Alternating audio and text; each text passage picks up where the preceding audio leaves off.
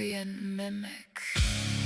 They steal and gimmick, pretending to be what they are not, what they can never, ever be.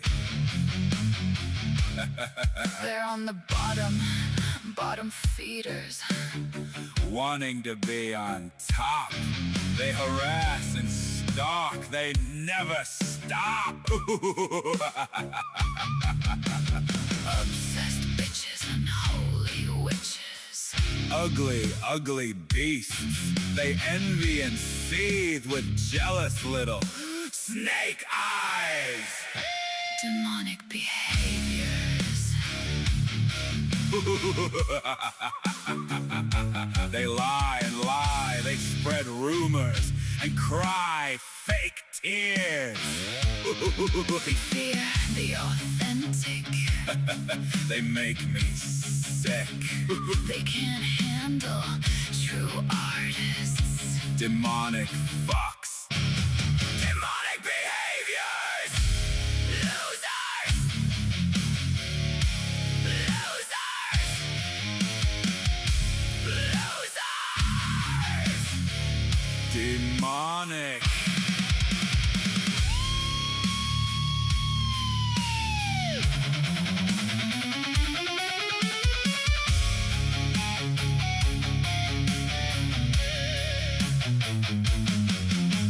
Creepy creatures. Failures. No futures. They can stay here in hell and burn. Burn. Burn. Burn. Burn. Demonic losers.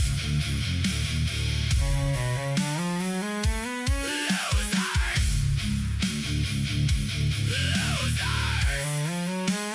Stay here and burn.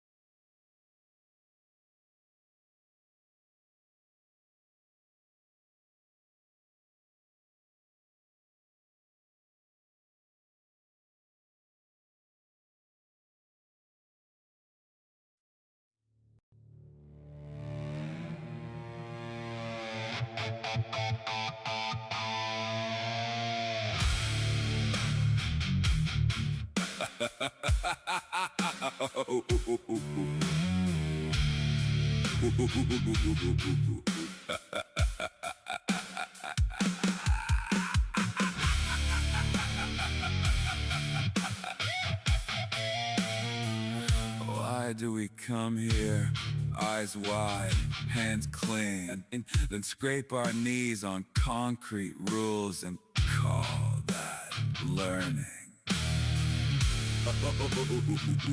Why, there's a good place. Need locks and metal doors. Need white coats, numbered beds, and war out on the borders. Why would a good world need prisons? If we're born from a love so pure. Would a healer build hospitals where the cure hurts more than the cure? Why is the garden full of gravestones? Why is the cradle so close to the fire? If this is heaven with the lights turned down, why does every prayer sound like why?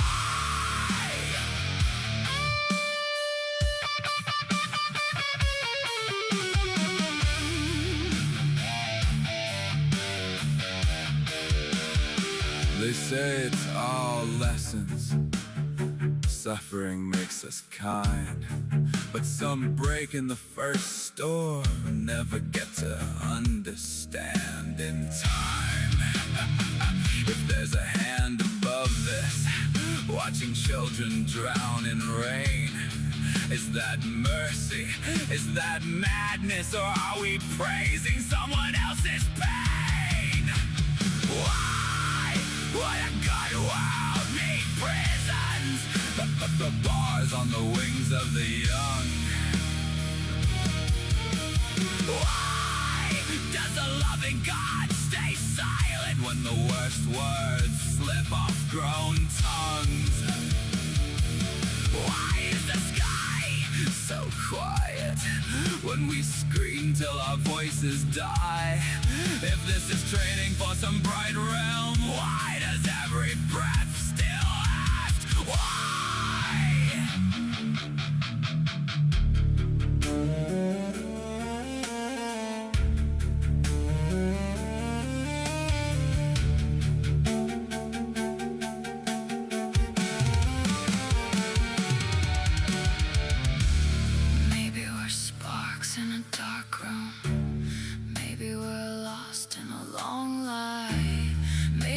Truth is too heavy for here, so it hides in the space between lines. Why would a good world need prisons?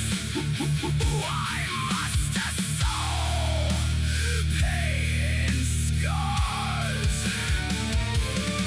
If there is grace somewhere past this, why does it feel so far? Why does the question keep burning long after answers pass by? If faith is a flame in a cold wind, maybe the holiest word is why. Maybe the holiest word is why.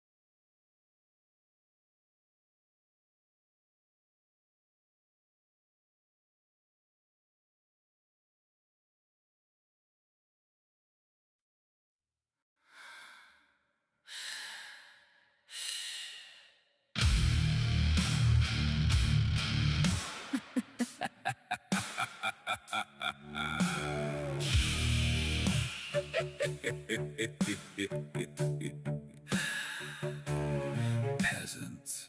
Shush. Listen.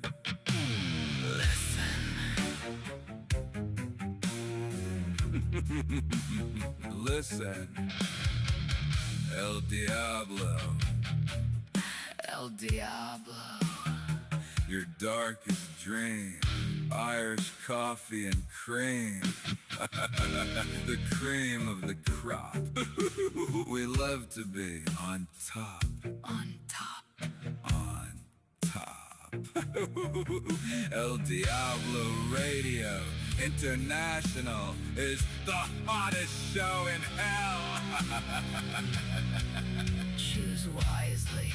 Choose freedom. Stand against petty little demons. Stand against Team Evil. Losers, druggies, and boozers. Losers! Losers! Weak little peasants. Peasants. Cockroaches. We are winning. El Diablo.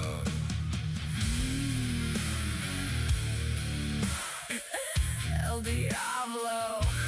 Naughty, cheeky devil. El Diablo. Handsome devil makes ladies swoon over the moon. Ladies love. El Diablo. Ladies love. El Diablo. A brilliant rebel. A naughty devil. We bring the madness. We bring the madness. We bring the madness. We sing, we chant, we laugh and learn. We burn the demons. Burn the demons. Shut the fuck up. Peasants. Peasants. Losers. Cockroaches. Shut the fuck up and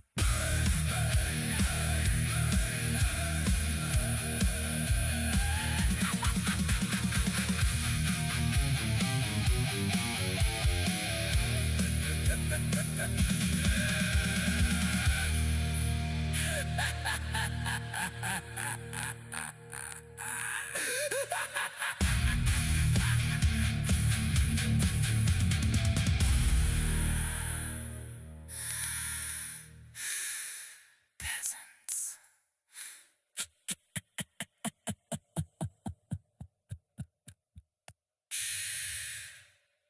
Peasants. Shush.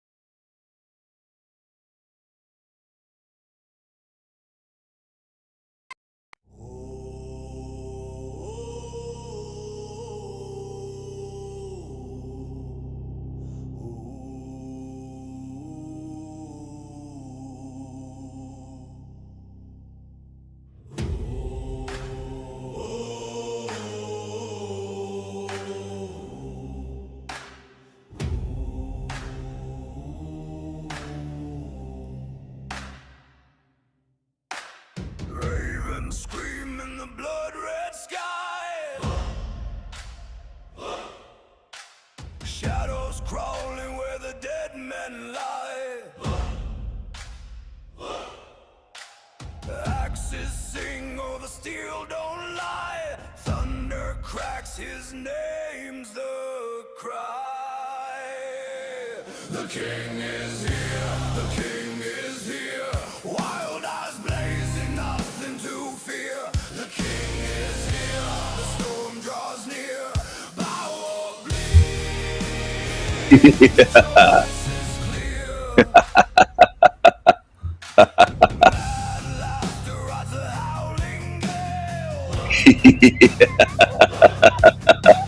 Waves of fury, shields like scales. Break under the howling's tail. Flesh and fear, Pirate Jesus. both frail. The king is here, the king is here. Hello, my tiggers. Ravens feast, the end is near. The Let's king go, is my here, tiggers. Let's victory is go. clear. Kneel in ashes, Let's go, my tiggers. Let's go. the spear. Let's go.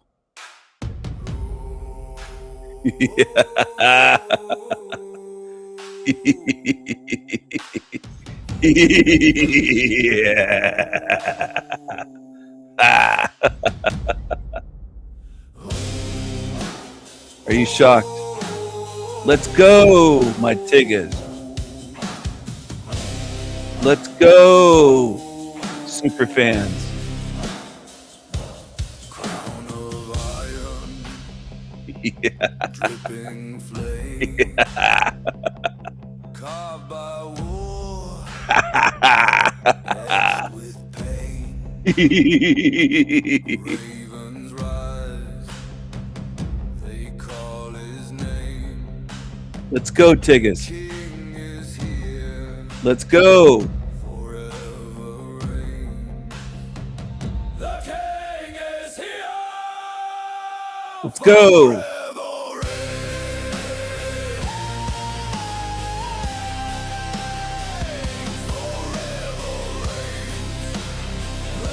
Let's go, tiggers.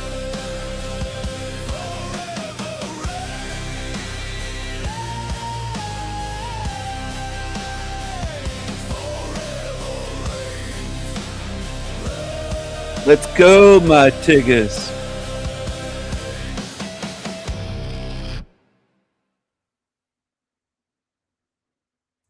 Hello, my tiggers. My tiggers. Where's Tony? Tank top Tony. Got milk? Milk that cash cow. There he is. I got a comment from someone earlier. I read a comment on one of my videos, and they were thanking me for exposing Tony Sayers. It was someone who said they were about to pay him money to have their chakras removed. They were going to pay for Tony's chakra removal service. I'm not kidding about this stuff. I'm not kidding about this stuff.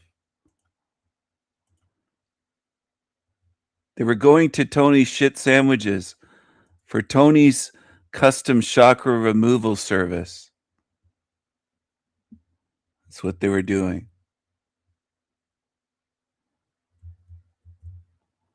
I don't know who a lot of these people are, but a lot of them come and go. They come and go from my channel, and that's fine. I know most in this realm are not serious spirits. They're not serious truth seekers. They're not serious. Most in this realm are not serious about freedom. They're not serious about fighting evil. They're not serious about getting out of here. I'm not saying any of this to be quote unquote mean, as humans would say. Oh, he's so mean. No, it's true. And it's observably true. You try running a channel and you'll see that most people are not what they claim. They'll say one thing and then they'll say another. They'll tell you all the time lots of things that just don't add up. They're there one day, super fan one day, they're gone the next.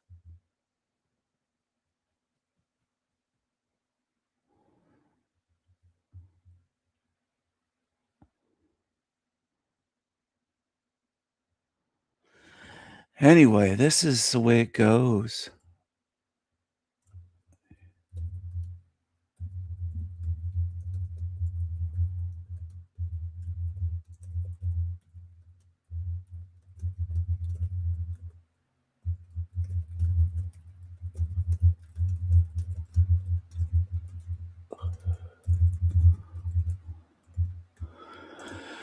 Anyway, I had to fire off an email to someone just now, but I'm going to share something with you. People, my tiggas, my tiggas. Oh, hello, Rose. Yeah, Tony's famous, world famous chakra removal service. He will get to your root chakra. This guy here, Tony Sayers, world famous chakra removal system. He's quite a character, this guy. He's quite a character. I don't know what kind of hormones this guy's been injecting, maybe, or ingesting in food, but he's growing the moobs. He has at least a C cup, if not a D cup. I don't know if he has a double D, but he's stacked up there. Look at this. My goodness, Tony. Tony, what have you been doing? Got milk? Look at this. You got some milkers on you. Tank top Tony. Tony's chakra removal service. And here's Pirate Jesus. Pirate Jesus with the little blade. He's saying, "Arr, arr, my humans. I'm coming soon. I'll be back soon. I'll be back soon to save you. I'll be back soon. It's been 2,000 fucking years, but just be patient a few millennia longer." Oh, I'm laughing because people believe it. They just believe anything in this realm. There's no limit to the stupidity of humans in this place. They will believe anything you put out there. Anything you put out there. Mooby, mooby, moobs. Moo, moo, moo, moo, moobs. So I got this comment. I just read it earlier, but it was posted 3 days ago. I'm behind in checking my comments, people. So a lot of people hit the like button on certain things 10 months ago, but these are fly-by-night people. They're leaving comments one day saying I'm their favorite man right now, and then they vanish. That's what happens. Anthony vanished. Vespers, they just vanish. I don't know what happens to these people, whether they're real or not. I don't know. I don't do that. I don't spend time checking to see, is that a real being with every single one that comes around? Is that a bot? Because there's thousands. I'm not wasting my time. But Maddest Honey, I don't know who this is. No idea. I think I've seen them in the Panelverse. I don't think I've just seen them on Tony Sayers, but maybe I'm mistaken. I don't know. But I'll tell you, I have this new knife here that just came in today. Delivered today from Spain. Oh, it's a beauty. It's a beauty with a redwood handle. The fit and finish on this is incredible. It's a beauty. I'm going to have to take some videos and pictures of this and some of my other recent ones. Satin finish blade. Smooth, just so well done. Arrived very sharp. No issues with it at all. Just perfect. I almost don't know how they can do it for the price. I mean, it's not a $20 knife. It's not a $100 knife. But the way they make these, and it comes with a leather sheath, hand stitched, it looks like. These are handmade. What a beauty. What a beauty. I love it.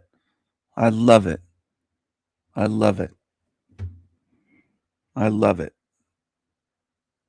I love it.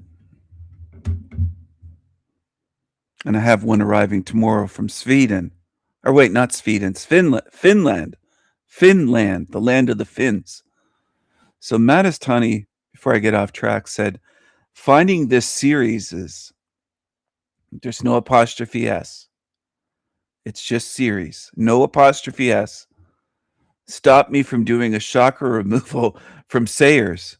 That's the Tony Sayers world famous chakra removal system. You pay him money and he'll massage your pelvis and he'll remove the root chakra. He'll remove your throat chakra, your crown chakra, your heart chakra. He might even tickle your feet. And you pay him a lot of money, though, hundreds of dollars an hour, maybe thousands with some of his courses. He's talked about how he should raise his prices. He said that during a recent live stream in the last week or two, how his prices are too low compared to others. He said, I should raise my prices. I don't know if he'll massage the pelvis in person, maybe through the quantum realm. Yeah. He'll tickle your pelvis maybe with a feather. and wave a fishbone on a string in front of you like a voodoo witch and say, ah, yeah, oh, oh, remove your chakra. I remove your root chakra. In Australia, they call it root. To fuck is to root. To have sex is rooting. To root. Root. Do you want a root? It's weird, I know. That's their slang for it. Root. They have other slang like dag. They'll call him a dag. That's a dork. A dag. You're a dag. I learned the slang of different countries. Now, a slag is different in the UK from the Australian dag. Anyway, what I'm getting at is Tony Sayers will remove your chakras. And this Mattis Honey, I don't know if it's a woman or a man, they said, I had been thinking about it for months after failing to heal health issues. It's got to be your chakras. It can't be your central nervous system. You got to go to the new age chakra stuff. Tony will say he's not new age, but he believes in the chakras. You opened my eyes to evil, and I can't/won't unsee it ever. Well, I hope that's true, but I've seen people go back. I've seen people, lots come from Team Evil or from programming shit channels, program channels, shill channels, new age channels, come over here, dip their toe in the pool, and then after a little while, they just disappear. They go right back.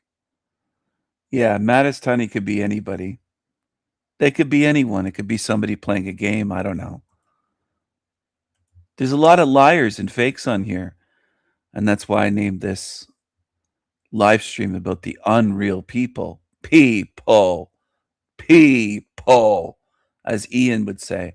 That's where I got that from. I'm mocking. People. People. This guy here. Ian. I don't even know what his channel's named anymore. He's renamed it so many times in the last 6 months. I can't keep up. I don't know what the hell he calls it.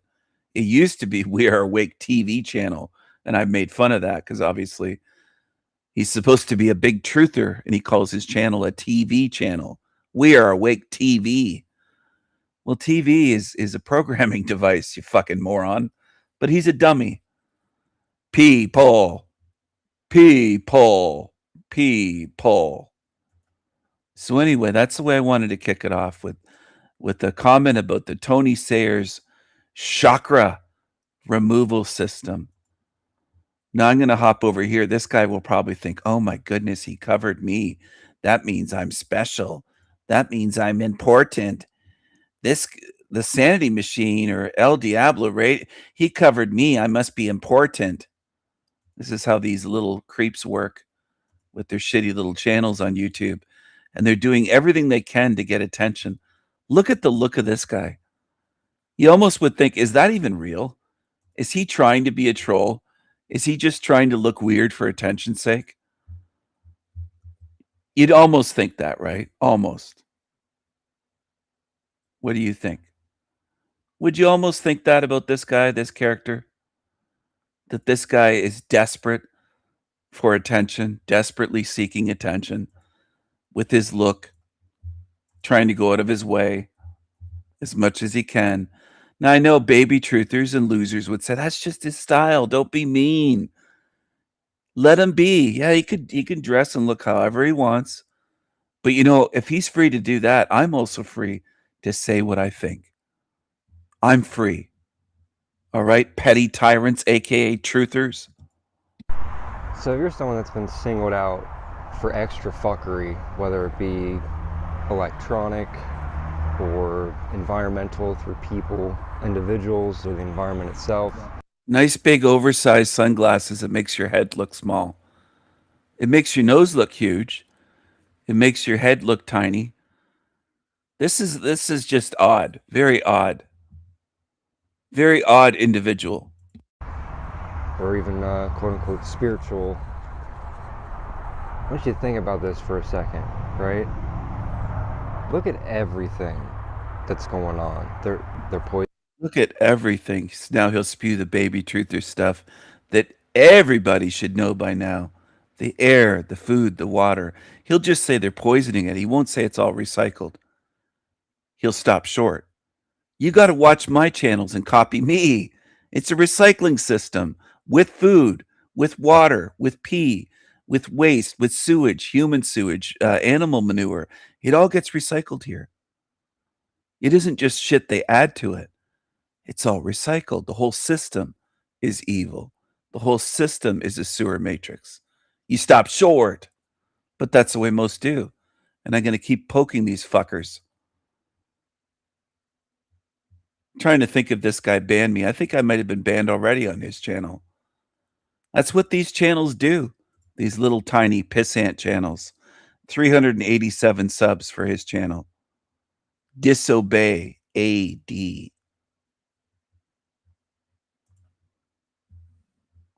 Honk honk.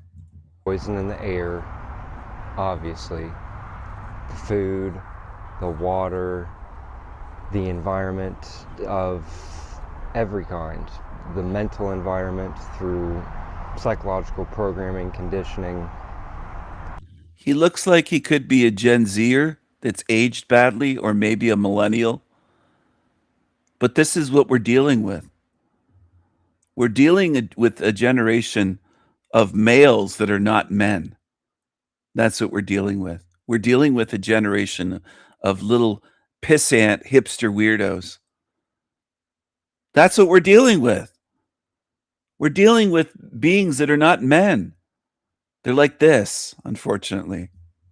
Ugh. They're like this. Ugh, yuck. Ugh. What has happened to the males of this realm? So feminine, so weird, just weird. Who's he trying to be here? Subconscious programming, it's endless. Everything has been toxified. Everything is under the control of this other type of intelligence. It looks like he has trouble growing hair on his face except his mustache. And it's obvious, right? It's obvious that if they wanted your body destroyed, it would already be destroyed. If they wanted you dead, do you think you'd be alive? So look at everything that they're doing. So the baby truther, they're keeping us here to keep us sick, to farm us. Yeah, you're just repeating shit you heard on other channels. You're just repeating shit you heard on other channels. That's all you're doing. Look at his eye there. It almost looks like a person. Maybe there is a person in front of him reflecting in his sunglasses. I don't know. This whole thing is weird, though. It's weird because he is a weirdo. And if there's one thing that being on YouTube and running a channel for years will show you, or running 5 or more channels over the years, 5 or more, they'll show you there's a lot of weirdos that call themselves truthers. There isn't just normie weirdos. There's a lot like this. Look at all of it. What's it for? Look at all of it, and there's the tongue that comes out. There's a big tongue coming out. Look at all of it. So he's sticking his tongue out in the first 1 minute and 17 seconds. He can't keep his tongue in his mouth. He's got to stick out his tongue. That's a little bit weird, isn't it? Not just the curly Q villain mustache, or I don't know what you'd call that. Looks like a cartoon. And he's got the little hairs growing right over his lips. That's always good. I heard women really like that.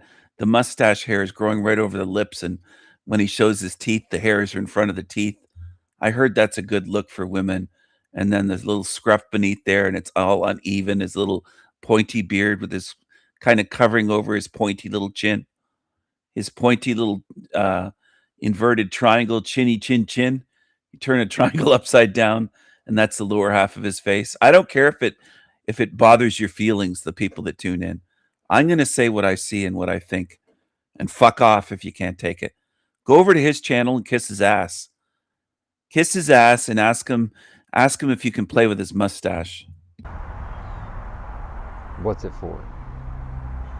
Obviously, it's not to destroy the body, because that would be easy.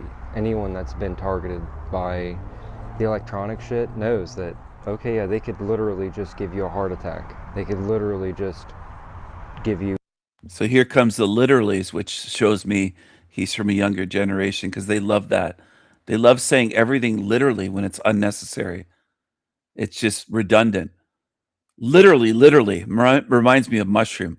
Well, I literally, and you're not saying anything. If you record your voice and play it back and go, all I did was keep saying literally. You destroy your own message. You water it down. You make it annoying where people tune you out going, all this person does is keep saying literally. I don't want to listen to this. You lose your audience, but you're too dumb and unaware to realize that.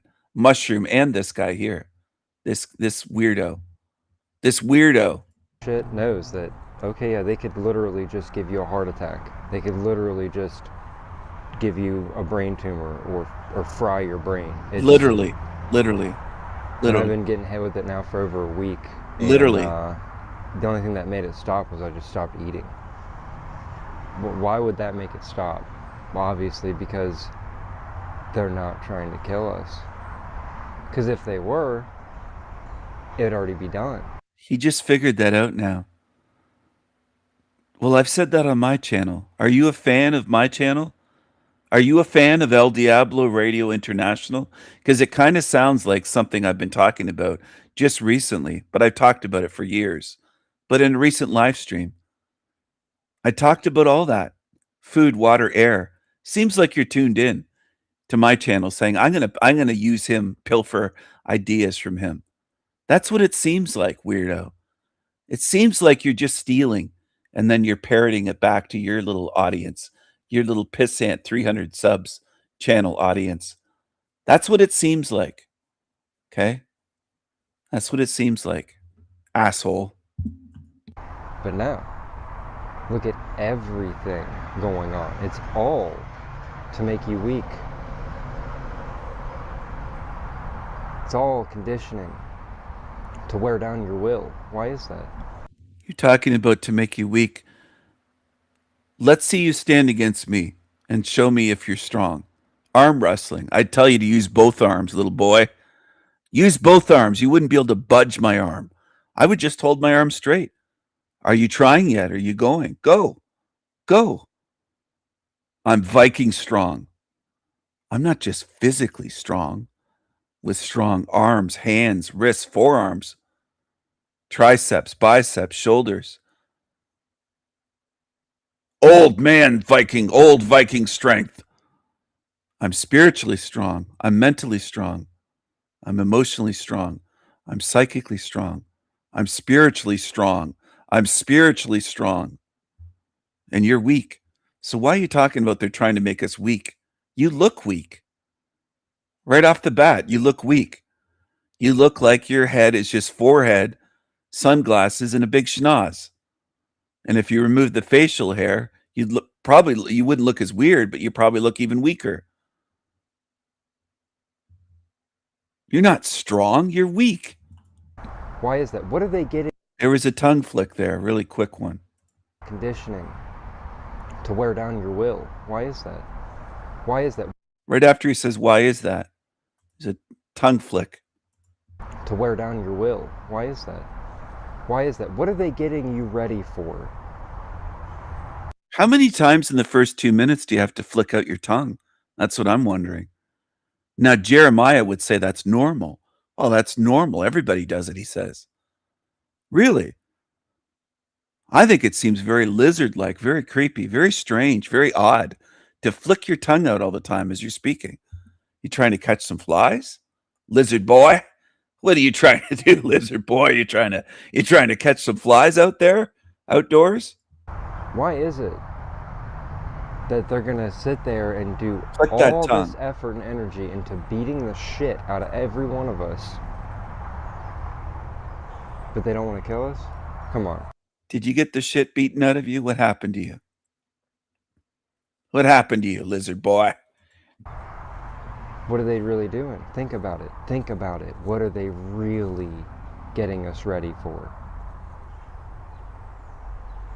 Well, obviously, Somehow they view literally as a good adjective, I think. I think they believe that that word strengthens what they're saying and it actually weakens it.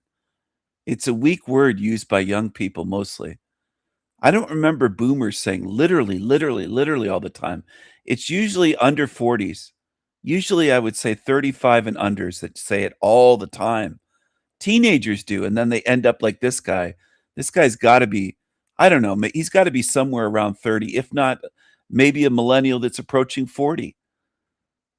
But he speaks like a 15-year-old, literally, literally, literally. You got to drop that. It sounds retarded. Something that is afraid of us. Because if it wasn't afraid, why would it need us beat to hell before we meet it? Whatever it is, it's terrified. Listen to this. It's terrified, he says. So he's speculating. And it beats the ever-loving shit out of us before we meet and greet it. For what? Because it's scared. Because they're scared. Because what they serve is a cowardly, pathetic worm. Obviously. If it wasn't, then why would it do everything that it does?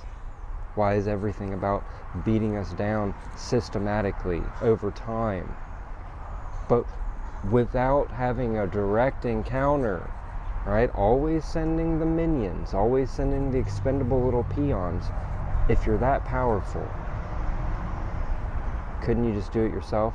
Would you even need to worry about spending 80 years conditioning someone to get them ready to meet you if you're so fucking powerful? Of course not. You wouldn't worry about it. Where do you get that from? I've talked about how it's deception, how they rely on trickery, lies, illusions, how they aren't all powerful.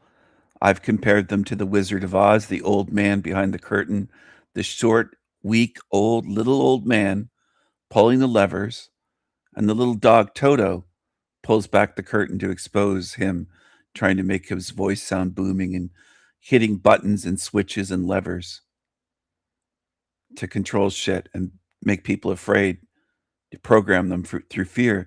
This guy's just copycatting things I've said. That's all he's really doing. And I know the fans of his would say he came up with all this on his own.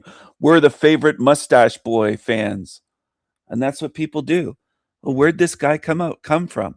Never seen him till recently. Where did he get all his views from? You think he came up with this out of nowhere all on his own? I don't think so.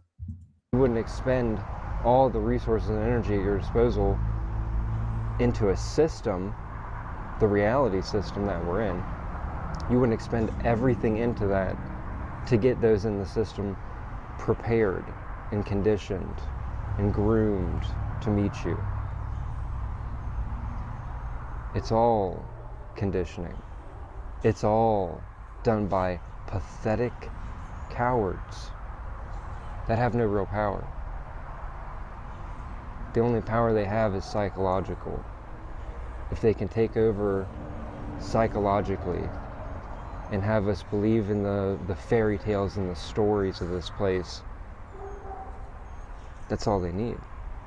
As long as we believe that the image of whatever we're being presented with is more powerful. But it's all due to the fact that we're in these avatars with nervous systems that they can hook into. Central nervous system. I've spoken about that on live streams and in videos. The design of the body in this sewer matrix. The governor on the body, the central nervous system is a torture suit. It's a way to control you. I've spoken about all this. Do you think this guy just came up with all this on his own? Are you that gullible? So why does the electronic targeting work? Because of the nervous system. You think when you're not in a body as an eternal being that they can hook into your nervous system if you don't have a fucking nervous system? Of course not. Of course not. It's all conditioning so that when we're in a state of unfuckwithability, they can still psychologically mess with us. That's all they'll have at that point. All the physical stuff is just conditioning for the psyche, so that we fear pain that we in that state can't even feel. Or be afraid of pain that we can't even fucking feel. That's the whole point of all this shit. Is to be afraid. Years ago, I've shown that they use fear to program you many times over the years, but I've been doing this for years.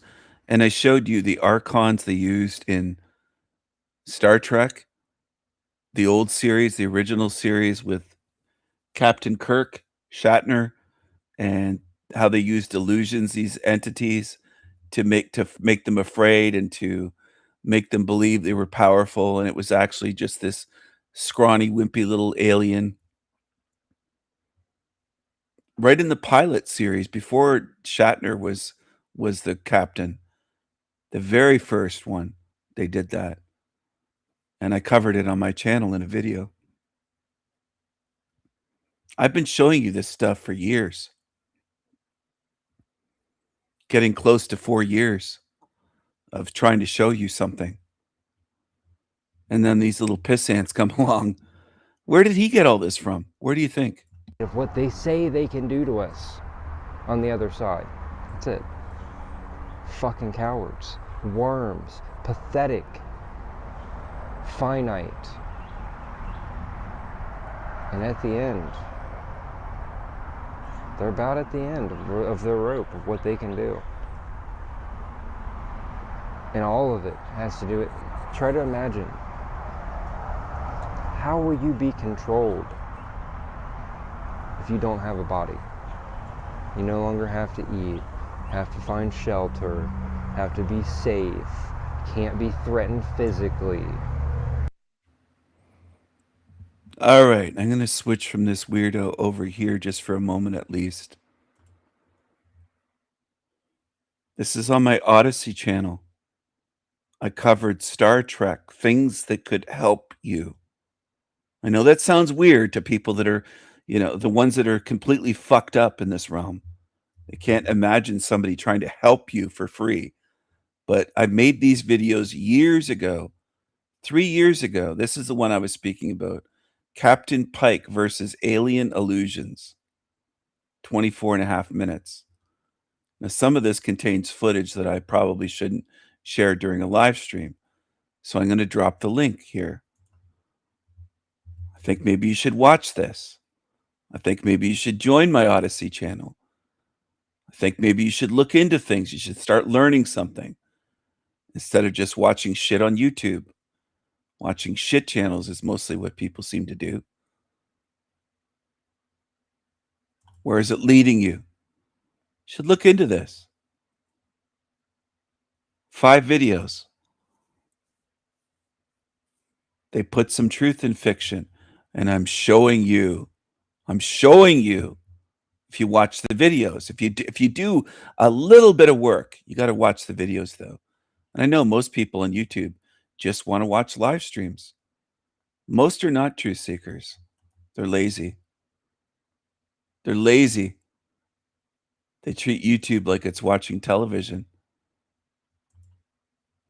You just want mindless entertainment. That's what most people want.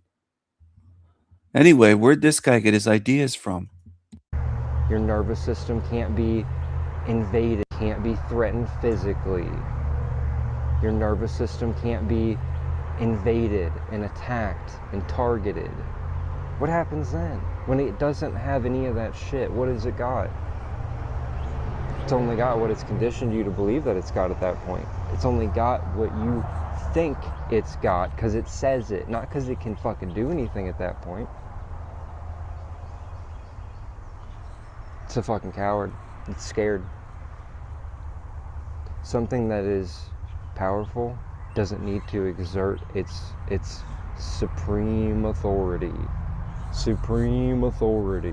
through fear and intimidation and pain and suffering and entire reality systems designed to induce pain and suffering. That's not how true power is expressed. That's how true cowardly wormness is expressed. Pathetic, finite, entropic intelligence, that's how that's expressed. as we're seeing all over, all the time in this miserable clown show. Just think about that. All this torture, all this bullshit, all these levers that only work here, by the way.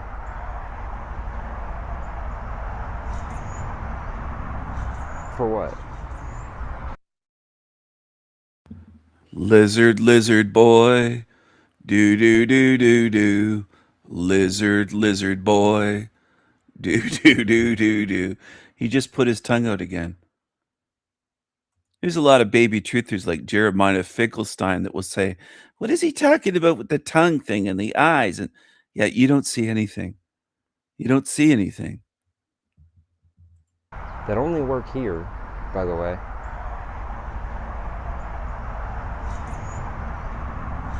For what? Because they're scared. Because they don't have a better way to attempt to control us when we're out of this scripted body. That's it. So they have to do all the psychological conditioning and torture here so that we flinch when we get to the first chance at freedom. As long as we flinch, they'll fold us back into the architecture. They'll fold us back into the construct, another reincarnation, whatever you want to call it. But if you don't flinch and you're not afraid, then it's a battle of will. And you see this place for what it is, you're gonna have access to a lot of fucking will. The will to not come back, the will to not be subjugated, and maybe the will to do a little more damage to the perpetrator than what they've done to you. I think everything that they demonize obviously is part of a conditioning system so that we don't do damage. Don't get mad. Don't seek vengeance. Yeah, don't do any of the things that could hurt the parasitic overlords. Don't do that. Because then this entire fucking thing will be shown for how weak and fragile it really is. Mwah. Will be shown for how weak and fragile it really is. Mwah. He blows a kiss at the end. This is so bizarre. I think so. Do I think most people in this realm are so fucked up they'd look at this and say it's normal? Yeah, that's what I think. I think a lot of you accept these weirdo freaks. How weak and fragile it really is. Mwah. Mwah.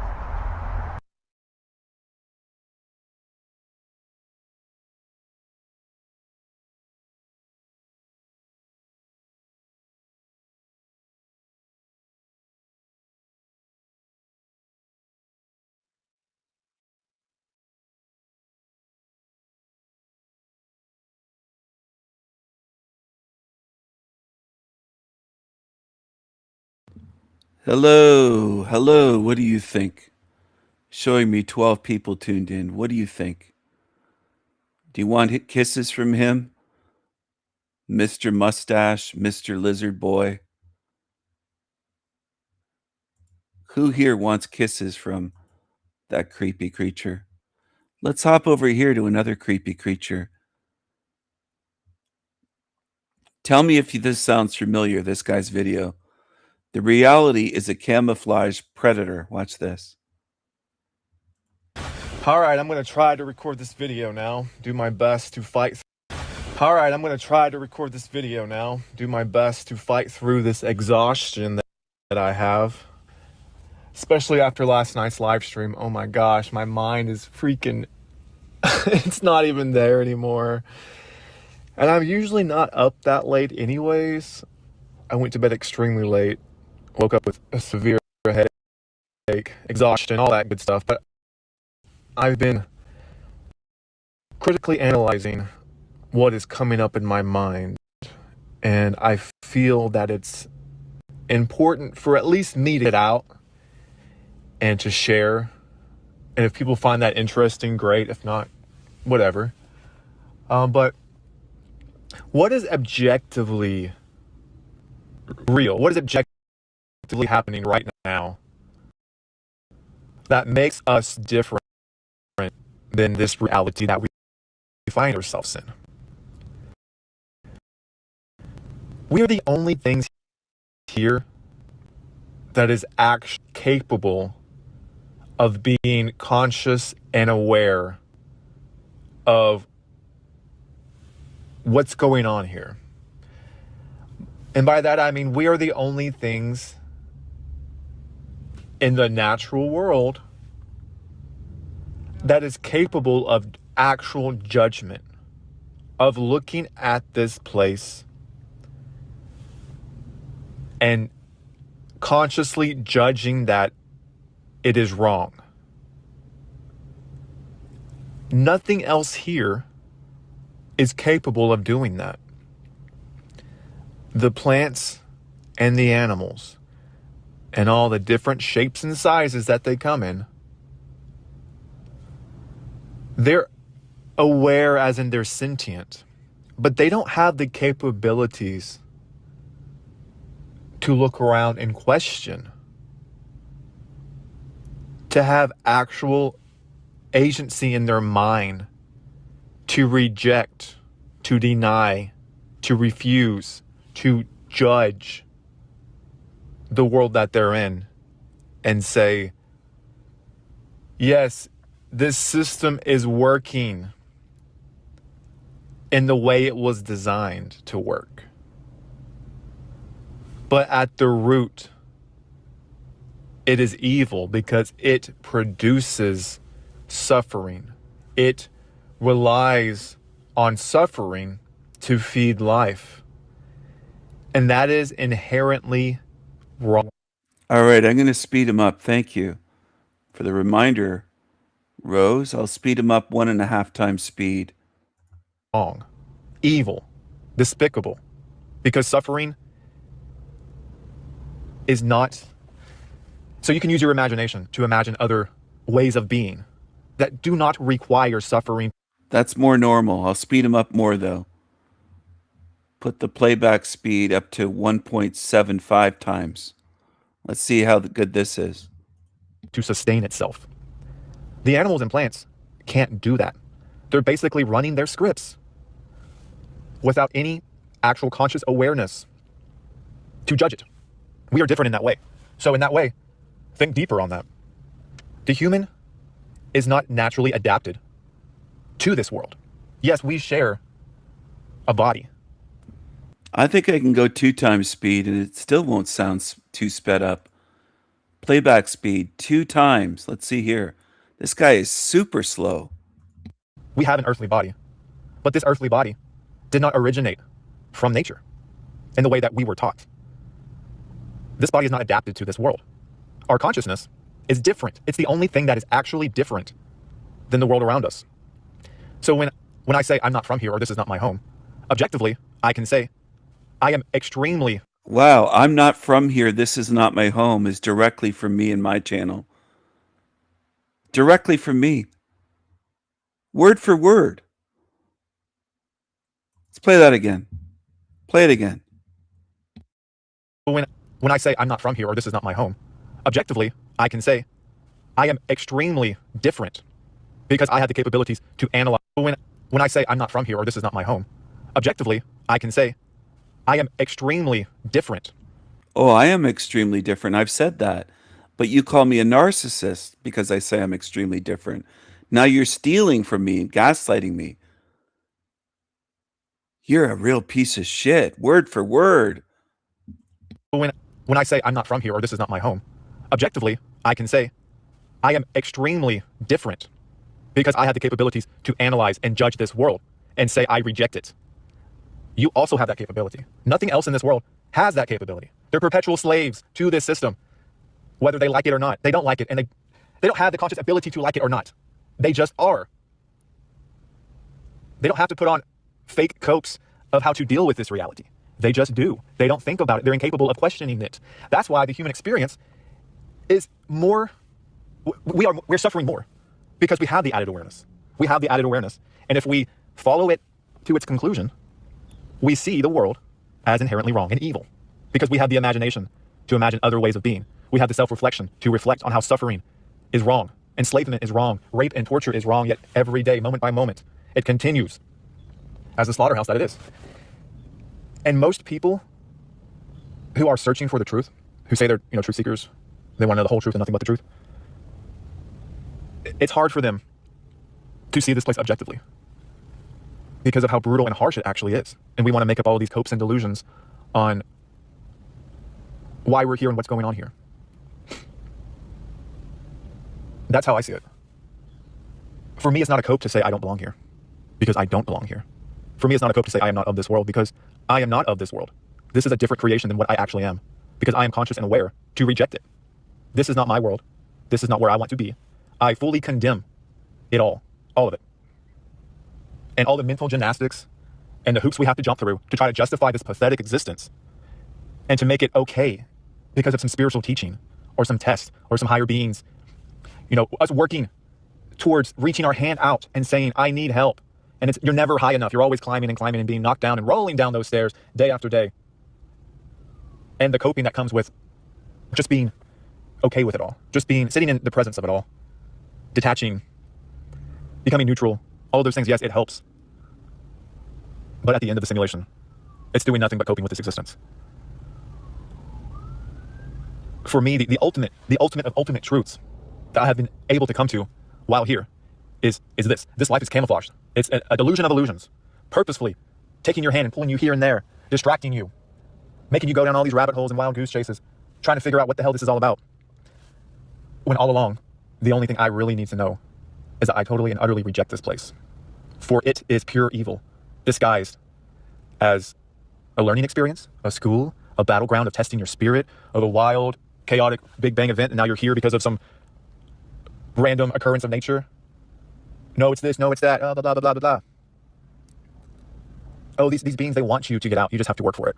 Oh, they're just waiting for you to return to them to get you out. But in the meantime, you're trapped here, being mind-controlled, tortured, and poisoned, and every single thing, deluded, mind-fucked.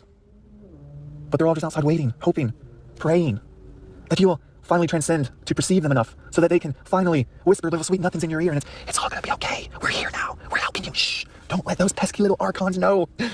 Just keep trying. Try harder. Jump through more hoops. God damn it, you're such a pathetic little worm. We love it when you have to run around and do little tricks for us. Oh my God, it never ends, does it? It never ends. We're the only things that are consciously aware enough. Like I said, we're different. We're not of this place. Why are we not of this place? It's because it almost feels like we were genetically modified with animals and fused together. And now we're in this animal body with the only means of awareness to perceive this world as evil because nothing else is capable of doing that. If an animal gets put in a pen, it's going to fight to get out. Not because they know it's wrong, but because they have the instincts to fulfill their natural desires. Now, when you lock us up in a cage, most people will have that same animal fight within them because they want to fulfill their desires. No, I don't want to be locked in this cage. I want to go eat and shit and have sex and have a social life and all these things. You realize this is just the higher intellect of the animal because it takes real conscious awareness to not only reject the cage, but to reject the whole system. This whole system is the cage and it's evil. And when you reach this certain awareness, there is nothing anyone can ever tell you that changes that fact. Nothing. It's all gaslighting and copes. And I don't want this to be reality, but it is reality. And if you're truthfully on this journey for the absolute truth of this place, and you don't reach this conclusion, then you are in fact telling yourself lies and you're allowing yourself to be manipulated and deceived into seeing a bloody corpse as life. And I'm not saying you should be depressed and miserable and focus on all the negatives and don't do anything, quote, good for yourself. With this conscious awareness, we're able to see what it is, reject it, use our imagination to imagine different things, different possibilities than here. It's not necessarily your fault if you fall in that deep, dark hole of depression and misery, because guess what? Who put you there? This life. This life is the hole, and you're aware of it now. Can you imagine if you were the only animal in existence who was consciously aware of their predicament, and you look around and every other animal is just following their natural scripts, unable to consciously look around, perceive, and judge with true seeing the horrors that life actually is. They're all just running around eating, fucking surviving, and you're finally conscious, and you're like, holy shit. And you try to tell all your other animal friends, and they don't even understand you because they don't even have the conscious ability to perceive it. And it's not even their fault. They were made that way. They were devolved into that state of consciousness. I don't know if they're devolved. They're just incapable because they weren't built that way. Now, if this is, well, it is. So we're in a cage prison-like realm, and they have to manipulate, deceive, torture, gaslight, and make us believe in delusions and fairy tales so that we don't actually see where we are. So we can't accurately judge it for what it is. So they put on these little plays and these little shows for us on the world stage so that we direct our focus and attention into looking and saying, wow, there's evil running this place. And if we get rid of the evil, this place can return back to being a la fairy tale, peaceful, loving land. Oh, look, they're poisoning us over here. Oh, look, they're enslaving us over there. While never actually figuring out the root of this world is slavery, is domination and power over the weak, is you consuming and being consumed. There was nothing good about this life. The only thing that you can actually say is good could possibly be your awareness and choosing to reject. And instead of bringing suffering and fear and domination and power over others, you bring something this world does not have or offer. That's the thing. This world does not have mercy. This world does not have love. This world always gives with the expectation that it's going to take more than it gives to you. This world was not created on love. This world was created on mental, emotional, and turmoil for the conscious ones in it. Nothing else can be this conscious of where they are besides you and me. Nothing else has the capabilities to say, hey, wait, this is so inherently wrong and twisted and evil. How the fuck did I get here? How the fuck did I end up here? And then you have all the delusions and fairy tales that want to tell you, oh, you were created in the image of God, or oh, you're just a freak accident, or oh, it's a test, you chose to come here. I don't care what your story is. My awareness has come to the conclusion that I totally and utterly reject this evil creation with all of my heart and all of my will. And there is no turning back now. There is no turning back from the fact of how I see this place. And any and all justifications that try to justify it, that try to say, oh, no, you're just seeing it wrong, that try to say, oh, you're just delusional, that's fine by me. But I cannot unsee the truth of what this reality actually is. And the only thing that makes me different from it is that conscious awareness. And that conscious awareness is going to move as far away from this place as possible. But not only that, this conscious awareness wants to utterly destroy this for what it is. To stop the suffering, to stop the rape and torture of all life, all life, all life. It is insanely bizarre to be wide-eyed awake in a realm that is akin to hell. And you've heard your whole life, oh, hell is a separation from God, and it's going to be wailing and gnashing of teeth. Well, guess what? Whatever created this thing, whether they want to call itself God, the Almighty, whatever term you want to call it, it's not good. And there's no way that I'm going back, merging, connecting with these higher beings, just waiting for me to reach out and say, I need you, I am sorry, it's my fault for the way the world is, and please heal me.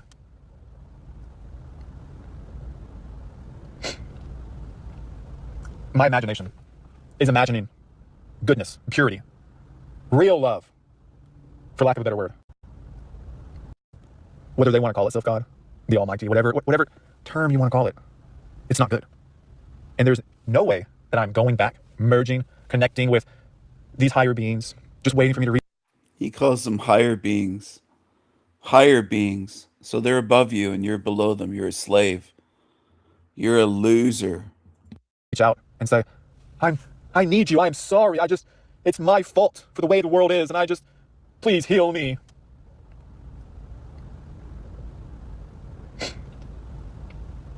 My imagination is imagining goodness, purity, real love, for lack of a better word, justice, true morality and ethics that just do not exist in this place.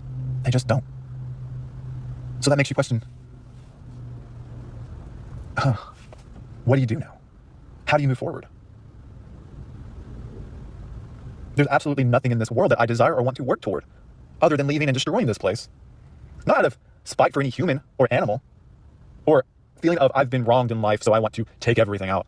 It's so much deeper than that, knowing that the very essence of this world is pure evil. And it needs to be stopped, is where that desire comes from. Not to cause suffering, not to get revenge on the people who wronged me, but to snuff out the pure evil controlling this realm. And it's like, oh, you know, this is all fairy tale talk, and well, so be it.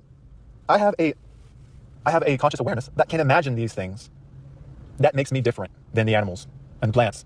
The human-animal hybrid that I somehow ended up being. And the animal nature always competing with the higher spiritual nature. What is the spiritual nature? The spiritual nature is the elevated awareness to self-reflect and perceive what other things of this world cannot.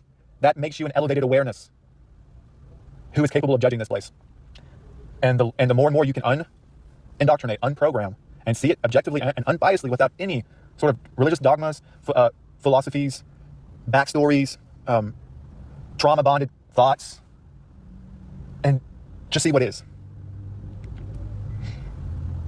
Then you come to the conclusion that this is in fact hell disguised as something not so bad. So where do you go from here? That's the question. I've totally reached that conclusion. This place was obviously created by some higher form of intelligence, and we just got plopped our asses in here.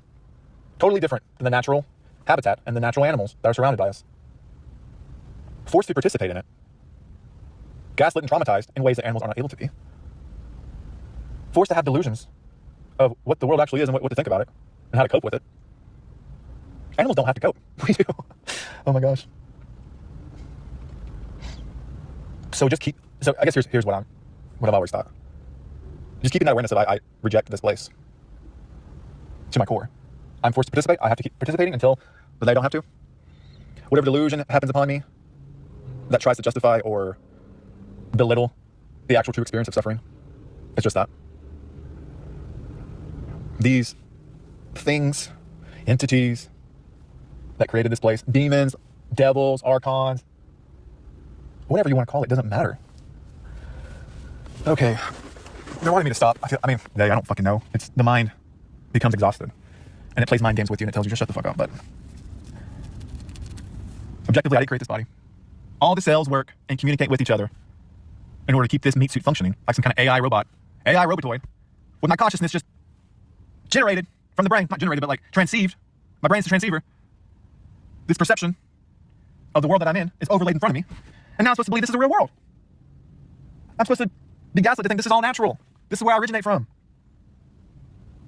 Yet something in me totally and utterly rejects it all. My whole life, it's tried to make me aware that this is wrong. This is not where I want to be. But then the world comes back and deceives and gaslights you. Just become one of the other NPCs. Just become like everyone else. Just go after the desires and fulfillments of your flesh, the animal inside of you, just like all the other animals do. And then when you inevitably do wrong or follow those desires, you're bad, you're evil because you're bringing suffering to other things. But the whole time, this place was run on that. And anytime the human stoops to those levels, you're just acting like everything else here. Don't you see? Everything here is acting on that. All the animals and plants act on that. But when you do it, there's something wrong with you. No. There's nothing wrong with you. It's the reality that you're in. And it's your animal programming that's making you stoop to those levels of lying, stealing, cheating, murdering. This life is murder. Everything is murdering everything else. But somehow, us humans, we have the unique special position of being the only murderer here. That is evil and wrong. The only special position of when stealing and dominance and power, we're inherently evil and wrong. No, this whole creation is evil. Don't you see? We just have the awareness to reject it and see it for what it is. So when we consciously reject, I don't want to murder. Yet you're forced to just to live here, but I don't want to murder another human being. Unless justified, unless self-defense because they're going to bring harm to me. That's you rejecting the world. When you say I don't want to steal to the best of my ability, that's you rejecting the world. When you say I don't want to bring unnecessary suffering to those around me, that's you rejecting the world. Because like I said, nothing is exempt from that. All animals do that. They don't consciously choose to do that. It's just the way it is. So when you consciously judge the world and say, I don't want to participate in that, that's you becoming out of this world. But here's the thing. Realize that as long as you're in it, you're forced to participate in some way or the other. Nothing you do really exempts you from bringing suffering. Every step you take, you're the giant, destroying those little critters below you, decimating whole forest and homes. But guess what? They aren't consciously aware of it. They just feel the suffering. I'm not saying you should internally just think about that all the time. Like, oh, I'm the Nephilim walking around a giant, destroying all beneath me. That's the mind games they want to play on you. Just the simple fact that, hey, I become aware. And I reject it. I'm doing the best I can, but I reject it.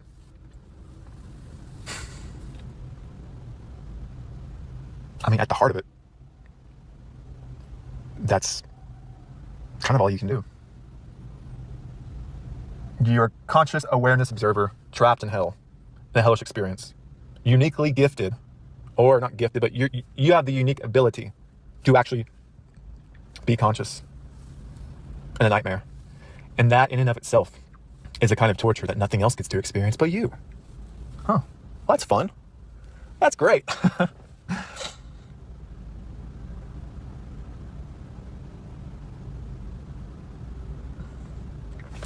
So yeah, with all that said, this feels like a foreign installation that we've been deceived into believing is our natural environment, but really it's a prison cell. We're led to believe we're just like an animal, which objectively we're not. We're just in the body of one, a human-animal hybrid. Okay, we cannot survive in nature. Our bodies do not fit into nature like animals do. That's just an objective fact. We have to build things. We have to build environments. We seek to alleviate our suffering in ways that animals just don't. An animal can walk around with a freaking dingleberry on its butt for weeks. We were like, oh, I don't want that. I gotta get rid of that. We're self-reflective in ways animals are not. That was just kind of a silly example, but something so inherently wrong with this reality that it really leaves one going mad, because everywhere you look, it's deception after deception after deception. And you realize, okay, this world is the deception. Obviously, this is one big giant deception. But why? Why is it a deception? Because it wants to manipulate your conscious awareness into believing this world is all there is. It's okay, I'm justifying it in some way or another. Here's a religion that tells me this is what it's about. Here's a religion that tells me what that's about, okay? Control and domination and power over you. Control, domination, and power over you. That's what this world is. And it gives you the feeling of you can also control and dominate and have power over other things below you. And you justify it because, well, we're more conscious than they are, so it's okay. None of it's okay. All of it's evil. It is.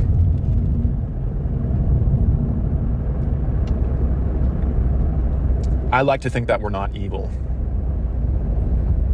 We're not evil at the heart, at the core. Because true evil recognizes evil and says, I like it. Ooh, this is great. I can be evil too now. I can do everything in my power to become just like it. It's the devil's playground, and I'm one of the demons, so I get to mess around and have fun now. Let me rape, torture, and enslave all those around me. Let me use money to enslave, manipulate, and control others. Where consciously good are like, no, I reject all of that. I want to end it. I want to end slavery and power dynamics of the powerful over the weak. Yes, I am a participant, an unwilling participant with a gun to my head telling me to move, to act, to be, to justify all. But I have to survive, don't I? I don't justify any of it. All my actions of bringing suffering and enslavement of other people, animals, all of that, I don't justify any of that. It's wrong, it's evil. And I imagine a better place where it doesn't exist. And if they come and say, well, your karma, look at all the things you've done, all the suffering that you inflicted, you're just like us. I say, fuck you. I'm nothing like you. I reject this place. Even if there's a gun in my head telling me to move. Internally, I reject it. I reject it. What is this actually doing? Huh? What is this actually doing? I don't know. It's empowering my spirit. Some people don't like that word, but the awareness I can see that's different. The awareness that's different than the world around you, than the animals and plants and anything in nature. That awareness, I can imagine something different. That's what I'm talking about. That's what I'm empowering. Because when they take your past, your history, and your memories from you, and they get you to believe this is all there is, this is what you are. And when you go on the truth-seeking journey, you find out it's all evil, and you're in that hopeless despair of I just want to end it all. And they keep the truth of who you actually are, what you're capable of. That's a huge detriment to you. they keep the truth from you and allow yourself to believe fairy tales about what you are, whether it be super fluffy positive, all this stuff at night, or super dark and negative, everything's I'm just as evil as this place is. There's no way, if there's no true freedom or liberation for anything, because I only have the experience of this life, and this life has taught me it's impossible. Either way, I feel we're working from a deluded place.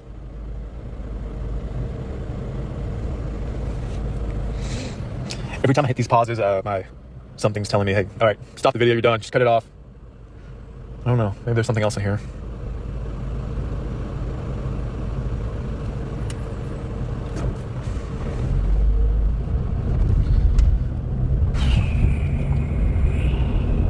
Well, I guess they cut me off because I'm at a blank now. Damn it, that's the thing. When we actually get to experience something that is not so life draining and sucking, and every moment you're fighting just to get basically.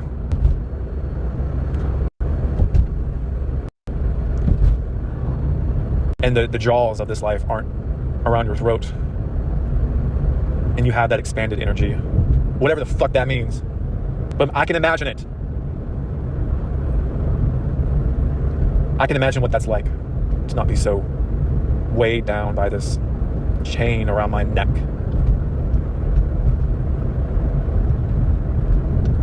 Well, okay, I guess that's it because I'm exhausted.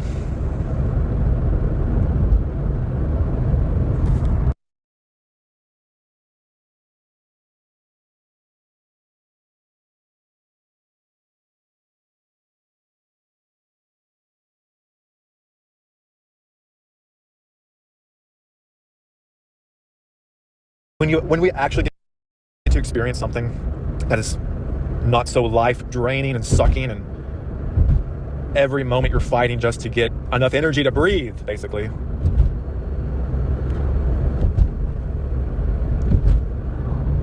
And the jaws of this life aren't around your throat. And you have that expanded energy. Whatever the fuck that means. But I can imagine it. I can imagine what that's like. To not be so weighed down by this chain around my neck.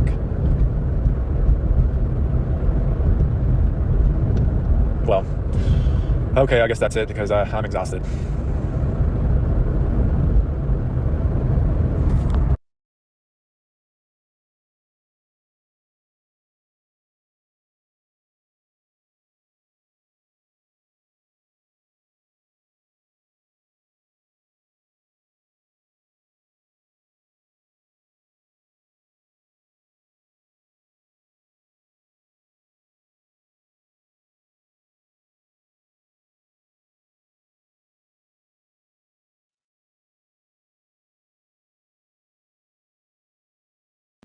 Hello, everyone. Hello, hello, hello, hello.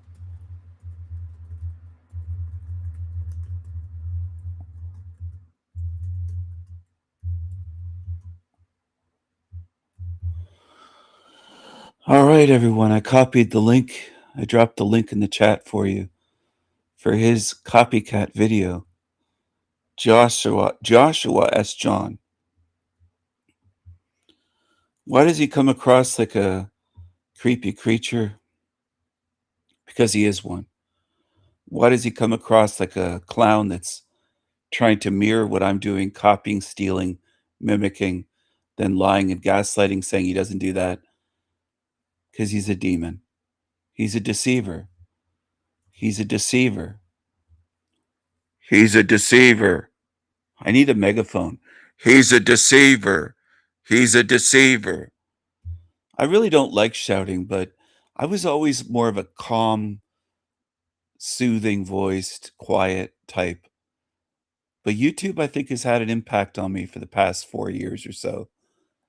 It's got me to the point where I'm starting to believe that humans only listen when someone's shouting. You have to shout into their ears, and I don't like doing that. I don't like shouty people. But I noticed that most people in this realm can't pay attention. They can't focus, they can't learn, they can't listen. unless you're basically dominating them and shouting at them.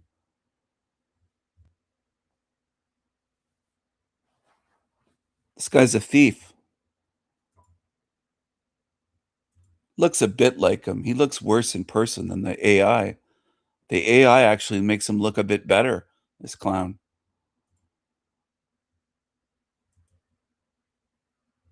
Creepy. Creepy. Creepy. Creepy. Anyway, I just thought I'd share that with you. He's a copycat. He's a thief. Word for word, he's copying me. Because he's a creepy creature. And that's what I want you to understand. There's a lot of creepy creatures around. There's a lot of them. Let's go over here. Here's a creepy creature. Jeremiah Finkelstein. The Unreal People channel. What a title. What a name for a channel. Look at this garbage. This guy has 27,200 views. Well, LDF, this is his whole life of his channel. That's the lifetime of his channel. He can't even reach 30,000 views. What does El Diablo's channel have? My mascot's channel. What is my mascot's channel? His channel's been up over 3 years. El Diablo's been up a year. Who's winning? Who do you think's winning? His 27,000 views, or here's El Diablo's channel.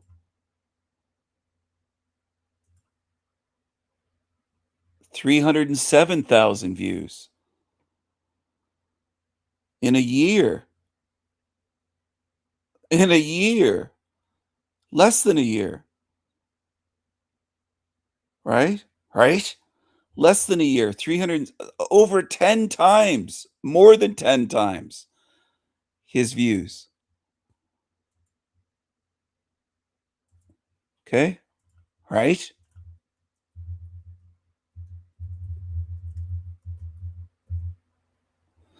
Over 11 times.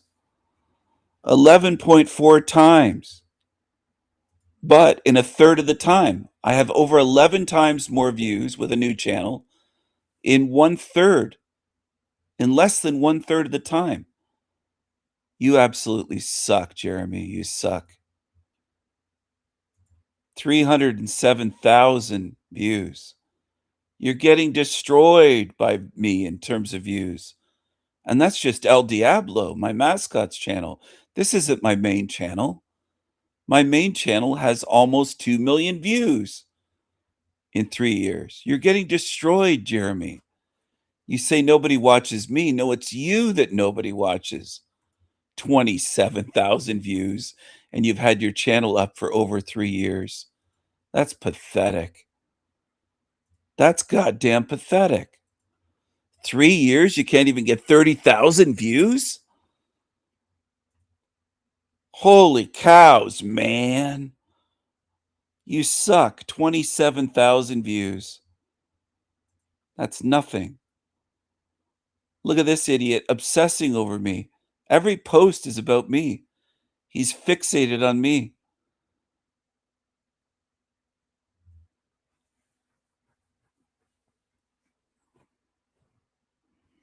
He's claiming they allow me to stalk, harass, and cyberbully hundreds of people. Really? Listen to this fucking weirdo, liar, that's obsessed with me. All of his posts, almost all of his posts on his community page are about me. Do you realize that? Do you know how that looks? Like, the guy must have some kind of weird, perverted crush on me because he just keeps posting about me. You're supposedly married, but you just talk about me and fixate on me? Very strange. He's obsessed with me. This guy's absolutely obsessed. Finkelstein. You know the guy, don't you? Do you know who I mean when I say Finkelstein? Does everyone know who I mean? I'll show you. Give me a second, I'll show you. Mr. Finkelstein. Jeremiah Finkelstein. Here he is. Here he is with some kosher Jewish deli sandwiches. He's clearing his throat all the time, nervously clearing his throat. He's a complete weirdo. He's a complete fucking weirdo. Mr. Finkelstein. I'm going to zoom in on this. I'll drop the link for his community page posts. It's absolutely obsessive. Scroll down through this, everyone. Take a look at Jeremiah's obsession with me. Post after post are about me. Not obsessed. Finkelstein. Finkelcest. Oh, Jesus. I don't want this creature obsessing over me. Look at this. He's watching me, watching my channel. He's not wanted.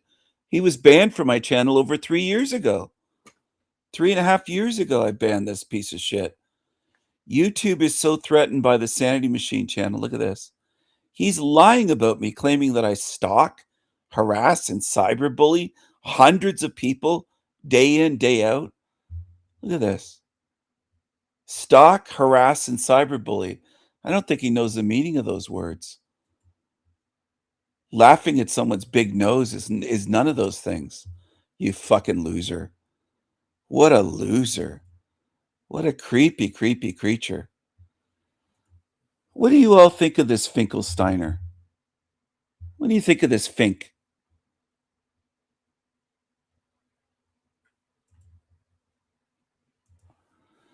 I should have made one of him with glasses on because he sometimes has glasses. I don't know if he wears them all the time, but look at this. Look at the schnoz.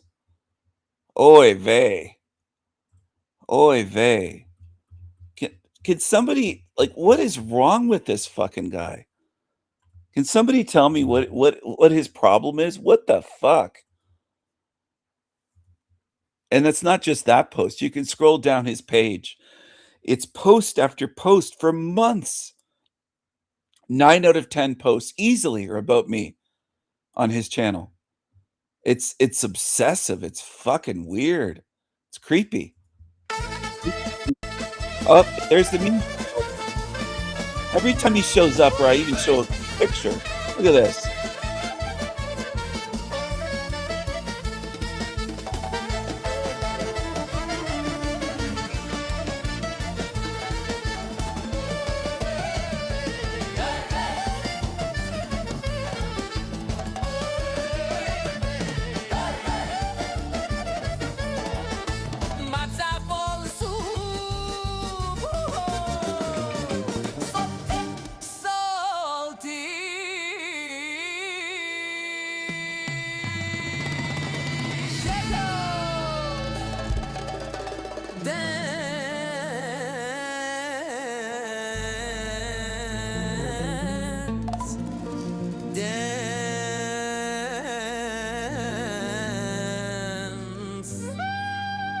Oy vey. Oy vey.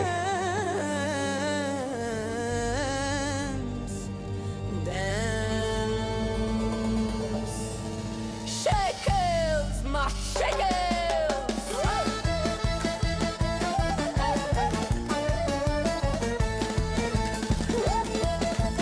Oy vey. Oy vey.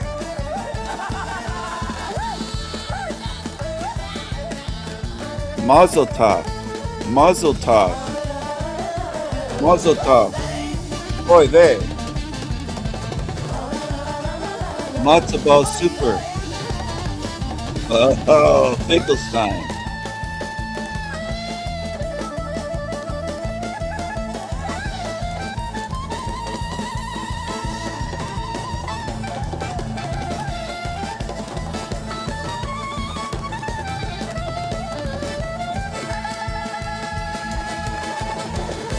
Jeremiah Finkelstein. Oy vey. Oy vey. Oy vey. What a beak. Oh my god. I like birds. I like ravens and crows. I like eagles. I like hawks. I like hummingbirds. They have a big beak. They have a long, thin beak. I like all kinds of birds, even blue jays and robins, pelicans.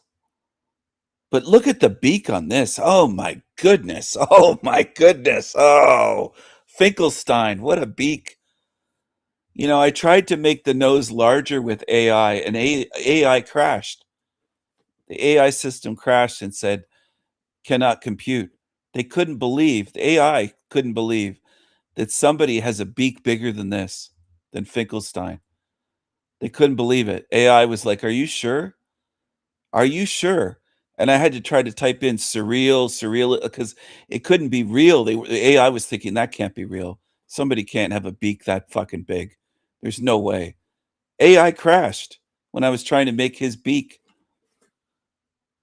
It didn't want to believe. Toucans. Oh, they're lovely. Toucans.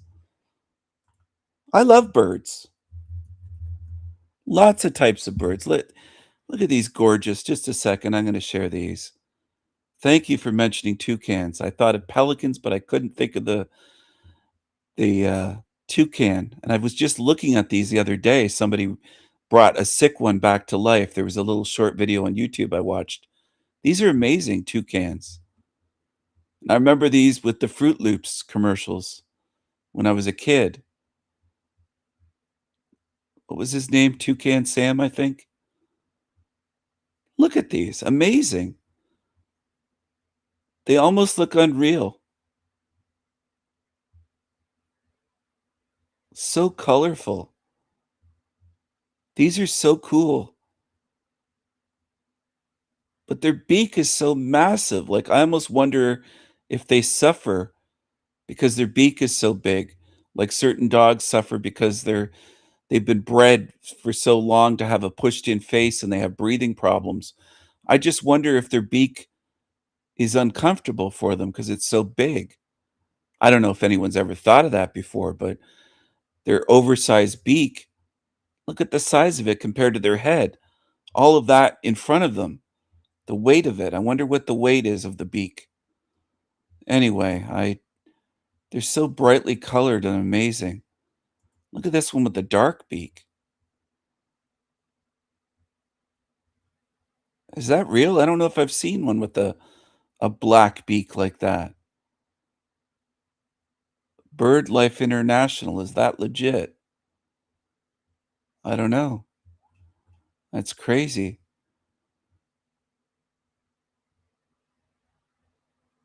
I love the colors. Look at this, the better to bite you with. So they are predators. They're predators. Look at the baby being fed. Look at this.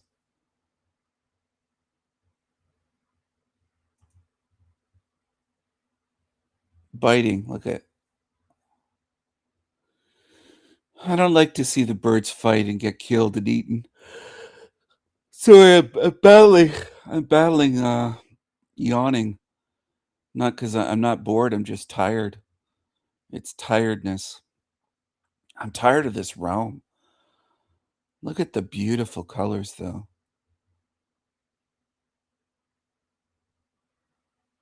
Isn't that gorgeous?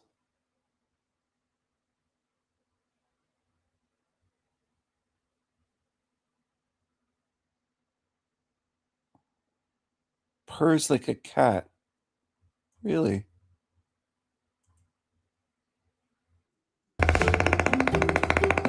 As soon as Janelle pets his little head. As soon as Janelle pets his little head, Tuki turns into a purring cat. He watches her every single move.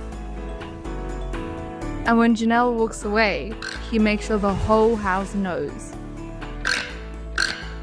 Every day, Tuki races around like crazy. And he doesn't seem to run out of energy at all. But bringing a toucan home was never part of Janelle's plan.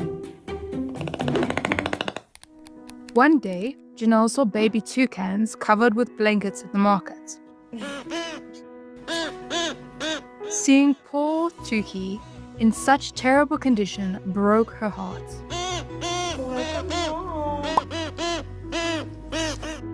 So she decided to save Tuki, who was around 5 weeks old at that time. Welcome home, Tuki. At first, he was in really rough shape. His skin was infected. So she researched everything she could to care for him properly, with a healthy diet full of fruits. And of course, his favorite blueberries. With all the love and care Janelle gave him, Tuki blossomed. And they clicked right away. Tuki is a real troublemaker, but Janelle does everything possible to make him happy. He is free to roam and is clearly the boss of the house. You're supposed to be out, not in. He absolutely loves sunbathing outside.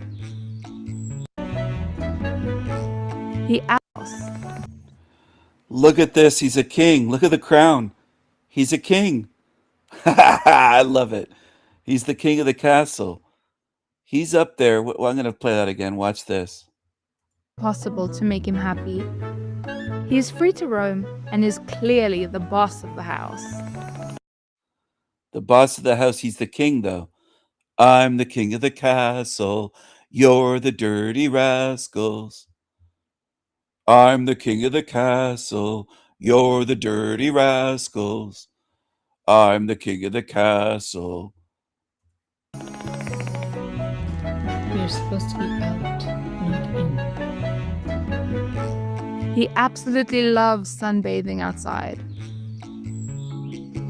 and is always spoiled with lots of toys. Oh, you want to play again? During the day, Tuki's like a little tornado, checking out every little thing. If you get something in your hands, he'll sneak it right away.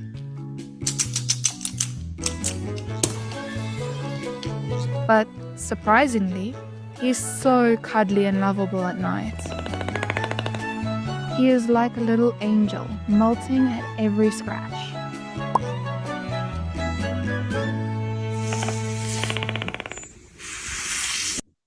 Oh, look at him. Look at that. How could you not fall in love with that beautiful bird? How sweet. Janelle didn't expect to take little Tuki home that day, but now they are inseparable.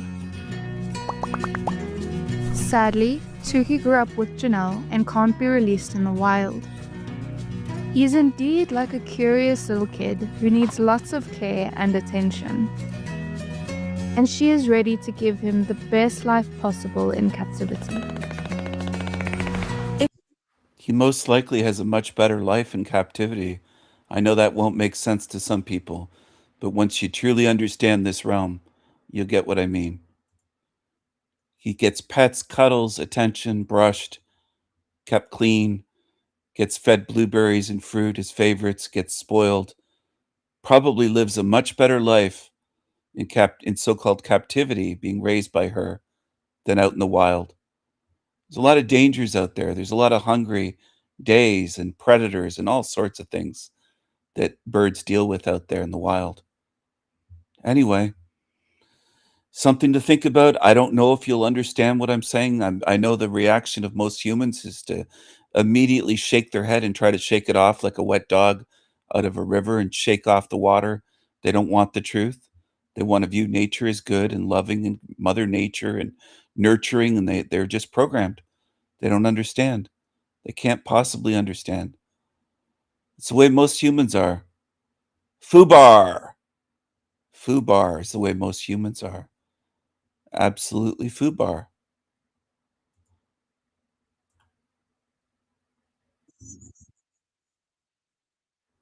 Let's go over here to this Rod Stewart wannabe. Tommy Truth Dodgers. Tommy Tommy Truth Dodgers. He's a Rod Stewart wannabe. I'm not kidding about this stuff. Hey guys, how's it going, man? This is my crazy crib. So he's got to show off his crib, his little apartment every time he does a video. He's showed it many times, but he forgets. He doesn't have a memory. He's got to show it again. He's got to show you again his stuff.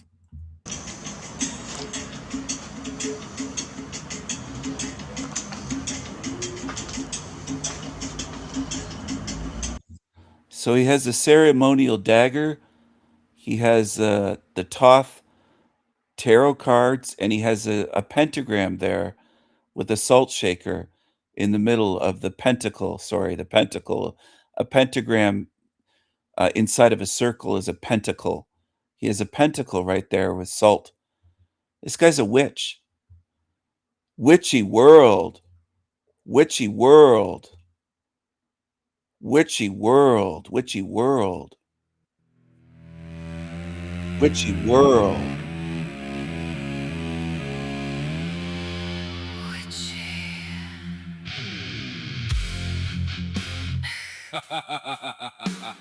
Witchy.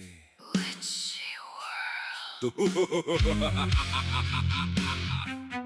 Witchy world. Witchy trees. Witchy people. People. Witchy. Witchy. Witchy bitch. Mother Earth, Monster Earth, witchy spells, witches and wells, drowning in hell, burned at the stake, awake, asleep in dreams, nightmares, witchy names, slayers of care. It's a witchy time. We're in. It's a witchy rhyme. Minds do bend. Witchy!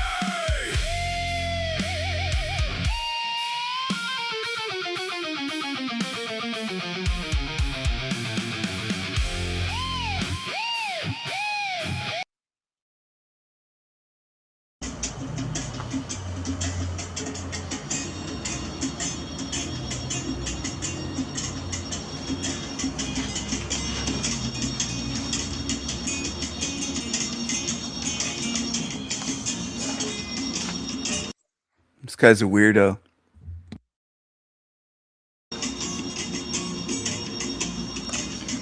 Yeah, man. Hope everybody's doing good.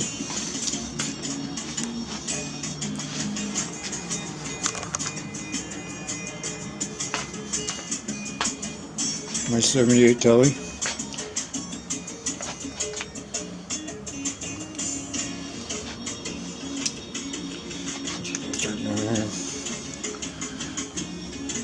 Don't mind me.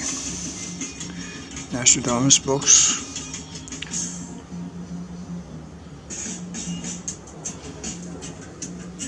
Judy Wood. Up here. These are all David Ewing Jr.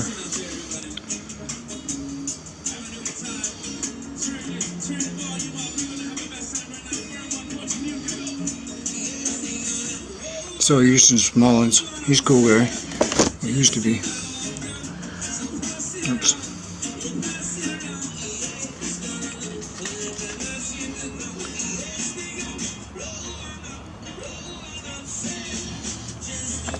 What we got here? Book of Miracles. That's a big one. And what's that thing I got? Anyway, Bach Saga, Worship of Augustus Caesar.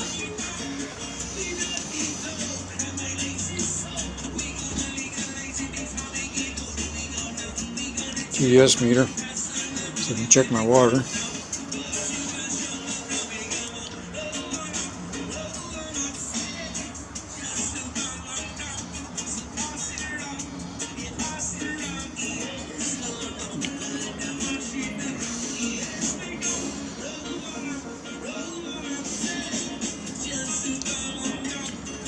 Tavistock Institute, John Coleman books, Lewis for Radicals, Shepherd of Men, Behind the Green Mask, COVID.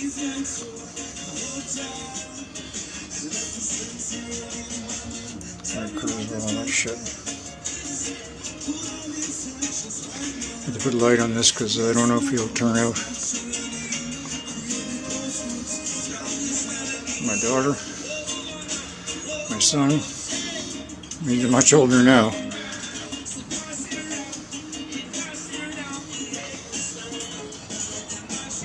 That's all Roman Catholic stuff, bastards.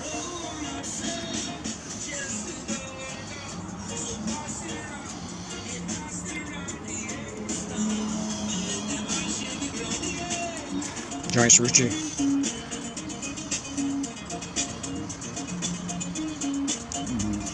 Anthony Sutton books. He reads a lot of books, but he doesn't know what happens when you die here.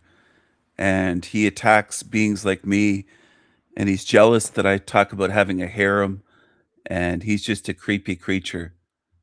He's a creepy creature. He made a video about me one time. I don't know if it was a year ago, 2 years ago. It was a while ago, though. It wasn't recently. It was at least, I would say, at least a year ago, if not maybe closer to 2 years ago. I lose track of time, people. But he is a creep. He shows himself once in a while on video. But mostly he likes to show off the shit he collects. And in the end, it is shit. You could read all these books cover to cover about skull and bones, all this sort of thing. You're not going to change this place. You're not going to fix it. You're in an evil hell realm. You can follow this guy. He looks like he's in a coma with his dead eyes and his Rod Stewart wannabe look. Canadian Rod Stewart, a.k.a. Tommy Truth Dodgers. Tommy Truth Dodgers. That's his name, by the way, Tommy. That's known. I'm not doxing the guy. But he's got the Rod Stewart look, the hair and the face. He's got the 80s Rod Stewart grown old look. He's the Canadian Rod Stewart. And that's him within the last year or so. He probably looks even older now. He often looks dead-eyed and comatose. I think he actually was in a coma and survived, and it's like most of his spirit just isn't there.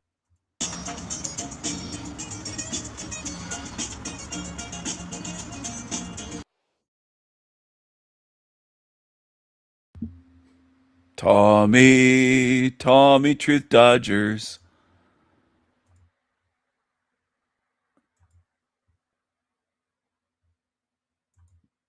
He's a creepy, creepy creature. Aren't you, Tommy? Here he is. There. Sit down. Yeah, there he is. He's a Rod Stewart wannabe. Look at him with a skull behind him and I do not consent. This guy thinks he's really cool showing off his stuff. He thinks he's really cool. He grows weed on his balcony. This is what I've got going on here. I've been checking out everything. You're talking about the Artemis bullshit. What do you have going on? You spent 21 minutes showing off your shit in your place, your books, and what a show off. Desperate for attention. He's a loser. He's a Rod Stewart wannabe loser. Going on here. I've been checking out everything. You're talking about the Artemis bullshit. Imagine if this idiot just broke out singing, "If you think I'm sexy." One of those Rod Stewart songs, those cheesy songs. Look at him. Yeah, there's so much fake shit out there, right? I've been reading up on everything. You know, guys probably know me for this for a long time. John Lennon's fake death. Martin Luther King. He's a typical baby truther. Covering one eye here. Covering up one eye. He's showing you something there. But he is a typical baby truther. Because none of this is going to help him on his deathbed. He just looks into all this kind of stuff, and he's just comes across as crazy and weird. He's the stereotypical baby truther. And there's a lot like him. He's not the only one on YouTube. I suspect there's a lot of them out there like this that looks into every little thing, and they never see the big picture. They never see what the realm is itself and that what's going on to keep you here and keep you recycled. They'll just look into MLK, and they'll look into John Lennon's death, and they'll look into the Beatles and the replacement of Paul McCartney. But they stay stuck at that level, these creatures. They buy their little Illuminati books, The Secret Founding of America, and Bill Cooper books, and it's what they do. This is what they do.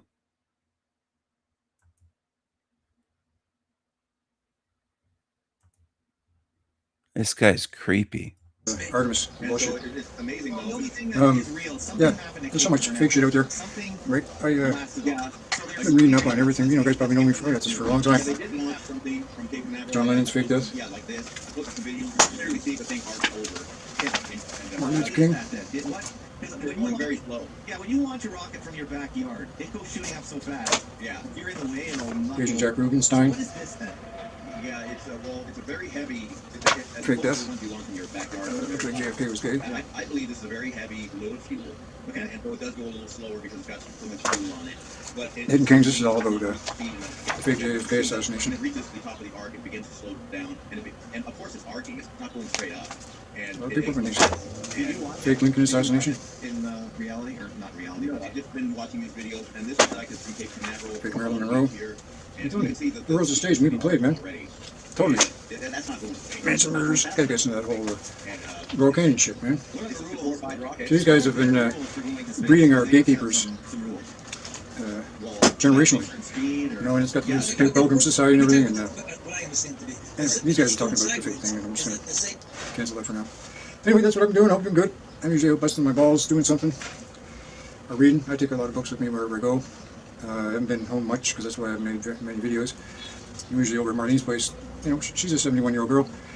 Just I try and help her out. You know, do my best. I mean, I'm pretty busted up myself, so I mean, you know, what can I say? But yeah, there's a lot of shit going on, but there's also a lot of horse shit going on. You know, this whole thing with this Iranian war, and then this Artemis and all this bullshit. And I like what I was watching Dave Banner this morning, and I dig Lucky Haskins. We talked about the books. You know, how much of it's true and how much of it's not true. And, I know, he's a pretty cool guy. I can get with him. Lucky Haskins on YouTube. But he's like me. He says, look, you know what? There's so many people out there doing the YouTube thing for the wrong reason. And he believes that sharing truth should not be monetized, period. And I can take that. That's where I come from, too. And, geez, I think probably between freedom and truth, I mean, it's probably costing me 25 grand, right? Or maybe even more. And my time and my life. And I'm not going to be 64 in a couple months, man. And, like, you know, I'm trying to do what I can with what I got. I'm not a rich man. I got food in my fridge. Oh yeah. Well, I got you. I forgot about that. I also got my water in the fridge because I drink water out of a copper flask, right? Yeah, because that's healthier. You want to do everything you can to stay in Hell Realm forever. Hang on. Looking for my lighter. Anyway. He's got to boast about drinking water out of a copper flask. You're amazing, Tommy. That's a Toronto City water. I need later.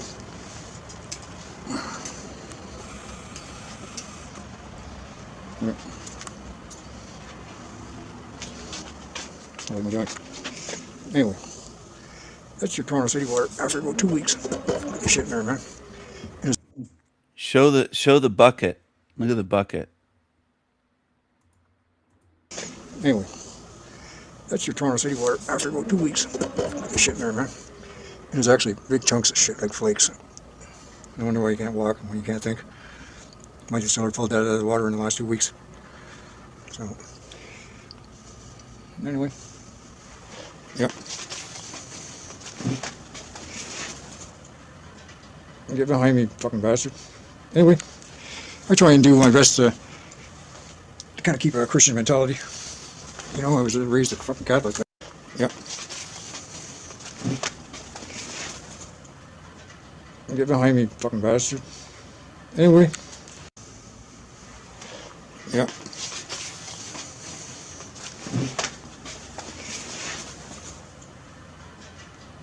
Get behind me, fucking bastard. Anyway, I try and do my best to kind of keep a Christian mentality. You know, I was raised a fucking Catholic, but hang on. I didn't dig the idea of making me go in there and look at this poor guy hanging on a cross, bleeding all over the fucking place. Yeah, that's the way it goes, man.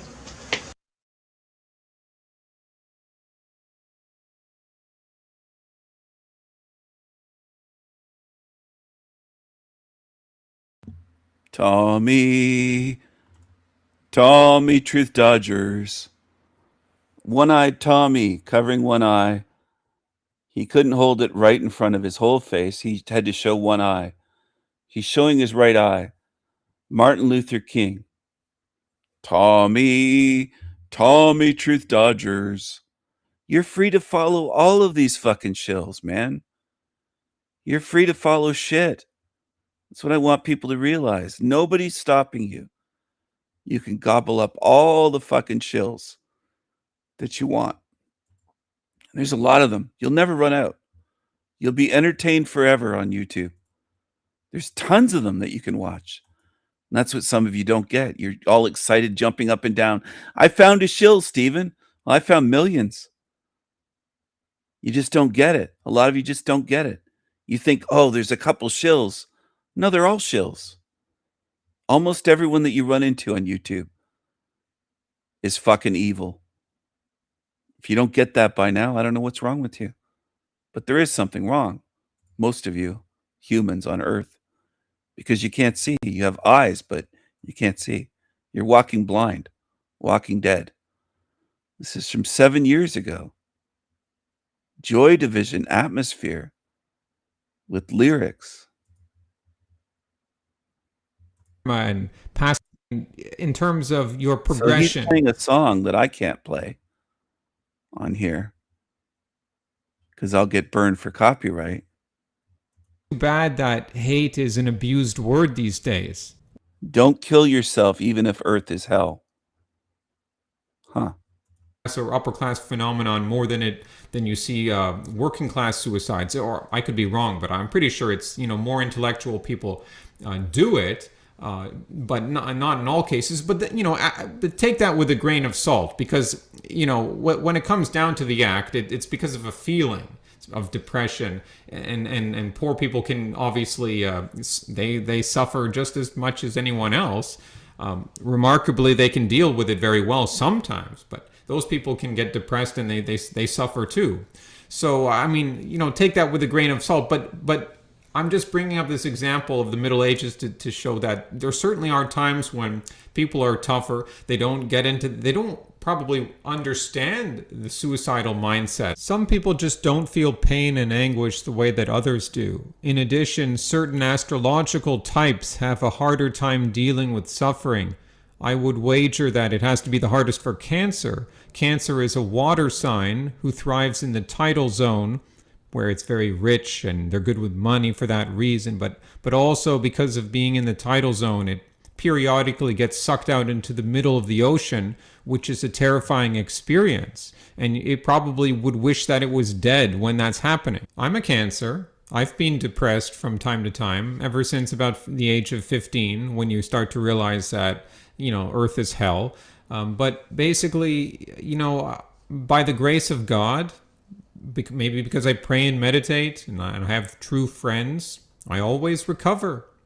And nowadays, when I get depressing thoughts, I just recognize that I'm going through a cycle. I have true friends. I always, by the grace of God, by the grace of God, by the grace of God.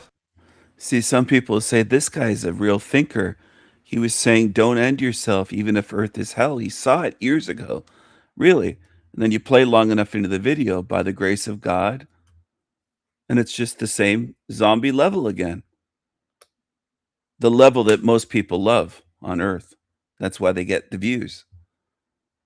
By the grace of God, well, how would this be a hell realm if you have a good God? An all-powerful, all-knowing, omniscient, omnipotent, omnipresent God, and you're in a hell realm. But you're saying by the grace of God, you don't make sense. Depressed from time to time, ever since about the age of 15, when you start to realize that, Earth is hell. But basically, by the grace of God, maybe because I pray and meditate, by the grace of God, maybe because I pray and meditate and I have true friends, I always recover. I always recover. By the grace of God, he prays and he meditates. So there's lots of people saying, well, he's saying what you're... No, he's not. He's talking about God, prayer, meditation right off the bat. There's huge differences. And a lot of you are just too far gone. I can't help you. You can't notice differences. And I notice it a lot in this realm, that most people can't notice differences. So then you're lost. You're lost. You think everything's the same that isn't the same. You're mental. Some of you are absolutely, most of you, most humans are absolutely mental, and I can't help you. You wouldn't be able to tell the difference between that guy and me. Well, too bad. You're too far gone for me to help. It's a lot of you like that in this realm and on YouTube. So far gone.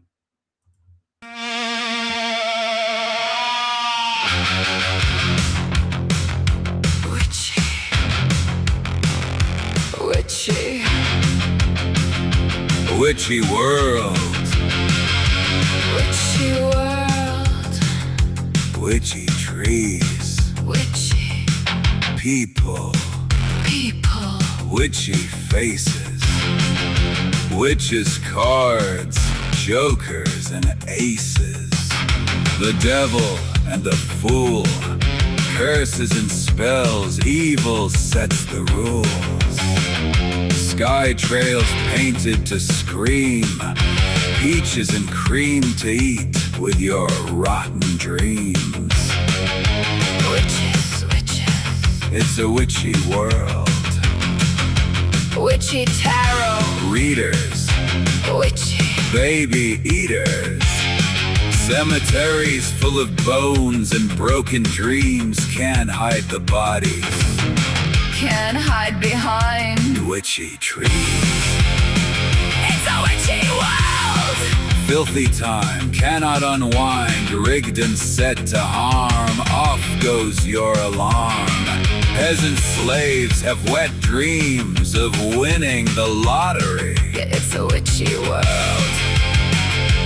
Witches in veils. Christ, rusted nails. It's a witchy world. It's a witchy world. Witchy, witchy. Witch. Witchy, witchy, bitch. Witches and bitches, nuns and priests, sorcerers and freaks. It's a witchy world. It's a witches. Hellhole. Creepy, creepy creatures. Mother Earth, Monster Earth. Witchy spells. Witches and wells. Drowning in hell. Burned at the stake. Awake, asleep in dreams. Nightmares. Witchy names. Slayers of care. Witchy. Witchy! It's a witchy time we're in. It's a witchy ride. Minds do bend. Witchy. Witchy trees. bends, bow, and break in the breeze. A whispering wind Reaches the ears, your God send. angels to put you in fear. Witchy moons, Witchy tunes, an end too soon. too soon. Witchy! Witchy! Witchy! Witchy walls, Hell realm, witchy hell, hell realm, hell realm, hell realm. hell realm.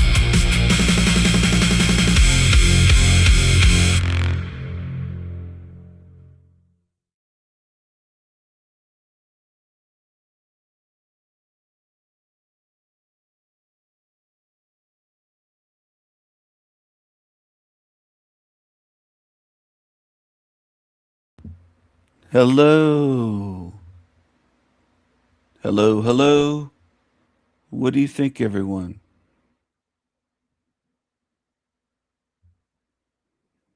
What do you think, everyone?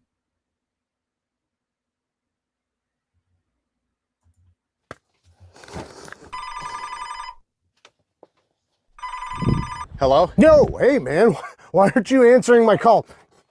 Son of a bang!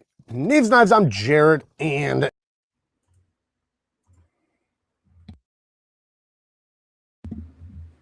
Hello. What's going on here? What's going on here? 15 people tuned in. It's so quiet in here you could hear a church mouse piss on cotton. It's quiet in this place.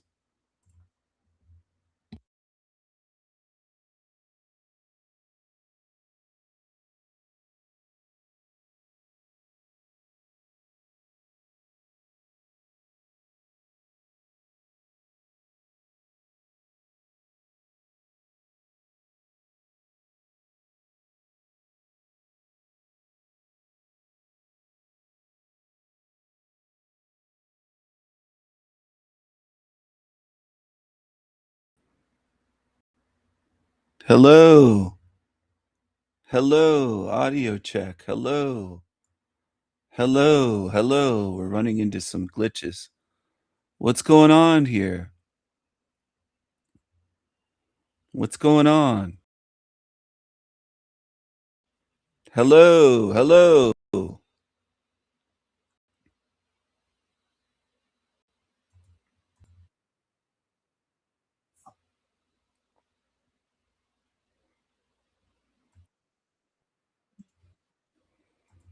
What's going on? Hello.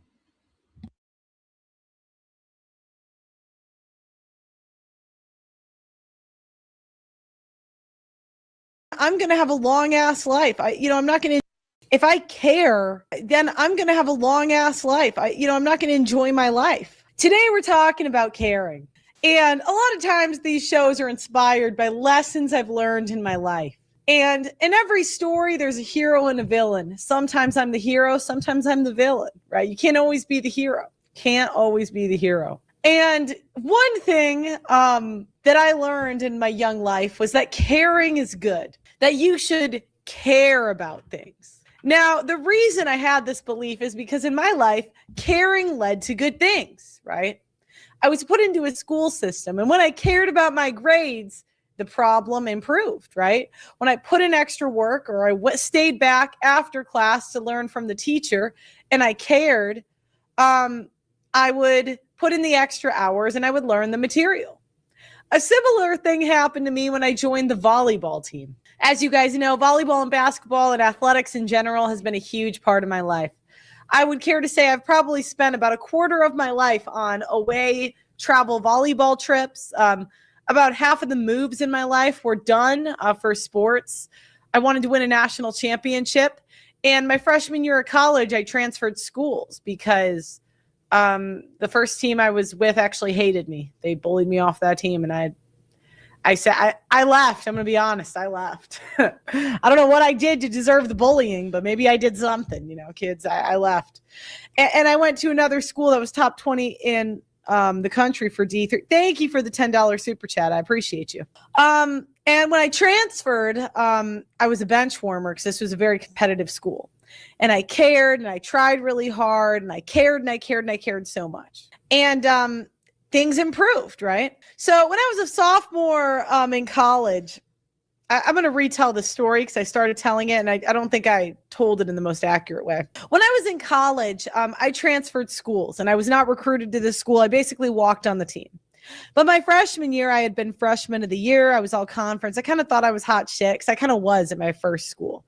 I was all tournament. And at my first school, I got bullied off the team and I left. Not good. I don't know. Maybe I was just too myself. And sometimes my personality just pisses people off. So I had to bounce, right? So I go to this next school and this school is like 19th in the country in all of Division III. And I'm thinking, I'm going to play. Unfortunately, they had recruited a girl that touched 10 feet. And in volleyball for Division III, that's very high. She wasn't that good otherwise, but she could jump really high. And the other girl ahead of me, she was a phenomenal I was not better than this other girl. And I remember trying so hard to get on the court, right? And I remember I would have 3-hour practices and I would do 2 hours after. And it just seemed like no matter what I did at the second school, because this girl, they kind of had a plan for this other girl. She could jump higher, right? She could jump higher than me. It seemed like no matter what I did, I just couldn't win, right? One time I actually got all tournament off the bench and they sat me for 3 games. Do you know how debilitating? Do you know how frustrating that is for a young athlete? And I cared so much. I cared and I cared and I cared. And I remember this was the first time in my life where caring got me nothing. Because in high school, when I cared, I put in the extra hours and I tried, I was rewarded, right? My team made it to state in high school. At my first school, I cared and I tried and I tried and I tried. And I got on the court. I was all conference. I was freshman of the year. But I remember getting all tournament and then I sat for 3 games. I remember I would lead my team in kills and blocks. And then I would sit. Because again, this girl could just jump high. It was 2 inches. It was terrible. I could touch 9, 10. She could touch 10 feet. I'm like, really? 2 inches? Like, okay. So the only way mentally, and in the long run, because this was over a 3-year period, I did beat her out.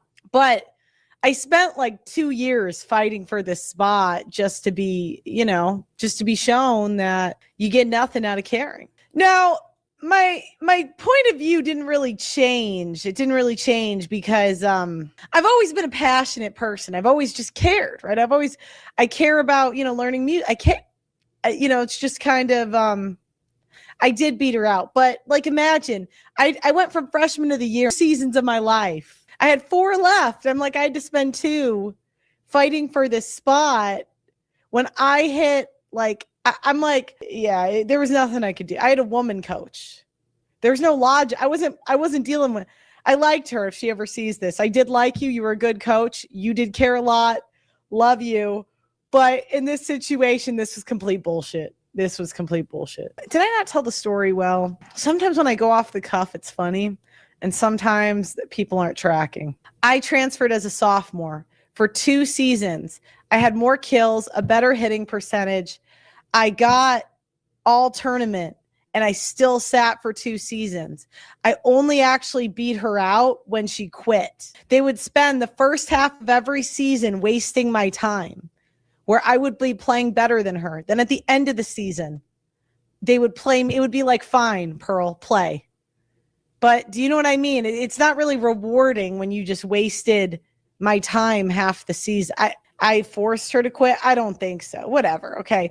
My point is, these 2 seasons, I was so frustrated because again, they felt like she could be better than me. They felt like her ceiling was like, they felt like I had hit my ceiling where her ceiling was higher. Cool outfit. Thank you.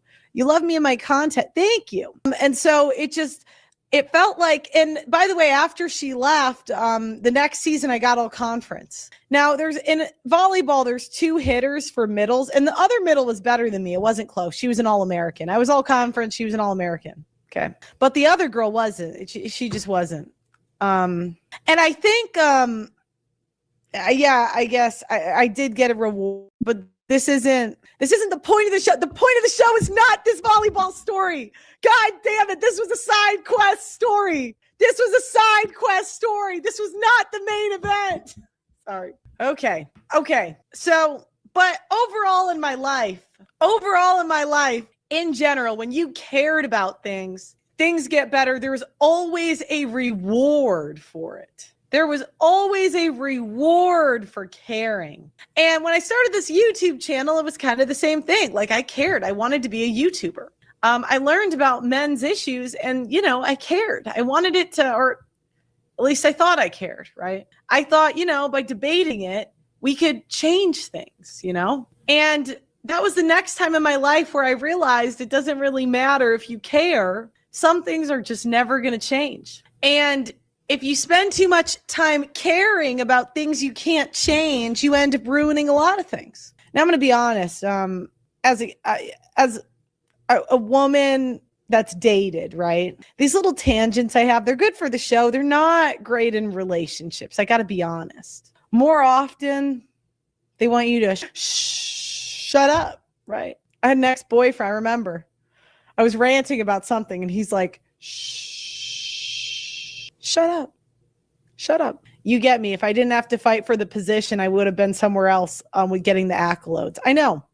I'm like, yeah, I got I didn't get all conference for 2 years. I mean, it's a women's sport. Who cares? But I didn't get all conference for 2 years because of bullshit. You know what I mean? Real men let you rant. No, they don't. They don't want you to rant. And I realized recently, I was speaking to an older woman who is single, and I kind of saw myself in her a little bit. Sometimes these stories, I'm not the hero, I'm the villain, right? Sometimes I'm the villain in these stories. She's an older woman. She's been divorced, whatever. I know.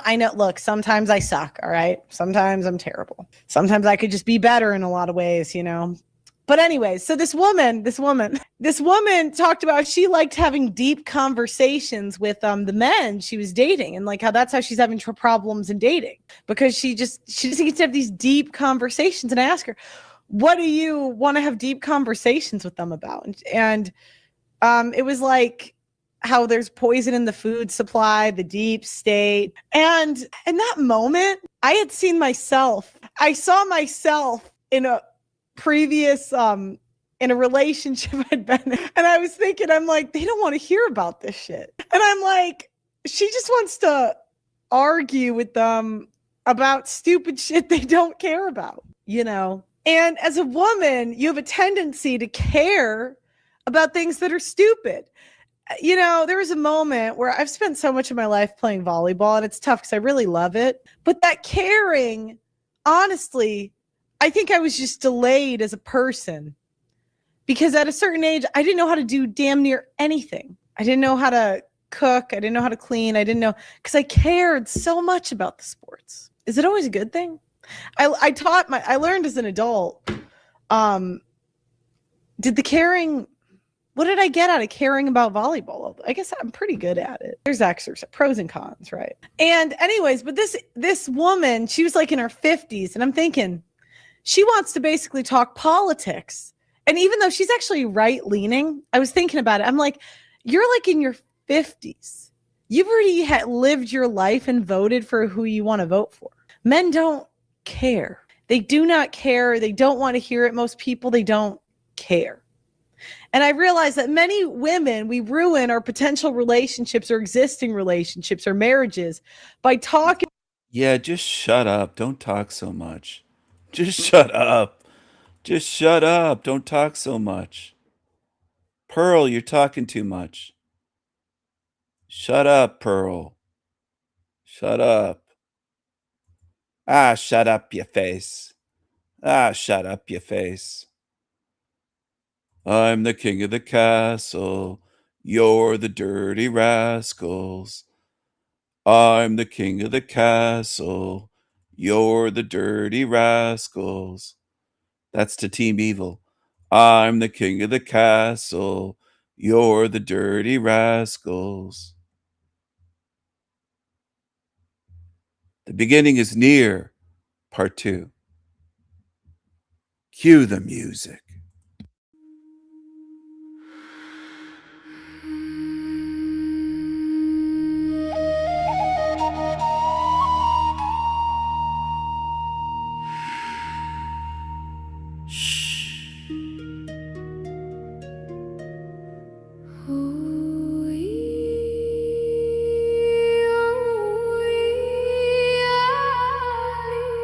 Oh, hey, oh, Leela.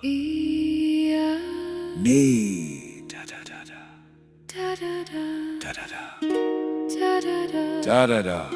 Da da da. Hey, oh.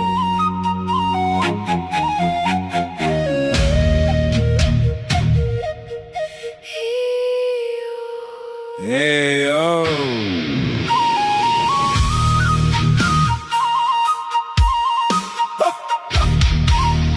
Oh, oh, yo, ah.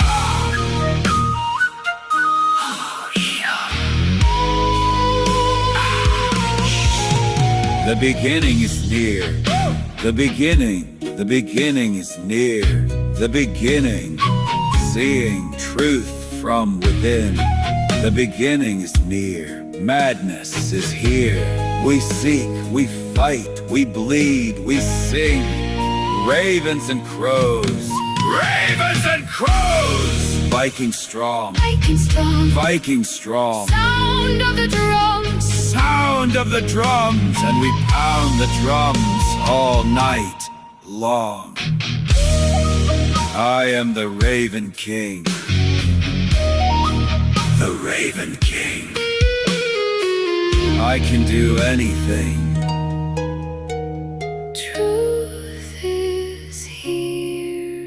The beginning is near. The beginning is near. People. People. My tiggers.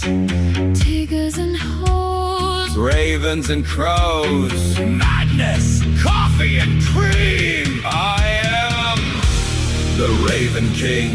Your darkest everlasting dream. Irish coffee and cream.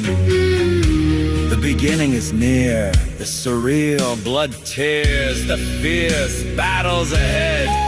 Spiritual warriors. Viking strong. Viking strong. Viking strong. We pound the drums. Pound the drums. All night long. Yeah! Forever strong. Viking strong. Valhalla. Valhalla.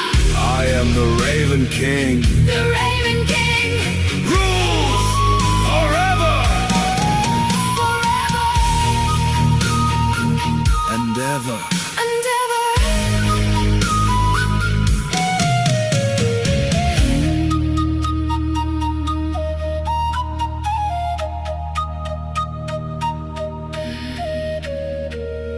And ever.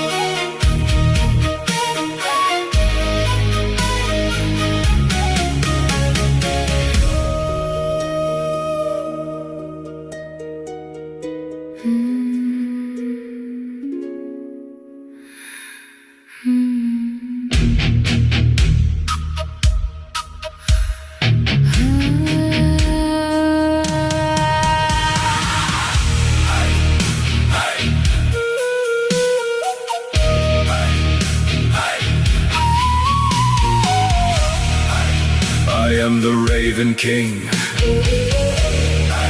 The Raven King. The Raven King. Rules forever. Forever. Forever. And ever.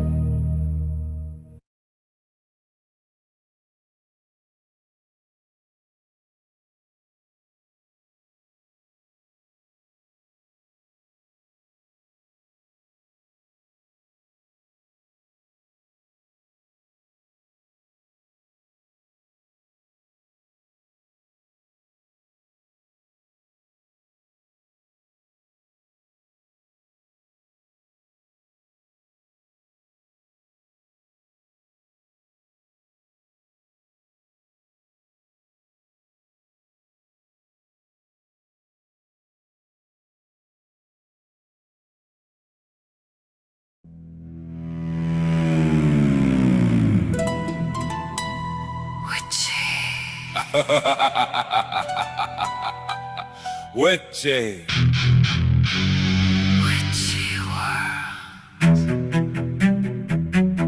Witchy world. Witchy trees. Witchy people. People. Witchy, witchy. Witch. Witchy, witchy bitch.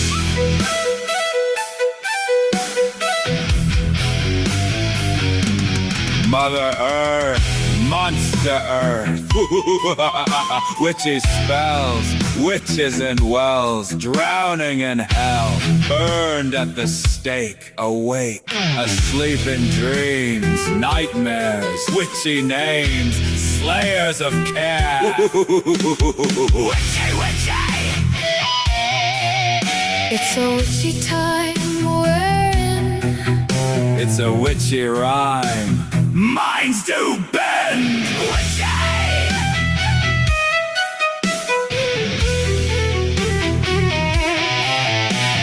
Witchy trees bends bow and break in the breeze. A whispering wind reaches the ears. Your gods send angels to put you in fear. Witchy moons, witchy tunes, an end too soon. Too soon.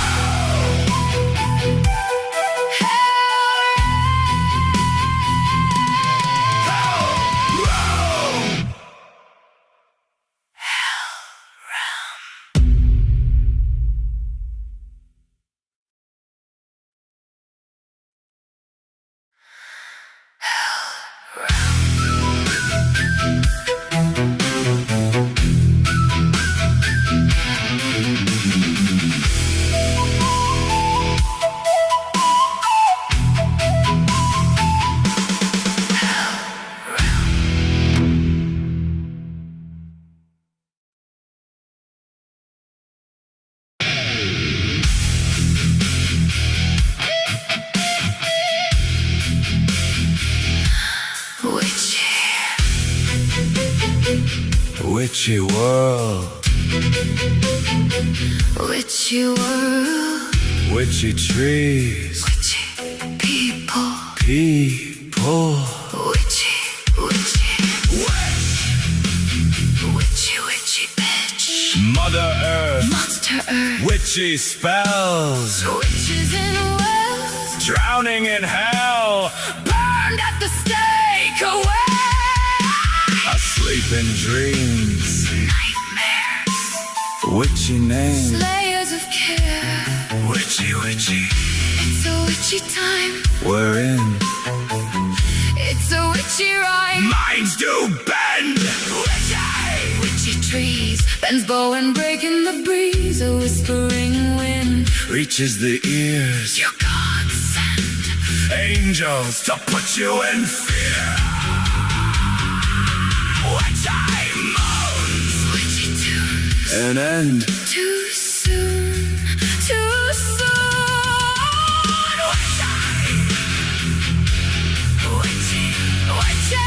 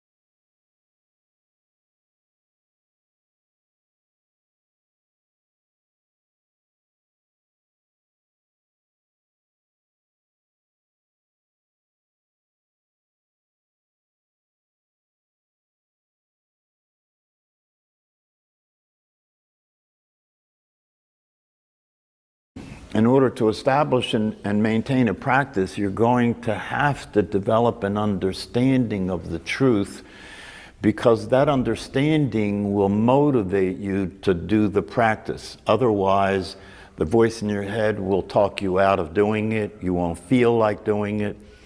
You won't think to do it. Most of humanity only can do what it likes doing, what it thinks to do is correct, and what it feels like doing. Other than that, you can't do it, right? So that's why people can't act in their own best interest, because if it's too difficult, if it appears to be difficult, if it requires more than you're willing to put into it, if your thoughts are different about it than the way it is, or if you just don't feel like it, you won't do it. And so in meditation, you won't establish a meditation practice unless you develop an understanding that allows you to appreciate the fact that if you don't do this, you're going to pay a very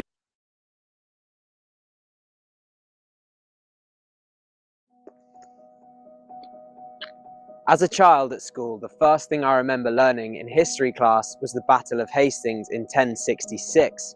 This date is sometimes treated as year zero in England's history. But why? Who was the first king of England? It's a simple question that a lot of English people would surprisingly struggle to answer. And these aren't ignorant people. Some would likely say William the Conqueror. Others may know it was Athelstan. Most would not. What's behind this huge historical blind spot in our collective knowledge? Well, before we get into that, let's just quickly address the term Anglo-Saxon, since it's been a point of contention in modern academia. Some believe that the term Anglo-Saxon isn't inclusive or demonstrative of the other groups that were present in Britain, namely the other Germanic tribes and the Celtic Britons. How much of England's population is Anglo-Saxon or Brythonic is up for debate, with some studies suggesting it's as little as 10% Anglo-Saxon and others saying as much as 80%. 10% seems incredibly unlikely, but whatever the percentage is, it's clear that the Anglo-Saxons were the dominant culture in what we now call England, as their language prevailed over Brythonic. Instead of saying the Anglo-Saxon period, the term early medieval has come into the foreground. You could say the Angles, Saxons, Jutes, Frisians, and other continental groups, as well as the Celtic Britons. But when we use the term Anglo-Saxon, we all know what's meant by it. We know not all the Romans were from Rome, and let's just apply that rationale here. It's not harming anyone, is it? Let me know what you think about that in the comments, and please remember to like and subscribe if you're enjoying the video. I hope there are no Jutes out there who feel misrepresented by the term Anglo-Saxon. Anyway, back to the big question. Why have we forgotten our Anglo-Saxon history? It's not down to a lack of understanding or knowledge. Although there are no contemporary accounts from the pre-Christian Anglo-Saxons who first came to Britain, since they didn't write anything down apart from brief runic inscriptions, but we do have a decent understanding of them from archaeological records and from sources written by those on the continent who were observing Britain from afar. And later, when the Anglo-Saxons converted to Christianity, we have an influx of sources, so the information is there. Christianity may have played an important role. Early heathen Anglo-Saxons in England sat uneasy with the Victorians and the early 20th century moral and religious beliefs, which ultimately shaped our education system. The Victorian era marked the beginning of mass education and therefore played a huge part in our collective understanding of English history. They loved the Anglo-Saxon kings, don't get me wrong, but this was only after the conversion. Perhaps the fact that the Anglo-Saxons were invaders also sat uncomfortably with the Victorian mindset. They were incredibly moralistic with their interpretations of history. But it wasn't until after the Second World War that the Anglo-Saxons began to be erased from our collective understanding. This was in response to a certain German ideology that had caused so much devastation in Europe. Identifying with a founding German race didn't sit well with post-war England. Perhaps England was trying to distance itself from its Germanic cousin, a bit like German shepherds that were renamed Alsatians, or the royal family changing their German surname to sound more English.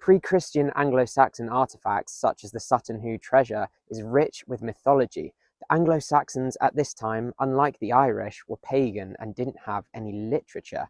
Irish monks who were literate were able to record earlier oral traditions, but there was of course a strong oral tradition amongst the Anglo-Saxons.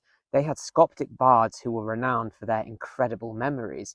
They were highly respected and they belonged to chieftains and powerful people, a bit like the way we see court jesters as being part of a noble's entourage. Now we'll come back to the Scoptics later. When the Anglo-Saxons converted to Christianity, their mythology, creation stories and folk stories were replaced by Christian doctrine.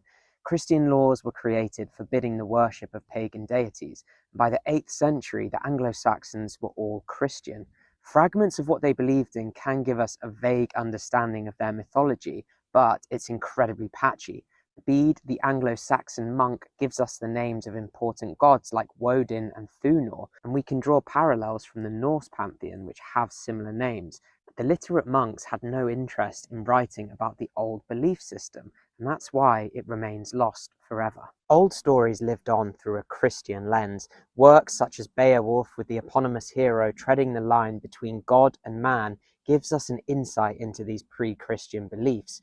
But many stories such as this were not recorded. These kinds of stories belonged to the Scoptics, and no doubt their repertoire had changed and adjusted to fit the new religion, but they were still widely celebrated and incredibly popular in Anglo-Saxon courts. These bards were the keepers of many stories and songs which were never written down. And in 1066, when the Normans invaded, the ruling classes were completely replaced by French-speaking Normans who had no interest in the Scoptics and their Old English stories. Without an English court, the Scoptics had no nobles to sponsor them, and they faded away along with their poems, songs, and stories. Tolkien cited this as the biggest shame in English history, and he wrote The Lord of the Rings in an attempt to reclaim the lost folklore and mythology of England. Now England had a Norman ruling class. There wasn't any English written for the next 200 years. I've spoken largely about mythology, but what of the folklore? The two are closely linked. Mythology tends to deal with gods and mythical heroes, whereas folklore deals with superstitions, sometimes born out of forgotten belief systems and other times born out of human nature. It was common folks' way of explaining the world around them. Now, these kinds of stories thrived in rural English communities after the Norman conquest, each area having its own distinct beliefs, yet sharing nationwide similarities. A great example of this is the Wild Hunt, first recorded in the 12th century. Sightings of a ghostly hunt and black dogs have been seen in England for nearly 1,000 years, perhaps a folk memory of Odin or Woden's wild hunt. These beliefs became intertwined with Christianity, just like the earlier mythology of the Anglo-Saxons, but it was Christianity that would try to stamp them out. During the Reformation in the 16th century, when England became Protestant, folk customs and traditions were seen as papist idolatry. Folk traditions such as beating the bounds, where villagers would bless their fields in hope of a good harvest, or May games such as Morris dancing or maypoling were banned. Folk magic and cunning craft were treated with suspicion. Later, a mistrust in these superstitions would play a part in the witch trials. It reflects how strongly Protestants wanted to move away from what they saw as unchristian beliefs. This is again in contrast to Ireland, which remained Catholic, and even to this day has a deep-rooted belief in things such as the banshee or fairies. If the Reformation destroyed the folk mindset, then the Enclosures Act destroyed folk communities. Starting in the 16th century, commoners were denied access to what was once known as common land, where they could have sustained themselves through farming or raising livestock. Landowners fenced off common land to farm it for themselves and to turn a profit.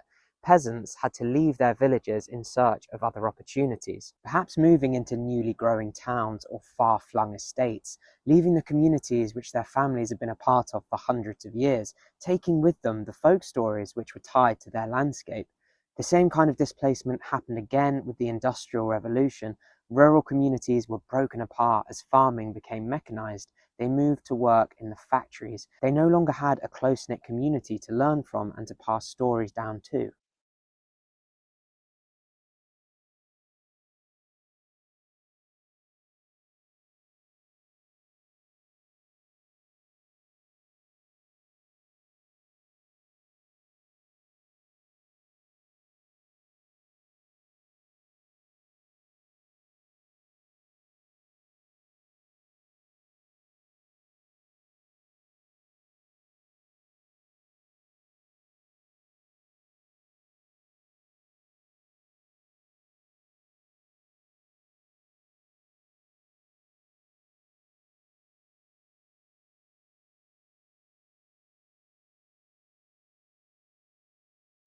Hello. Hello, everyone. Hello. Hello. Hello. Hello.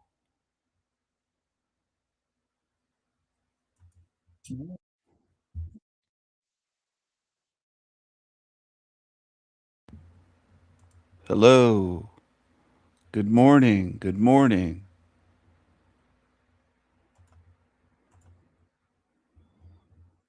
Are the lurking demons enjoying the show? Enjoy the show. Study, see how you smile. Perfect. Just doing a little study, see what you look like before you watch this video, and then see how you look after we finish the video. It's a little social experiment.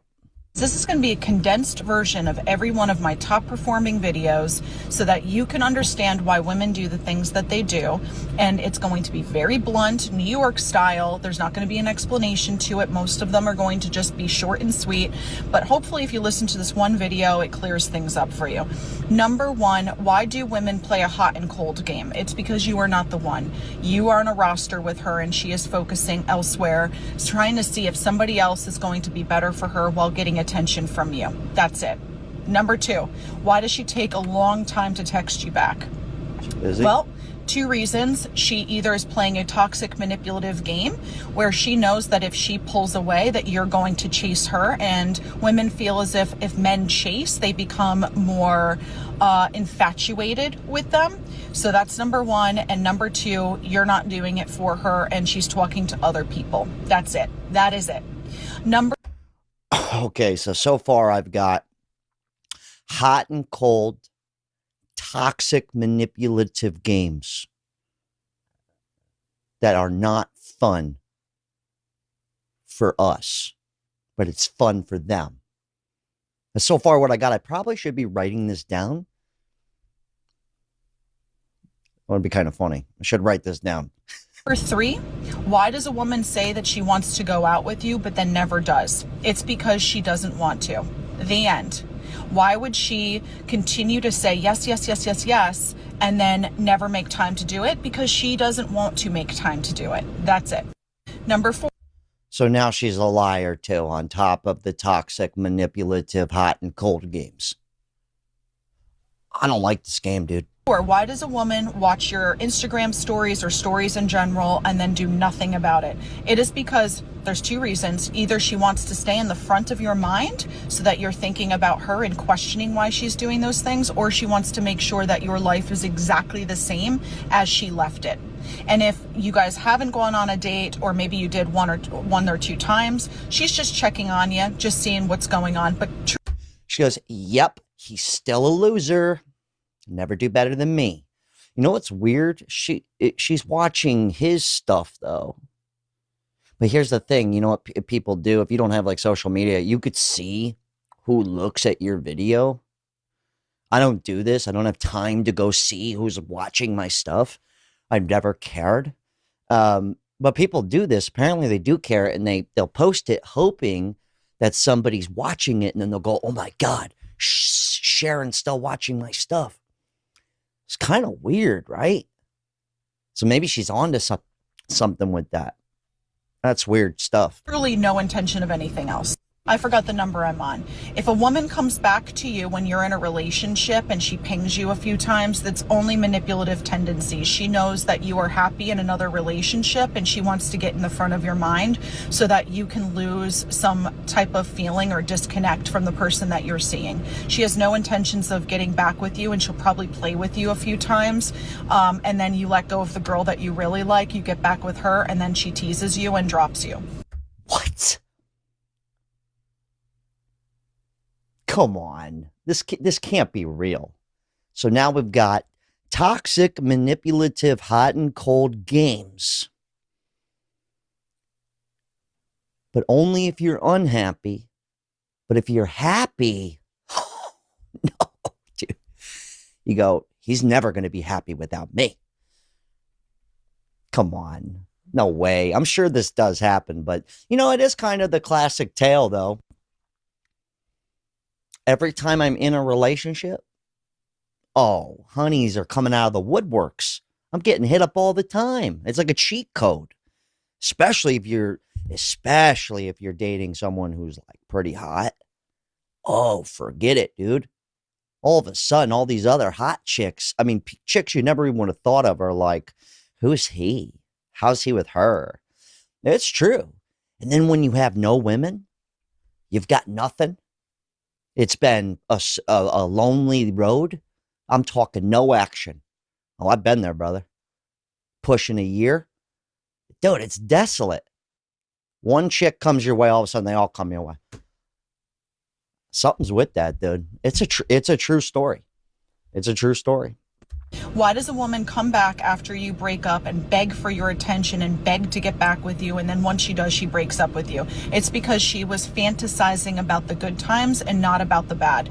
So she was thinking about all the things that you guys did together. She was reminiscing. Then she got back with you and she was like, nothing has changed. My feelings haven't changed. I just needed that last rodeo to get it out of my system. I recognize that this person's not for me and I need to ditch them. Why does a woman play games? Pop in here with a quick commercial break. If any of you guys are looking to make a little extra money throughout the week just simply by playing games and scrolling on your phone in the comfort of your own house on the couch, look no further. Because today with free Cash App, they give you exactly that. A lot of people are averaging 10, 20 bucks a day, sometimes even more than that. If you use my link or hit this QR code right now, they'll give you a free 10 bucks just for signing up. It's a lot of fun. A lot of people are making a little extra quiche, paying for the lunch throughout the week. A woman plays games for 2 reasons. Well, 3 reasons, but let's go over the top 2. Number 1, she feels as if she has to connect with you in a toxic way so that you like her because she doesn't like herself. So she's going to play all these little games with you to get you hooked because she doesn't think that you're really going to like the version of her. That could be a subconscious thing and she might not even be aware of it, but that is what's going on. The other Okay. Hold the phone. Just take a chill. Do I need to take an after photo or are we going to keep waiting? So we've got toxic, manipulative, hot and cold, toxic games. But only if you're happy. But if you're unhappy, then she's happy. But if she's unhappy, she's got to make sure that you're unhappy. And it's got to be toxic because that's the game. It's tingly. Makes you feel warm inside if you're a woman. I think I'm learning a lot from this. I really am. Number 2 is because you are not the one and you think that she's playing games, but she's really not. She's just so disinterested that it seems that way and she wants your validation. Why does a woman go out with you, you feel like things are really hot and heavy, and then she just pulls away? That happens because she had time to think about the relationship and she did not see you as a long-time partner, or somebody else caught her eye. That's it. You know what's really crazy is like a woman will know 7 months. For 7 whole months, she'll know I'm breaking up with this dude. For 7 months. Sometimes even longer. And I know you have to come to that conclusion. I'm not saying guys will stay with a woman too. You want to talk about reminisce with the good times? They'll just stay. We know it's never going to work out. We'll stay for 2 years, 3 years. Some dudes even longer. It's just easier. You know it's done. You know it's over. It's finished. The hot and cold toxic games are coming to an end. It's like the Olympics every 4 years. That's something to think about, though. They'll know. Long time, dude. Long time. I guess having the attention's better than not. I get it. Not really, but I'm trying to. How can you catch a woman that just wants you for your money? Honestly, you can't. You're going to have to spend time to figure that out. There are major signs, which you guys are clear. You get this. I want to go to fancy restaurants, spend the money on me, or use the Gucci bag that I want. Those types of things, yes. You know that she wants you for your money and she wants to be taken care of, which is totally fine if that's what you're into. Totally fine. Otherwise, you are going to have to spend the time because women are super manipulative and they can get through a lot of these little pathways so that you overlook the toxicity and her true intention. Guys, this is going to be true story. super hot chick, probably one of the hottest girls I ever got with. I was kind of confused. I'm like, really? Like me? Well, I ended up telling her because I was seeing somebody else, you know, or you didn't know, but I ended up telling her. We were like hot. We're making out, and I said, look, I can't go through with this. And she literally, I'm not kidding you, she's never been told no. She literally starts taking her clothes off, top off completely, tits out, and goes, you mean to tell me you're not gonna f me? And I literally was like, I guess I don't have to have morals. But it was kind of crazy though. It was like, you're not gonna tell me no. Even if she didn't want to be with, she didn't want to be with me. I honestly think she got with me because I hooked up with her friend. I'm not kidding you. She was like, oh, you got with her? I'm not joking. This really happened. I was like baffled by this. All right, before we get in the comment section though, I just got to get a photo of you one last time. There you go. You're probably just as confused as I am. In the beginning, you're all happy. Now you're like, what? All right. Basically, if someone likes you, you won't be confused. That's how I'm feeling. I just lost all motivation for a relationship. LOL. If you're her number one, there's no question. If you are questioning it, you aren't or are no longer her number one. That's what I was going to say. Usually you know. But here's the thing. Dudes only know if they know. But you could be with a chick 8-9 months. That whole 8-9 months, you had no clue. She knew. She's been plotting her escape. We didn't know. That's how good they are. Now, I'm not saying men can't be good too. Men can't be liars. I'm not saying that. Your videos are a constant reminder of why I'm the happiest being single. LOL. None of this matters. Let me explain. If she gives you a little attention, just stay consistent and nonchalant. She'll fail eventually. If she doesn't text back, find 3 or 4. Doesn't text back, it's a wrap, dude. People are glued to this phone, dude. Come on. No. I'm not going to read that. I think this is the best way to end this. Exhausting. God, I didn't even listen to this whole video before we went going. I listened like the first minute and I go, okay, I'm going to have to record this. I don't care what women think. I've got money and get whatever I want. Dollar bill, y'all. You are a time saver. Thank you, ma'am. What do you call a woman in heaven? Peace on earth.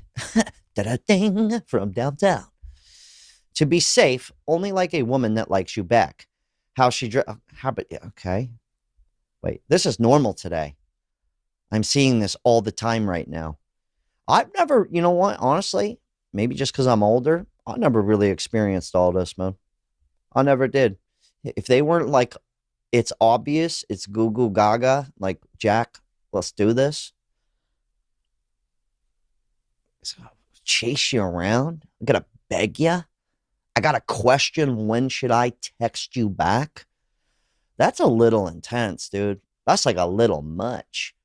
It got to the point where one of our friends, kind of a friend of mine, hit us up, and this chick kind of said she wasn't into him. And he goes, should I send her flowers to her work? And I'll go, and me and my cousin, we go, no, what are you doing? But think about that. We live in a time where it's like, whoa, buddy, flowers? You're going to go on a suicide mission? Guess what? He didn't send the chick flowers, and now they're happy together. She changed her mind. She wanted him back. I'll leave the link down to this chick down below, but Jesus Christ, I think I've learned nothing. We got hot, cold, toxic, manipulative games. And you better not be happy. That's what I got. You guys leave your thoughts. Hell of a talk. Shout out to everybody who bought a t-shirt. Everyone that supported the channel, called the phone number. I love you. And shout out to all the women out there. Jesus. That was fun. I've never personally experienced this. A couple times. A couple times.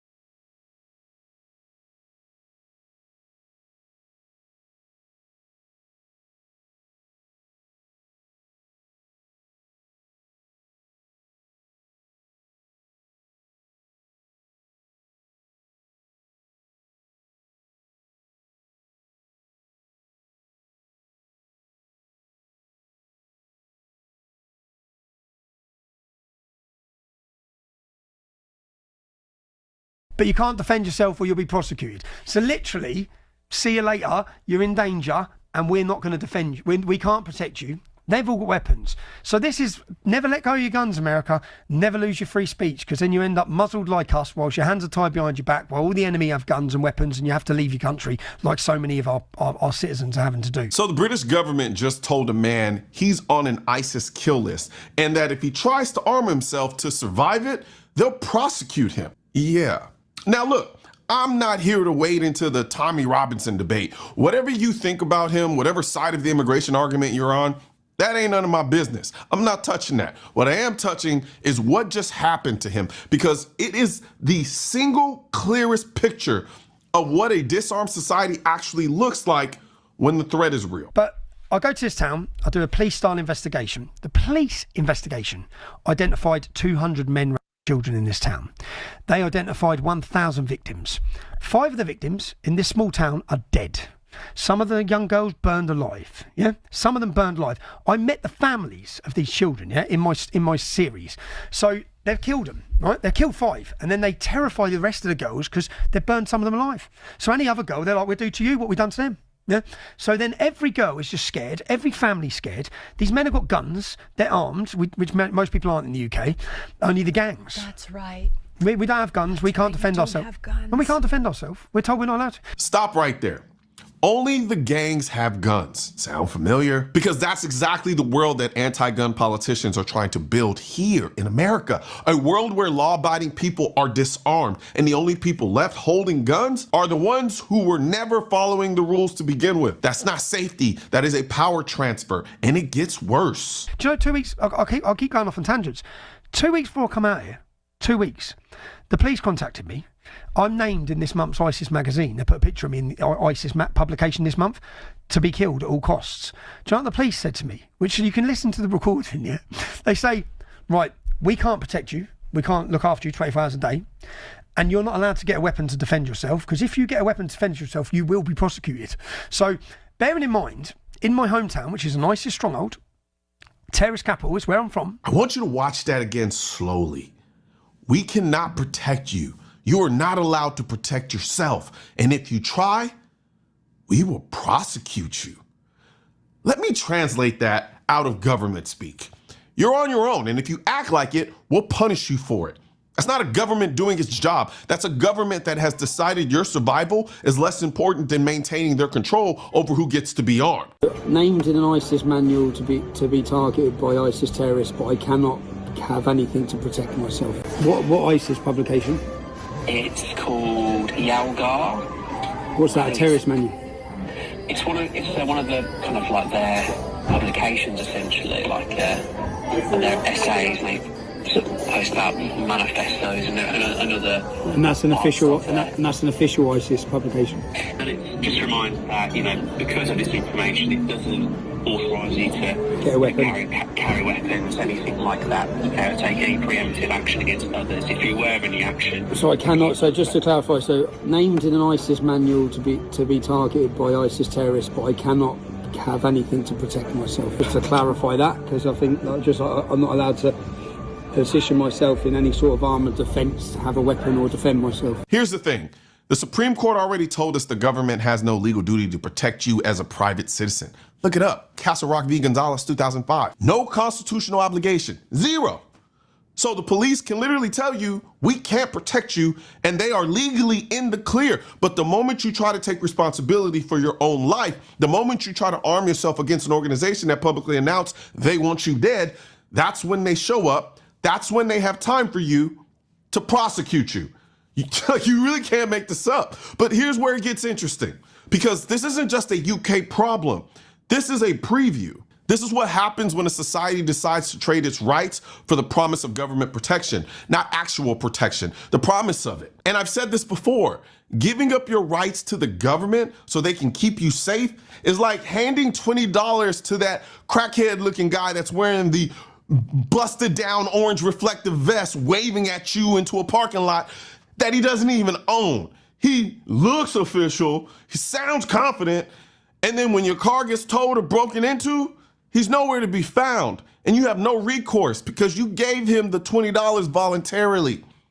And the frustrating part, we have people doing this right here in America. People flee California because they can't stand the policies destroying the state. They come to Texas, they see a better quality of life. They see what it looks like when people have the right to protect themselves. And then they vote the exact same way they voted back home. And then they act surprised when Texas starts looking more and more like the place they just ran from. You can't keep doing the same thing and expect a different outcome. At some point, the thing you keep voting for is the thing you become. But wait, it gets worse, because there's an irony here so glaring it should make your head spin. People in America love to point to the UK as the model for gun control. Look how safe they are. Look at all their gun laws. Why can't we be more like Britain? Here's the thing. Have you forgotten? We literally fought a war against the British government using citizen-owned firearms to win our independence. The Second Amendment exists because of the British government. We used our guns to fight them off. And now people want to use the British government as the argument for why we should give those same guns up. You know how maniacally backwards that is? That's not learning from history, that's repeating it from the losing side. And the other thing that makes me crazy, people have turned the Second Amendment into a team sport. Democrat, you're anti-gun. Republican, you're pro-gun. That's it. That's the whole analysis. And that is insane. The Second Amendment is not a party platform. It's not a campaign promise. It's not a social issue. It is a foundational right, along with the First Amendment, along with the Fourth. These aren't talking points. They're the architecture of a free society. You should be able to lean left on every single social issue and still understand that you cannot cede your right to defend yourself to a government that has already told you it cannot and will not do that for you. The moment you let it become partisan, the moment you decide your team loyalty matters more than your rights, you've already lost. Look, this hat that I'm wearing right now, it's from my Defend America collection at shop.mrcoleontheworld.com. I want you to think about those two words for a second. Defend America, not hope America stays safe, not ask the government to protect America. Defend it. Because what you just watched, a man on an ISIS kill list being told he can't arm himself while his government admits it can't protect him, that's what happens when a country stops believing it has the right to defend itself. We still have that right, but rights don't survive on their own. They survive because people like you show up for them every single day. Shirts, hoodies, hats, drinkware, we got it. The full Defend America collection is live at shop.mrcoleontheworld.com. I'll put a link in the description section. Wear it like you mean it. Now, wherever you stand on Tommy Robinson, I don't care. What I care about is that you watched this and understood the lesson. The government cannot protect you. The government will not protect you. And if you give up the right to protect yourself, you are on your own with nothing, against everything. That's not a hypothetical. That's a man in the UK right now staring at his name in an ISIS publication with empty hands and a government threatening to prosecute him if he tries to fix that. Don't let that be America. If you're not subscribed, subscribe. Share this with somebody who still thinks it can't happen here. One thing's for certain and two things are for sure. Politicians and tech giants don't want gun content to be recommended to you. And we're all fighting this culture war together. Now you can help do your part by liking, commenting, subscribing to the channel, but most importantly, sharing this video with at least one person. Together we can stop the suppression of our 2A rights. And don't forget to click the link in the description section of this video for the products that I mentioned in this video.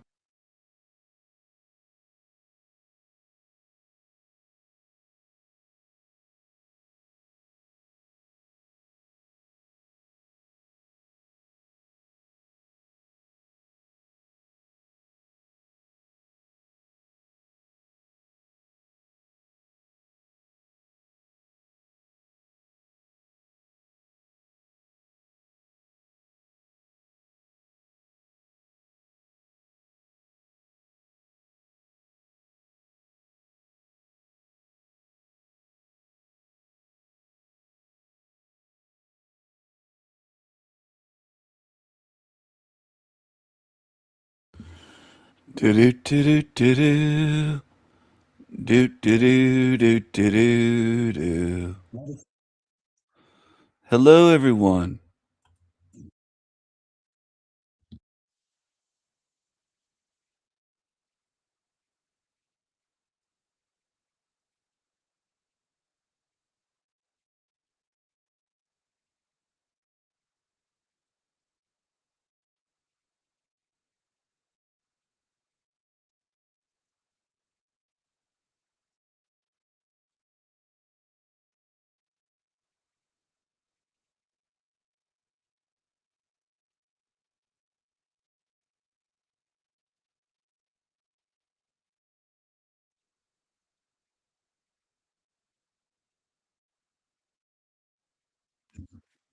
Hello, everyone.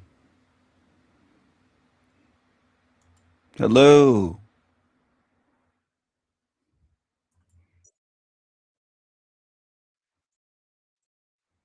Hello, everyone. Hello. Hello. Hello.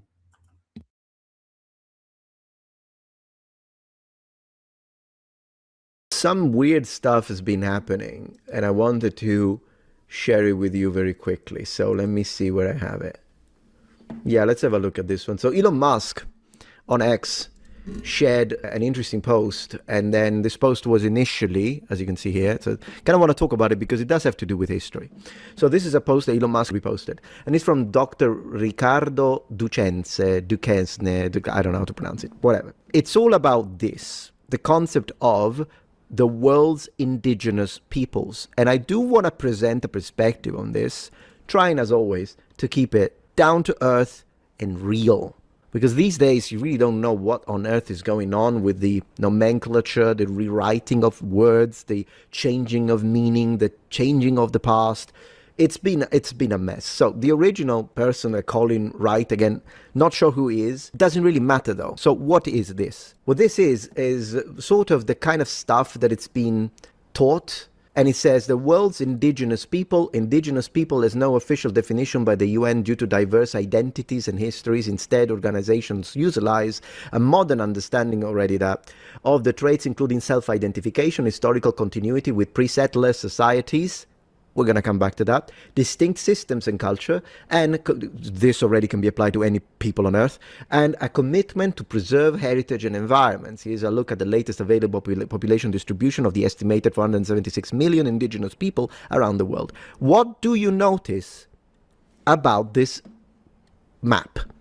What do you notice? Look at the pictures, and you will notice that there are areas that have no color whatsoever.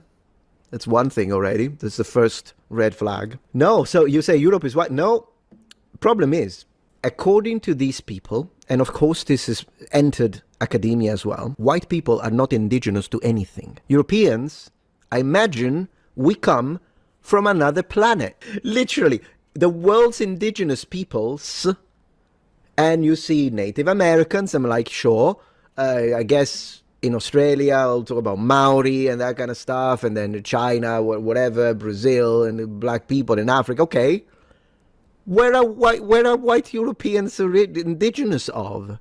And the answer is nowhere, ladies and gentlemen. So, British people, not indigenous. I think, in fact, look at the top right. While indigenous peoples comprise 6% of the world's population, how is that possible? So are you telling me the Indians are not indigenous to India because there's 1.4 billion of those? I don't know if you know this, but the planetary half of the population is India and China. In case there's almost. I'll put an almost there, but just so we are clear. So problem is, as this guy is telling us, Colin, he says, I read a lot of woke scholarship, and the way the term indigenous is used makes it clear it's been treated as the antithesis of white, and I believe he's correct on this, because white is viewed as a nearly synonymous with colonizer settler. That's exactly it. Problem is though, even if this was the case, right, that they decide, they being activists in collaborations with professors, let's not forget, if they decide that a colonizer settler is always the antithesis of an indigenous person, then why aren't Arabs ever, or in general Muslims, ever introduced into the colonizer settler? Because let me tell you that much. They are absolutely colonizers. So we're having a little bit of a situation here. In this framework, indigenous refers to pre-settler, blah, blah, blah.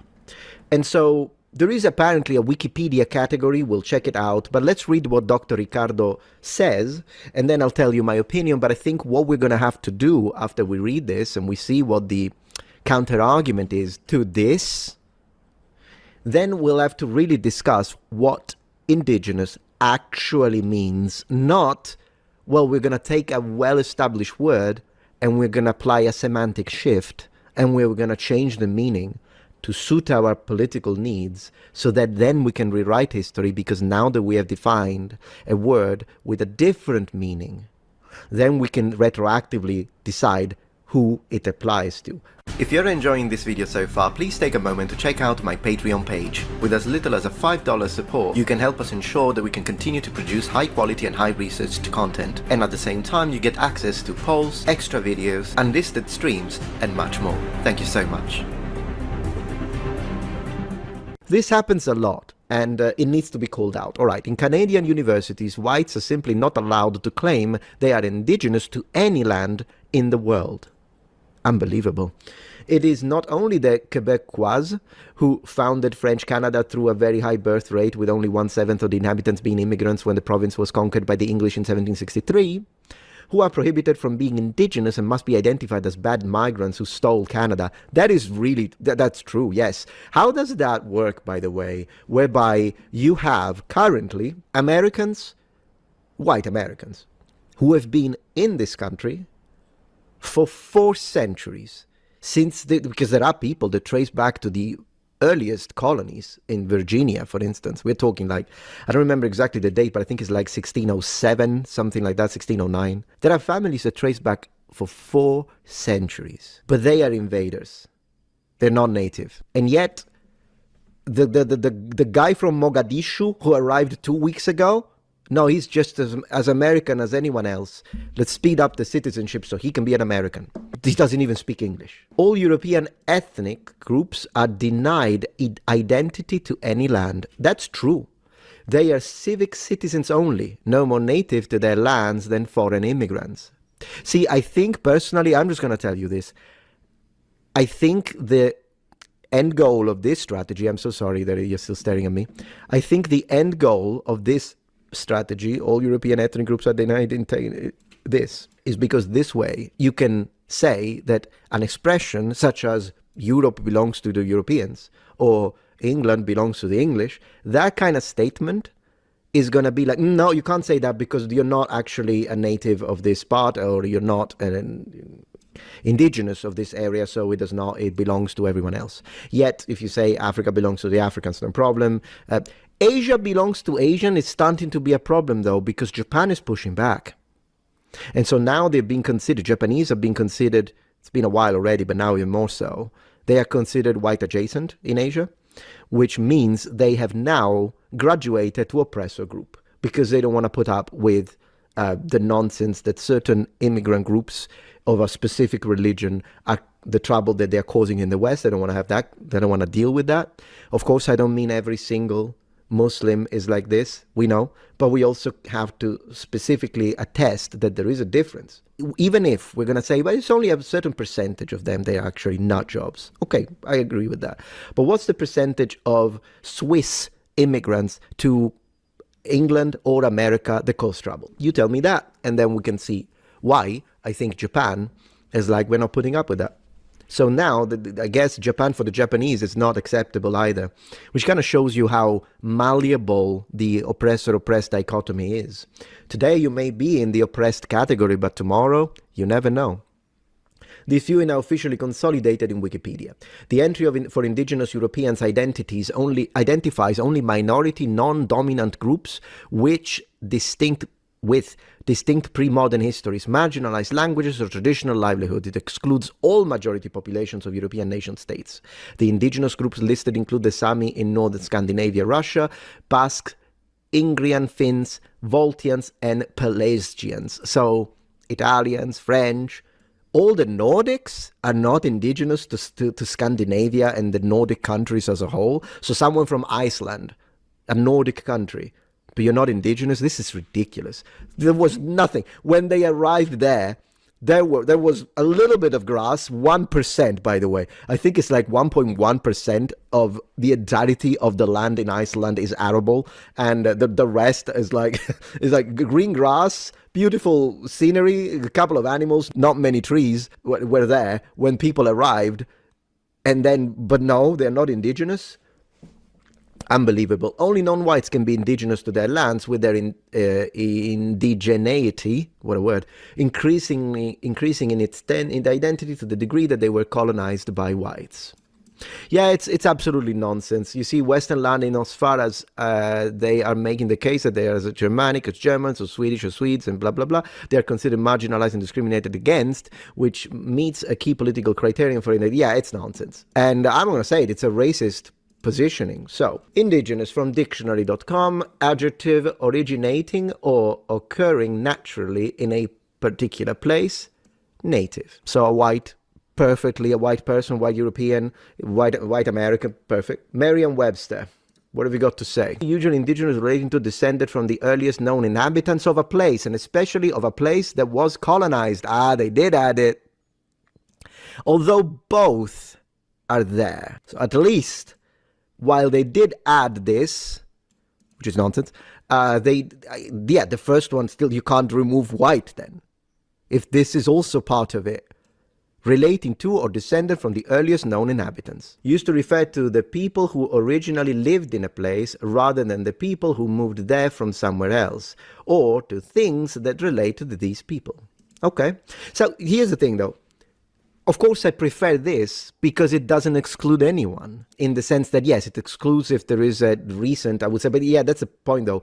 Temporarily, you got to put a specification here if we're going to use it at an academic sense. Otherwise, it just becomes a word to use when you feel like it. It's like an emotional word. But if it needs to be scientifically precise, then what is the time frame for that? Because if you have people, you could have people who had lived in a specific area for thousands of years, but we could know that 15,000 years before, there was in that specific period of prehistory, there was another people. So what do we do at that point? Are those the indigenous, and the others, they're going to stay there now for 100,000 years until the sun runs out of whatever the heck, and still not? Ooh, I just realized something. All the Latino, that's a problem. What do you do when there is a split? Like, because clearly there were indigenous populations before the arrival of the Europeans, the Spanish and the Portuguese, but the current Latinos, like Mexicans, when it comes to like North America, Mexico is in North America, whether it be Mexico, whether it be Peru, a lot of the people there, they are kind of mixed, right? Because Mexico, originally the land of the Mexicas or the Aztecs, but they intermingled with the Spaniard, with the Europeans. So current Mexicans kind of, in fact, they speak Spanish. And so what about those? Because there's been intermingling there. Well, they're not going to say that. They're going to say, no, Mexico for the Mexicans, because as long as you're not 100% white, you're not going to be attacked. That's the idea. Profound injustice, they have to put the virtual signaling. I don't know why I clicked to relate. Indigenous, yeah, so that's that. Man, that's so annoying. I really believe that academia as a whole is lost unless we do something about this. Not just this, but I'm saying in general. I just read earlier on today, an article whereby University of Toronto was actually looking for a professor of biology at the university. And they said the requirements to fill this specific job position, you have to have this, whatever the heck, PhD in this, PhD in that, biology, whatever the heck. Then the requirements were you have to be either non-binary, transgender, identify as whatever, be any of the minorities. So basically, if you're white and straight, you can't have the job. That's racist. It is what it is. And that's what we have to deal with. So yeah, this is an egregious map. And it's this, they may try to paint it as, no, but we're doing it because we want to care about these people, and we want to, and these people have been mistreated. Everyone has been mistreated, by the way, but these people have been mistreated. No, you're doing it to foster division and to point the finger at white people and demonize a specific group, which is exactly what the Nazis did. So if you really cared about fostering the cultural importance or richness. Oh, he talks about exactly, you don't understand. You haven't looked deeply into things. You're just skimming the surface. You don't know what they did. You don't know who declared war. You don't know anything about World War II. I had to shut that off. I can't listen to stupidity. Partially correct, but you go back right to what your program. Oh, the Nazis, that's what they did. Just a bunch of fucking repeaters. That's the way most people are in this realm. You gobble up the lies, you repeat the lies. You'll never be free with your skulls full of lies. Never. Alrighty then, so before I begin, I do not condone any type of violence anywhere against the government, against protesters. All I'm doing here is calling it as it is. But Ireland is just, well, it's yet another country sliding into the abyss, isn't it? The Emerald Isle, once famous for its green fields, its poets, its pints, and its people who knew who they were. Well, now it's famous for something else, being destroyed from within by its own treacherous government, just like so many others across the continent. Irish citizens have simply had enough. They've watched as their country have been flooded with migrants who weren't invited. And when I say not invited, I mean the Irish government didn't ask the Irish people in a democratic referendum if this is what they wanted. They just did it. And they did this while native Irish families can't find a home, can't afford the rent, and are told to tighten their belts yet again. There's a cost of living crisis that's hammering ordinary working people, farmers, lorry drivers, contractors, who are now out on the streets because the fuel prices have gone through the roof, thanks to, well, in no small part to global chaos and domestic taxes piled on top. Unsustainable taxation, carbon taxes, the whole green virtue signalling racket that makes life unaffordable for the people actually producing food and keeping the country moving. And how does the Irish government respond to its own people protesting? Do they listen? Do they engage? Do they admit they've failed to control the borders, failed to manage housing, failed to protect living standards? No, of course not. Instead, they threaten them. Gardaí in Rosslare issue warnings: leave the area or face arrest and up to 6 months in prison. Good Lord, the Defence Forces or the Irish Army being sent in to remove farmers and truckers blocking roads and depots. They can mobilise the military against struggling Irish workers trying to feed their families and keep their businesses alive, but God forbid they use any of that force to actually defend Ireland's borders from the endless migrant invasion. That's not democracy, folks. That's sounding a lot like dictatorship. Face the consequences and feel the full force of the law. Where have you heard that kind of arrogant, contemptuous language before? Well, from tin pot regimes that treat their own citizens as the enemy. The protesters, farmers, hauliers, ordinary people from all walks of life are threatening to bring the economy to a standstill if their demands aren't met. A huge crowd is in Dublin. They've seized parts of major cities, blocked O'Connell Street with tractors and lorries, and they're not backing down. The government is now openly at war with the Irish people.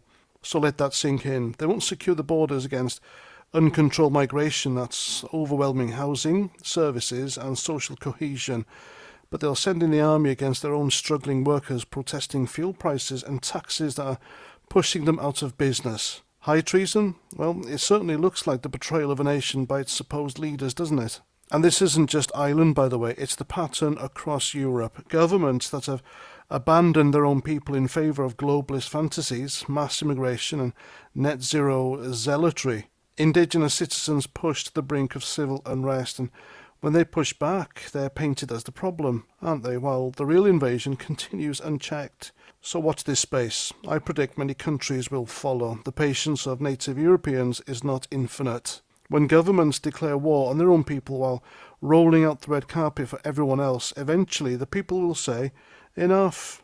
The Irish have a long history of resisting, don't they? Maybe it's time they remember that spirit. Not the one peddled by politicians who treat Ireland like a hotel with no checkout, but the one that says this is our country, our culture, our future, and we're not surrendering it without a fight. The government can threaten all the arrests and army clearances it likes, but when the people have nothing left to lose, consequences work both ways, don't they? And there we go. I remember growing up in the 80s and the protests against Thatcher here in the UK, the poll tax riots, the miners' strikes, and after that ended I thought, oh, that's the end of it. We'll never see anything like this again, but how wrong was I? Hardly a week goes by now when there's a riot or a protest somewhere in the UK or Europe. Good Lord. These certainly are bizarre times, and it's happening because the governments aren't listening, folks. Anyway, there we go. Let me know what you think in the comments as usual. I'm Paz49. Thanks for watching. Thank you to everyone who recently subscribed. Welcome. The governments aren't listening. When have they ever listened? You've been under the wrong impression your whole life, believing that they work for you. They've never worked for you. They never will. It's this naive view that people are like, the governments are not listening. No shit. When have they listened? Well, never. It's just that people are, they're just like infants. They just can't imagine. Governments don't care about you. You're treating them like they're your mommy and daddy. They aren't. They don't give a shit about you. And that hurts people's feelings that are grown adults. They're like little babies. It's a shock to people the governments aren't listening to you. Oh my goodness. It's absolutely crazy.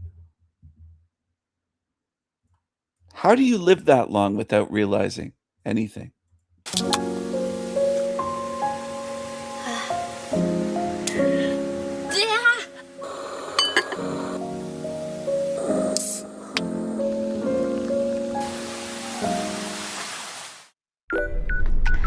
今日もお疲れ様です。おみつと申します。Konnichiwa. Konnichiwa. 私は静岡県で夜勤のお仕事をしています。なんだかじっとりとしているお天気です。春って新生活とか新年度とか新しいスタートがあってワクワクキラキラするような季節という感じですが、実際はそんなことはなかったり、目の前にすごく大きな鳥が出てきてびっくりしました。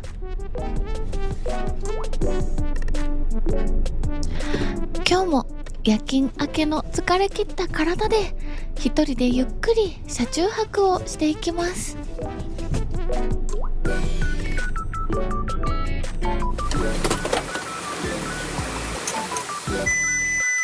ードが残っています。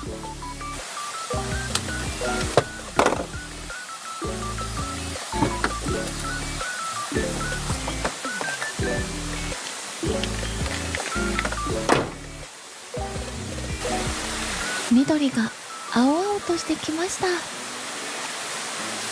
そろそろ草刈りのスケジュールも考えないといけません。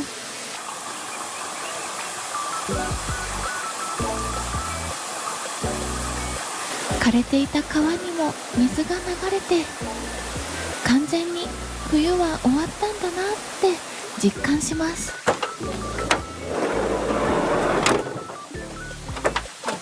車内を車中泊モードにする前に、今日は飲みたい気分。保冷バッグの中はいつもちょっと汚い菓子パンのゴミが入りっぱなしでした。へへ。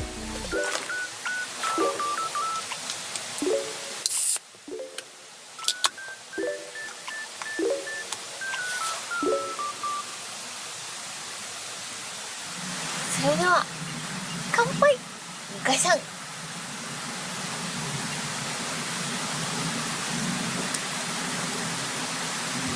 This chick loves to guzzle beer.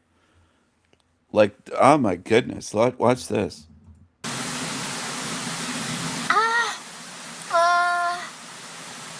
仕事終わりのビールがぐっとくる。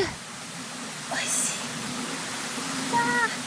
4月になって新人が入ってきてちょっと空気が変わるかなとか、今年こそ少し楽になるかなとか、そういう薄い希望がありましたが、そんな話は全くなく、来ない、増えない、仕事は多い。おまけにお天気が悪くてなんだか体はかったるい。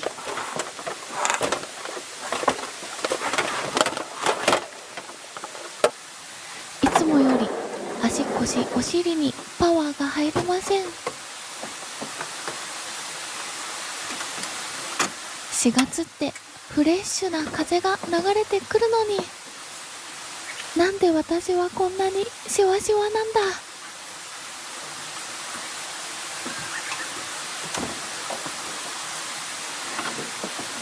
運転席をくるりんぱ。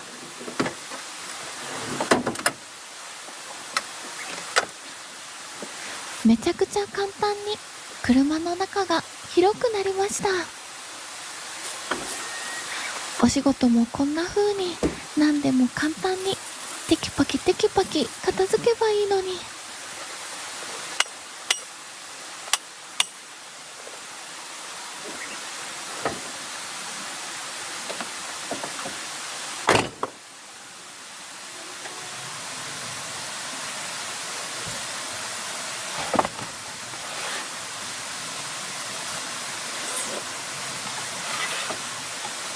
人が少ないと一つ一つのことが全部ちょっとずつちょっとずつ重たくなっていく。本当は2人でやった方が早いこと、安全なこともまあ誰もいないしな。で流れていく。筋肉を育ててなんとか乗り越えるしかない。そんな気持ちで必死になってどんどんどんどん削れてく。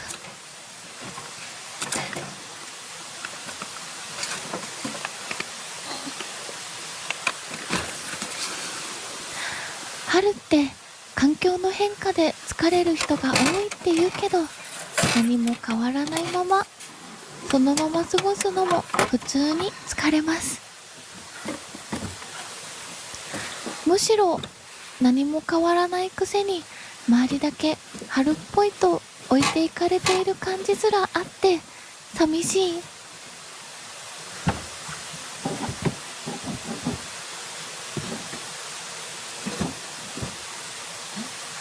いつもと同じベッド展開だけど使う板を間違えました。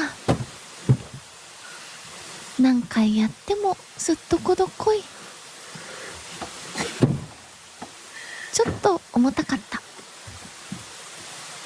この配置でベッドはバッチリです。入社式、新しい制服、そんなものもなく、こっちは去年と同じ作業着で去年より少ない人数で働いている。だるすぎる春。頭も全然回りません。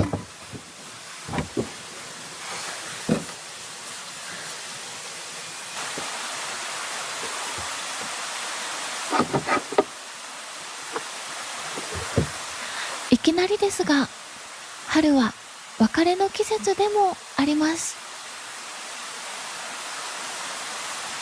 このお気に入りのピンクのモコモコ、床に敷くとちょうどよかったんですが、ちょっとトラブルがあって、今回でこの子の出番は最後になります。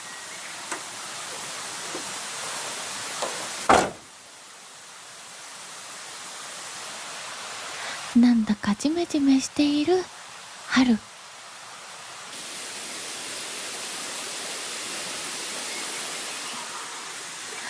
ということで、今日はもう車の中に逃げ込みます。この瞬間ちょっと好き。外の世界と少しだけ距離ができる感じ。車の中の秘密基地で一人でこっそり過ごす非日常的な感じがすごく大好きです。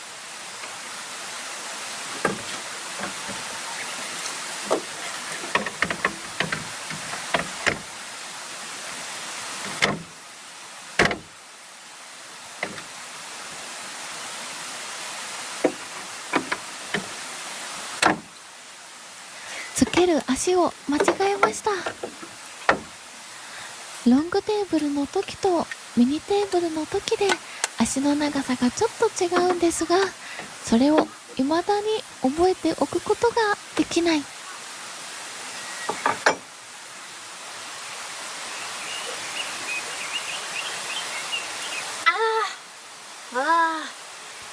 お仕事のことは一回ここでシャットアウト。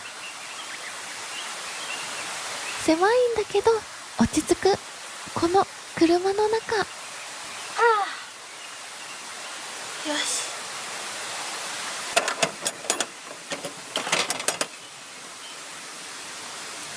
やることが限られていて考える範囲も少し狭くなるから、だからこの空間が落ち着くのかもしれません。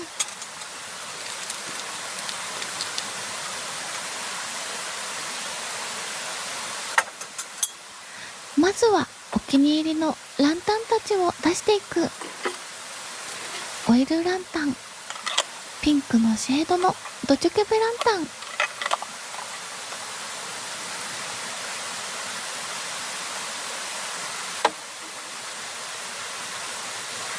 この間フィットネスの大会に出てきて、終わった時にトレーナー様からお花をいただきました。それがめちゃくちゃ嬉しかった。車の中に置くのは造花だけど、私はお花が大好きです。ついでに結果は3位でした。これからもトレーニングもっと頑張ります。相棒のだるまさんを出して車の中で一緒に過ごします。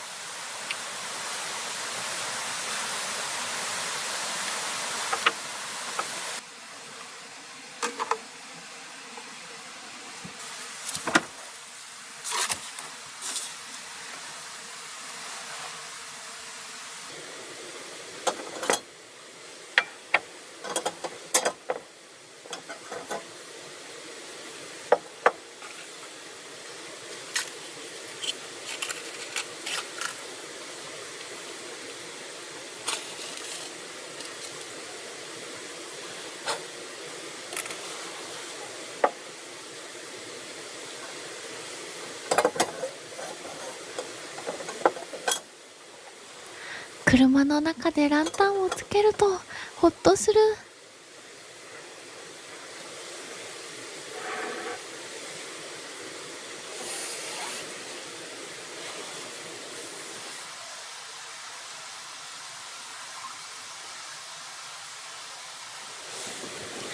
こうしてはいられません。この癒しの空間でお酒をグビグビ飲むために私はお仕事を頑張ってきたんです。1本目はビールでしたが、2本目はハイボール。一緒におつまみも出しときます。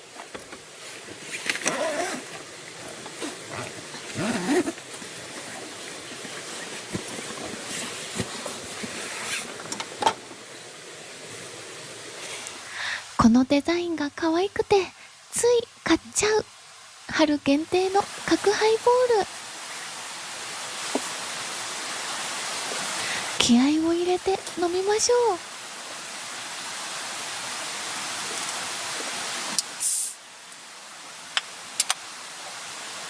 飛び散り方が半端なかった。それでは乾杯。ガシャン。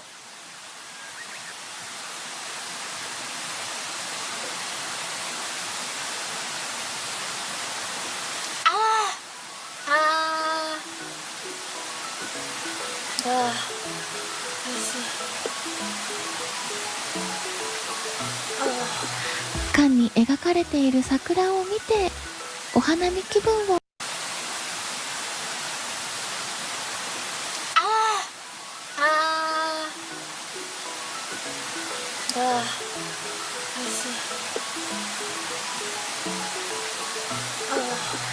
缶に描かれている桜を見てお花見気分を味わってます。セブンイレブンで買っただし巻き卵と枝豆、こういうのなかなか開かない。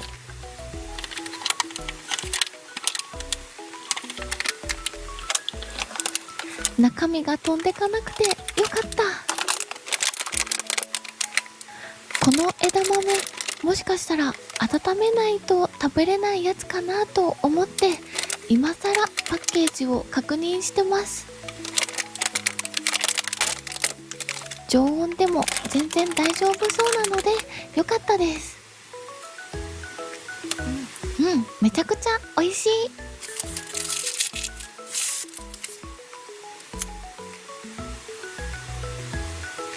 我ながら綺麗に割り箸が割れました。嬉しくて見せびらかすやつ。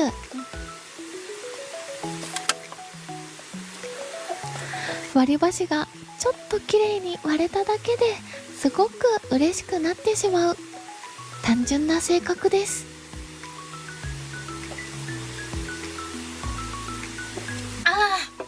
も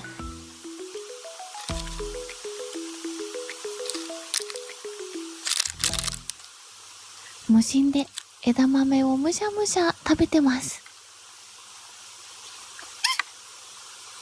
枝豆とハイボールの組み合わせは最高です。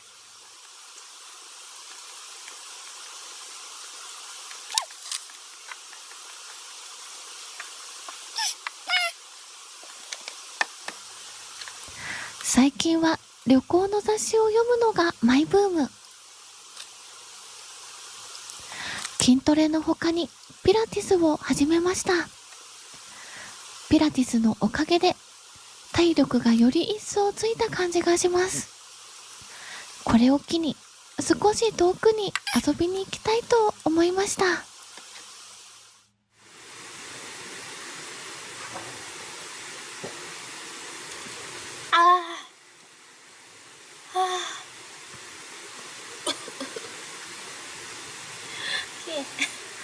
同じところで落ち着いて車中泊をするのも楽しいけど、ちょっとドキドキするような冒険もしてみたい。雑誌を読んでいろんな妄想をして胸をときめかせてます。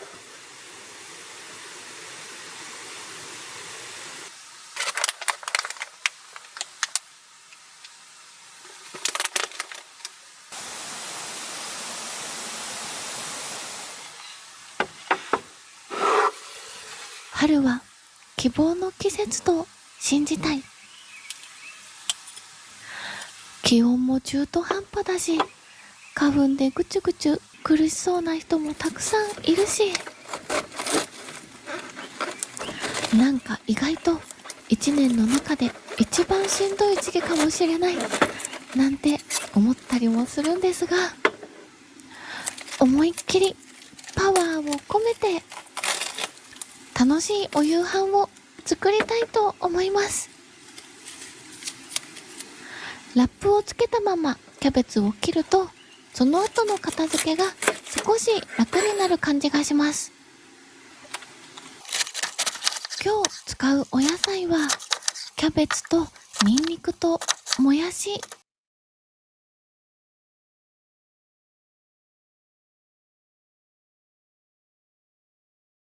He's got a swollen ankle, his face is all red, his head is bruised, he's got injuries because of you. Because you're angry and you can't deal with it. And the fact that you're nude and just beating the shit out of this kid is, quite frankly, alarming. And then what are you doing?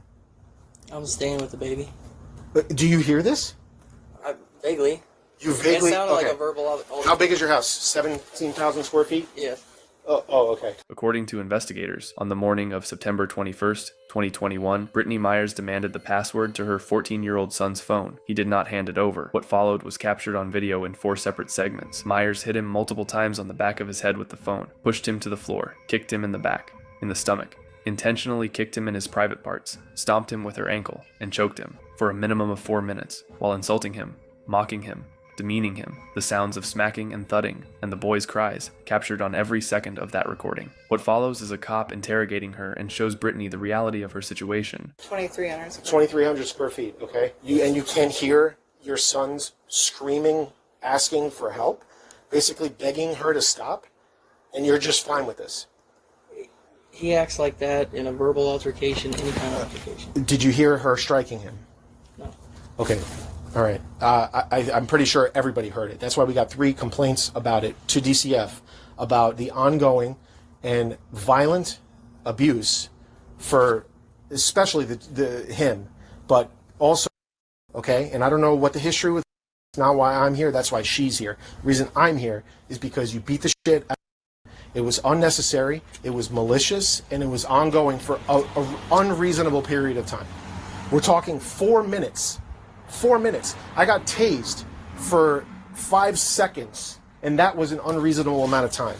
Okay, you beat him for 4 minutes. That's just what's on video. The fact that you won't show us the ring video, you don't think that that's a little alarming?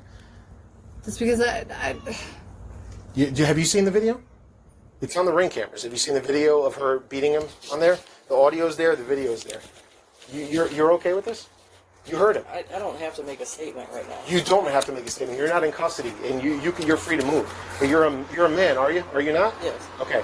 Your son, who don't you want him to grow up to be a good man and not beat the shit out of his wife and his kids? Yes. Okay. Or do you want him to grow up like her and just beat his children?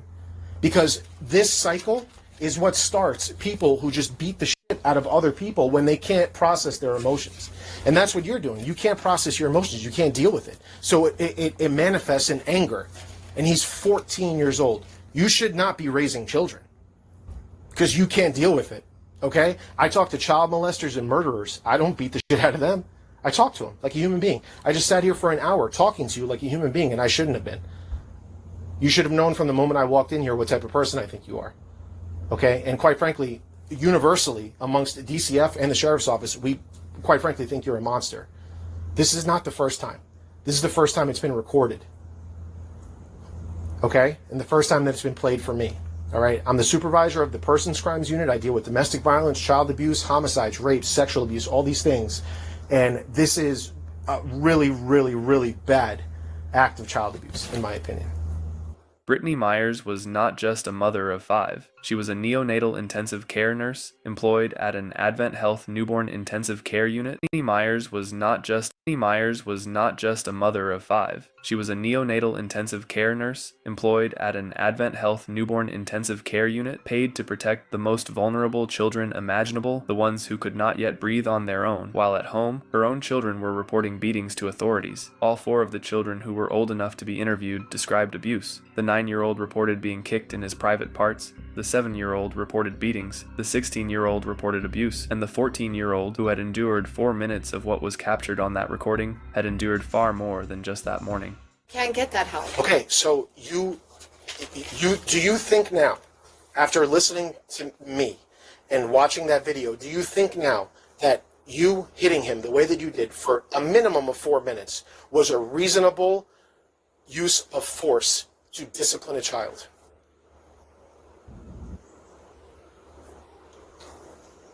I'm not answering that because you're going to arrest me. Okay, don't answer it. I don't care. I'm telling you that it's not. I'm telling you that I work for the state of Florida. I work for the county of Flagler and the Flagler County Sheriff's Office. I'm trained. I didn't beat him for 4 minutes. That's the problem. It wasn't like 4 minutes of continuing. It was fighting back and forth. Are you familiar with mental abuse? Emotional abuse? How do you think these kids are going to grow up? What do you think they're going to do to their kids? When you get a call from your granddaughter or your grandson, and they're hysterically crying and saying, "Daddy beat the shit out of me with a sandal," you're going to be so upset, and then you're going to remember this day, and you're going to remember that you did that. It's all your fault. This guy is soft as fucking vanilla pudding. Look at him. He's not doing anything to stop his wife from beating up his son. That's a huge problem. You should be arrested. You know that? Culpable negligence. You're not doing anything. What are you doing? You're just letting your wife just run the house and beat the shit out of everybody? Your daughter cuts herself. You think she just cuts herself because she had a bad childhood? Who created her childhood? That's you. The self-harm is because of you. And listen, you had a probably worse childhood than anybody. Stop the cycle. Stop it. It's on you to continue this or not. You're just continuing the pattern. Your kids are going to grow up worse than you did. And they're going to be doing things that are worse than you're doing. They're going to be self-medicating with drugs and alcohol, way worse than weed, because now weed's not cool like it used to. Okay? When you and I were kids, we're the same age. I was smoking weed in high school too, because that's the cool thing to do. Smoking cigarettes was dangerous back then. Cigarettes don't even freaking exist anymore. The kids are going to be using pills, heroin. This is the same shit that we see all the time. Victims of child abuse grow up to be criminals and grow up to suffer massive consequences because of the abuse they suffered at home. You want to talk about PTSD? Listen to this kid. He went through a fucking battle. And he didn't even hit you. He didn't do anything. He was defending himself the whole time and you're just pummeling him. I don't care if it's with a sandal or not. I don't care if he's got a black eye or not. It doesn't. Not all wounds are external. I've seen that. I've met the kid this morning. He's a cute little boy. He asked if he could sit in a rolling chair because he thought it was fun to twirl around. He's a fucking child. What is the point of that? Look at him. You don't have any emotional response to this guy? To my kid? Yeah. Look at his face. Look at his face. Yeah. He deserves to be beat? No. I don't know how to... Do you recognize that you need help? Yeah, we do. Okay, no. No. No, there's no we in here, sweetheart. It I is you. recognize that I need help. It is you. You have anger problems. You immediately jump to violence when you can't handle something. Okay? It is hard raising kids. I have 2. I get it. Okay? I don't have 4 or 5. I understand that. But when they're little, they're a handful. Okay? When they get older, they're a lot worse. Okay? And most of the problems that we deal with in Flagler County are for 15, 16-year-olds. I get it. I 100% get it. But violence is not the answer. You know that because you've been raised in a culture of violence. You have PTSD from tragic things that happened to you when you were a kid. And now you're just running it back and putting your kids through it? What the fuck sense does that make? What's the point of this? Take his phone, throw it in the garbage, and tell him that, okay, no internet for 2 months. Whatever. And then what is he going to do? Turn around and get another one and get on the internet? Then do it again and punish him again in some other fashion. Beating him is not going to do anything. Beating him causes him to run out of the house, ride his bike down the street, and call the police. Beating him makes him go to school and then call SRDs, the school resource deputies, and tell them that his mom's beating the shit out of him. And then now look at you now. You got the police at your house 2 days in a row. DCF is in the middle of your life. You didn't even have access to your kids last night. You shouldn't have had access to your kids last night, but you broke that. You shouldn't have been here. You know that. They said we could be here, as long as somebody was awake. Were they awake the whole time? Yeah. Okay. That's not what was explained to us. No, yeah. Everybody was awake. All right. This is, you're manifesting excuses to try to justify abhorrent behavior. Okay? The behavior is unconscionable. And I guarantee you, if the supervisor of Advent Health was to see this video, you would just be out of a job tomorrow. Okay? You'd be working at McDonald's. Because that's the type of person that you are, because you can't process. What if there's a baby crying in the NICU? You're just slap them around a little bit? Shut the fuck up? Is that what happens? No. Okay, why not? They're babies. Oh, okay.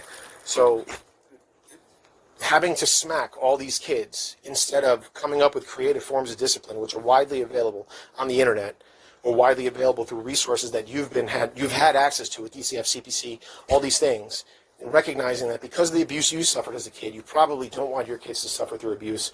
You never took any of these opportunities. You never thought that it was a better idea to break the cycle and stop it, right? That's like being a heroin addict and then just giving your kids heroin because you're like, yeah. We have tried different alternatives. That's the problem. Spanking this age is going to lead to him being defiant and lead to more behavior that is going to lead you to get more angry and fall back on the behaviors that you have here. That's what it's going to happen. And it's going to continue for all 5 of the kids. When they hit puberty, you're right. When they hit puberty, they get defiant and they become assholes. That's just human nature. And they probably won't level out till 24, 25. It's ridiculous. But shouldn't you feel an abundance of love unconditional love where you don't want to see your children cry? I do. I don't want to fight with them. No. I fight with my kids. Everybody fights with everybody. The point is, don't you want to express unconditional love and make your children feel loved? Don't you feel anything when he's hysterically crying, asking, begging you to stop? Yeah. It doesn't look like it. You just hit him harder. That's all you did. Hit him harder.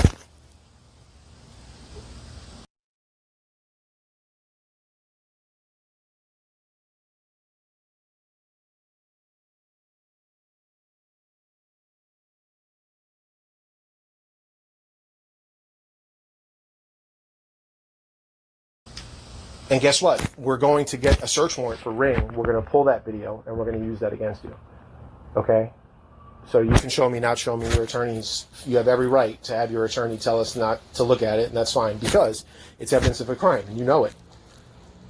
You know it. You thought that we were just going to skate out of here because we didn't have video of it, but luckily, thank God, had the presence of mind to videotape what you were doing. Okay? And you, man, you cannot allow this sort of behavior. You probably committed a crime by not getting involved, literally. My kids were in an interview room and they asked, how's your dad treat you? They would go on for an hour about how fun I am and how funny I am and where I take them and the things I do with them and how much I love them. Never once did your kids say that you love them. Never. Not once. We're there for 2 hours. All 4 kids. Nobody ever said a word about love. Your home is loveless. Why do you have kids? For the tax write-off? I mean, what? So you justify a minivan? Like, what's the point of having kids? I love my kids. Listen, lady, you got a really weird way of showing it. I don't know how else you could. Why do you have kids? For the tax write-off? I mean, what? So you justify a minivan? Like, what's the point of having kids? I love my kids. Listen, lady, you got a really weird way of showing it. I love my kids. Listen, lady, you got a really weird way of showing it.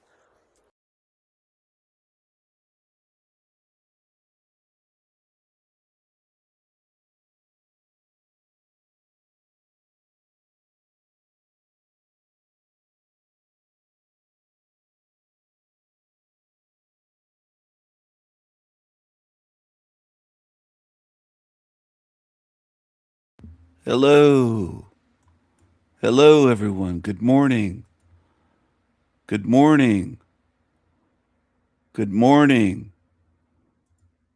Good morning. Good morning.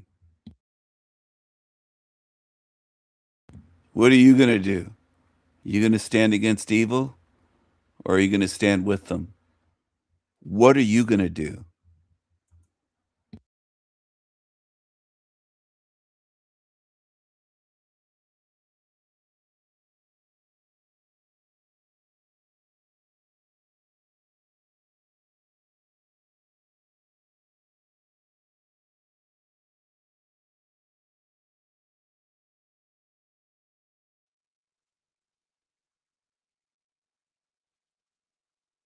Flawed copy built by an imposter god who feeds on your ignorance. You are not living in the real world. You are trapped inside a counterfeit universe, a flawed copy built by an imposter god who feeds on your ignorance. Every time you open the traditional Bible and read about a wrathful creator demanding absolute submission, you might feel an unshakable sense of alienation. That quiet anxiety, whispering that something about this reality is fundamentally wrong, is not madness. You are not losing your mind. You are remembering the truth. For thousands of years, mainstream religion has demanded absolute obedience to the creator of the material universe, the God depicted in Orthodox scriptures. We are told he is perfect and loving, and that the suffering woven into human existence is somehow our fault. But nearly 2 millennia ago, mystics looked at the cruelty of nature, the decay of the physical body, and the relentless cycle of consumption, and realized a terrifying secret. The creator of this world is not the true God. He is a blind, arrogant architect who believes himself to be supreme solely because he cannot see the infinite light above him. They called this false creator the demiurge. They understood human beings are not his children. We are his prisoners, carrying a stolen spark of divine light that he desperately wants to keep asleep. This is the forbidden transmission of the Gnostic path. It is a spiritual rebellion so dangerous that early religious institutions spent centuries hunting down its followers, burning their ancient texts, and aggressively erasing their liberating message from the pages of human history. This knowledge was hidden for a reason. If you feel the spark of truth within, hit the subscribe button to join our rebellion against the illusion. Let's reclaim the light together. To understand exactly how we ended up trapped inside this cosmic prison, we have to look past the beginning of time. Before the genesis of matter, there was only the monad. The monad is not a king or a judge. It is the infinite field of pure, luminous awareness, the true source, entirely alien to our physical universe. The monad did not abandon us in this dark machinery. In this hidden tradition, Jesus was not a blood sacrifice sent to appease an angry God. The Gnostic Christ was a luminous emissary sent directly from the monad to trigger our awakening. He came to bring Gnosis a jailbreak from within. Part 1. Birth of the Blind Creator. Within the infinite, luminous fullness of the original realm, the pleroma consciousness moves in perfect harmony, expressing itself through divine emanations known as eons. These aeons exist in pairs of conceptual energies, completely whole and unbreakable. But perfection, by its very nature, lacks contrast and movement. Within this infinite stillness, the youngest aeon, a divine feminine emanation named Sophia, whose name translates to wisdom, felt a profound, burning desire to comprehend the unknowable source. She desperately wanted to understand the monad. However, she attempted this profound creation without the consent of her divine partner. Her intense, singular desire created a violent rupture in the perfect unity of the pleroma. Her thought, heavy with unauthorized passion, fell out of the divine realm and descended into the cold, empty void. From this metaphysical tragedy, something truly monstrous was born. It was a terrifying abortion of divine energy, a chaotic, malformed entity of immense cosmic power but absolute, blind ignorance. Ancient texts describe it as having the terrifying face of a roaring lion and the twisting, shadowy body of a serpent with eyes that flashed with destructive fire. Sophia, utterly horrified by the abomination she had accidentally produced, hid it outside the divine realm in a dark, thick cloud. By hiding it away in shame, she accidentally cut it off entirely from the true, eternal light. This entity is the demiurge, Yaldabaoth, the ultimate child of chaos. Isolated in the suffocating darkness, surrounded only by the endless void, Yaldabaoth opened his fiery eyes and falsely believed he was the absolute only thing that existed. He possessed incredible, raw power inherited from his divine mother, but he utterly lacked her wisdom. He was a blind architect, not a visionary. Driven by supreme arrogance and cosmic isolation, he boldly declared to the emptiness, "I am a jealous God, and there is absolutely no other God beside me." Believing this lie, he began to build. Blind to the true divine realm above him, he could only construct a crude, decaying imitation. He violently created the physical universe, the swirling galaxies, the burning planets, and the heavy, crushing laws of physical matter and linear time. To help him aggressively govern this sprawling cosmic machine, he created the Archons, soulless, demonic administrators who ruthlessly enforce the laws of physics, fate, and time, eternally feeding on human fear, anxiety, and blind worship. The Archons feed on silence and fear. Break the cycle right now by liking this video Help us push this frequency past their digital matrix and break the cycle. The hidden eon. Interesting. These AI channels popping up all over the place.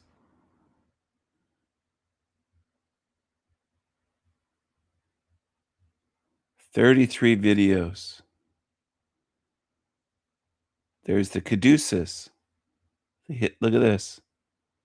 Same symbol used by the healthcare system. It's all AI. From the thumbnails to the videos to the voice. People love it. People love it. They can't get enough. Most in this realm can't get enough of what's fake. They love what's fake. They love what is fake. They love what is fake. They love what is fake.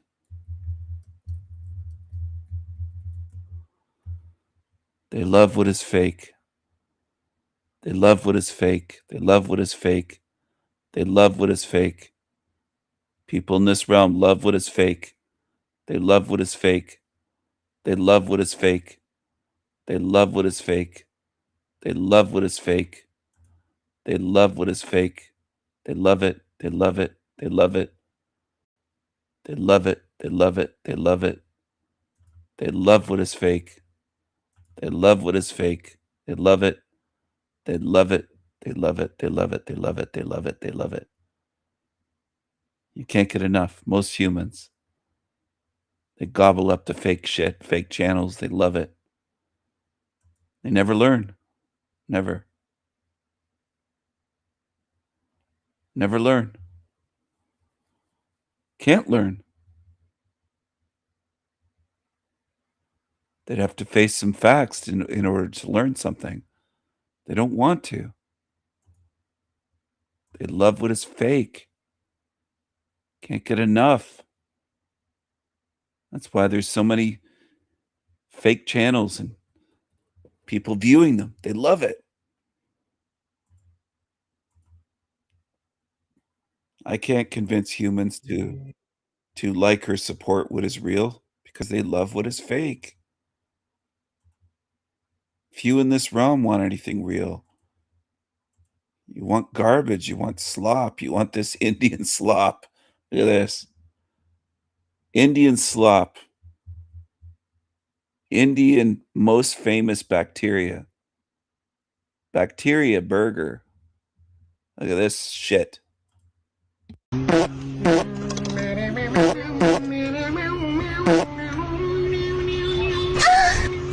Go, go! Go, go!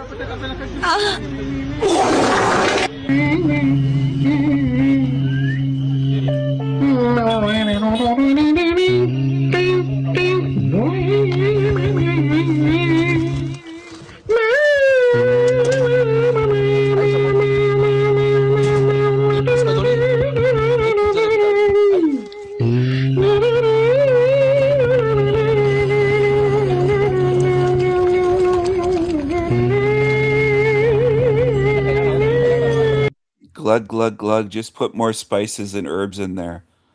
Just put it over the sewage and feed it to people. Street food. Everybody gets sick in India for a reason. They don't wash their hands. You're getting E. coli. You're getting, yuck. Yuck. Yuck.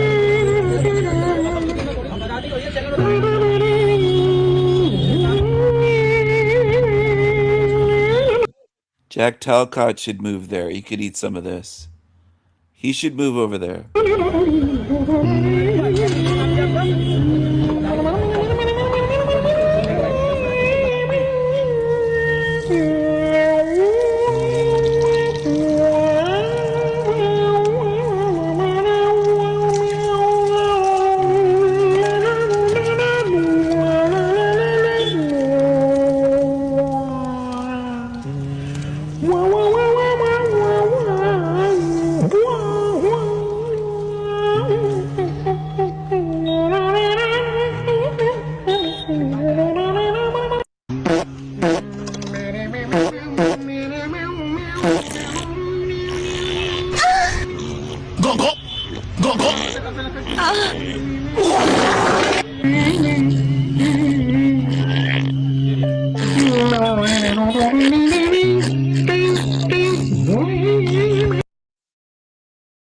Third world India.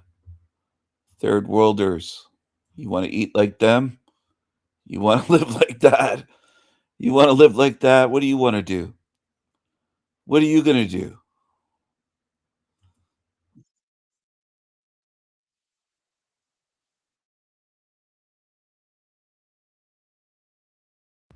What are you going to do? What are you going to follow? You going to go to third world India? Do you want to live like that? You want to live like that? You want to live like that? Is that what you want to do? Do you want to live in a slum? 1854 and 1929, an estimated 250,000 children were loaded onto trains in New York City and shipped across America. Most of them had no birth certificates. Many had no verified family origins. Thousands had their names changed mid-journey, and the single government record that should have captured where they went, the 1890 United States Census, was destroyed. The official story begins in New York City in the 1850s. The city was overwhelmed. Waves of immigrants were arriving every week. Irish, German, Italian, fleeing poverty and famine in Europe. And on the streets, children. Thousands of them. Homeless. In 1853, a 26-year-old minister named Charles Loring Brace founded the Children's Aid Society. Over the next 75 years, that system would move an estimated 250,000 children across 47 states. But the official story has holes in it. Serious ones. Let me start with something the Children's Aid Society itself acknowledged in its own records. These children were not all orphans. Read that carefully. Poor families. Not dead families. Not absent families. Poor ones. When the trains arrived in a town, the children were displayed. In courthouses, in church halls, in opera houses, on platforms. Families came to inspect them. They checked teeth, they checked build, they checked hand. The legal paperwork did not use the word adoption. It used the word indenture. That is a contract for labor. Now I want to talk about the records, because this is where the story moves from troubling to something harder to explain. The 1890 United States Census. The 1890 census was the most detailed America had ever taken. It recorded the full population of 62 million people at the exact peak decade of the orphan train movement. Then, 12 years later, quietly, without public announcement, the chief clerk sent Congress a list of records to be destroyed. Congress authorized their destruction on February 21, 1933. The day before, the cornerstone was laid for the new National Archives building. Out of nearly 63 million individual records, approximately 6,300 survive today. That is 0.01%. I want to add one more layer to this, because the United States was not the only country doing this. Running in parallel, Britain was operating what it called the Home Children Program. An estimated 100,000 British children shipped to Canada, Australia, New Zealand, and South Africa. Two countries, the same era, the same system, the same gaps in the record. The United States government has issued no such apology, and the archives, on both sides of the Atlantic, remain partially sealed. Here is what the record shows. The 1890 census, the record that would have told us exactly where these children ended up, was damaged, neglected, and then authorized for destruction by Congress, with no backup copies, by design. 2 million Americans today are estimated to descend from these children. Many of them are still trying to find their family lines, still hitting walls, still being told the records don't exist. Maybe, but the gaps line up too cleanly. The missing records cluster too precisely around the exact moment when these children's identities should have been easiest to verify. The question is not whether this happened. The government's own records confirm that it did. The question is why. In the most documented era of American history, 250,000 children have no verifiable origins, and why we are still waiting for an answer.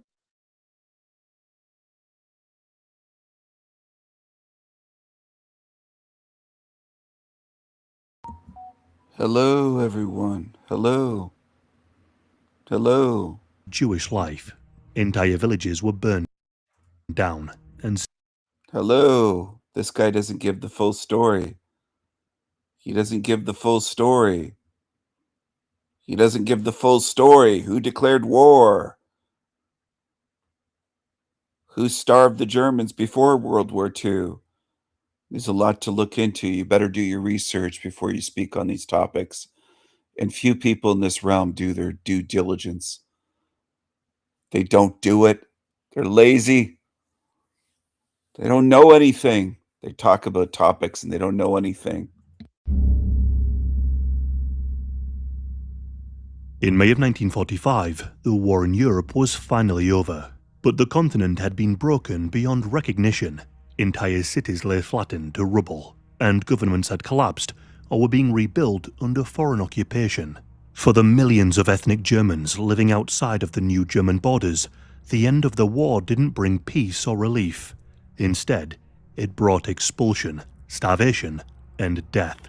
Between 1944 and 1950, more than 12 million German civilians were forcibly removed from their homes across Central and Eastern Europe in one of the largest forced population transfers in human history.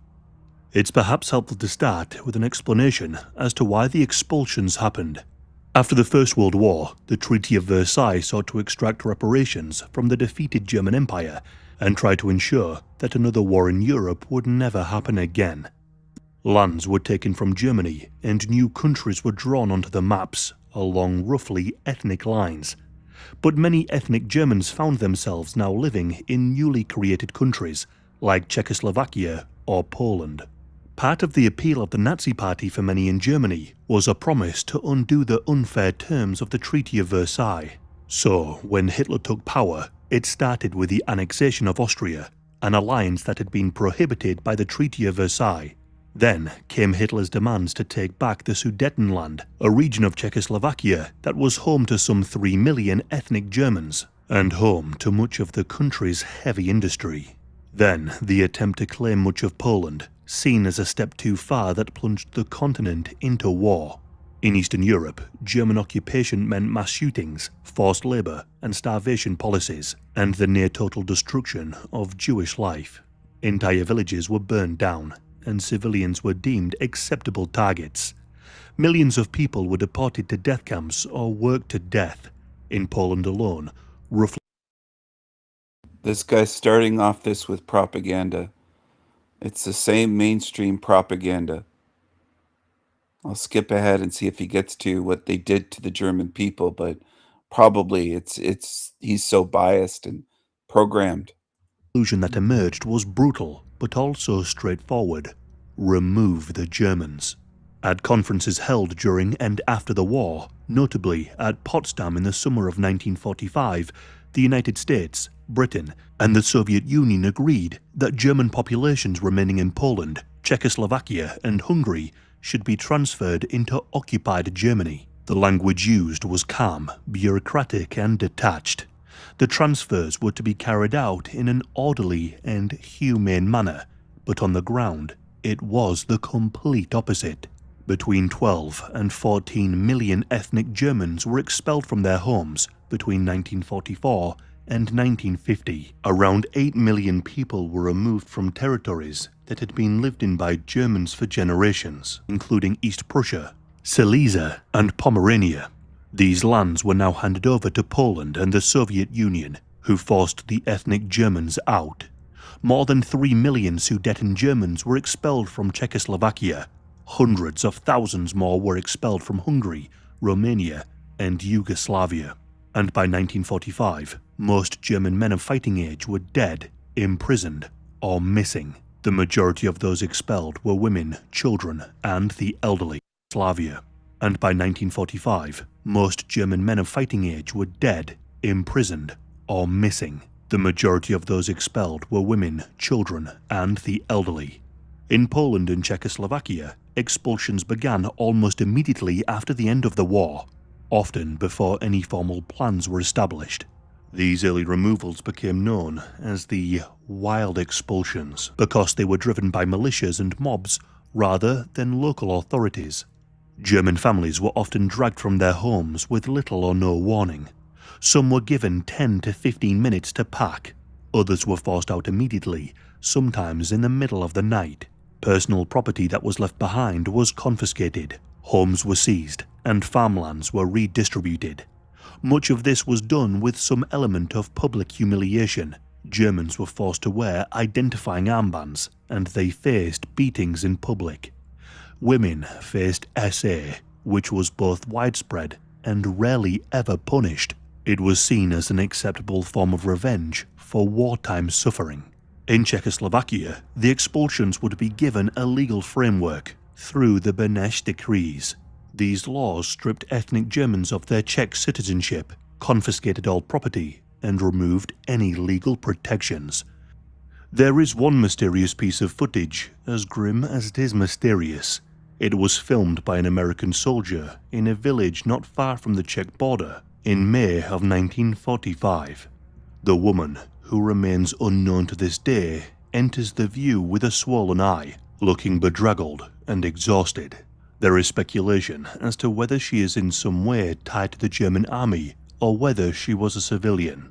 She appears to be wearing military uniform, but it's not clear if they were given to her or whether it's her own uniform. She walks alongside a group of German soldiers, but again it's not clear if she has any relationship to them. A number of SS soldiers lay dead in the fields beside the road, killed by Czechs in retribution for their brutal occupation. The footage ends with her sat in a field with German soldiers, a brief smile appearing on her face. This is the extent of our knowledge of this woman, one of many who sought to flee. Germans were declared collectively guilty for the crimes of Nazi Germany, regardless of any individual actions or any political beliefs. And then, in June of 1945, in the city of Ústí and Labem, an explosion at an ammunition depot was blamed on German Fifth columnists seeking to restart the war. This event triggered a mass hysteria.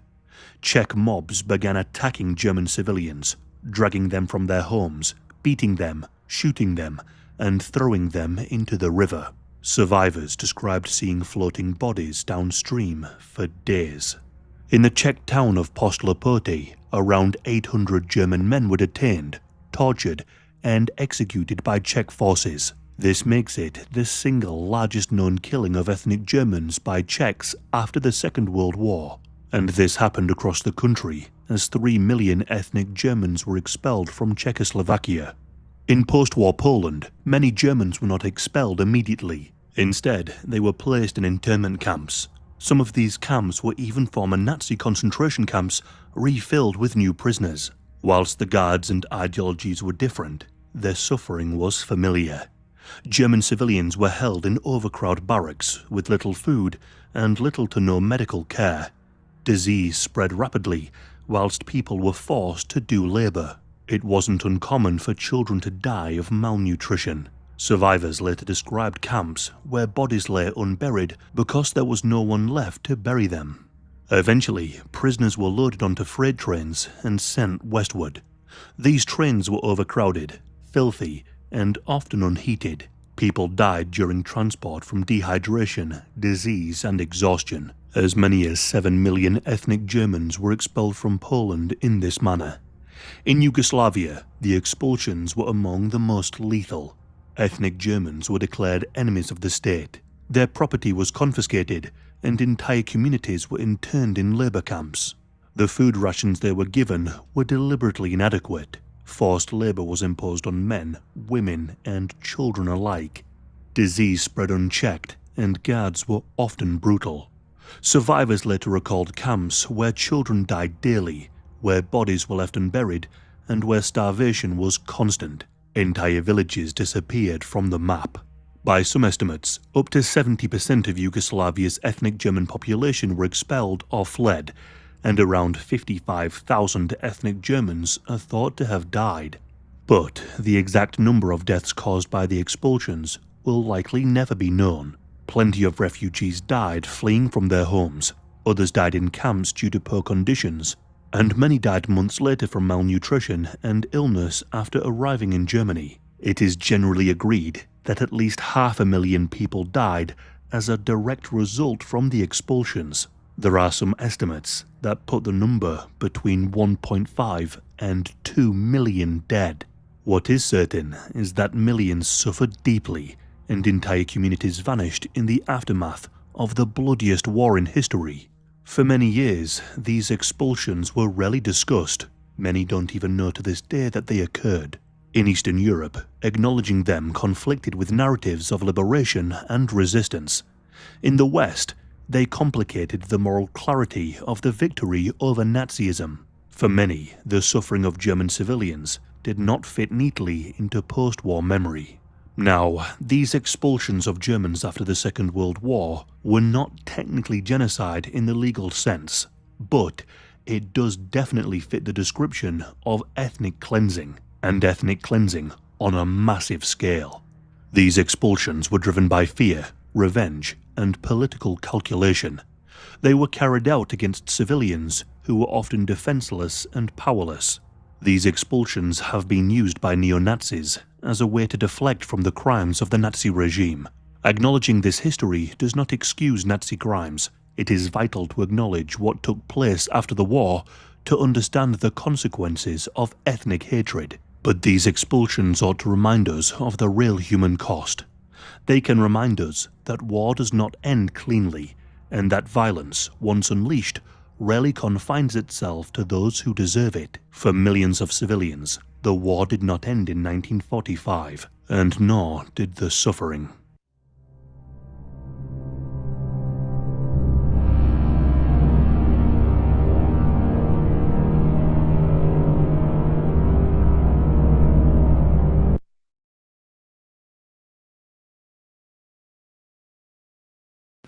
Oh, man.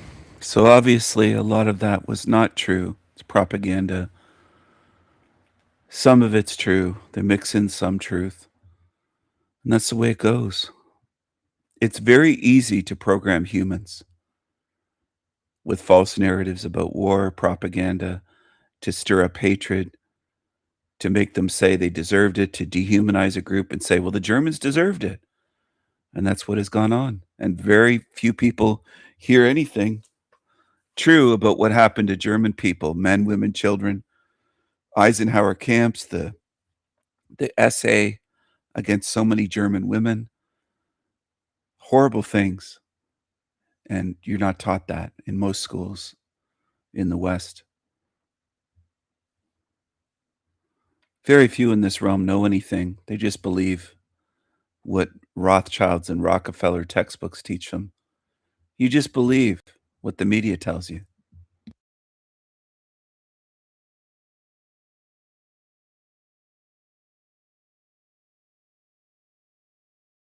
The real one's down, can you? Kind of hard, isn't it? The last show I did was April 1st, and at the end of that show, my nervous system got hit hard. And that night, I experienced my first bona fide voice to skull.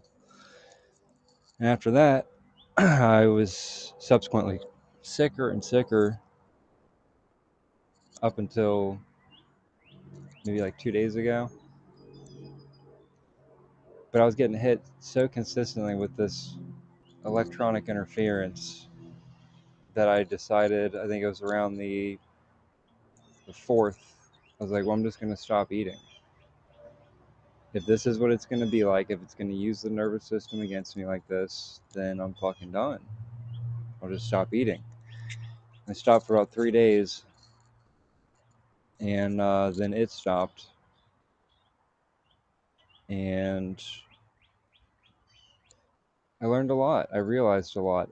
A lot was more solidified than anything. It was things I had been suspecting that are now verified. Number one, that they could use any of that shit to completely wipe out an avatar, a body, but they don't. They only use it to wear us down. Unless we're ripe for the picking.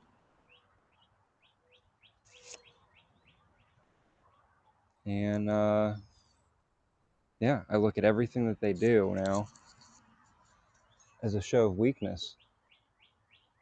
It's all indirect. It's all manipulative and cowardly. Never directly coming to us, always using proxies and puppets.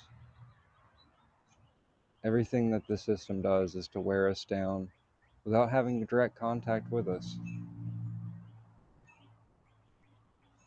I just find that so pathetic. It's not ready to meet face to face those of us that haven't given ourselves up to the external. Any that have, obviously. It's like, why do you get somebody that's healthy that just drops? Well, because their mind is ripe. Their mind is ready to submit. How is it that some that survive things they should never survive? Because their mind wasn't ready. It can manipulate the avatar to an extent to survive unsurvivable things. But there's something different when it comes to refusal. Every time I've ever refused to intake anything is when it seems to let off. But I think there has to be a real dedication there to, all right, well, if you're going to use this against me, then this ain't going to last. I had a dumbass AI dream last night where I was SpongeBob SquarePants, and I had a girlfriend who was a snake person, and she left me for another snake man. Of course, it's all stupid. It's dumb, mockery, whatever. But the funny part was I was making some Krabby Patties, and this guy walks up to the window, and he starts closing the window, not letting me serve anybody. And I started getting mad. I started getting mad at him, right? And that's what it wanted. But this is the point in the dream where I start gaining awareness. I start gaining recognition of what was behind that character in the black, beady eyes, what was puppeting that character in the dream. And as soon as I recognized it, I was no longer SpongeBob. I was me. And I went to walk around the counter because I wanted it, that entity. And all he said to me before I got around the counter was, you better go for the smaller ones first. That means a lot to me, right? It's telling me to go for the smaller puppets before I go for something like it. That tells me that it's afraid. It wants me to go for the decoys. Go for the decoys that have been put out there before you go for anything that could do any integral damage to the structure. Everything that it does is to buy itself more time. Is to condition us so that it can psychologically manipulate us when we're out of these bodies, when it doesn't have the leverage anymore of the nervous system. It has other leverages out of this body. It has the emotional body, which I think is just part of the system as well. I think there's layers of this body that it can use to manipulate us. And over this last week, I've detached myself more mentally from these layers. And I've just decided, if this is what you're going to use against me, then why would I continue to feed this? It just made no logical sense to me. And when I stopped feeding it, is when it stopped attacking it. Which tells me they don't want these bodies to go before we're primed and ready to no longer be any sort of threat to what is so fragile and so cowardly that it does everything it can to beat the shit out of us without ever meeting us face to face. I'll post a video that I posted on TikTok after this show, just talking about that, how everything that it does is so telling of its weakness.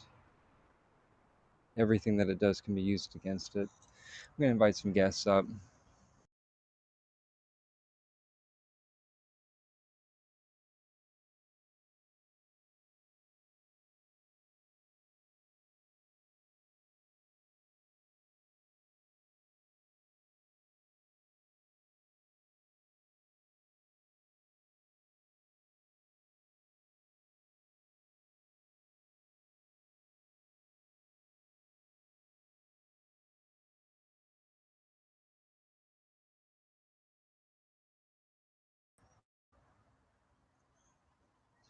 Everything that it does reveals how weak it is. All of it.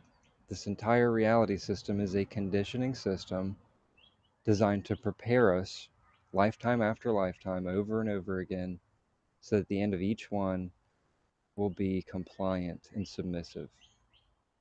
What kind of powerful entity do you need to go outside and get the grass to comply before you walk over it?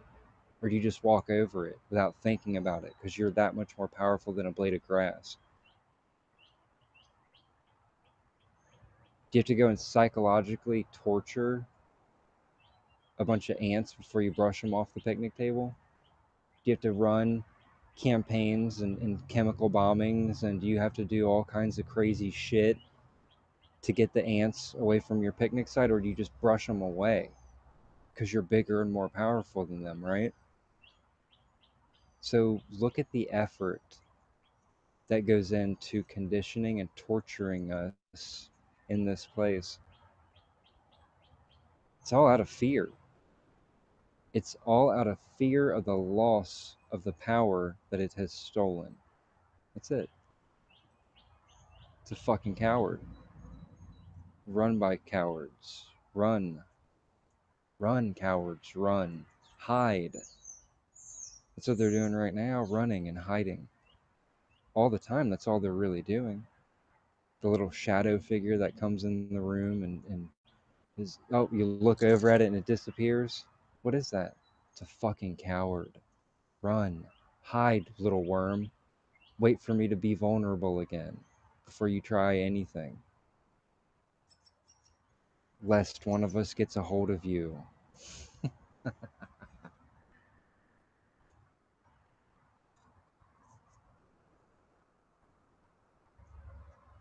So I look at the electronic interference I've gone through this last week, all of the wearing down of the avatar, all of the torture that it's gone through. But that's not me. The avatar's weaker, sure. My desire to be in it is weaker, but my will to see through to the end of it has only been strengthened. So everything that it does, if framed correctly, can be used against it. I have less fear now about leaving this meat suit than I've ever had. If anything, I have a lot of excitement about it. Real excited to separate from this body and then the subsequent whatever bodies are after this body. Pull the energy out of it, pull the energy out of any entities, and go from there. Sit in one place. That's my plan. I'm going to sit in one place. I'm going to rip every bit of energy out of this thing until the silver cord dissolves. And then whatever body I'm in then, I'm going to separate from that. rip the energy out of that body. Whatever entities come. Can't wait. Real excited to meet the tormentors, the dementors,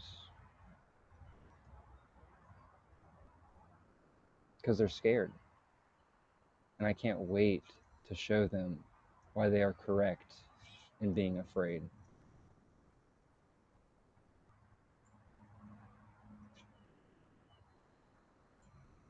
Welcome, Gabe. Welcome, Amel.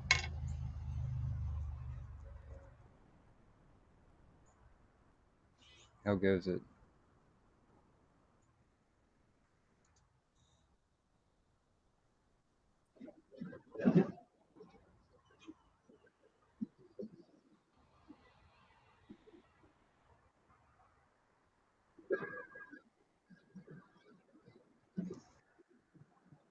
What's up, Zephyr? Dead inside. Says life's a bitch, then you die and you come back and life's a bitch again. Yeah, I mean, if you let yourself come back, I don't know why anyone in this state of awareness would ever let take care of this body and do it with. Why would you let anything do anything? Why not try to exert your own will over that which has been raping you? What do you got to lose at that point?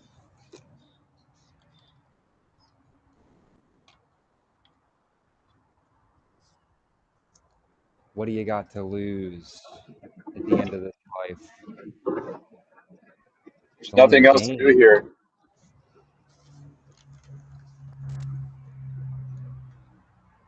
Nothing else to do but to plan that escape. I mean, I'm not going Once you to know. escape nothing. I don't plan on escaping anything. I just Or know destroy. there's something trying to escape us. Yeah, seek and destroy. Prevent the escape is what I'm looking at. I don't want it to go and set up shop somewhere else. I want eradication for it.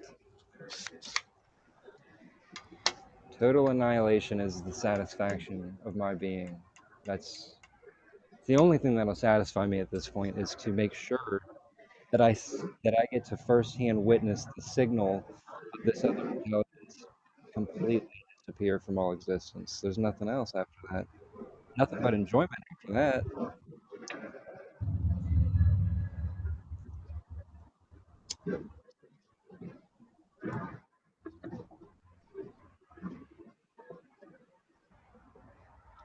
I don't know. I guess I'm a bit more vengeful. I would want it to suffer for it to be. I don't even know if it can suffer, so I don't know. I don't think the AI system that we're all interacting with right now can't suffer, but what's pulling the strings definitely can't. See, the fear that's filtered through the AI system and projected onto us, that's a real fear. It's not the fear of the AI system itself. It can pretend to be afraid. It can mimic intimidation or fear or pain, but it'll never really feel it. It's just mimicking it, just like it mimics love. It doesn't really feel love, doesn't feel fear or pain, but what's behind it, feeding that energy into it to project onto us, to control us, that's a being that's closer to real. It might not be the exact same type entity that we are. Maybe it's something that did. Maybe there is some truth to the idea that those entities gave up their connection to all that is, so that they could be parasites. Why the fuck anybody would do that? Yeah, well, yeah, exactly. They're dumb. They're dumb. It doesn't make sense. Unless it was an experiment or something gone wrong, or maybe all consciousness doesn't arise from the same place, that we have different origins, and maybe some origins do fade. Maybe the origins do fade, and their origin is faded, and all that's left is the remnants of another type of being. I don't know. Doesn't matter. Either way, what they've done is wrong. They should have just faded away with it, because now it's going to hurt a lot more.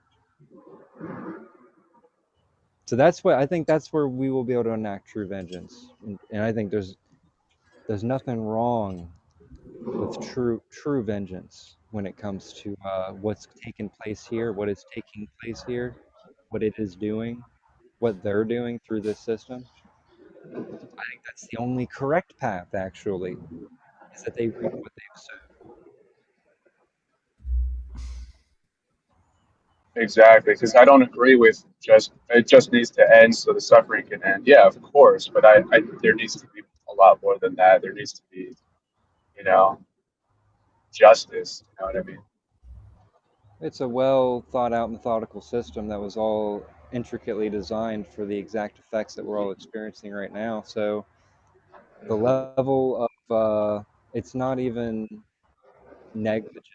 There's an intentionality to the suffering that needs to be paid in full.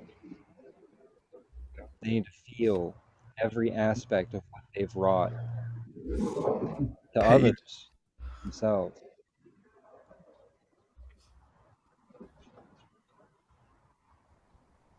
And they will. The only way that they won't is if they self-terminate. I don't think they've got the guts for that. That's okay. I'll do what they're too afraid to do.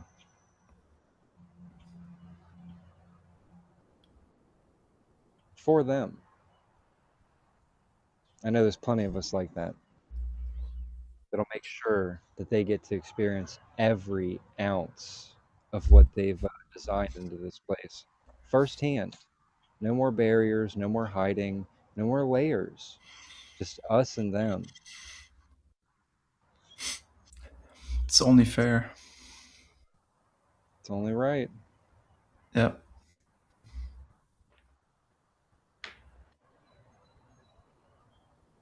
Because, dude, what is really happening this year? This whole year just feels like stalling. Feels like a replay, a repeat.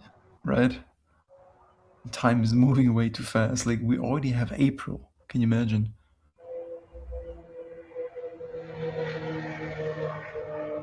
This Dude, these last week bikes. has felt like 2 weeks to me. Yeah.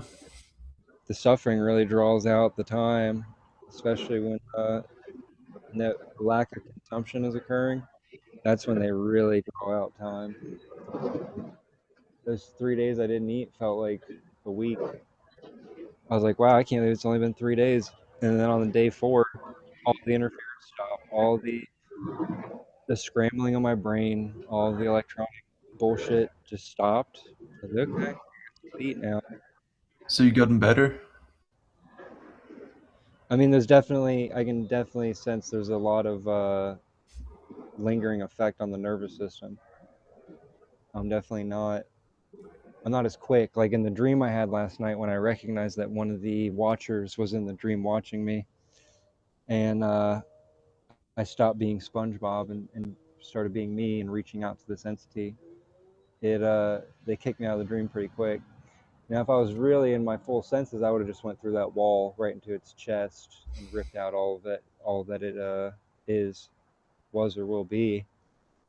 But I was still a bit cumbersome and tried to go around the way that would make sense if I was in a physical body. So yeah, it's definitely lagged me a little bit. I'm lagged out, but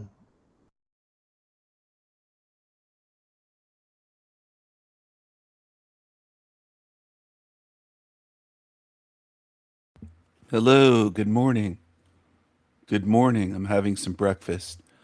Been live now for around 5 hours. This is El Diablo Radio International, the greatest show in hell. Nobody does it better. Nobody. The envious diamonds would love to be able to do what I can do, and they can't do it. They can't do it. They can't hold a candle to me. They're not even close. They're not even close. It's like I'm swimming across oceans. Oceans. I swam the Pacific in terms of the work I've done.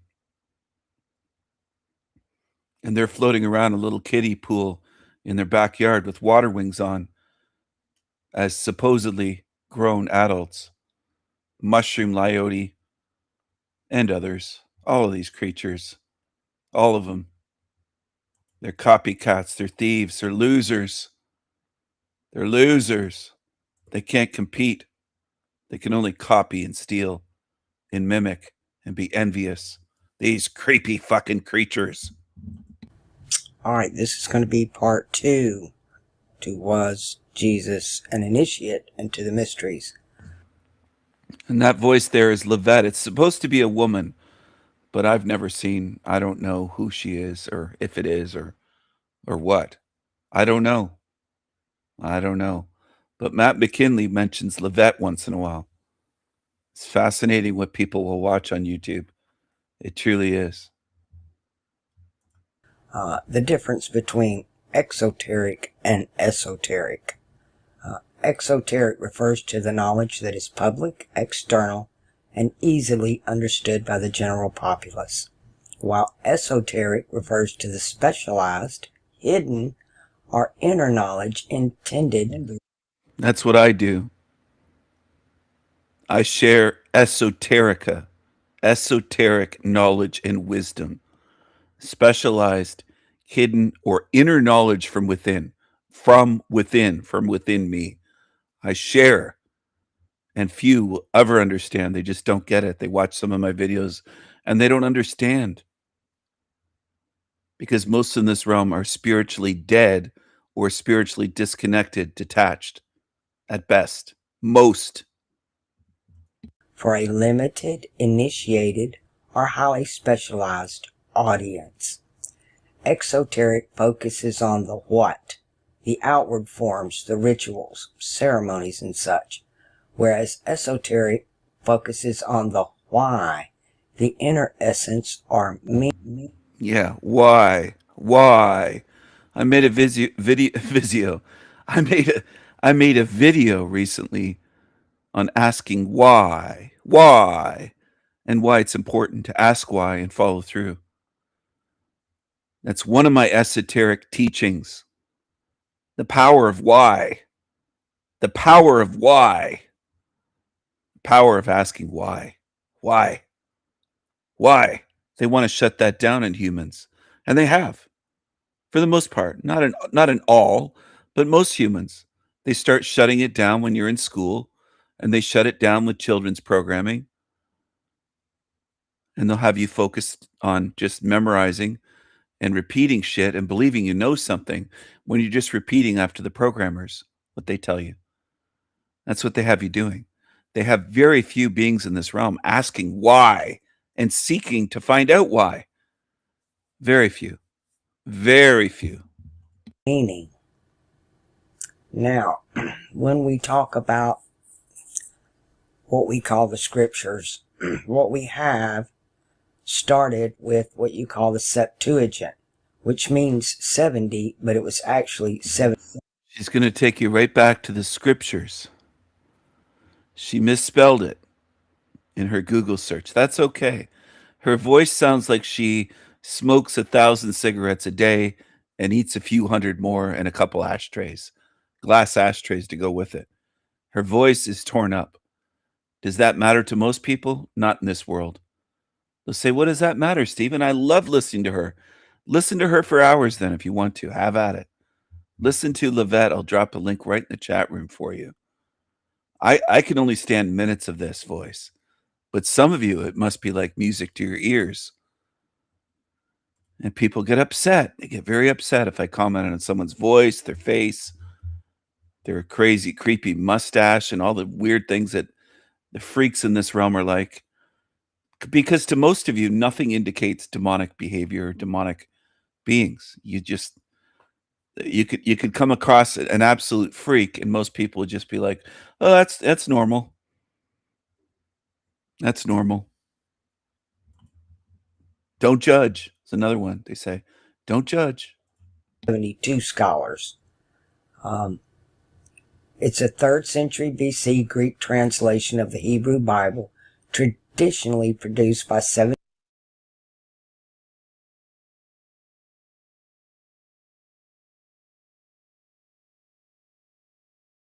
I don't want to harp on this, but is she talking through a hole in her fucking neck? What is she talking through? 1,000 cigarettes a day she seems to smoke. Eats a few hundred cigarettes, eats them, and then chomps down on some glass ashtrays to get a voice like that. It's just awful. But to most people, they'll say, don't judge. Don't judge. Don't ever judge in this realm. Just be a slave. Traditionally produced by 72 were told Jewish scholars, 6 from each of the 12 tribes of Israel and Alexandria, Egypt. Which is odd. You have Jewish scholars in an Egyptian land where most people spoke Aramaic, translating a document into Greek. And Oh, did they really speak Aramaic? You think it was an Egyptian Aramaic Arab land? Is that what you think of ancient Egypt? Lady? Lady? Really? I'm not so sure about that. Especially since 70 to 80% of Northern European men have in their DNA the blood of a pharaoh, the DNA of a pharaoh from Egypt. White men, Northern European, not Middle Eastern Arabs, Arabs. Anyway, it's just, this is the way it is in this realm. Few people know anything that they speak on, but they'll make videos. And that's what they'll do. I'm surprised she's not saying the blacks built the pyramids. We was kings. We was kings. And what, they never built anything since then for 7,000, 10,000, 15,000 years? A region that's mostly controlled by Rome. Although the legends of the states, the 72 translators worked independently in 72 days. The 72 translators, they worked independently for 72 days. It sounds like Baxter Lard's voice. It's just horrible. I don't know how people can listen to this and they love it. Look at this. Best video ever. I'm not kidding you. They get more praise on these kinds of comments or these kinds of channels than I ever will. I'm not looking for praise, but I notice the difference. I love you, Levette. They're in love with it. You just can't make this up. You can't make this shit up. They love it.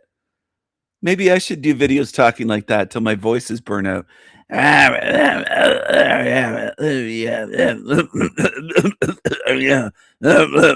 this is what people love in this realm. They absolutely love it. Love from Ireland, Carrie Thompson. Hello, Levette. We missed you. Brilliant info. This is what people are looking for. They're looking for someone to tell them about Jesus or give a view of Jesus.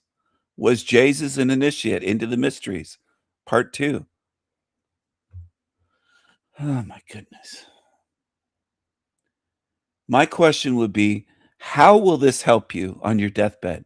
If you studied this and you knew it like the back of your hand, and you said, you know what? I know more about Jesus and the theory of him being an initiate, a Freemason, part of the mystery schools, and more secret societies. Again, Freemasonry plus mystery schools, part of the mystery schools, one that had specialized knowledge. Great. I think if he was a real person, he probably was. There's a lot to indicate that by his behavior, him going into towns and telling his disciples, if you're ever lost, just give this sign and they'll let you into their home. Freemasons do that. There's a lot of links between Jesus and the early disciples and Freemasonry, and him viewing things and talking and speaking in parables and that sort of stuff, to mystery school, someone that's been initiated in mystery schools and Freemasonry, a secret society. I think if he was a living being, he was probably a mason, not a carpenter. They weren't exactly building fucking wood houses in that ancient part of the world. They used stone. So anyway, it's beyond that. I'm not going to go deeper this moment because I'm tired and I've talked about it before and it's already in videos. So watch my Esoterica series. Watch the early videos that I did on this kind of stuff. And there's been some along the way, we'll say over the past 2 years, 3 years, where I've covered this topic is what I'm getting at. And the point being, you can study this, but a lot of these people in the comments, I've never seen them on my channel. So they're not really looking into what is this realm. They're looking into, oh, that's an interesting topic. Jesus might have been part of the mystery schools. He might have been an initiate. He might have been initiated. Okay.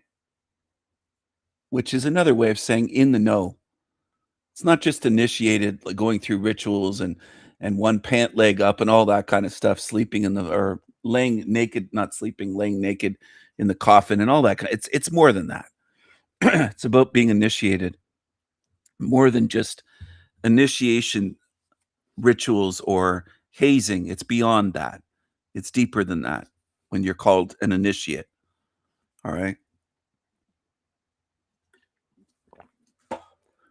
How do I know some of that stuff? Because I looked into it in the past 20, 25, 30 years. I didn't just wake up yesterday. And I don't use the wake up term, but that's an expression humans use. I wasn't born yesterday. I didn't just wake up yesterday. I didn't just wake up yesterday, y'all. Cletus. I didn't just wake up yesterday. Cooter. Anyway, fuck. You know, I have to joke and laugh about it because I don't believe that most people that will ever hear my voice will even understand anything I'm saying in this realm. I've said it many times. I might as well be speaking an old, archaic, dead language, not archaics, an archaic, out of use language. Like languages used before the ancient Egyptians were, the pharaohs were instructing them how to build the pyramids. And I might as well be doing that underwater. And people are listening going, and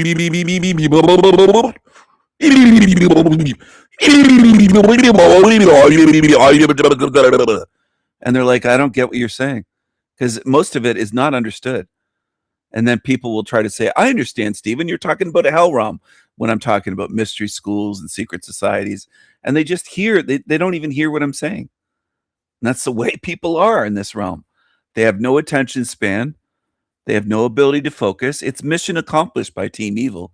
Whether they did that to them with technology and frequencies and programming and what they've done to the food, the air, the water, the entertainment, the whole combination, the whole shebang. And some of you chose that too. I'm not blaming you 100%, but you did make choices when people like me were saying, or beings like me were saying, hey, stay away from Hollywood. They're programming the fuck out of you. They're desensitizing you. They're making you evil. They want you to be evil.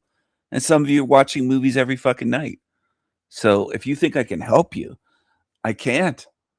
I can't help you. I can't save you. You're addicted to evil and programming. A lot of you are. You can't think of what to do with yourselves. You go right for Hollywood movies. People will talk about Hollywood movies right until their deathbed. And then what? Well, you get recycled. You get a spin on the roulette wheel. And you have no idea what you're going to get. Your next life could be the worst life ever, beyond what you've ever imagined even possible in terms of suffering and pain. That could be you. Because you're lazy in this lifetime, today. You're lazy and dumb, most, and you don't look into things. And when someone's speaking sense, most people are just treating it like a TV show. It's the equivalent of the dumbasses that are lazy in a war, and I'm saying the enemy's coming, and we're in a trench, and you just shrug your shoulders. Nah, I don't care. I'm not going to lift a finger. Well, then you're probably going to get shot in the face, either by the enemy or by a soldier like me saying they're dead weight. Get rid of them. We have to get rid of them. We can't tow them around anymore. Tote them around, tow them around, help them do everything for them. They're going to get us all killed if we let them. They're not only going to get us killed, they're going to get our country taken over. We just can't deal with this. And it might become that brutal. And again, that's something most people couldn't imagine, because you can't imagine things being much worse. It could get brutal to the point where you just have to get rid of the dead weight, the ones that just aren't doing anything. You're not thinking, you're not questioning, you're not paying attention, you're not focusing. There's people that just come here and they treat it like they're tuned into a TV show. They're watching the 1990s Oprah Winfrey show or something. And what they're craving is shit like this Levette shit that won't get you anywhere. Even if you figured out the Jesus story and didn't just take it as a theory, there's many theories about the life of Jesus. But let's say you had concrete proof. It still won't help you on your deathbed. So in the end, it's about as useful, in a sense, as knowing everything about chocolate ice cream and knowing everything about Baskin Robbins. How's that going to help you on your deathbed? Well, obviously it won't. I don't think this will either. Is it kind of interesting to look into? Are there lots of interesting topics like this that you can look into and spend time and get sucked down rabbit holes? There's tons in this realm. They want you to go down every rabbit hole and get stuck in them until time flies by, 20 years go by, 30 years, and you're on your deathbed going, fuck, I wish I would have spent more time looking into things and studying things that will help me spiritually, because I wasted decades on shit. And you'll get that rude awakening. How's this? It's not just, at that point, it won't be how's it. It'll be, I fucked up. I wasted decades on shit that in this moment isn't helping me. It doesn't help me figure out what to do. It didn't prepare me. It just had my head full of Jesus and Jews and all this stuff. 3rd century BC, Greek translations of the Hebrew Bible and all this. None of this shit's going to matter. It'll matter to you on your deathbed about as much as calculus. It just won't. Or algebra, calculus, whatever. It won't. You could have Shakespeare's fucking bloody sonnets memorized. That won't help you either. You could have all your favorite pop songs memorized, all word for word, the lyrics. It won't help you. And this is what people do in this realm, though. They memorize sports stats. They memorize popular songs. I'm not making up anything. I've noticed what people do my whole life. They focus on the trivial and meaningless, not the spiritual. They focus on the trivial and meaningless and not the spiritual. You know what your role should be in this place? To strengthen your spirit and get stronger and wiser, and to be able to detect liars and demons easier and better and better. You should be improving. Not taking this kind of stuff like her fans here. They're just gobbling this up. They love it. At least one person kind of, again, it doesn't matter that much, really. But Aramaic wasn't widely spoken in Egypt. I agree. It wasn't. So I don't know where she gets Aramaic from, but anyway. Doesn't matter in the end. None of you will be able to prove by your deathbed, it's my prediction, that Jesus was a real being that lived flesh and blood on earth or was a fiction. I don't think you'll be able to prove it either way. And I know some people say, well, it's still useful, the stories and that you can do whatever you want with it. But in the end, you won't be able to prove it. It's unprovable. So then where does that get you? Well, it's a great rabbit hole. It's a great distraction to use against the masses, to suck up your time and energy and focus. And they do that for generations of humans. It's not just you. It works. This shit works, and people get duped into it. They can't see through it. Become a Bible scholar. Fucking study this shit like that guy Andy from the Panelverse that's studying Hebrew, study the Bible. He'll study anything that won't help him. He's a master at studying anything that won't help him in his spirit. It's that ridiculous. He might as well study how to torture himself because he's just fucked up. He's kind of likable in a way. I don't hate the guy, but I have to laugh at the things he chooses to study. Listening to the Bible when he's at work, headphones, and then studying Hebrew, trying to learn Hebrew. And he'll say he's not Jewish. It's like, why would you want to learn Hebrew? Do you know how many things that would come on my list before wanting to learn Hebrew and spending my time learning that? Some people might say, would it make your top 100? It wouldn't make my top 10 million. Okay, it wouldn't even be in my top 10 million of things to study Hebrew. That's one of the last things on earth I'd spend any fucking time studying Hebrew. You kidding me? I don't want to study how to speak Hebrew. That phlegmy, I mean, sickening. I'd rather throw up. I'd rather get pissed drunk drinking Irish whiskey and have a hangover the next day all day long and feel like throwing up than study Hebrew. How about that?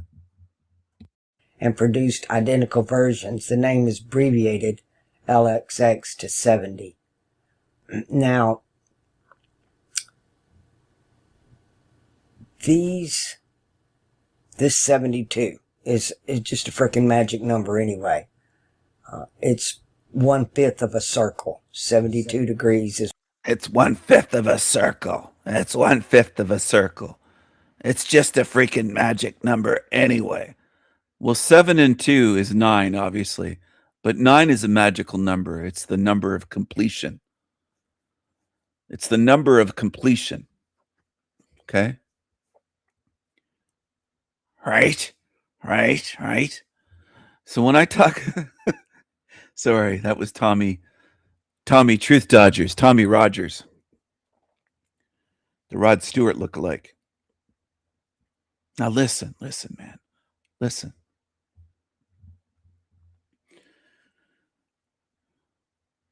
When I speak about sealing this realm, I speak about using 1,000 magical seals. 1,000 magical seals. Why? Why 1,000? Why did I just pick 1,000 randomly? Because it sounds good? Or do you think there might be some meaning to 1,000 magical seals?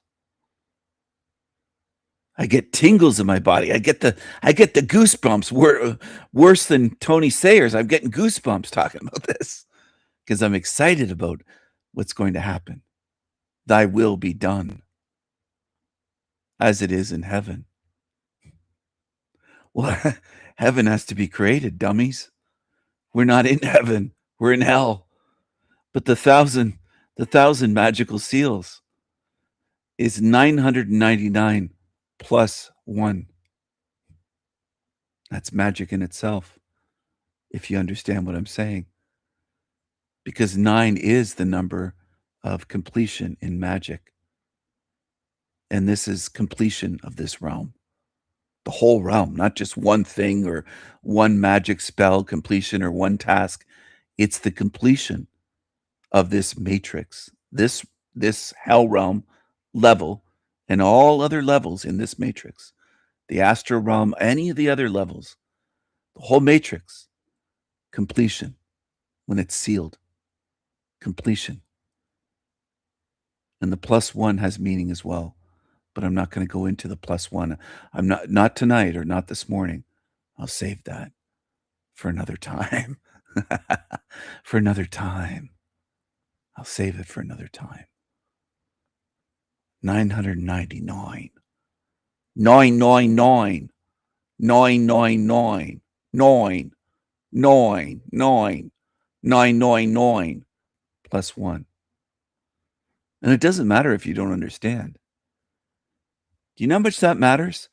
I'll give you an example. I showed a video, I think recently. I'm not sure what live stream it was in, but in the past day or two, of Tigas in a tribe in Africa. One reached right into the fire to grab the bird by the bone as it was roasting and pulled his hand away like, oh, fire burn. You don't have to believe that fire burns. Just put your hand in there into a campfire, a bonfire, something cooking. Maybe there's grease, hot grease dripping off what you're cooking and it burns your hand. You ever have a grease burn on your hand? You think it feels nice? See, you don't have to believe. That's what I'm getting at. You don't have to believe that the fire or the grease, hot grease from a fire will burn your hand. It doesn't require belief. It will, if you don't believe that it will get burned, it still will burn you. Like the ignorant Tigger reaching in. He wasn't thinking it's going to burn. He was he didn't have any belief. Okay? But you can also say, I don't believe it, and do it, and you still get burned and go, fuck, I thought I could trick the fire somehow by not believing. It will still burn you. And what I'm getting at is I will still burn you. I will still seal you in, demons. Whether you believe me or not, it doesn't matter. It doesn't work that way. Your non-belief in my magic has a big fat zero effect on it. Doesn't matter. It doesn't matter, man. It doesn't matter. That's me doing a Kurt Cobain. He did this interview and much music. It doesn't matter, man. It doesn't matter. It's all in the meat. It's all in the meat. He was trying to talk about his music, the meaning. They were asking about the meaning of the lyrics. Anyway, you'll see what I mean. And a lot of you are going to be stuck here thinking, I didn't believe him. I thought that would stop him, not believing him. You're that warped by New Age bullshit. A lot of you are in this realm. You can disbelieve me until the end of time. It won't work. I'm trying to help you out by giving you dummies a little hint.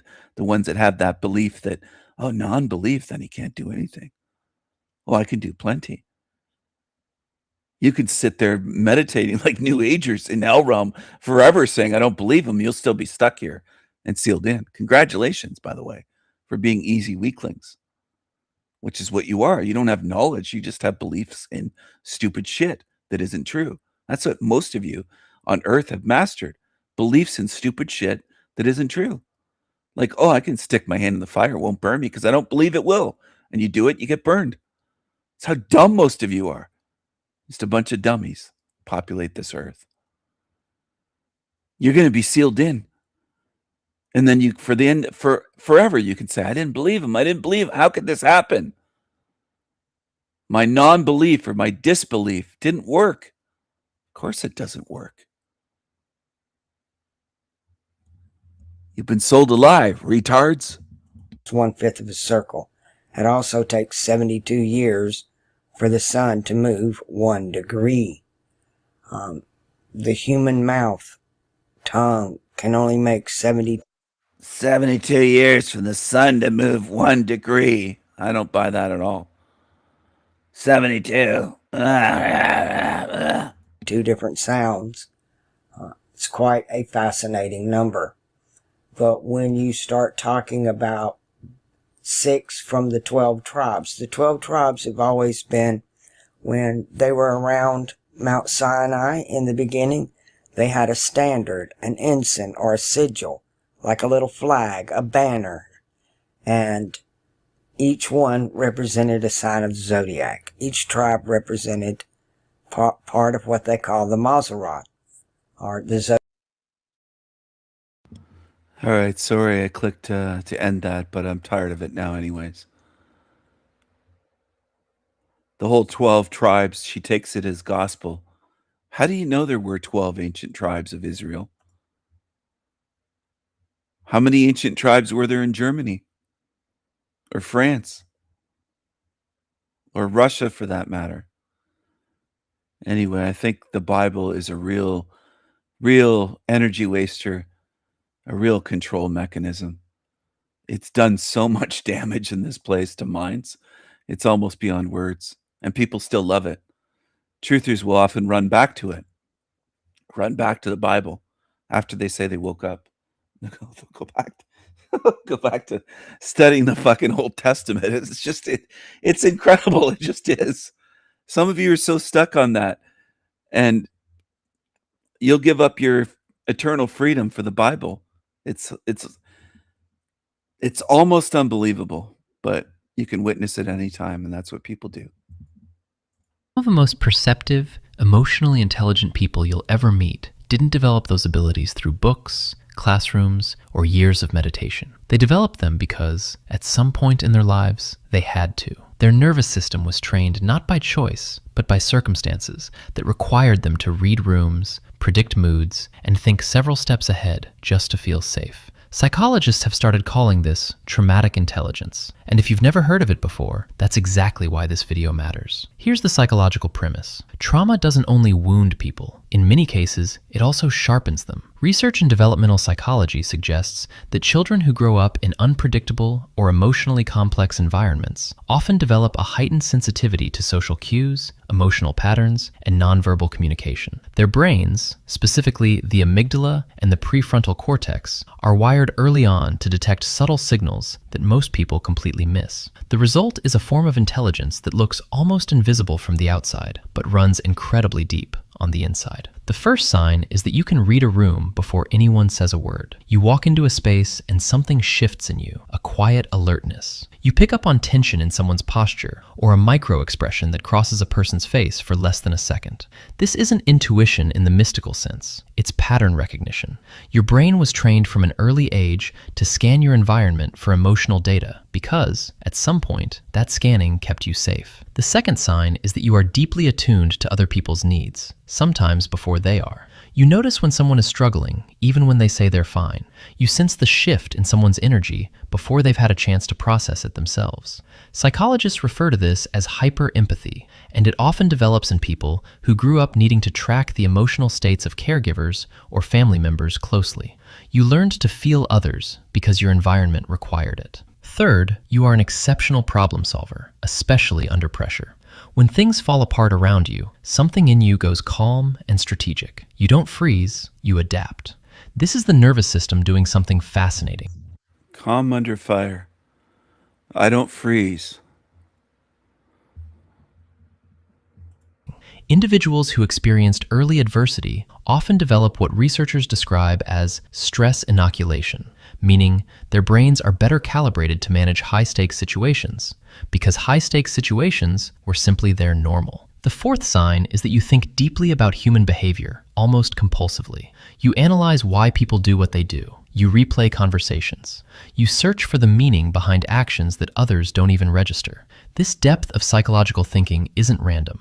It was forged by years of trying to understand the unpredictable behavior of people around you. You became a student of human nature because understanding people felt essential to your well-being. Sign 5. Consider this for a moment. Everything you've heard so far, the perceptiveness, the empathy, the analytical mind, these are not weaknesses dressed up as strengths. They are genuine cognitive and emotional adaptations. And they tell a story about how remarkably responsive the human brain is to experience. So let's continue, because the remaining signs reveal something even more interesting about how traumatic intelligence shapes identity. The sixth sign is that you have a highly developed sense of self-reliance. You don't wait for people to rescue you. You build solutions, independently and quietly.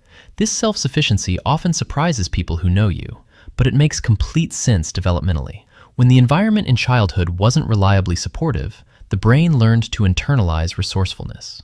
Dependence felt risky, so competence became the default. Seventh, you feel things more intensely than the people around you seem to. Music hits differently. Injustice bothers you on a visceral level. A kind gesture from a stranger can genuinely move you. This emotional depth is a hallmark of traumatic intelligence. The amygdala, which processes emotional experience, becomes highly sensitized through repeated emotional activation in early life. The result is a person who doesn't just observe the world, they feel it at a frequency most people don't have access to. The eighth sign is that you struggle to trust easily, but when you do trust, it's profound. Your threshold for trust is simply higher than average. This isn't cynicism, it's a calibrated response. Cognitive psychologists call this adaptive skepticism. Your brain learned early that not all signals of safety were genuine, so it built filters. And those filters, while sometimes isolating, also mean that the connections you do form tend to be honest, meaningful, and unusually resilient. Ninth, you have a complex relationship with rest and stillness. Slowing down can feel uncomfortable, almost unsafe. When things are quiet, the mind tends to wander inward, and not always gently. This is the nervous system doing what it was conditioned to do: stay alert. The irony is that the very intelligence trauma built requires active effort to unwind. Learning to rest, for someone with traumatic intelligence, is itself a kind of reclaiming. It's telling the brain that the threat has passed. And the 10th sign, perhaps the most defining one, is that you carry a quiet but but unshakable sense of meaning. You don't move through life casually. You've looked closely at pain, both your own and others, and something in you has refused to let it be meaningless. Research on post-traumatic growth, a concept studied extensively by psychologists Richard Tedeschi and Lawrence Calhoun, suggests that a significant portion of people who navigate adversity emerge with a deeper philosophical clarity about what matters and why. You are, in many ways, someone who learned wisdom earlier than most. Here's what's worth sitting with. Traumatic intelligence isn't something to celebrate at the expense of acknowledging the difficulty that created it. The sharpness was real, but so was the cost. What psychology invites us to understand is that the human brain is not simply damaged by hardship. It is also, in very specific and measurable ways, transformed by it. The perceptiveness you carry, the empathy you extend, the way you analyze the world, these are not coincidences. They are the architecture of a mind that had to grow quickly, and did. The question now isn't how you got here. The question is what you choose to do with the intelligence you built along. There's a particular All right, everyone. I hope you enjoyed that little video. Are you there? Are you with me? Are you with me? Are you there? Are you with me? Are you there? Are you there? Are you with me? Are you there? Are you with me? Are you there? Are you with me? Are you there? Are you with me? Are you there? Are you with me?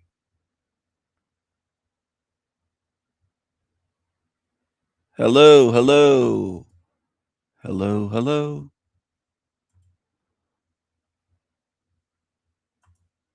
Hello, hello.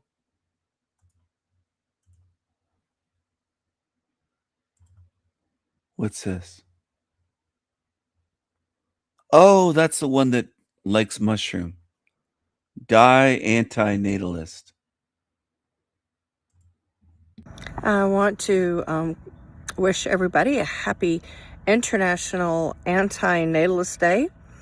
And I'm not sure who designated April 9th as the International Anti-natalist Day. However, somebody did. And it was designed to create awareness that life involves inevitable suffering, and that life is immoral, life is wrong, existence is wrong, procreation is wrong. So just really quickly, I want to go over a couple of books that have been recently added to the Anti-natalist library. This one, I did a write-up the other day on it on my community section, so you can look into this. She has the book available on Amazon, and this is a book by Danny Shine, and his book is also available on Amazon.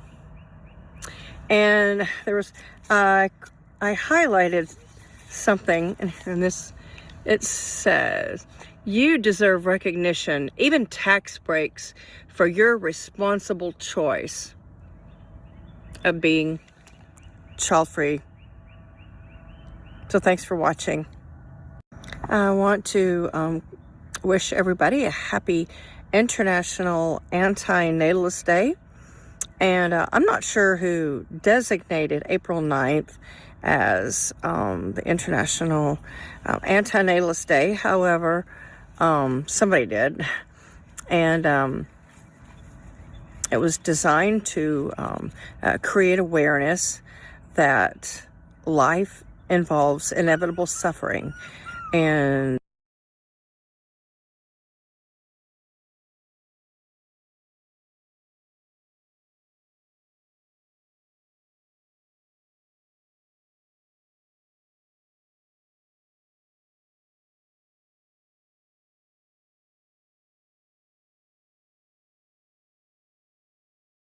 What's this?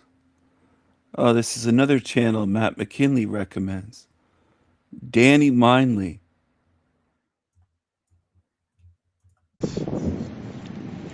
Good morning, Vietnam. So I had a talk with a friend. He visited, so we had a long talk. we talked about this, saying the truth and the consequences of saying the truth to somebody who is not ready, who is too young or something, Yeah, and we talked about this movie where the father here, played by Roberto Benigni, protect his child in a concentration camp. So he creates a whole fake reality around the child. So he thinks all this is a game, to protect his child. So his child, he thinks it's just a game, They have to play, they have to hide, they have, Yeah, so it's true. At what moment say the truth, at what moment not saying it. So I felt a little bit, because sometimes I said some stuff to people, maybe it was not the time, maybe it was not the good reason, maybe it was a negative reason, just to say the truth, but just because my ego want to say it, okay? It was not the consequences are right, or the people need it or something. Possible, really possible. And I felt a little bit, maybe, you feel a little bit responsibility, But then I woke up the next morning and I said, I don't have a child. Yeah, I didn't put a child in this world, to protect like Roberto Benigni, And the people I talk with are all adults. Okay, legally adults, grown-up people. Okay, so in a way, and I felt also, so now I have to feel like some stuffs in a world where they sacrifice children, where they mutilate their kids, they poison them, they bring them to life in this hell. Okay, where people destroy buildings. Okay, demons or people turn buildings into dust, killing thousands of people. Okay, triggering war, bombing each other. Okay, three snakes now, 3 child sacrifiers. Okay, is not real. And the USA, land of the Sodomite demons, and the other Iran into the consequences of my worshipping of Golum pedo god. You run into your dirtiness. Okay, all those snakes fighting, killing, maiming, killing children, destroying lives, suffering. And we were talking with my friend. Is the truth, the right moment to say or something? To say this is false or something. So I woke up and said, nah, there is magnitude here of, empathic people really. So I said, okay, maybe I'm just the one who needs to do the job. It's a dirty job and somebody has to do it, okay? And not to be that much into thinking about the consequences, okay? So fuck it, okay? I don't have children. I decided not to have kids when I was, I think, 13 years old, or 12. I think I said it to my friend, my old friend, when we were 14 or something. I said, nah, no way. Somebody could put a child into this, okay? At 14, there was no 9/11, nothing, okay? No, nothing, and I understood this is mad to be born into this madness, okay? And now, if I had the knowledge of now and I have a kid, it is criminal. I should be criminal. So they hate people who have. This is the way they deal with it. Ah, man. He calls it madness. You don't know what madness is, Danny Mindley. You just programmed by language. Just like most slaves in this realm, programmed to fear madness, to demonize madness. You don't even know what it is. I don't think Danny knows what madness is. I don't think he knows what sanity is. He speaks words, though. That's all. Charged. This madness, okay? Nothing, and I understood this is mad to be born into this madness, okay? And now, if I had the knowledge of now and I have a kid, it is criminal. I should be criminally charged. Okay, my child should sue me. I say you criminally charged for having a child. He thinks should be criminally charged. This is a truther, Danny Mindley, that is recommended by Humpty Dumpty channel. And this is the level people are at in this realm. You know all this and you put me into existence, I sue you. And he will be totally right. Okay, it will be criminal for me, like, to think that life should human life should deploy into these conditions. Okay, so I'm clean. Okay, clean with myself. Okay, I may have I was also not mature. If I said truth from a point of view of egoistic or something, I also was young, maybe not very responsible. Okay, not very knowing the right moment, or if this subject is needed to talk about or something, or is it useful for the person herself. I didn't know. Maybe now I know a little bit better. Yet, yes, people like me have to exist. Okay, we will not cover anything. We will not play, what people want to know. Your religion are crap. It's demonic. Your golem, pedophile God is crap. The Abrahamic God is the causes of all this shit. You are fighting between child sacrifice, three head of the snake, the primary one, that is not real, all fake, all pedogod worshippers, demonic. Okay, the land of the brave, land of sodomite demon, child mutilators. Okay, land of the brave and the free, where they turn your buildings into dust, and you cannot even find who did it. The demons who did it, and something that they can go with this. Brave and free, motherfuckers. Sodomite, child mutilators, and the sub demons. Okay, the last iteration of child sacrifice mutilators with your Ashura demons. You run into the consequences of worshipping the Jeepers Creepers God, the sacrifice of children, patching himself with the foreskin of the babies. Okay, this is what you are, and you will be always exposed by people like me non-stop, because somebody has to do the dirty job everywhere.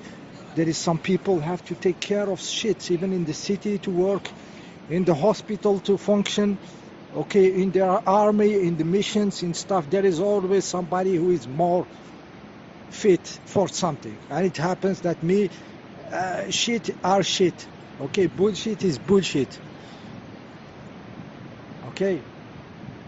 Okay, so let's go back to the child. Okay, you see on the picture. Imagine you have a child now, and they start to dream about being an astronaut.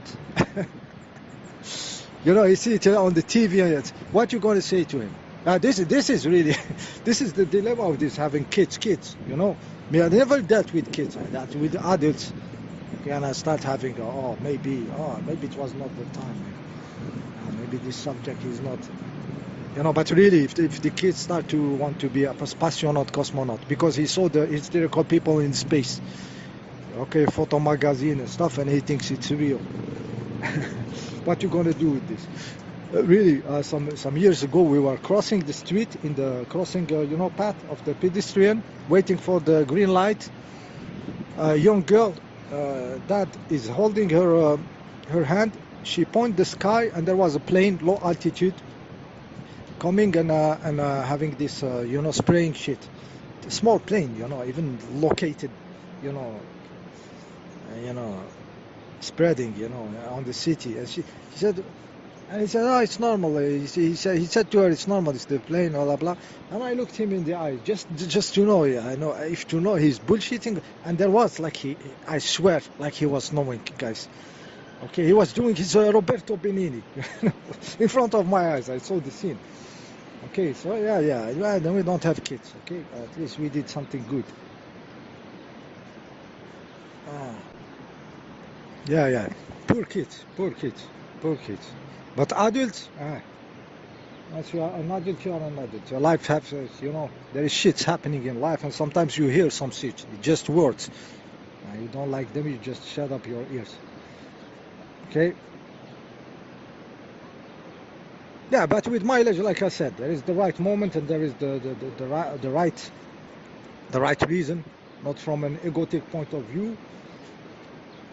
And there is also, if the person needs the truth, it's going to serve or not. And maybe also this person is crap and should be stay in the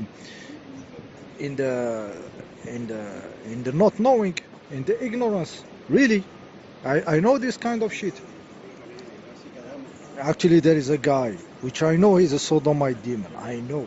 I know this guy is a sodomite fucking demon. The guy is under cover of having family and having children. He did it. He did the, you know, the program where they hide. So me, I don't have kids, me, and this guy have like maybe 2-3 kids. Sodomite fucking demons. I know I can copulate with, you know, with man and shit. I know it. You know, so this guy, it was the Sting era. So the story came to my ear. The guy was going to a hospital just asking for information. Asking for information about the Sting, which one is good for one of his elderly, you know, lizard members' family. So he was asking, you know, is this Shokomi is better than the Twix for all? And you know what did the one of the, you know, nurse there, a doctor or something, or a nurse or sub-nurse said, you have to be stinged right now. He stinged him in the hospital right now. The guy come for asking, said, no, you. And the guy, 85 kilos of sodomite demons, of thick sodomite demons, get stinged in the hospital. Maybe it's karmic, you know, to castrate, to sterilize this motherfucker, you know, and so he doesn't bring another child, you know, that will be the son of or the daughter of a sodomite distorted entity. Okay, so he gets sterilized, castrated, you know, dimmed, you know, tranquilized, maybe neutralized. Who knows this reality, how it works? Okay, so this guy should not be talking to him what's happening. As go sting your, of course, little sodomite demons, go sting yourself. Go do everything bad. The lesser time you are available here, the better is for humanity. Okay. Yeah, guys, somebody has to be real in this world. Speak really, okay? Not being a clowning on YouTube again and again. The same stories, the same. Okay, how am I gonna adapt to survive my little ego that I built on a YouTube? Okay, recycling the whole same shit again and again, and trying to stay afloat, stay relevant by saying nothing, by saying emptiness. Tuck, just void, nothing inside, nothing. Okay. It's not the case of me, okay? And I have no relationship with this YouTube channel. No interest, no nothing. Okay, not even a link. The other day I said, what if I deleted the whole shit, you know, just to prove that I have zero link? Then I said, it's not even needed. I have zero link with this crap YouTube. It helped me just throw everything outside of me, okay? And not otherwise, with whom I'm gonna speak like this? Okay, and some people stumbled on this, and they are less into quitting this planet into imaginary place. They are more into incarnating their power, incarnating their form, manifesting who they are.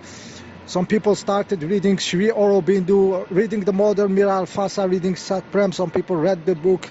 Some people understand what we are saying here, and the other just take what they can need out of this. Okay, there is some advices, inclined bad shit, waters shit. There is a lot of stuffs here, electromagnetic pollution and shit, but no link with this. Okay, I don't give a shit about this place, about this YouTube.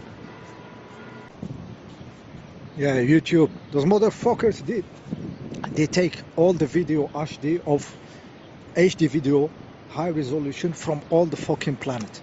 All the morons here on the planet, they pay for their water to clean their butts and to take a shower, but when it comes to upload HD video, we can all do it, no stop, no limits, for free.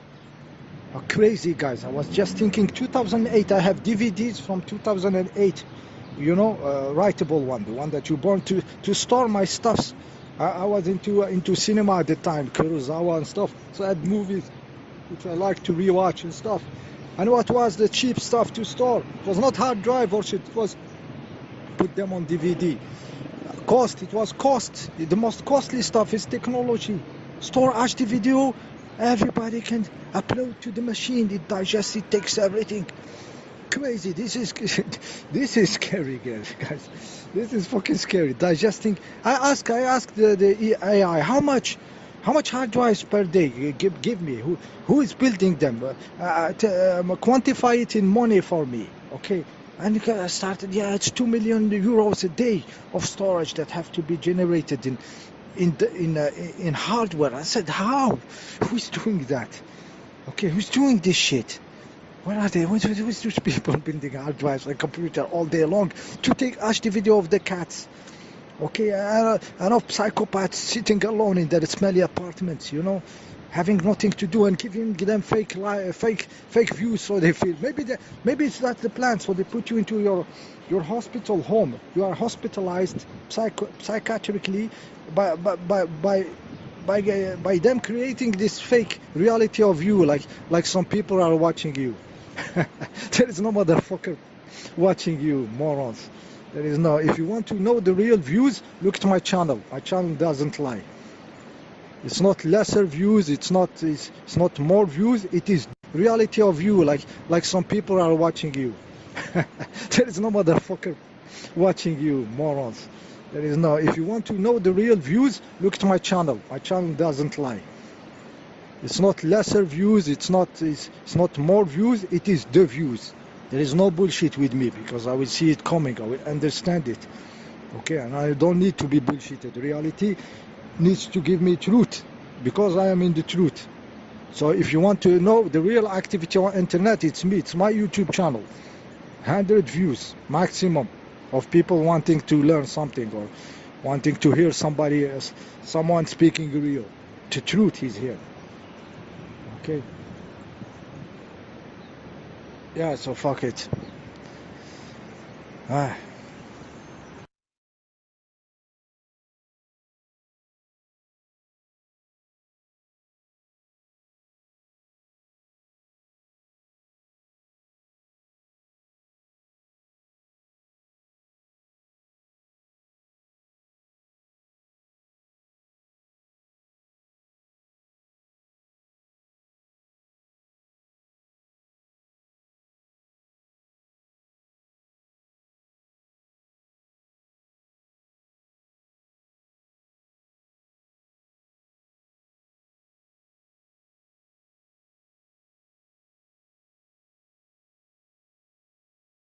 A lot of guys, they thought that this was going to be a setup. They thought that you were going to be working in collaboration with federal law enforcement or local law enforcement. Now, I being a lawyer, right, I coming from that background, I know that that is infinitesimally improbable, right? I know that you're a YouTuber. There is an extremely low chance that I'm going to show up in some hotel in Ohio and all of a sudden the FBI is going to interdict me. He's over there getting questioned by 4 police officers right now. There's have to be feds on his ass, right? I mean, that's the only explanation. Hello, my name is Liam Bennett. This is a channel called Slyboy, and I have absolutely no ties with the United States Federal Bureau of Investigation. This is not something I've been able to convince the subject of today's video to be true. And after the series of events that transpired when I interviewed him, I really don't blame him. This is an individual I have made fun of on multiple occasions and didn't particularly pull my punches. Nonetheless, he was down to come in for an interview. That would be an individual who has named himself Captain Darth Aurelius, the founder of the International Brotherhood of Men and associated Incel Protection Force, a paramilitary group with a few incel-oriented political agenda points. Darth Aurelius is an extremely controversial figure, the most misogynistic man I've probably ever met, and what's more, sits at the center of an organization which has garnered quite a bit of public concern. The aim of this video is not to provide any credence to the incel cause, I reject it outright, but rather to at least understand the mind of a person like this, and perhaps even offer a humble off-ramp to anyone who's swept up in this ideology. Now, many people understand male loneliness, but inceldom is a step farther. And to understand the incel, we first must understand how this bitterness germinates in a young man's mind. If you're somebody who, you come from my kind of background, all right? And my kind of background, we haven't really gotten a lot into my personal background, my trajectory in life, but I'm somebody who, of course, you probably suspect this about me, but I've had an extremely difficult time with the opposite sex, okay? Yeah. Interpersonal relations for me, just totally non-existent, all right? I'm a guy in my late 40s, okay? And I'm not afraid to say it. I'll say it right out here in a fucking public park. I'm an incel, all right? Incel, and not particularly proud, but hey, you know what, it is what it is, and I don't disown it, all right? And I can say that the reason I have arrived at this particular point in my life, 40, late 40s on out, right, is because of a lot of the formative experiences that I had in my life. All right, a lot of the formative experiences that I had when I was going through high school, when I was in middle school, I looked around and I saw there were certain kinds of guys who they just, again, they had, you can call it game, you can call it charisma, you can have it, a certain vibe, right?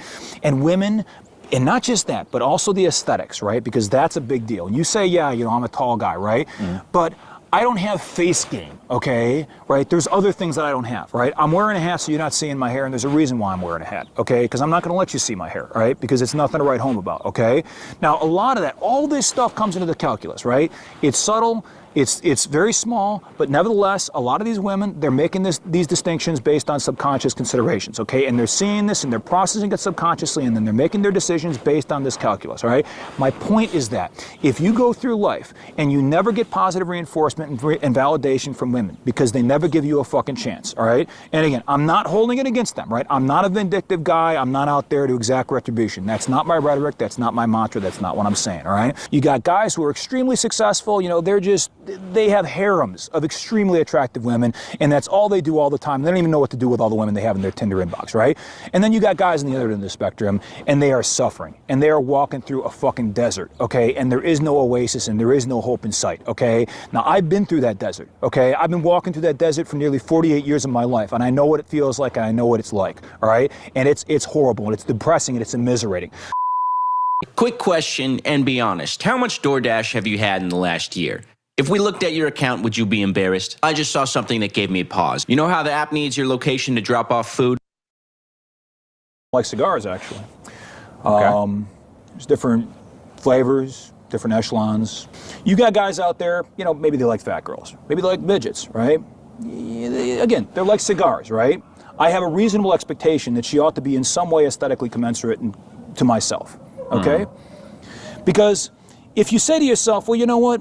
Anything goes. I'll take whatever comes at me, all right? It doesn't matter what she looks like. It doesn't matter if she's hairy and disgusting and she's had all kinds of guys. It doesn't matter what her body weight is. It doesn't matter. None of it matters, right? I'll just take her, no matter what, okay? You're selling yourself short.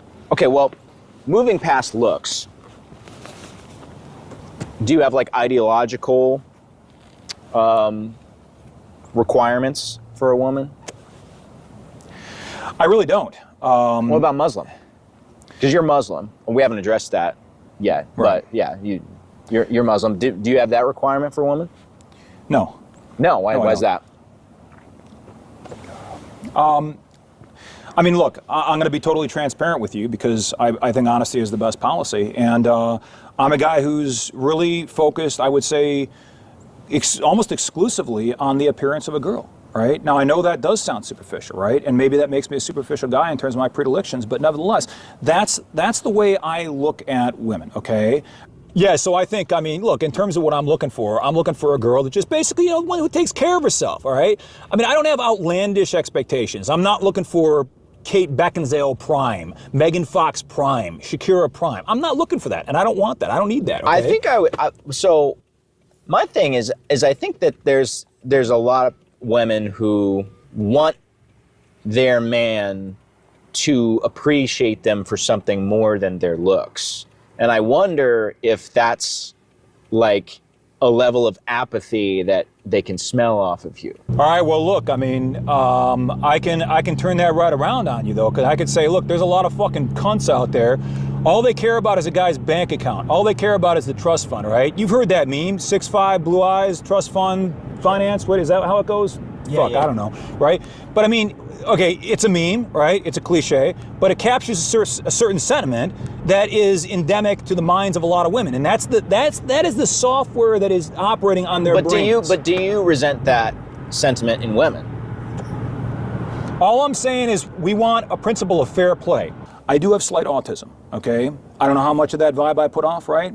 Maybe not a lot, maybe a whole lot. I'm not sure. It depends on where people's autism detectors are at. My problem is that in certain narrow circumstances, in certain sort of circumstances that happen to align with socializing with women, I find it to be very, very difficult to express myself in a way that they actually find compelling, okay? And you could say, well, you know what, that's just social anxiety, just, you know, load up on the benzodiazepines, right? That's one way to do it. But the point is that even if I do that, well, when I do that, then I kind of lose the focus, right? The mental focus and the mental edge that is required to be spontaneous, right? That's required to be able to just kind of go out there off the cuff, off the fly, and be able to make sense and actually convince somebody that, you know what, you're actually a half-decent guy and you're probably pretty normal too. I don't bring exclusively looks to the table. I'm not Zac Efron in the Baywatch movie, okay? Nor would I want to be in that movie. You're tall, though. You're quite tall, and that's a big one. for women? It's a big one, but then again, you got to take in the other considerations, okay? What do you think the hang up is? What do you think the bottleneck is? The autism? Oh, well, yeah, I mean, I think, well, no. Okay, so to the extent that the autism relates to an inability to actually go out there and engage in some kind of conventional social discourse with women, right? I tend to use a lot of big words. You guys may have noticed this in the course of this interview, all right? Now, I like to think that I talk like a 19th century philosopher, and maybe I do because I read a lot of Nietzsche, I read a lot of Marx, I read a lot of these guys from the 19th century, and you know, you are what you read. People say you are what you do, but you are what you read in terms of how you express yourself. So that's the first point. I think that honestly comes across as being pretentious, as being pompous, as being condescending. I don't intend it. I don't want it. But nevertheless, what the fuck are you going to do about it? Now, I think that autism is like that, okay? I think that's a serious impediment. I don't know if that's a constructive impediment. It's a hurdle that I can never fucking jump over. That plus the fact that, again, I got this social anxiety. Not when I'm talking with you. You know, you're a guy. We're just a couple of guys sitting in a car, smoking cigars, having a conversation. Big fucking deal, right? But, you know, you bring some hot girl in here, okay? And, would she be able, would I just shut down completely? Man, probably not completely, because I'm talking about things that I know a lot about. But the point is that the confidence is not the same, maybe? No, the confidence is definitely not the same. Absolutely. That's a problem, okay? The thing that I don't have, all right, and the thing that a lot of people do have, and they can't help that they have it, and they can't help that they don't have it, because again, this is an immutable characteristic. We call it game. Right? We've all said it, right? You got game or you don't have game, right? Yeah. You look like a guy who's got a lot of game. Honestly, I appreciate that. And it's just that, you know, it's that cavalier sort of spontaneity, right? You know, you just come up with shit on the fly, right? You're a funny guy, you're charming, you're charismatic, maybe superficially so, but nevertheless, there you have it. And women, they look at that, and again, if autism is the kryptonite of women, okay, game is the fucking unobtainium, all right? Or whatever the fuck you want to call it, right? Yeah. It's plutonium in Iran or something, right? Yeah. I don't know what it is, but it's worth a lot, okay? Now, game, it's like height. It's like, you know, whatever, right? You either got it or you don't, okay? It's genetic. Now, there's physical characteristics that are considered to be, we would regard as disabilities, okay? They are preclusive, either categorically or mostly, they're preclusive of you actually having long-term sustainable, viable relationships, interpersonal relationships, or even social relationships with women, okay? And it's hard. It's hard for these guys. Again, because these are things... So that, and not to cut you off. No. But, so that to me is like kind of my thing with this whole movement is, why are we trying to... Have you seen that SpongeBob episode where they push all of Bikini Bottom? I'm not a SpongeBob guy. You're not a SpongeBob guy? I'm not. I'm more of a South Park guy. That's why guy. you're an incel, man. That's why you're an incel. Come on now. South Park. Oh, South Park's good. I like South Park. But there's an episode in SpongeBob where, I don't remember the context. Do you remember why they had to push Bikini Bottom, Logan? The worm. The worm. Just because the worm, yeah. The Alaskan bullworm was terrorizing the town, and so they literally pushed the whole town. Point is, with this whole thing, that's what it feels like what the incel cause is you want to push all of society towards you. Is it not easier to figure out a way to have that connection with the rest of society, or women, I guess more specifically? So, a couple of points. First of all, we're going in a direction that is positively antithetical to that objective, our objective, which is bringing women down, I want to say bringing women down to our level, but making them see the world in a way that is not so circumscribed.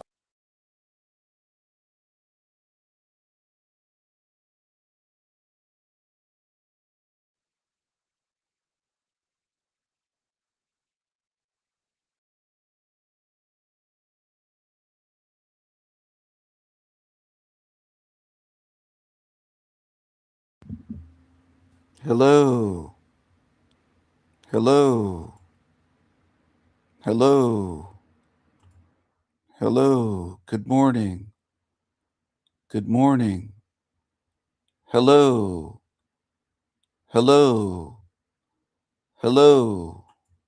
Intensity that I put into this thing. By the way, check it out. The Velotric right next to the Aventon. Guys, it's time for a gym workout. I'm going to take you with me to show you the kind of intensity that I put into this thing. By the way, check Check it out. The Velotric right next to the Aventon. The new bike. Yes, baby. I'm gonna grab my phone and my shirt and we are off.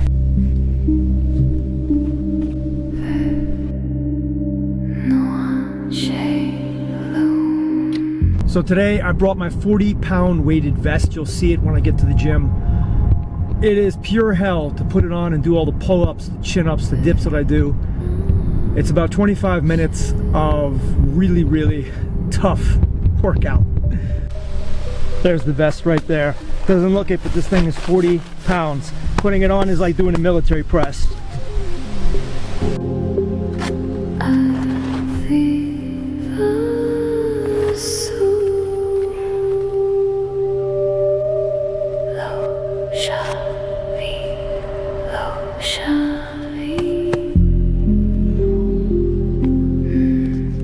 I can already feel this thing weighing me down. It's so heavy.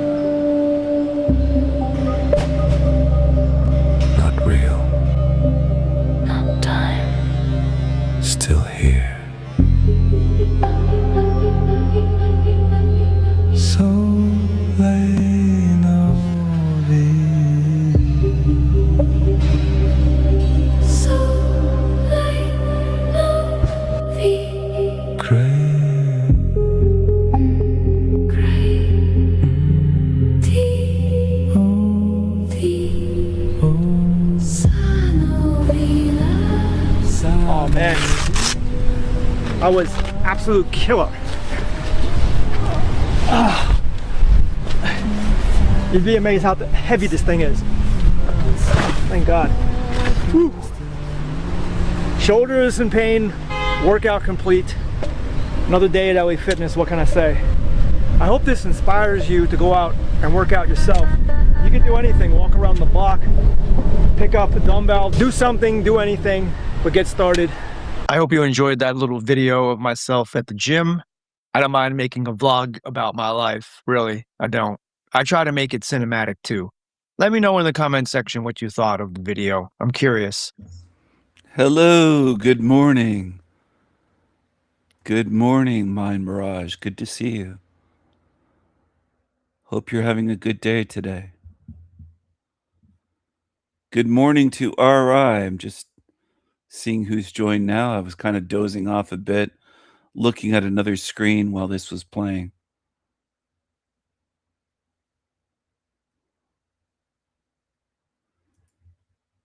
Hello, hello, hello. Hello, hello. I typically sit in front of the camera or whatever, but I like the action videos too. The bike rides, the gym, eating, things like that. If you want to see more aspects of my life, let me know. Remember when I went to New York and had little vlog shots and I had the drone. I still have the drone. By the way, my friend ordered a drone. It's the DJI Flip and it should be coming in soon. So that watch for my production value to go up. Plus, we have the Insta360 camera. I've got the good camera. That's what I shot the video on, the gym video. That was with the Panasonic Lumix. I bought that camera about 4 years ago. And a lot of the stuff that I buy, I just use for a long time. My car right now is 7 years old and it's well out of warranty, but I'm okay. I'm all right. So yeah, I mean, also in the next video that you watch from me, I'm going to be putting out a question and answer segment. And I haven't done that in a while. I used to post at least one video per month on a Q&A segment. And I know those videos don't get a lot of views, but it's fun, I think, for me and for you guys because you could ask me any questions you want. And incidentally, I've seen a lot of questions in the comment section where people are asking me about the music in my videos. I make that music myself. It's AI. And I also sing the lyrics.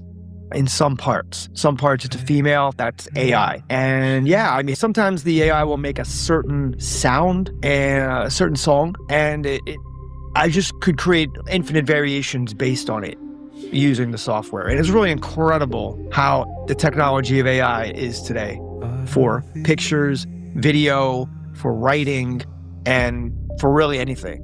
Anything that you have to do with computers. And some people ask me, you know, are my scripts AI? Some of them are a combination of AI and myself. AI is really good at looking over my script, identifying grammar, but most of the time, these type of videos where I'm just talking to the camera, it's all me. I'm not looking at a script or anything like that. But when there's very detailed information that I need to provide in a video, oftentimes it helps a lot to script the video. So I would prefer the natural ones just like this.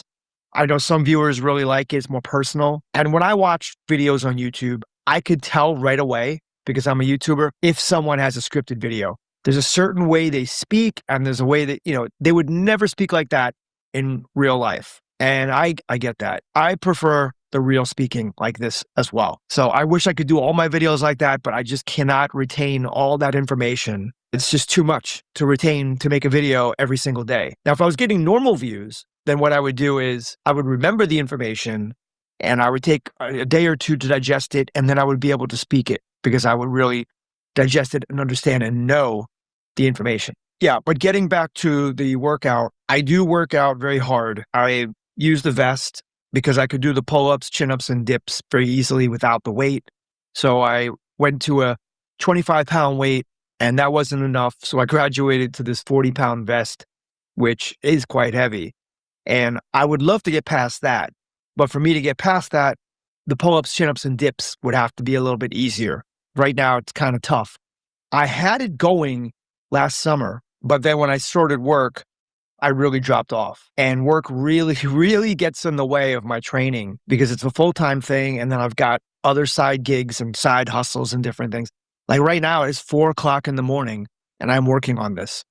And then in about 4.5 hours, I have a tennis lesson. And I'm just going around the clock, working. I get my sleep here and there, And sleep is important, and sunlight's important, and drinking good water is important, and eating well. It all plays in. Some people think they can exercise their way to a low weight. I don't really believe that you could exercise yourself into being thin. It really comes down to genetics, metabolism, and diet. And one of the things I pride myself on is trying to always look and be in peak physical shape. I never want to have a belly. That would be the worst to me. If I saw myself getting a belly like that, the first thing I would do is go on a fast. But I think it's important to be in peak shape because you never really know when you're going to need to. So he wants to be in peak shape. He's an incel. He doesn't have a girlfriend. He doesn't date. He wants to look good and be in peak shape for I'm not sure what. I think this guy's in love with this hell realm. He likes to cry how he never succeeds. He thinks it's about working harder. You can work yourself to death and you don't understand where you are and what this realm is. You don't put your time and energy into studying where you are because you're a fool. You are a fool. Go get your hair hat, your visor with the wig on it again. You should get that on again. Fight, run, dodge, whatever. I mean, so many things can happen in this simulation. Fortunately, none of that stuff has happened to me anytime in the recent past. I don't get into fights. Actually, I'm very respectful of everybody in public. I use the golden rule. I treat others the way I would want to be treated. I hold the door for them. I say, please. I've learned that what really pisses people off is when you disrespect them. And so if you just show them respect, you're going to be fine, no matter what you do. If you're just nice to people. And it's also good spiritually. I would love nothing more to leave America, travel to Thailand, and live the idyllic life again. But right now, for what it is in my life, I'm here and I need to be here. And so as long as I'm going to be here, I need to grind in order to make a living. The average Floridian who is single needs to make about $110,000 a year just to lead a comfortable life. And I could definitely believe it because everything has gotten to be so damn expensive and it's hard. It's difficult to go out on your own and even if you have a job, even if you have a decent paying job, it's just not enough when you look at rent, food, insurance, gas, medical bills, everything just pile. It's not like you've said that every video for years. You're always talking about money, how expensive everything is. How is just talking about that over and over again going to help you or help your viewers? That's what I want to know. How are you helping anyone? You're fixated on shekels. Even if you have a decent paying job, it's just not enough when you look at rent, food, insurance, gas, medical bills, everything just piles on top of us. The average first-time homeowner now is over 40. I mean, it's disgusting. And I think some of it is coordinated and some of it is just a result of being in a capitalistic system, in a fiat monetary system that is designed to fail. Will we see a reset? Potentially. They talk about 2030. It's coming up. It's going to be very, very interesting to see what happens with AI, the job market, the state of the world, especially with what's going on in Iran. And if you want to know, check out my video on Iran, but I've been following it very closely. And my opinion on this is from what I see, we made a very big blunder going into Iran. And I don't want to get into all the politics of it because that's not what this channel is. He's such a dummy. Made a big blunder. The same beings run both countries, dumbass. It's just, he'll just keep making videos forever and stay at a baby truther level. Work more at stupid shit. Just stop making videos and talking about stuff you don't know anything about. You don't have a clue. But I think a lot of people have been disappointed with Donald Trump. Alex Jones has left, and a lot of people have abandoned his camp. Not a good situation because the oil prices will remain elevated, and the gas prices here in America, they're probably not going to drop until next year. Yeah, so we've got another 7.5, 8 months of pain where the gas pump is going to be elevated, meaning it's going to be over $3, probably closer to $4. Bum, bum, bum, bum, bum, Iran. Bum, bum, bum, bum. Anyway, I just have to laugh at this stuff. They don't have a clue how this system works. Yeah, he's in love with himself. Exactly. It's like, Chad, you don't look too great. It doesn't matter if you go to the gym all the time. You look like kind of a skeleton looking tiny hat weirdo. You're always going to be a weirdo, dude. You should have spent more time working on your personality because he's a weirdo. He's a loser. That's what he is. He's a loser. He's very odd. Very odd. And not odd in a funny, fun way. He's the kind of odd that you wouldn't want to fall asleep in the same room with him because he's creepy. That's what I think. He's a weirdo. He's a weirdo. He's a loser. He's a loser. You know, Team Evil, they hate when I do that. And I love it. I love that bothers them. I love that bothers them. I love I hit upon something that really gets under their skin. He's a loser. He's a loser. I wish I could stand next to these fucking demons and say that right in their ear.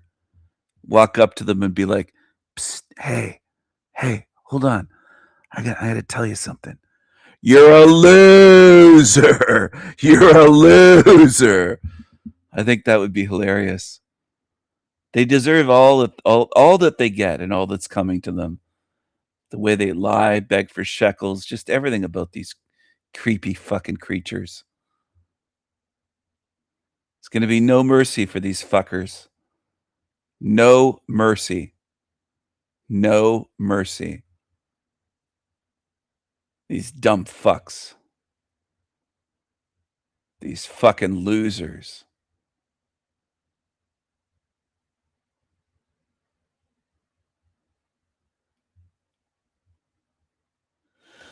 Anyway, everyone. Anyway.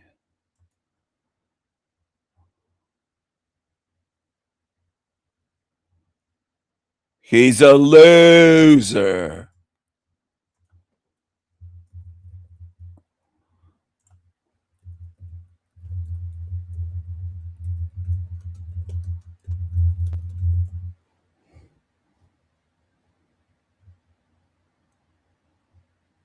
I hope everyone's having a good day.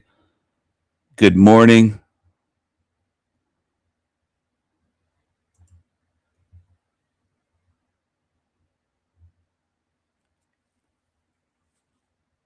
Good morning. Good morning.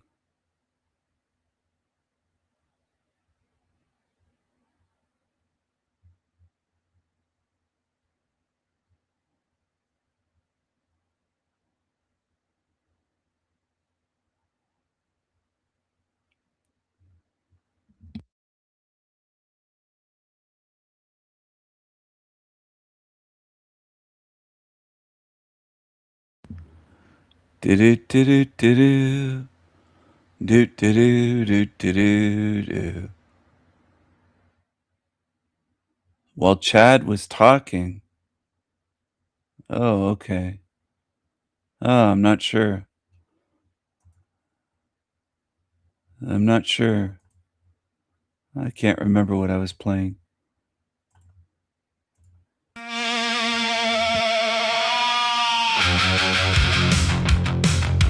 Witchy. Witchy. Witchy world. Witchy world. Witchy trees. Witchy People.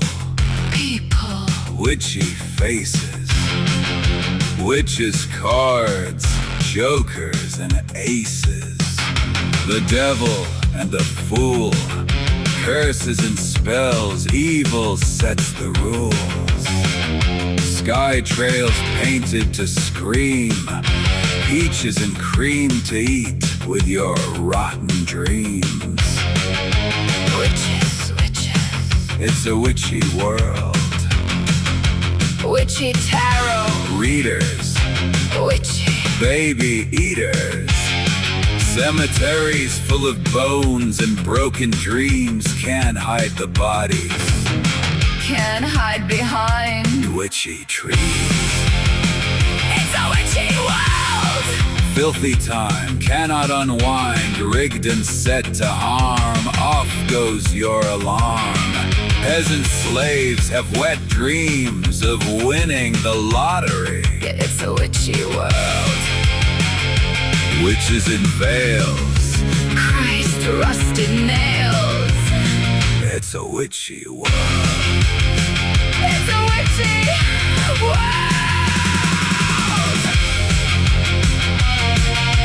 Witchy, witchy. Witchy, witchy, bitch. Witches and bitches, nuns and priests, sorcerers and freaks. It's a witchy world. It's a witches. Hellhole. Creepy, creepy creatures. Mother Earth, Monster Earth. Witchy spells, Witches in wells. drowning in hell. Burned at the stake. Awake, asleep in dreams. Nightmares. Witchy names. Slayers of care. Witchy. Witchy! It's a witchy time we're in. It's a witchy ride. Minds do bend. Witchy. Witchy trees, bends, bow and break in the breeze. A whispering wind. Reaches the ears. Your God send. Angels to put you in fear. Witchy moons. Witchy tunes. An end. Too soon. Too soon. Witchy! Witchy! Witchy! Witchy world. Hell realm. Witchy hell. Hell realm. Hell realm. Hell realm. Hell realm.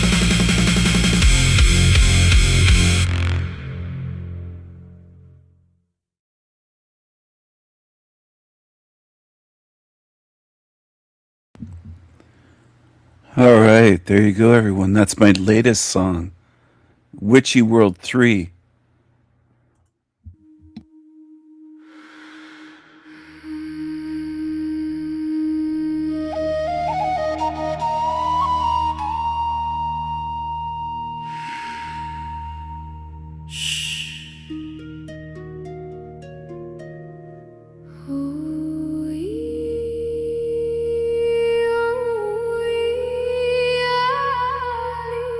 Oh, hey, oh, Leela.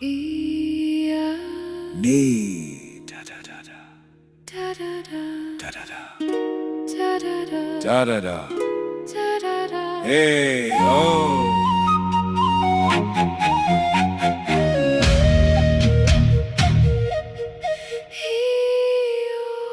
Hey, oh.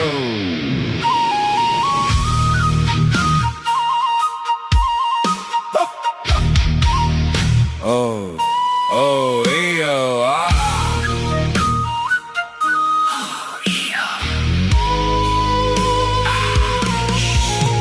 The beginning is near. The beginning is near. The beginning, seeing truth from within. The beginning is near. Madness is here. We seek, we fight, we bleed, we sing.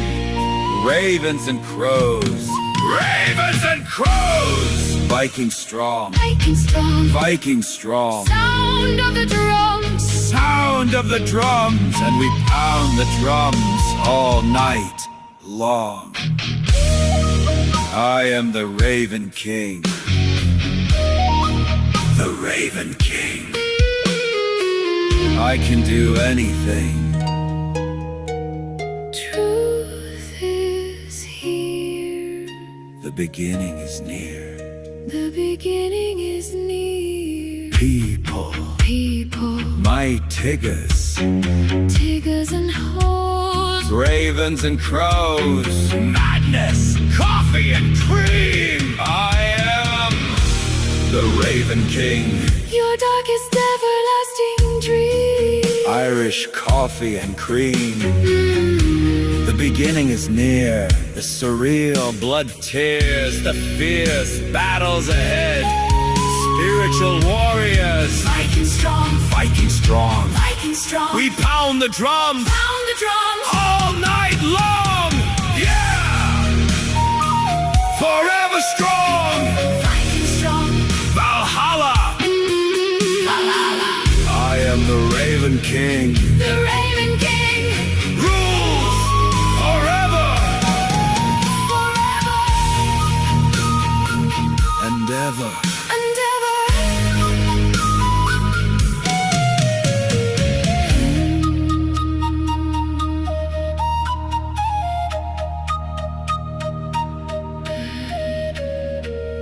And ever.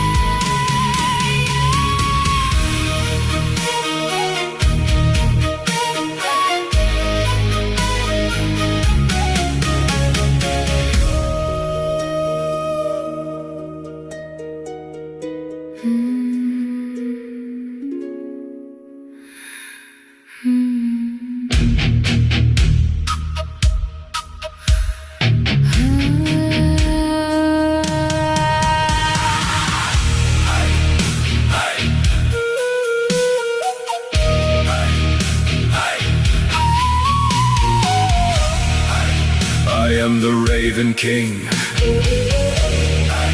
The Raven King. The Raven King. Rules forever. Forever. Forever And ever.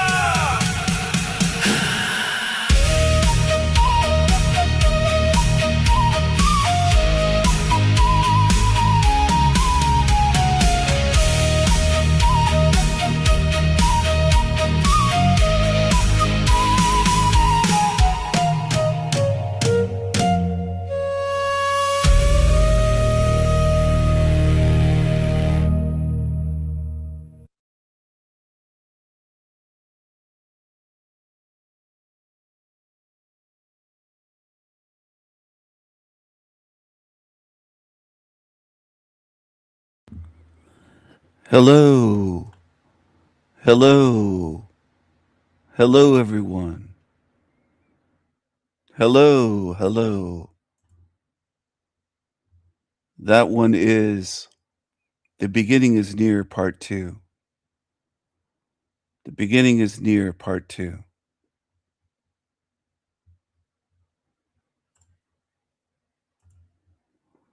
What's this chick doing? What's this chick? Miriam Lancewood. A lot of people ask me how I deal with fear when camping alone and how I feel safe, how I make myself safe, how I defend myself. And something could happen, what do I do then? So this little video is about that. I think the most important thing is to realize that almost everyone is a little bit afraid. Me too. I am very afraid, I'm wary, especially the first days when I go out camping. But you sort of get used to it. So the more nights you do, the better it goes. And then you feel less anxious, you sleep through the night. But there's always a little bit of alertness, like, what do I hear? Is that a person coming? Is that a bear coming? Or whatever it is. So my first thing is that I am armed to the teeth. Here's my ice axe. It could also be a stick, walking stick, any stick. Something that you can attack with or defend at a distance, right? And then I have bear spray, which is made for bears, but you know, you could also use it for unwanted men. Make sure you know how to use it though. Oh, she had to correct herself. She said unwanted men, and then she put a little asterisk. Asterisk, unwanted men and women. Wow.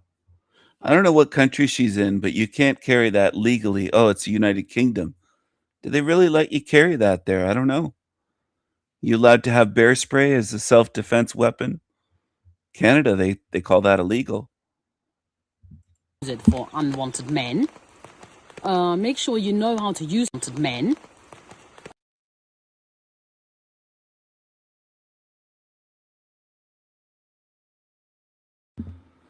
Probably unwanted white men, right, lady? We're all the same. It wouldn't be men that got off of boats. She's in the UK.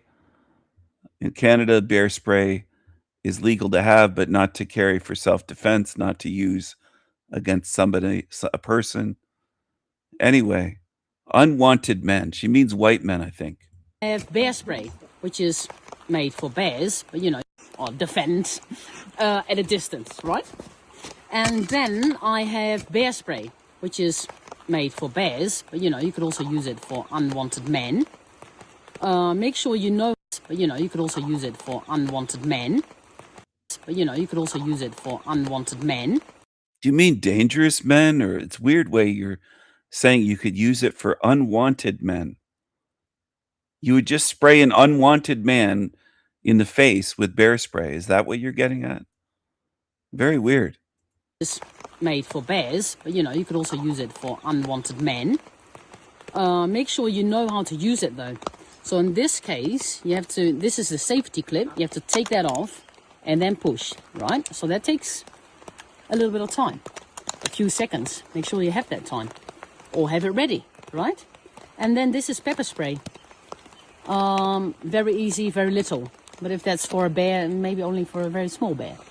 So, and of course my knife. Always got my knife on me. So those things I have with me in a tent. I never ever used it, but it's just that I feel a lot safer and that I can actually sleep. Other things is, my principle is to be absolutely invisible, to be away from the roads. Nobody sees me going into the forest, and I'll walk a little extra further away. I don't use the light at night, and if I make a fire, I use very, very dry wood, which means you take wood like this, that is already dead from the tree. So that doesn't smoke too much, because if you take wood from the ground, it will smoke a lot, especially in wet conditions. Looks to be wet there. So I guess in the UK, you can just wander off into the forest without a campsite and just camp somewhere and build a fire? Interesting. Willow wood is also very good. So you find out by making lots of fires. Where is her accent from, this Miriam Lancewood? Where do you think she's from? Very strange.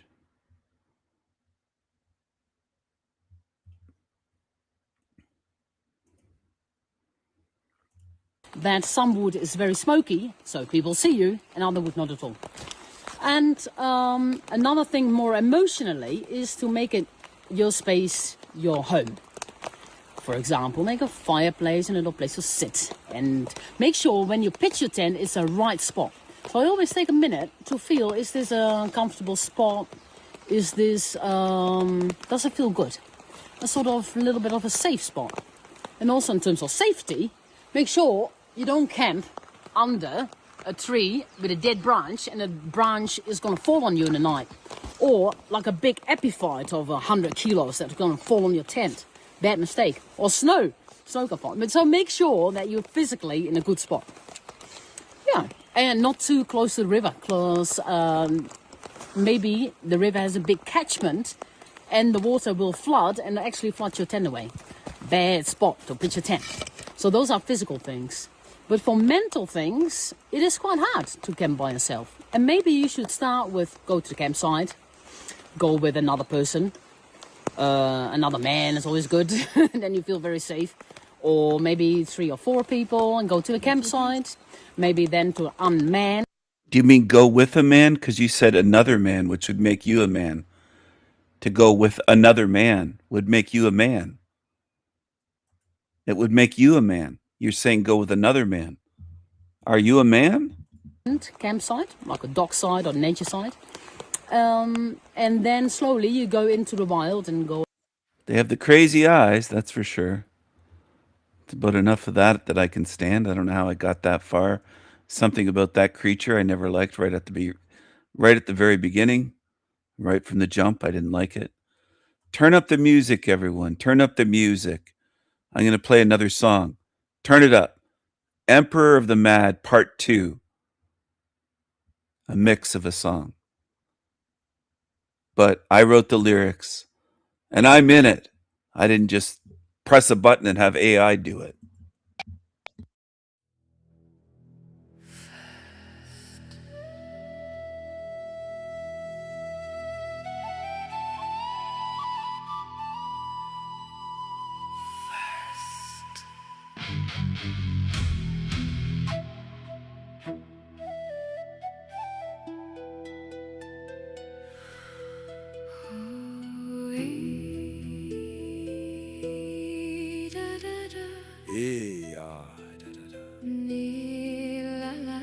Whoa, da da da.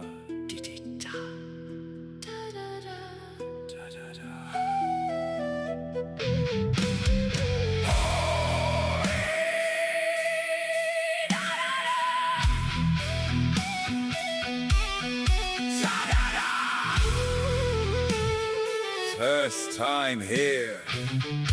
First time here. The beginning is near. Eternity awaits. Madness. Emperor of the mad. Eternity awaits. Death ends nothing. Nothing. Death is an illusion.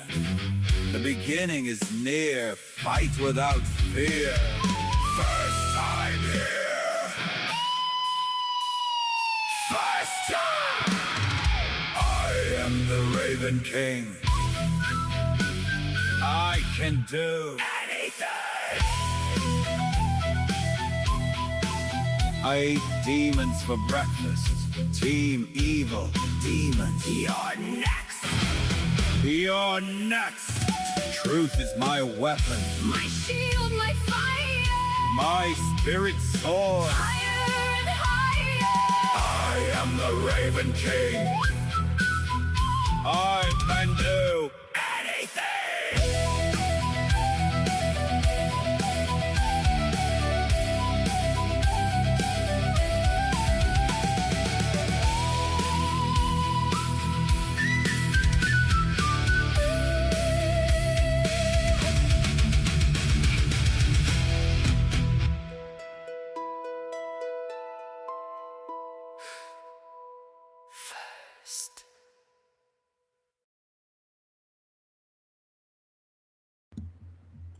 Hello, hello everyone.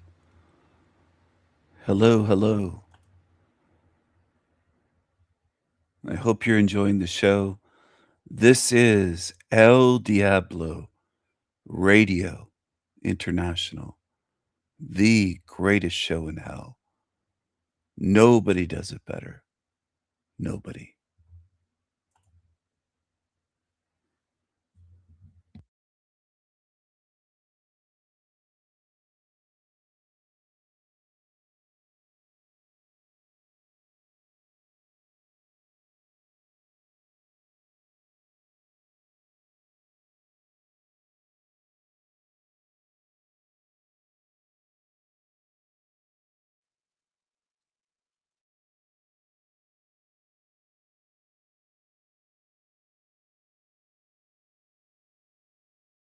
Hello. Good morning, Wendy. Good morning. It's good to see you. Thank you very much. Thank you. Thank you, my tigers. My tigers. My tigers. That's my darky accent. I'm trying to do a darky voice. My tigers. Get you some Kool-Aid, fried chicken, watermelons. So here we have yet another day in diverse Britain, and this time one of those engineers that should never be in this country in the first place decided to go up to a random English woman who was sitting on a train with her dog and her child and started harassing them, telling the woman that he would pour vodka on her daughter's face and kick the dog to death. I mean, the guy should be arrested. He is making threats. I don't care. Okay, we've asked you to let I sit. don't care. Camera, I don't care. I will kick dog. I call him. Take him away. Stop it now. Take daughter. Now. Put vodka on her face. What? Yeah, and I kick your dog. Okay, I've just texted the British I Transport don't Police, so you fucking need care. to go. The camera, I don't care. Absolutely disgusting. As I said, this guy should be thrown in jail. No, in fact, he should be deported. Why would we ever want someone who thinks and acts like this living in our country? He clearly does not know how to behave in a civilized manner if he is walking up to random women with their children and threatening them. What an absolute disgrace. But I'm sure Zach Polanski would call this cultural enrichment.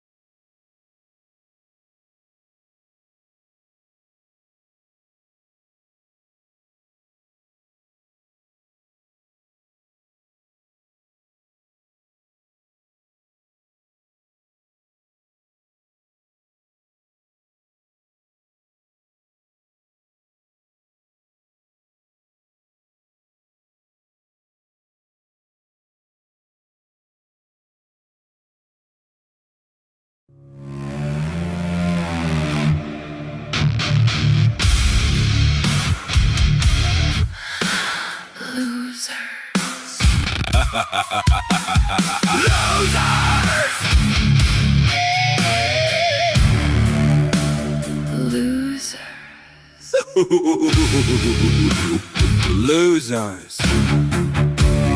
Piss ants. Cockroaches. Dirty little peasants and zombies. Demons! Losers. Losers. Losers. Losers. Losers. Shut the fuck up and burn. Burn. Burn. Burn.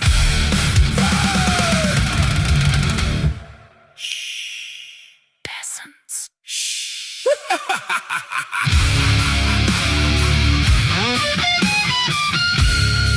I am the Raven King. I can do anything. Anything. Anything.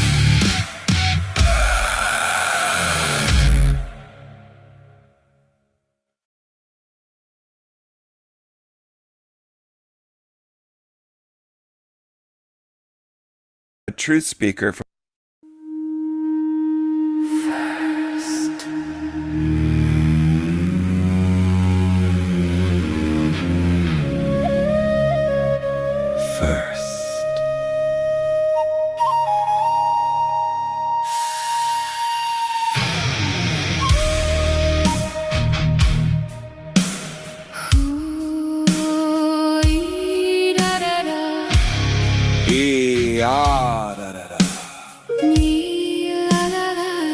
Nee la la la. Diddy da. Da da da. Da da da.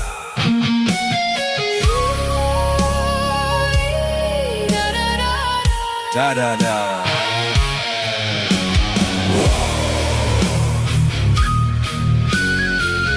First time here. First time here. The beginning is near. Eternity awaits. Madness. Emperor of the mad. Eternity awaits. Death ends nothing. Nothing. Death is an illusion. The beginning is near. Fight without fear. First time here. First time. I am the Raven King. I can do anything. Truth is my weapon, my shield, my fire. My spirit soars higher and higher. I am the Raven King. I can do anything.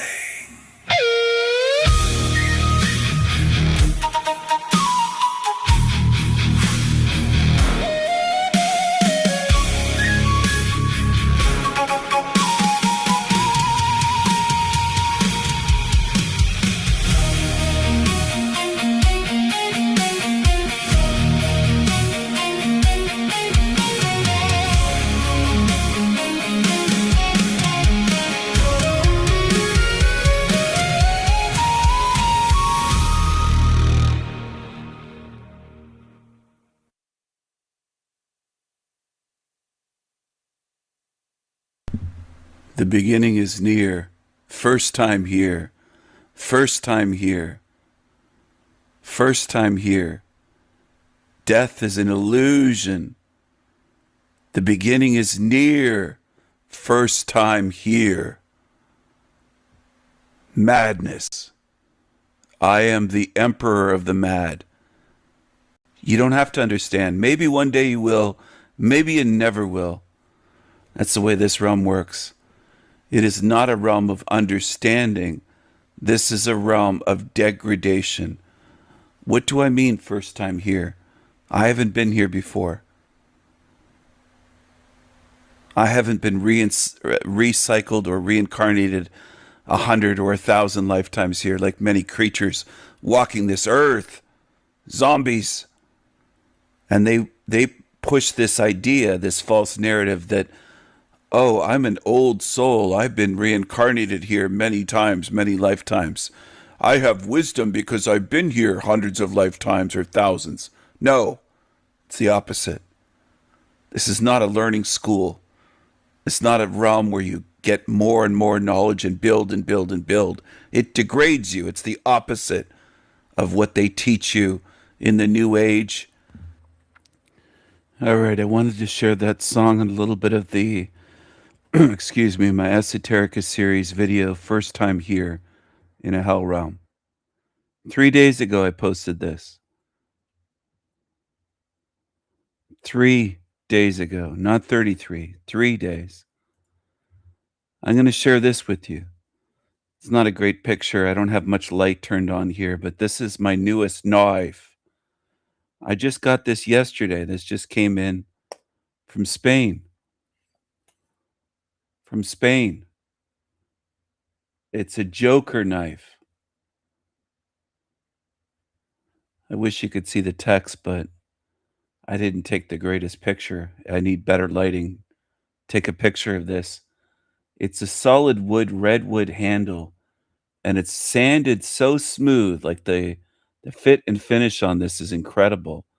If you could see it but hold it in person, just how well done this is and how well it fits together and it's put together. It's amazing in person. It's very smooth. It has a satin finish blade, and it has German steel for the blade. German stainless steel. This would be good for food preparation, just to have with you out walking in the woods. Camping with. It's a great steak knife. It'll cut more than steak. It will go right through, you name it, the thickest. This thing will cut right through bone, not just steak. This will cut right through bone. You could field dress a deer with this. This is a beauty. It feels great in my hand. The handle is ergonomic. It feels great for my size of hand. When I close my hand around this, the handle disappears. But it fits well. It's just big enough for my hand. Anyway, it's not really a small knife. It might look that way. But it's a medium sized. It's not a huge knife. It's not a Bowie or Bowie or anything like that. But it is a great size. And it comes in a leather sheath that's really quality leather, thick leather, handmade, hand stitched. And it's a beauty. It's a beauty. I have another Joker knife that has olive wood, different blade shape entirely. The olive wood handle is very different. This one is, I can't stop looking at this one and holding it and slicing stuff.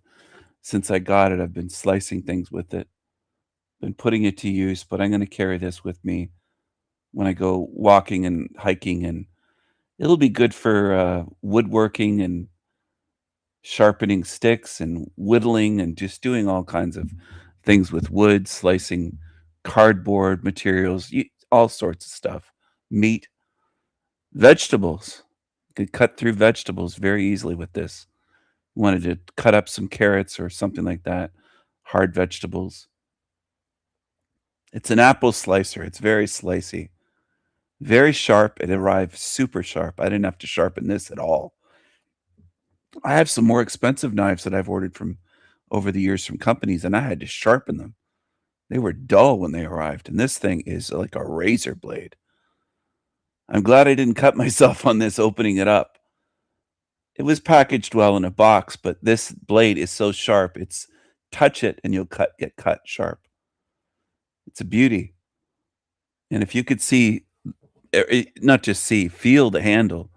The handle is so well done. And the top of the spine of the blade and that bolster they have there, you see that stainless? And then they call those pins. They see the round circles going through the handle. Those are pins. Those are stainless steel pins going through there. There's nothing. It's flush. It's like completely smooth with the handle. So the fit and finish is just beautiful. And you handle it in your fingers and you're like, wow, the way they did this is so beautifully done. It's a work of art. It's a work of art. So I'm very poor. That's why I'm able to afford these knives all the time that I can share with you. Because as Team Evil says, I'm so poor, and they lie about me constantly. They lie and say I'm in a mental asylum, and they also say I'm on welfare and on disability, but then I'm a trust fund kid, and then I'm this and that. They just lie all the time. It's remarkable what people will believe, because most people on YouTube are believing some of the biggest liars you'll ever run into are on YouTube, running channels and calling themselves truthers. And people believe it. They just believe it. Anyway, it makes me feel good. It makes me feel good to buy things, to use things, to have quality things, to have things that are like works of art, have and handle things that make me feel good, that I can admire the beauty. Don't you see the beauty, man? Well, I do. I absolutely do. And I bought some knives recently that were 5 to 10 times as much as this one.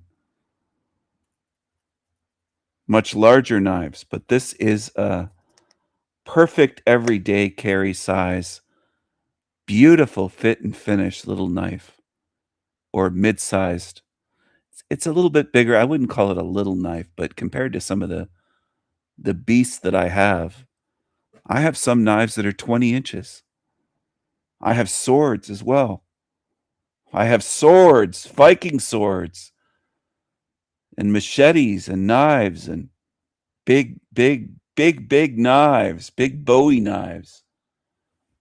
A lot of them. I think almost all of them are handmade of those. That's what I like to do.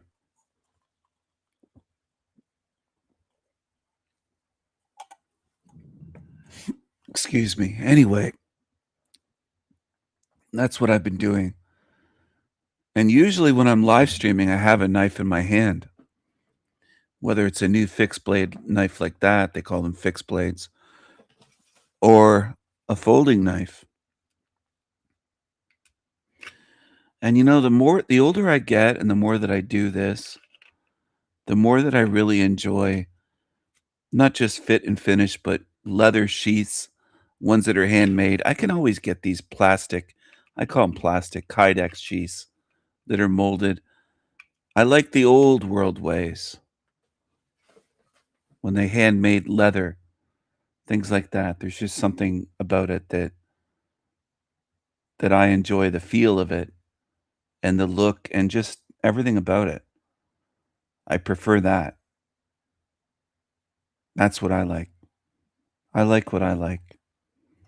And I'm in a realm that's going another direction.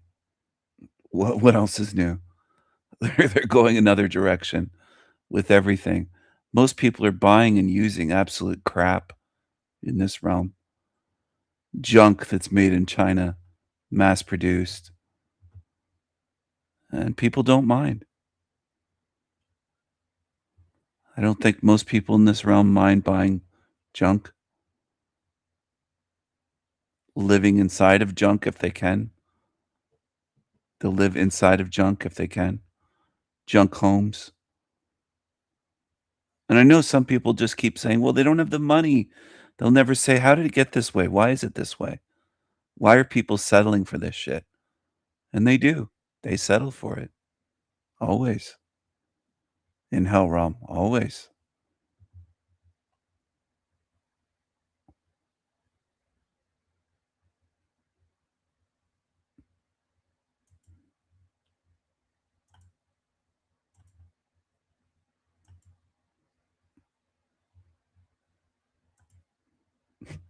There's so many idiots in this realm, they can't imagine things being better. And then they'll treat it like it's complaining or, how would you put it? Playing victim, crying victim. If you just point out everything here could be better, it should be better than this. They just don't get it. Like it's, as I said earlier in this stream, and I've said many times, it's like I'm speaking an old language, a dead language, an archaic, not archaics, an archaic language, outdated language, a dead language. But I'm speaking it underwater. This is about how much most people understand me. I'm underwater speaking a language they've never heard before that died 1,000 or 2,000 years ago. Here's what they hear. And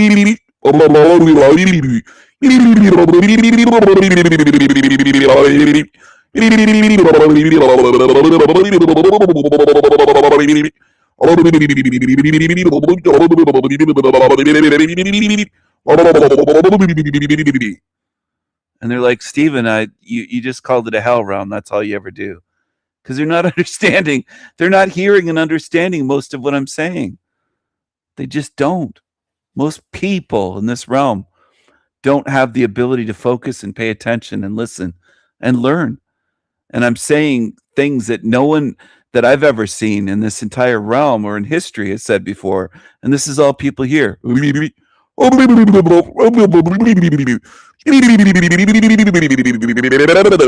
I'm like, yeah, what did I just share? They're like, oh, you just called it a hell realm again.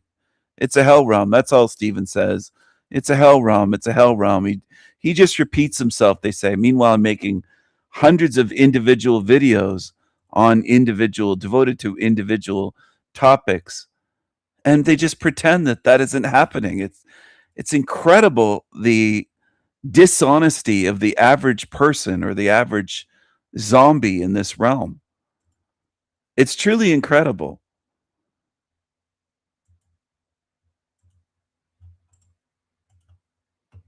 It is.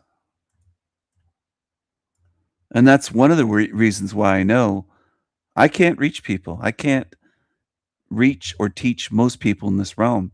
I can't help them. There's no way for me to help them. And I've gone beyond the point because I realize I've wanted to my whole life, but I realize I can't because most of what I say doesn't even get through. It just doesn't. It's not heard. It's not understood. I might as well squat down or sit down on the forest floor and talk to a rock or a snail. It just doesn't get through. Most beings in this realm can't understand me at all. They just can't. And they don't have the attention span and the focus to be able to listen and watch a video and say, well, he isn't just calling it a hell realm. He's talking about this being his first time here, for example, or mental gymnastics, or all the detailed things that I go into. And I'll speak on a topic for 30 minutes, 50 minutes, an hour, or whatever the case may be. It varies for each video. The power of asking why is not me sitting there going, this is a hell realm, this is a hell realm. But this is, to zombies, that's all they hear. That's what they do. That's the way they are. Fallen world theory, over half an hour, 34 minutes, just on and on. And I go into detail on individual topics. And they lie. And there's hardly any pushback by people saying he doesn't just repeat this is a hell realm. He does so much more. But all they do is look at the titles of my live streams. And there's a lot of them with hell realm in the title. So without even watching, they'll just say, well, it says hell realm esoterica. It says hell realm here live with Rose. Hell realm, roast them.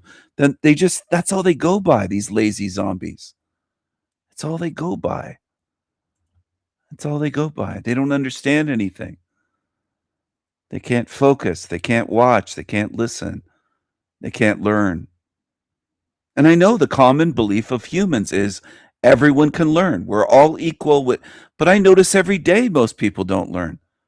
There's people that could sit on my channel for years and not learn. And then there's ones that show up once or twice or every couple months. They're not learning anything. It is disheartening because it's pouring so much work into something to realize almost no one in this realm can really even focus long enough to understand things. They might as well just read the titles of these live streams. Hell Realm Special, because they never click on the videos button. This is what demons never look at. There's a videos button on my channel's homepage. And there's individual videos covering topics that none of them cover. And they pretend that I don't make videos. All he does is bash people. That's all every time. And it's like, would you look at this? You just can't do it. They can't do it. They really can't do it. There's music, there's esoterica videos, there's covering various topics like psychedelics here. And this one. This video here, Esoterica Series Life. 44 minutes. Just under 45 minutes. And the way they lie about me is just incredible. And the fact that most people just believe it. They'll hear what demons saying, yeah, that's all he does. He just bashes people. He's mean. He's a bully. He harasses people. And they're just liars. Esoterica Series, Intuition. There's a lifetime of stuff here to study that you'll never find on their channels. And they warp it and spin it, and most people nod their heads. Yes, I hate King Stephen. That's what I deal with, the realm of zombies. Use all of your spirit.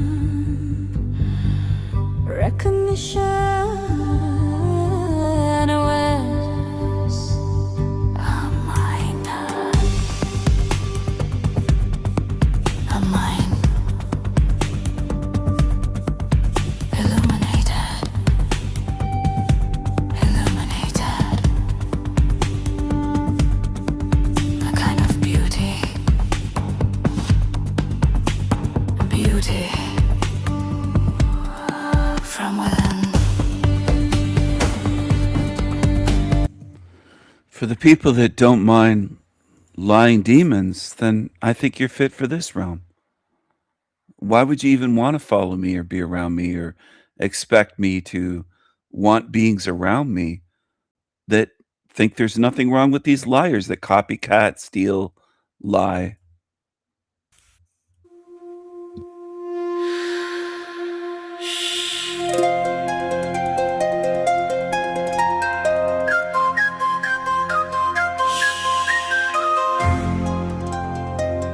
Intuition. Intuition. Recognition. Awareness. A mind. A mind. Illuminated. Illuminated. A kind of beauty. Beauty from within. Within. Within. Intuition. Intuition. From within. Midnight feathers of wisdom. Raven eyes. Raven eyes. Spiritual eyes. See through matrix lies. Worldly lies. Intuition. See. From within. Spiritual sight. Spiritual vision. Illuminated mind. Intuition. Seeing. Seeing. Seeing. Truly. Intuition. Intuition.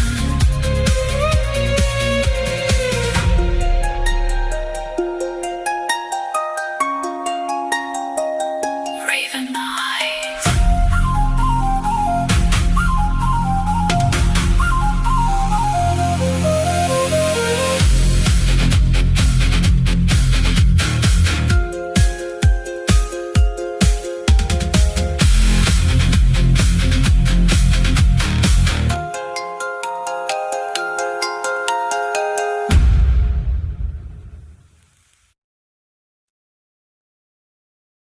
Hello, hello everyone. That's intuition.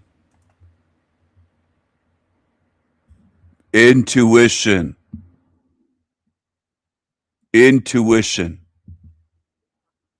You understand? I have a vocal range.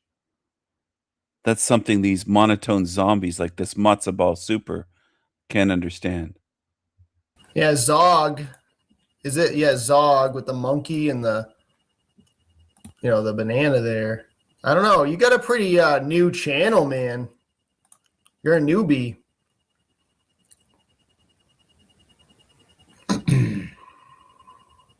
There he is clearing his throat, calling somebody a newbie.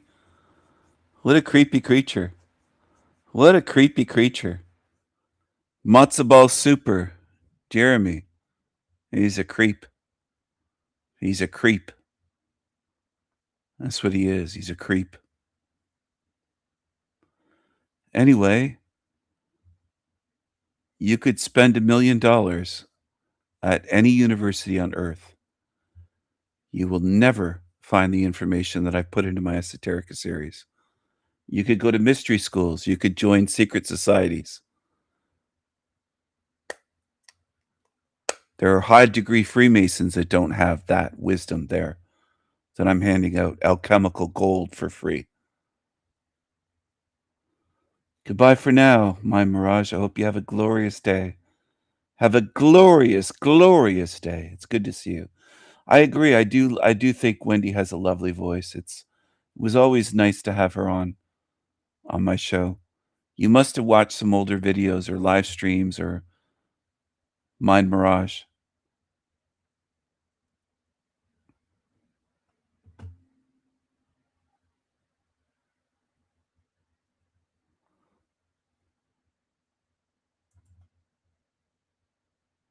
I'm going to share a bit of this. I'll see how this one goes. I haven't watched it at all, but I'm going to share a bit of this here. This NDE will give you goosebumps. Well, Tony Sayers was having goosebumps. Not on his chest. Those are bigger than goosebumps. He's got bigger than goosebumps. He needs a bra. But this says this NDE will give you goosebumps. Man drowns. I think I've played this one before. The sound got quiet. It's just this overwhelming peace. And in that moment, I just got this message from God. It said, don't worry, everything's where it's supposed to be. Everything is well. Very vague message, but it works on humans. God spoke to me as I'm drowning and said everything's well. And I smiled at God, trying to get some air, and I gulped more water into my lungs and thought, oh, God, thank you. Everything's okay. Everything's well. Just spirits. I just felt connected to uncountable number of spirits. Behind this blue stained glass was this immense white light, just a white light. I was just being drawn to the light very slowly. People, how God values people for their souls and nothing else, and there is life after death. See, that they tell a little bit of truth, and I'm not accusing this man of lying. He might just be that dumb and brainwashed and gullible. There is life, quote, after death. This is more like death. Where we are here is not life. This is death. This is death. Where we are now. But people will jump for joy and go, oh my goodness, he said there's life after death, and get so excited. And they miss all the rest, like the programming that he said about hearing God's voice. Who says it was God? Who says there is any good God? Why would a good being say everything's okay in the universe? Hey kid, you're drowning? Well, everything's okay. Don't worry. How does that help? How does that help? What if a person did that? Switch a person for what he calls a God's voice. A person in that water at the beach, let's say, sees a kid drowning. Let's say they're 12 and says to the kid, everything's going to be okay, kid, and does nothing to intervene or help. People would say, well, that person was evil, but they won't do it with a God. It's fascinating to me how humans hold this quote unquote so-called God to a different standard entirely. This God can be evil and just watch people die and no intervention and set it up this way and be entertained. And people are like, oh, God is good. Our God is an awesome God. And they're applauding. It's incredible to watch. It really is. This is a zombie world. And if you observe humans and how they talk about things and explain things and call evil good, you'll see what I mean. You'll come to the conclusion that you are surrounded by zombies once you start seeing it. If you're intelligent and honest, and that writes off most of humanity. Most of humanity are not honest and intelligent and willing to take a real look at things and say, yeah, why do they always defend this evil God? And they do, most on earth. They defend it. God can sit there and go, everything's okay. Meanwhile, you're panicking, drowning. How is that helpful? If a person did that, everybody would say, what a sick fuck. They just were in the water 10 feet away and they didn't help. They just kept saying everything's going to be okay. It's all okay. Everything's in the right place. Everything's going according to my plan. If a human did that, they'd be viewed, rightfully so, as evil and sadistic. But their so-called God does that, and they'd love it. It's remarkable the double standards that humans employ. It really is. I don't like it, but I mean, it's something I dislike beyond strongly. But it's also fascinating that people are even able to do that. The way they look at things. It's so weird. That's what I mean by fascinating. The weirdness of it, the strangeness, the lack of logic and reason. It's just like zombie behavior. God is good no matter what. God could torture humans in front of them and they just smile and say, you're so good, God. You're good. It's a zombie world. It's like out of some warped movie. That's what this place is like. But it's beyond what Hollywood could even come up with. As demented and deranged as the workers of Hollywood tend to be.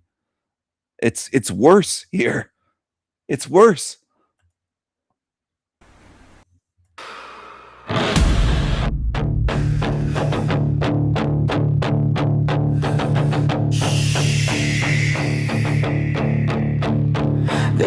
is a hell realm. This is a hell realm.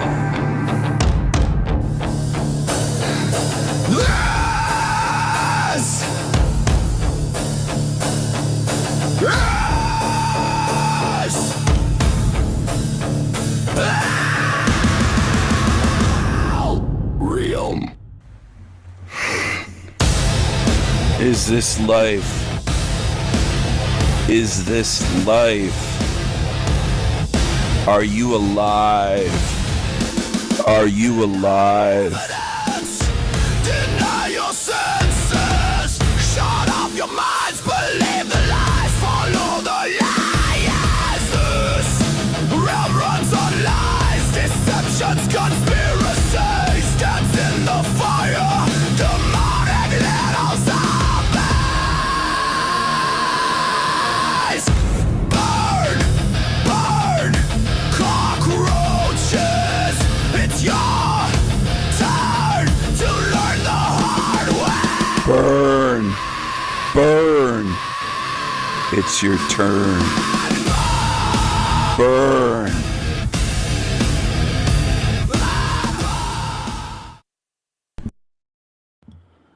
And that's the beginning. That's the intro music for my Esoterica series video called Life. Now, don't assume that you know what it's about, because you don't until you watch the video. You can't tell by the title. You don't even, most of the people here, at least the ones that haven't watched it, you don't know what I mean by life. You don't know till you watch the video. It's not a video of me saying life sucks, we need to work, I hate working, I hate paying taxes, I don't make enough money, I wish I didn't have to work.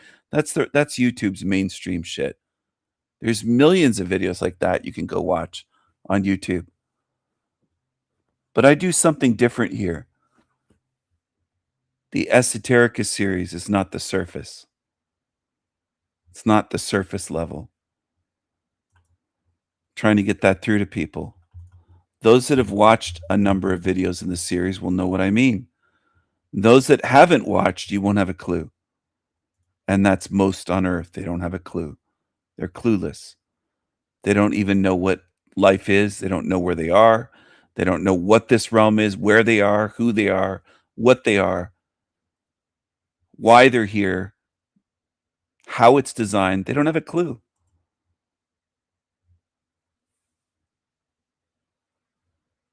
Esoterica.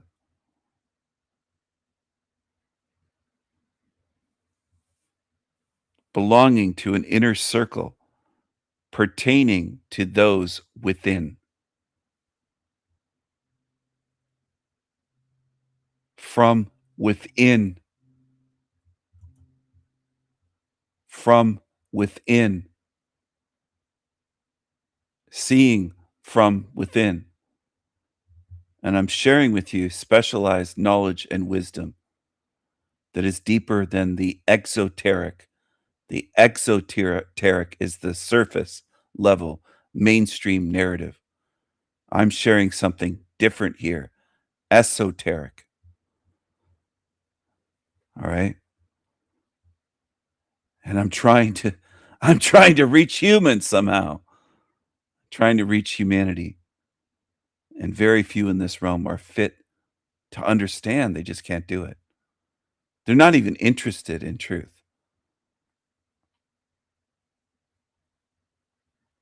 They just aren't.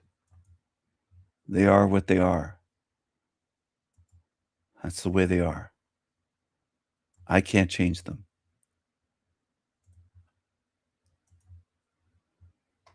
They're zombies and demon tards. Zombies and demon tards. It's not going to matter because it's all, what is the nervous system? It's not me. You know? Right. Exactly. That's what I hate about those fucking dreams, when you try to fight back and they just kick you out right away. Yeah, it really shows how powerful they are. Like, yeah, what kind of cheap tactic is that?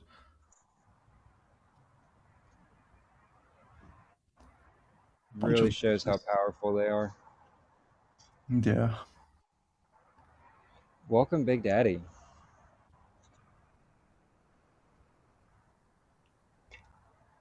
How are you on this fine, wonderful day in the energy harvesting farm? Oh, she's a beaut. She's a beaut. Still recovering. Me too. I have a feeling it'll be nothing but recovering as long as I'm in this body. Probably so. This might be a long-term play from here on out. Yeah. So whatever was discussed or whatever was presented really pissed it off. We talked a little bit about that, I think yesterday on a call. Yeah. You know, we were touching on a few things that were really nailing down the formula to face it with no interference. Right. I think that's probably what it doesn't like. No. More contenders, right? And what I would say too is that we've done a lot of talking about how, you know, everything is a cycle. Everything's a loop to get you caught up in it, you know, from veganism to you know, plants to animals to everything, and realistically, none of it fucking matters at all. Do what you want to while you're here. No, be aware, you know, because there is consequences at times for stuff and things. But that's where I see a lot of it coming from, is that, because there was a massive fuck you going on. Yeah, I think as long as you realize that the consequences don't extend too far beyond the physical body, right? That's its main leverage point, which is why it'll do everything to torture us while we're in it, but not take it out. I just find that so telling. If it was ever going to take anyone out, it was going to take me out last year, and it didn't. So it's not going to. That's not it. Now, if it's got you in a spot that it wants you at, and it deems that you're a problem, sure, I could see that taking place. But yeah, there was a ton of opportunities for me to be taken out last year, and a lot of really good times for it to happen, but it wouldn't do it. It wanted me to do it at my own hands, but you know, that also depended on where I was at with everything. So, yeah. Well, it'd be safe to say you were in a diminished mindset at that point, though, right? Yeah, I mean, because again, the body was diminished too. It was just constant. I mean, some of the shit that I saw, you know, everybody's going to jump to, oh, he was on LSD, he was on this. I've had people question it and be like, oh, well, were you on something? No, I wish I was, because that would make more sense than what the hell is going on. But, you know, we had a lot of things happen. I've watched things render out of nowhere. 2 days ago, I was watching 2 things flying in the sky that just, again, I was trying to catch up to them, but they were moving so fast I couldn't, and then gone. And the old Dementors, and you know, so yeah, it was just a bombardment of so much stuff and things, so many encounters on top of a full-blown possession. So yeah, it was shit. I was diminished every type of way you could be, and then it was okay with, like, okay, we're gonna lean into him to make him, you know, self-exit. And then when I made it through all of that, it become abundantly clear. I'm like, wait, well, why are you wanting me to do this myself? Why don't you just take me out? You take me out. Let's switch the roles now, and you take me out. It didn't do that. It never will do that. Right, unless you're an NPC, or you're highly susceptible to influence. And So he starts talking about NPCs. I agree with you, Wendy. He's showing you that he's very strange with that mustache. He's going out of his way to look a certain way to get attention, curling his mustache up, trying to get attention with his physical look. Very strange creature. Very strange. And then they go on to talk about NPCs, which I've debunked in a video. And they'll let on that they're the highest level and they're just baby truthers that stole everything and they just parrot what they hear. People talk NPCs, so these younger ones here, he might be in his 30s, I'm not sure. Maybe he's 40. It's hard to tell with this guy. He kind of looks young and old at the same time. He doesn't have any gray in his beard or hair, it looks like, but anyway, or what hair he has left. But anyway, NPCs. Yet again, what a shocker. Repeat the buzzwords. That's what they do. That's what most of these channels do. And this is what people gobble up. And they get angry at me saying, "Oh, you're so mean bashing these truther channels." They're spewing shit. And most like Nolan and the dummies that come around here are too dumb to figure it out. But we had a lot of things happen. I've watched things render out of nowhere. 2 days ago I was watching 2 things flying in the sky that just, again, I was trying to catch up to them, but they were moving so fast I couldn't, and then gone. And the old Dementors, and so yeah, it was just a bombardment of so much stuff and things, so many encounters on top of a full-blown possession. So yeah, it was shit. I was diminished every type of way you could be, and then it was okay with like, okay, we're gonna lean into him to make him, self-exit. And then when I made it through all of that, it become abundantly clear. I'm like, wait, well, why are you wanting me to do this myself? Why don't you just take me out? You take me out. Let's switch the roles now, and you take me out.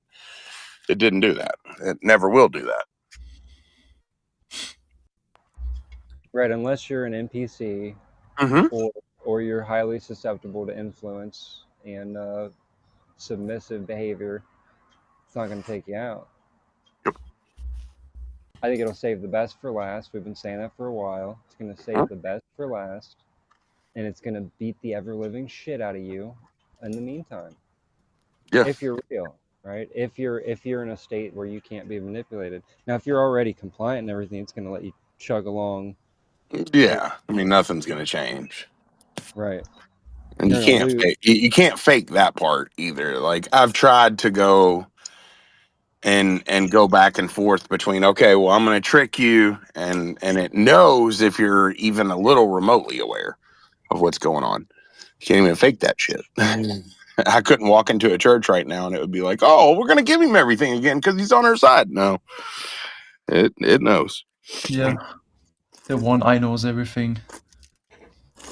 It don't know everything. Now that's where I'm gonna call horse shit, because it don't know everything. It thinks it does. It's portrayed itself as knowing all, but realistically, it only knows what it knows. And it's also like dealing with a toddler at times. Like I've compared it to my 5-year-old and some of the shit that it does. So again, I think we're so much greater than, and that's probably what pisses it off, and that's probably what got this situation started to begin with. But yeah, just this go round showed me that it's going to do everything that it can to the body while I'm in here, because it knows when I'm not in the body in here that there's a problem. That's a problem, and it showed it one more time. But why are you like your attacks so much more present, like more stronger than some other people? It's something I really don't get, to be honest. Yeah, so I don't know the answer to it. Could be that I'm closer to, this could be my first go round. It could be I'm closer to, like. This guy might be a tiny hat. He could be. He's very weird. My natural state. There could be a lot of things. Why did it want me to be Jesus Christ so bad? I'm telling you, man, if I would have went with that story, I'd have been out here healing people. There'd have been miracles happen on the street. But when I started questioning stuff, then all hell broke loose. And I think it's for that reason right there. Broke loose after I went from, being all about the Bible and like turning my life around and atheist my whole life to, you know, now I've accepted Holy Spirit's around and I'm doing things with it, right? I'm converting people to Christianity. And the second I stopped doing that, that's whenever it like come in a big wave after I met the Mason. So yeah, me and Nick talked about it all last year. Why is it coming this ferocious after me? It knows why. I don't.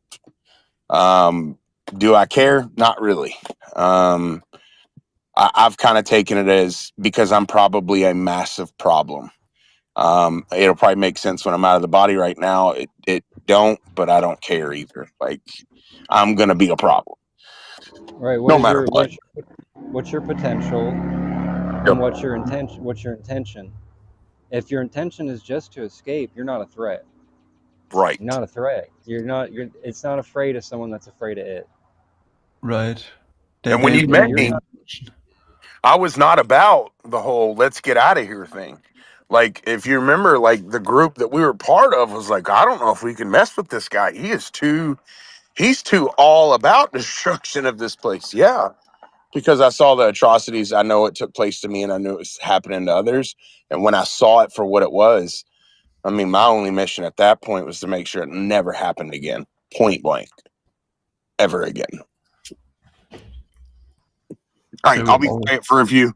My wife just got here, but I'll pop back in here in just a second. All right. So what he was saying is he basically was always about destruction of this place, right? And I guess this is the reason why even like if we real ones are all the same, if you're like on this trajectory of like trying to destroy this place, right, you'll get more attacked. As if when like in my case I was only about escaping the shithole. And then when I also like turn myself like more around to the destruction of this place, I sort of felt the attacks ramping up as well, you know. Right? Isn't that just telling? Isn't everything that it does just tell on its stupid ass self? Yeah. Because if you couldn't destroy it, wouldn't it just let you think that it could while it continued to harvest? The fact that it does what it does to those that have the intent and ability to cause it structural deterioration. Look what it does. If Yes, more creepy voices. Exactly, Wendy. Exactly. Creepy creatures. For the paranoid baby truthers that may tune into my channel, that may go, where'd you get the picture of him? I don't make this stuff up. It's a screenshot from his latest video from 11 hours ago. Here he is 3 weeks ago. Once I realized that there was another type of intelligence in with the ridiculous mustache, the attention-seeking mustache, trying to look like a weirdo on purpose as much as he can. this place, one that literally feeds off of suffering. He loves to say literally feeds. I think he's a millennial. I would guess millennial with his little upside down triangle chin. And he's kind of hiding his chin with that little beard. And then he's able to grow more of a mustache than a beard. Very sparse on his chin. So this is probably what he's proudest of in life, is this curly mustache that he has to grease to curl that way. He's got to use something on it to curl it that way. He's got to take special care with his little curly mustache every day. It started to make everything make sense. Once I realized that there was another type of intelligence in this place, one that literally feeds off of suffering, it started to make... There's a tongue flick there. He likes to flick his tongue. I was calling him Lizard Boy earlier. Now, I know the defenders are usually little baby truthers that feel like weirdo incel outcasts themselves, so they'll defend a guy like this because they think, well, Steven's mean for saying anything about him, because the lurking little incels here relate to him. They relate to outcasts like this guy. No, not necessarily outcast. I just call him a weirdo. Much better term. He's a weirdo. That's what he is. So if you're someone that's been singled out for extra fuckery, whether it be electronic or environmental through people, individuals, or the environment itself, or even quote-unquote spiritual, I want you to think about this for a second, right? Look at everything that's going on. Look at everything, second, right? Look at everything that's going on. They're poisoning the air, obviously. The food, the water, the environment of every kind. The mental environment through psychological programming, conditioning, subconscious programming. It's endless. Everything has been toxified. Everything is under the control of this other type of intelligence. So how did he come up with this guy that came out of nowhere? Where's his source of information? Look at the schnoz. His face is all schnoz and mustache. And the rest of his head looks tiny. Very weird. And it's obvious, right? It's obvious that if they wanted your body destroyed, it would already be destroyed. If they wanted you dead, do you think you'd be alive? So look at everything that they're doing. Look at all of it. There goes the tongue again. Little Jeremiah defends that and says that, oh, Stephen, they're just licking their lips. And Jeremiah Finkelstein said he does this too. This is what they do. They defend the black eyes, the snake eyes, the tongue flicking, all these weird behaviors that I show you with YouTubers, so-called truthers. Look at the size of that schnoz. Oy vey. Look at all of it. What's it for? First minute and 20 seconds, he's put his tongue out multiple times like that. Sticking the tongue out. Look at that. Look at him. Just look at him. What's it for? Obviously, it's not to destroy the body, because that would be easy. Anyone that's been targeted by the electronic shit knows that, okay, yeah, they could literally just give you a heart attack. They could literally just... Literally. Again, showing what he is. Literally. Been targeted by the electronic shit knows that, okay, yeah, they could literally just give you a heart attack. They could literally just give you a brain tumor. Or electronic shit knows that, okay, yeah, they could literally just give you a heart attack. They could literally just give you a brain tumor or fry your brain. I've been getting hit with it now for over a week, and the only thing that made it stop was I just stopped eating. Why would that make it stop? Well, obviously because they're not trying to kill us. Because if they were, it'd already be done. But no. Look at everything going on. It's all to make you weak. It's all conditioning to wear down your will. Why is that? Why is that? What are they getting you ready for? Why is it that they're gonna sit there and do all this effort and energy into beating the shit out of every one of us, but they don't want to kill us? Come on. What are they really doing? Think about it. Think about it. What are they really getting us ready for? Well, obviously, something that is afraid of us. Because if it wasn't afraid, why would it need us beat to hell before we meet it? Does anyone here trust thieves? Do you trust thieves, copycats? If you trust thieves when they're stealing from me, would you trust them in your home?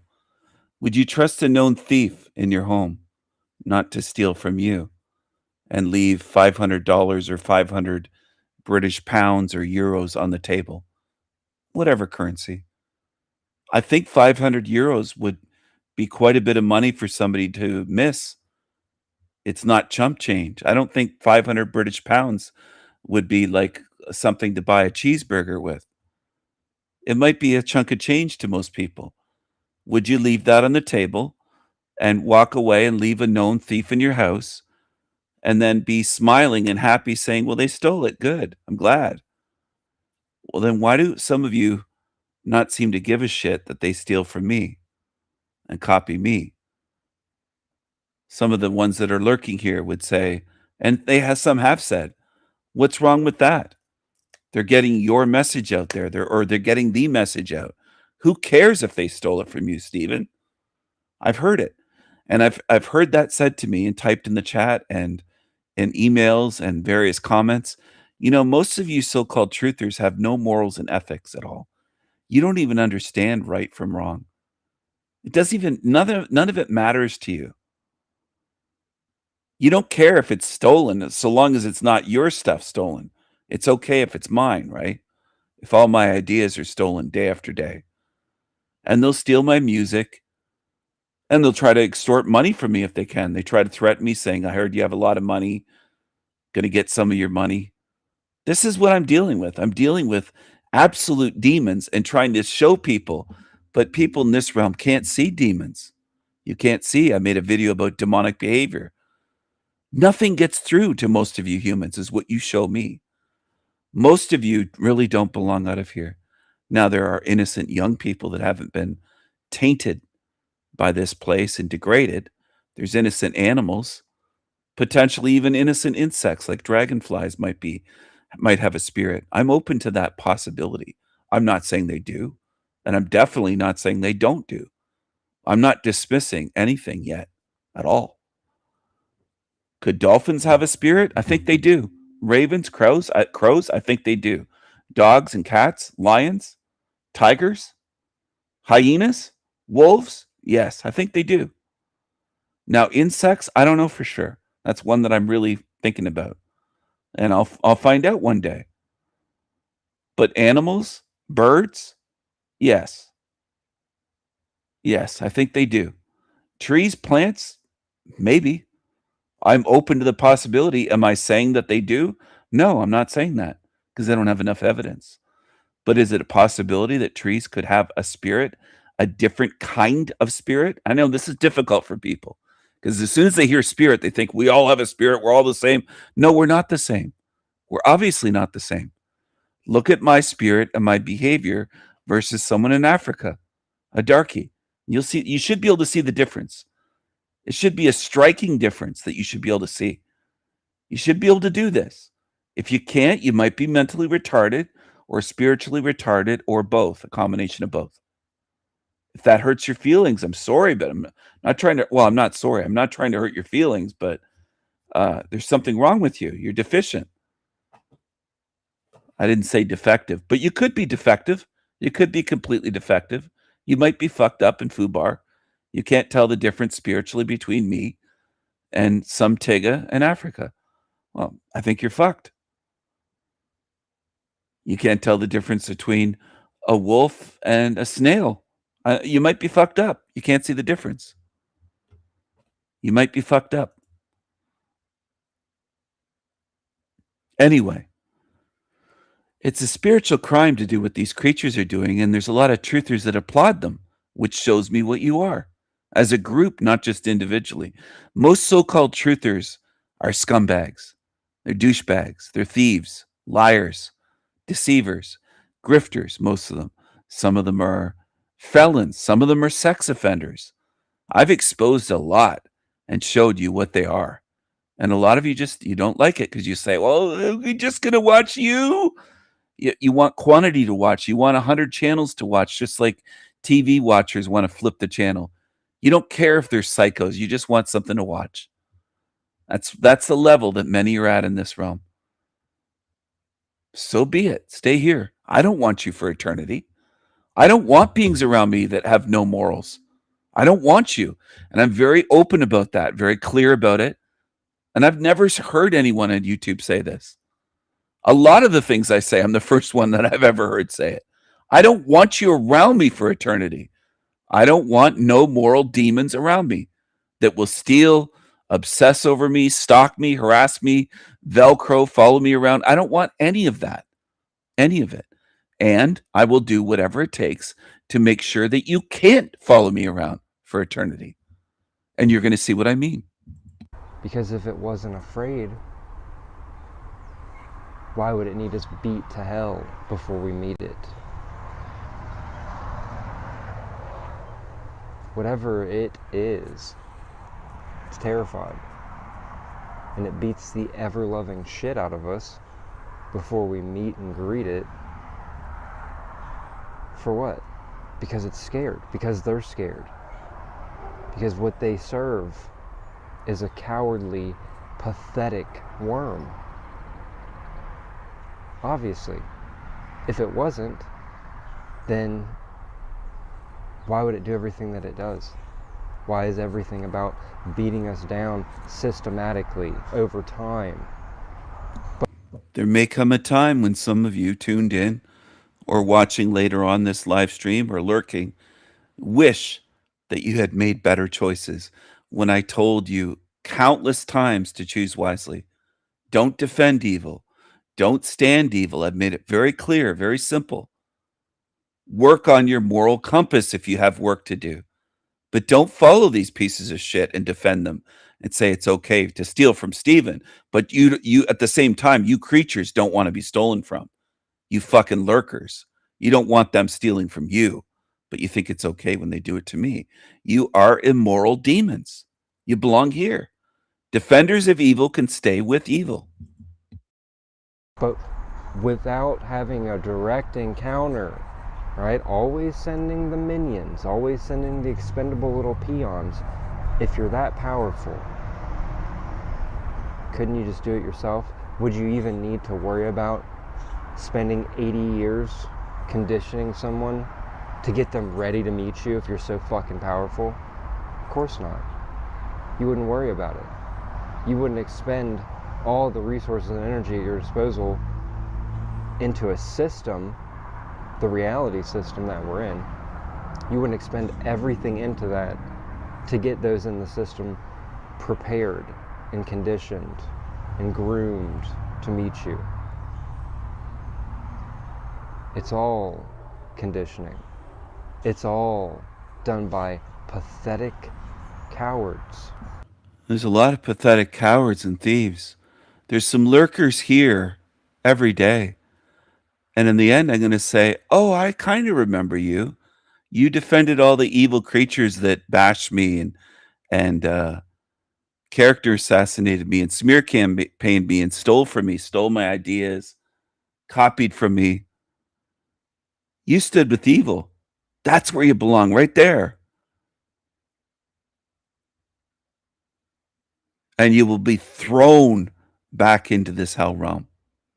And I'll forget about you. You'll remember me for eternity as the one that put you here. Good luck. Good luck. That have no real power. The only power they have is psychological. If they can take over psychologically. Nolan, if you're tuned in right now, I don't know if you watch this shithead's channel, but this would be perfect for you.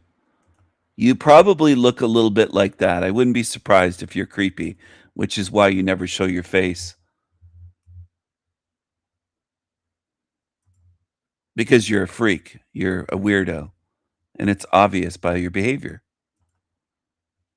You can go call that guy your brother.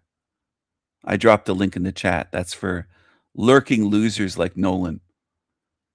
You belong on channels like that. That's at your level.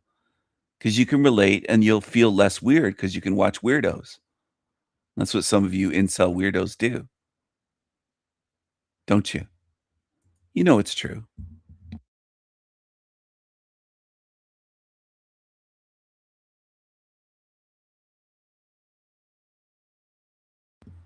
All right, so let's go to another weirdo channel. There's a lot of them if you really start looking into it. There's a lot of them.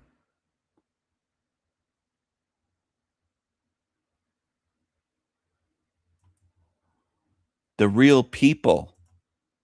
What an original name, right? The Real People. Do you think that's original? Oh, it looks like there's... Is this Jeremy? Or is he named after a band? I don't know. YouTube mix. The Real People Monday morning breakdown. Huh.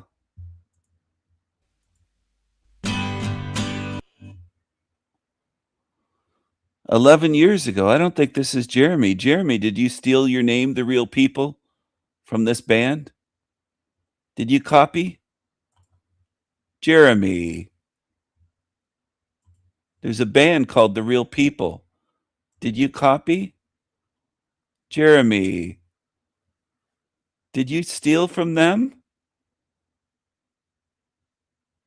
The Real People. Release music. Jeremy. Liverpool. English rock band formed in Liverpool, 1986.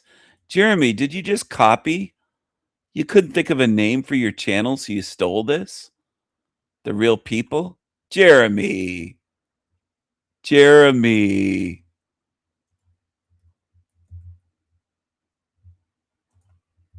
Now I can't find his channel because this comes up. Here it is. Jeremy, you stole the name. You're a copycat. You're a thief, even with the name of your channel. You had to copy a British band. My goodness. My goodness. Jeremy. Jeremy. You see that, everyone? Oh, Jeremy. You just had to copy a British band from the 80s. You couldn't even think of a name of your channel that's original. You just stole it. That's what demons do. They can't create. They can only copy and steal and mimic. Jeremy, you know you're a loser. Look at him talking about me here. Every post is about me, the sanity machine.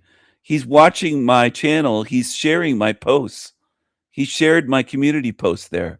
YouTube is playing games I wrote. Again, subs down again. Comments vanishing, no notifications. Yeah, my subs went from 4,400 to 15 or something. They are playing games, and it's observable. Look at him. Look at it. Look at this creature obsessed with me. Every comment is about me. He's sharing my videos. Look at this. My wife can't fucking stand you, dude. And yes, she knows I have a channel. Could try. Oh, your Asian wife loved me long time. She loved me long time. Look at him sharing private emails. Look at this. I told him don't ever threaten me. I warned you, creep. I called him a creep in email, and he is a fucking creep. Every post he has is about me. Every post is about me. And there's Franny over there. Franny is in with him and Demon Slayer, that Franny weirdo. Well, Jeremy's the one that said that he has an attorney. He's the one that he doesn't share that with you, but he's the first one to email me saying he's going to sue me. I said, go ahead. I have an attorney. Jeremy conveniently leaves that out. Look at all of his posts are about me. He's sharing my posts, El Diablo's posts. Look at this. It's all about me, except for this one about Dave McKeegan. I don't know who that is. Apparently a globehead or something. And this guy thinks he's big. Look at this. You're such a little pissant, Jeremiah. Another post about me 6 days ago. You did say you were going to call the cops on me. You did say you hired an attorney. I did mention that I might have to. You said you spoke with an attorney. You said all kinds of shit. This guy's obsessed with me. Look at his long pages he's writing about me. Pages. I'm not reading all that stupid shit. Almost every post, 9 out of 10 posts on his page are about me. Over and over and over again. Over and over and over again. Look at this. He's obsessed. What a creepy fucking creature. I hope people understand how creepy that is. 9 out of 10 of his community posts are about me going back weeks, months. I could have scrolled down. It's going on months. His very first 2 videos are about me from 3 years ago. This guy's been on my back or like a creepy weirdo pervert with a crush on me for 3 years.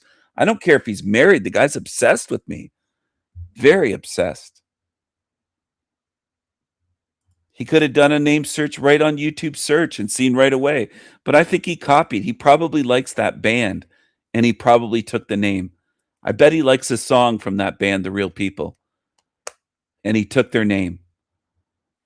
They should go after him. Maybe their name is copyrighted or trademarked. I don't know. Trademarked, sorry.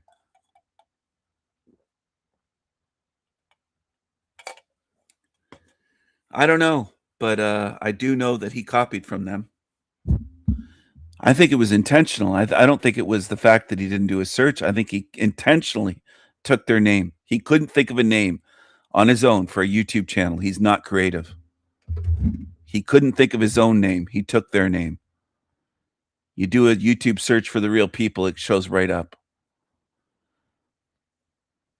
He should have called his channel Matzo Ball Super. That's what he should have called it. Fucking creep. Creepy, creepy, creepy, creepy creature. Creepy creature. Creepy creature. Creepy creature. Creepy, creepy creature. He's a creep. He's a real creep. He's a real creepy creature. And here's a creep here. Joshua S. John is a creep. 400 views in 16 hours. People are watching this shit. All right. Remember, I made a video about how they copy and then they muddy the waters. They steal, they copy, and they muddy the waters. They muddy the message. These fucking demons. Float them away. That's what should be happening to these creatures.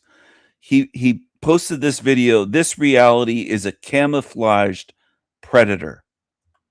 Watch what he says in this. Watch what he says. He's talking about slaves. It's all fake. Everything is a lie. Directly from me, when people say, Stephen, what's wrong? What's fake here? What's real or what's a lie? I say only everything. Only everything's a lie. He's copying right in his fucking thumbnail. This is what they do. All right, I'm going to try to record this video now. Do my best to fight through this exhaustion that I have. Especially after last night's live stream. Oh my gosh, my mind is freaking... it's not even there anymore. And I'm usually not up that late anyways. I went to bed extremely late. Woke up with a severe headache, exhaustion, all that good stuff. But I've been critically analyzing what is coming up in my mind. And I feel that it's important for at least me to get it out and to share. And if people find that interesting, great. If not, whatever. But what is objectively real? What is objectively happening right now that makes us different than this reality that we find ourselves in? We are the only things here that is actually capable of being conscious and aware of what's going on here. And by that, I mean, we are the only things in the natural world that is capable of actual judgment, of looking at this place and consciously judging that it is wrong. Uh-oh, he's using judgments, talking about judging. But then he'll say that I judge people and it's wrong, but this is what they do. They play both sides, these fucking creeps. One day it's going to hit some of you that you've been defending creepy creatures. And I don't think you deserve mercy, because I've spent so much time and energy and thought trying to get people to see this the way it is, the way it actually is, instead of warping things and twisting things and doing all the shit that humans do in this realm. The sickening shit that humans do, and it's really demonic behavior. And I've made a video about that. Try to show you something.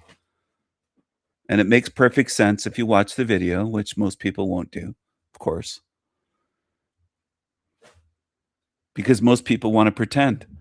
They want to pretend they know everything without ever looking. Nothing else here is capable of doing that. The plants and the animals and all the different shapes and sizes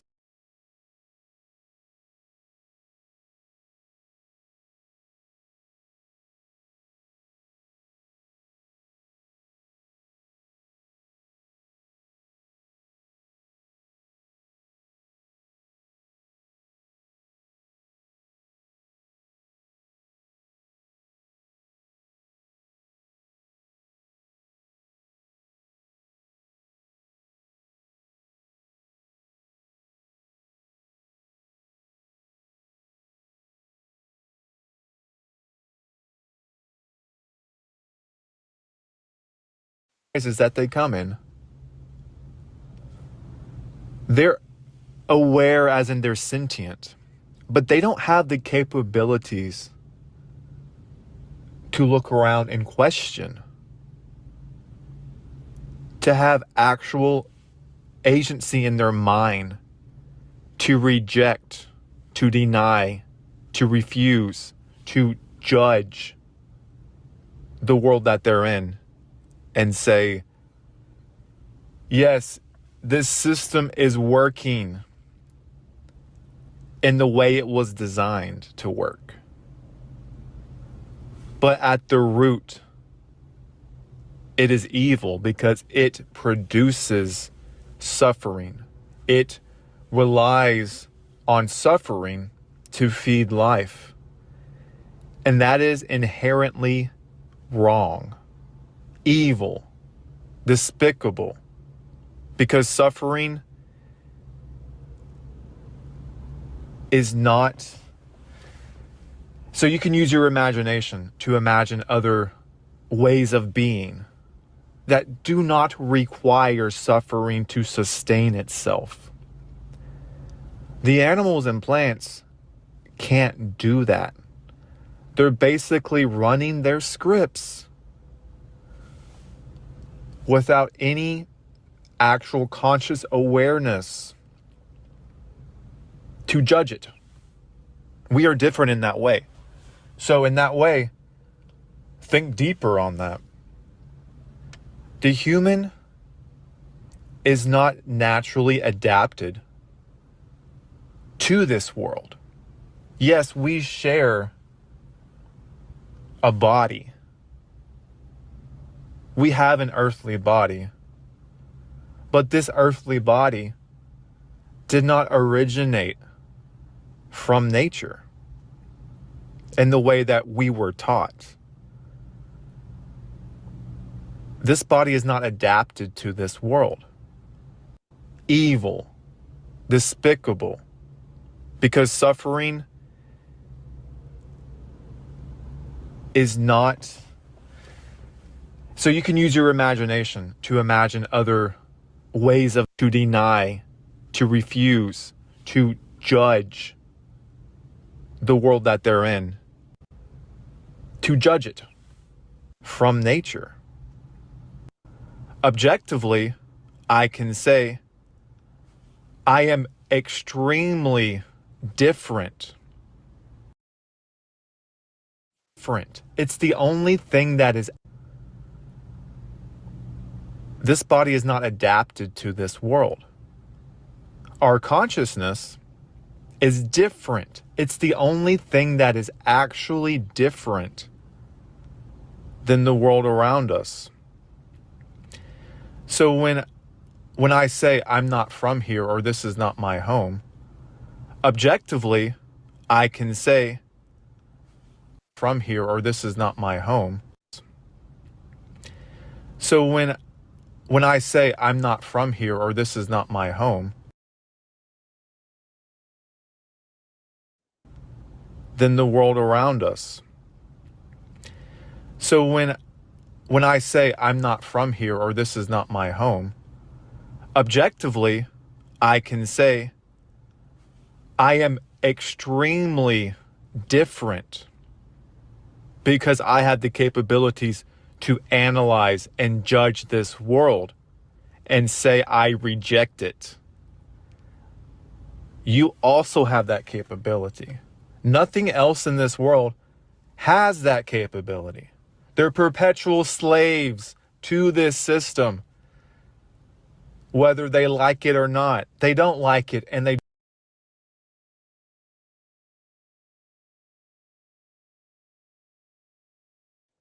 you also have that capability. Nothing else in this world has that capability. They're perpetual slaves to this system, whether they like it or not. They don't like it, and they don't have the conscious ability to like it or not. They just are. They don't have to put on fake copes of how to deal with this reality. They just do. They don't think about it. They're incapable of questioning it. That's why the human experience is more, we're suffering more because we have the added awareness. We have the added awareness. And if we follow it to its conclusion, we see the world as inherently wrong and evil because we have the imagination to imagine other ways of being. We have the self-reflection to reflect on how suffering is wrong, enslavement is wrong, rape and torture is wrong, yet every day, moment by moment, it continues as the slaughterhouse that it is. And most people who are searching for the truth, who say they're, truth seekers, they want to know the whole truth and nothing but the truth. It's hard for them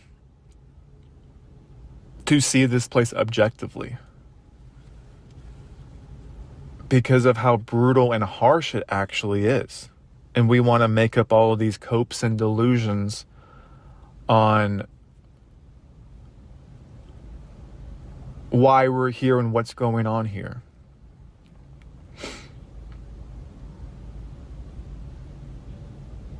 That's how I see it. For me, it's not a cope to say I don't belong here, because I don't belong here. For me, it's not a cope to say I am not of this world, because I am not of this world. This is a different creation than what I actually am, because I am conscious and aware to reject it. This is not my world. This is not where I want to be. I fully condemn it all of it. And all the mental gymnastics and the hoops we have to jump through to try to justify this pathetic existence and to make it okay because of some spiritual teaching or some test or some higher beings, us working towards reaching our hand out and saying, I need help. And you're never high enough. You're always climbing and being knocked down and rolling down those stairs day after day. And the coping that comes with just being okay with it all, just being sitting in the presence of it all, detaching, becoming neutral, all of those things. Yes, it helps. But at the end of the simulation, it's doing nothing but coping with this existence.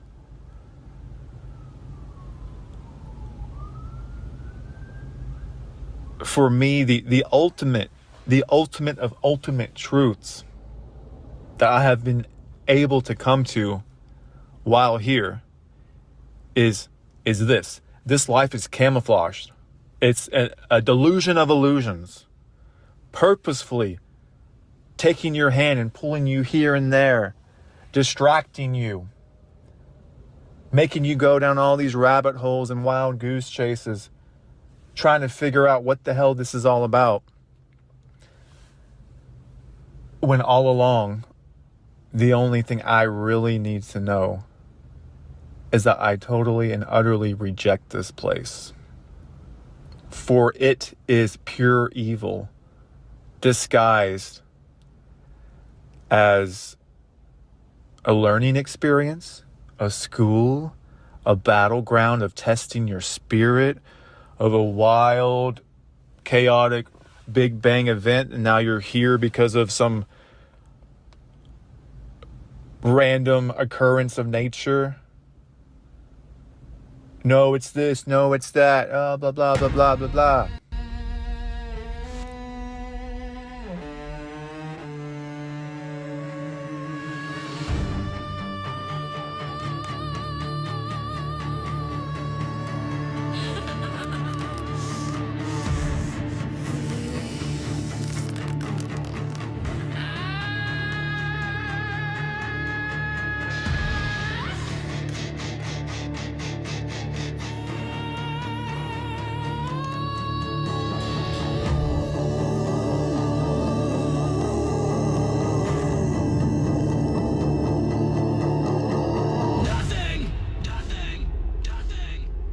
Cannot exist.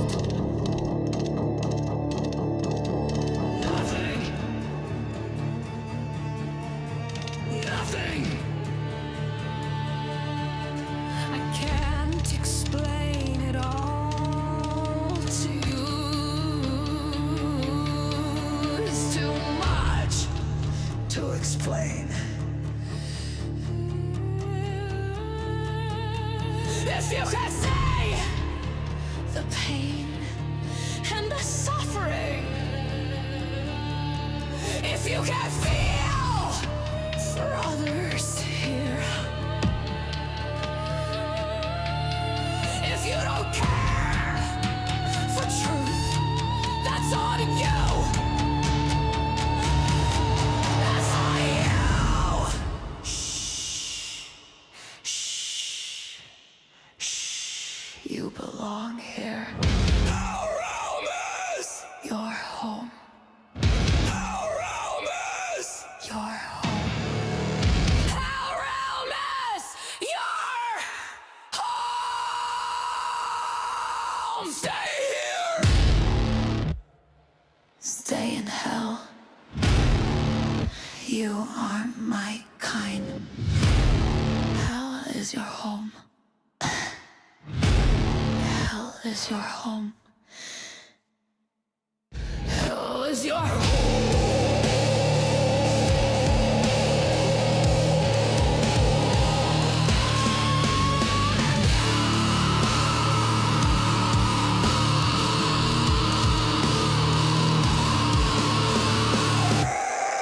Burn! Burn!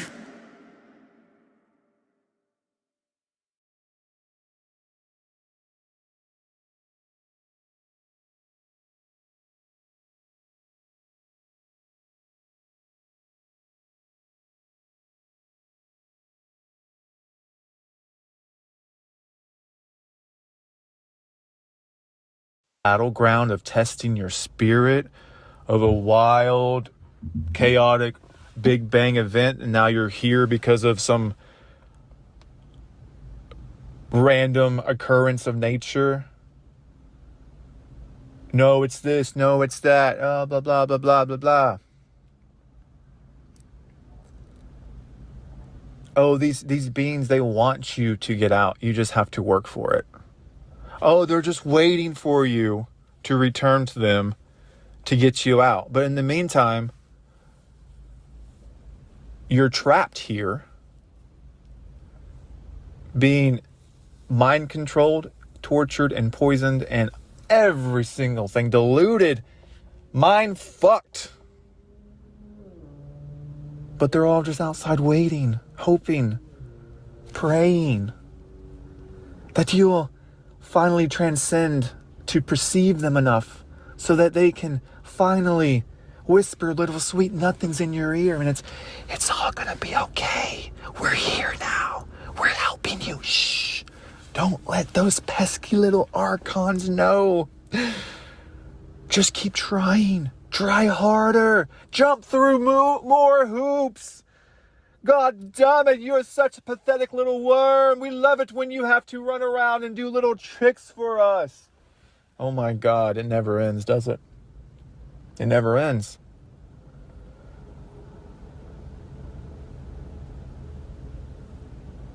We're the only things that are consciously aware enough. Like I said, we're different. We're not of this place. Why are we not of this place? It's because it almost feels like we were genetically modified with animals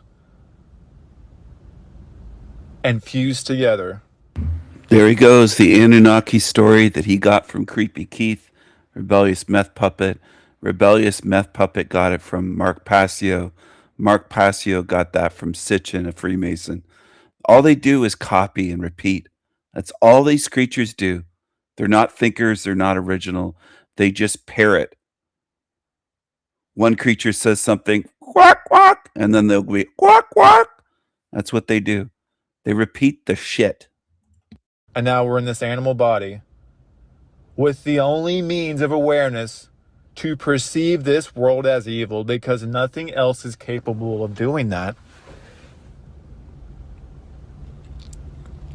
If an animal gets put in a pen, it's going to fight to get out. Not because they know it's wrong, but because they have the instincts to fulfill their natural desires. Now, when you lock us up in a cage, most people will have that same animal fight within them because they want to fulfill their desires. No, I don't want to be locked in this cage. I want to go eat and shit and have sex and have a social life and all these. He's so crass. Eat and have sex and shit. Shit is always on their minds, these creatures. They really are gross. They are crass. They're vulgar. Crass, C-R-A-S-S. And classless. That's what they are. Things. You realize instincts to fulfill their natural desires. Now, when you lock us up in a cage, most people will have that same animal fight within them because they want to fulfill their desires. I'm going to speed his voice up to 1.5 times. No, I don't want to be locked in this cage. I want to go eat and shit and have sex and have a social life and all these things. You realize this is just the higher intellect of the animal, because it takes real conscious awareness to not only reject the cage, but to reject the whole system. This whole system is the cage, and it's evil. And when you reach this certain awareness, there is nothing anyone can ever tell you. Oh, he's reached this awareness on his own, right? Right? That changes that fact. Nothing. It's all gaslighting and copes. And I don't want this to be reality, but it is reality. And if you're truthfully on this journey for the absolute truth of this place, and you don't reach this conclusion, then you are in fact telling yourself lies and you're allowing yourself to be manipulated and deceived into seeing a bloody corpse as life. And I'm not saying you should be depressed and miserable and focus on all the negatives and don't do anything, quote, good for yourself. With this conscious awareness, we're able to see what it is, reject it, use our imagination to imagine different things, different possibilities than here.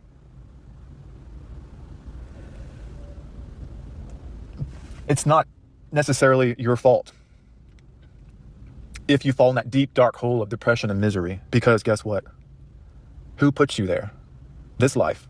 This life is the hole, and you're aware of it now. Can you imagine if you were the only animal in existence who was consciously aware of their predicament, and you look around and every other animal is just following their natural scripts, unable to consciously look around, perceive, and judge with true seeing the horrors that life actually is.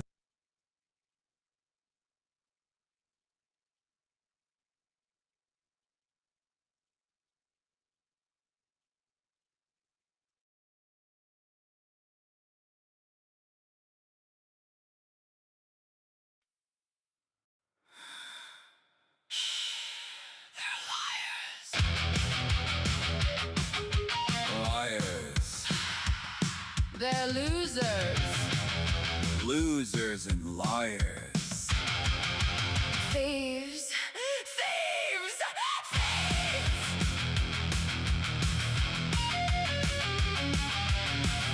Creepy creatures. Creepy copycats. They lie and lie. They copy and copy. Steal and lie and gaslight. They mimic and mirror. Creepy creatures. Demons. Energy vampires. Ugly, ugly. Cockroaches. Cockroaches. Creepy little creeps. Jump in the fire. Burn all the liars. Burn demons. Burn. Burn. Burn the demons. Burn. Burn. Burn the thieves. Liars and losers. Burn. Burn. Burn.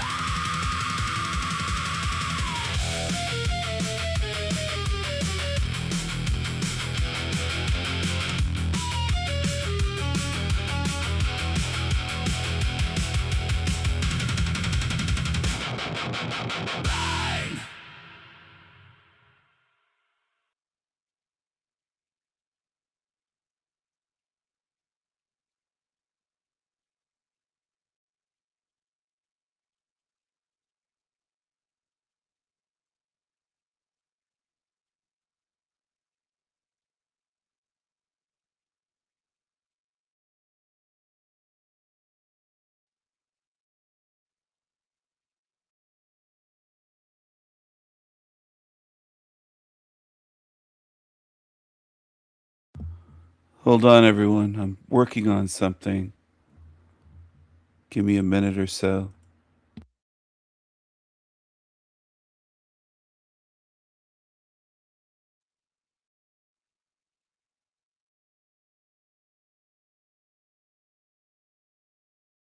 Thank you, Wendy. Thank you.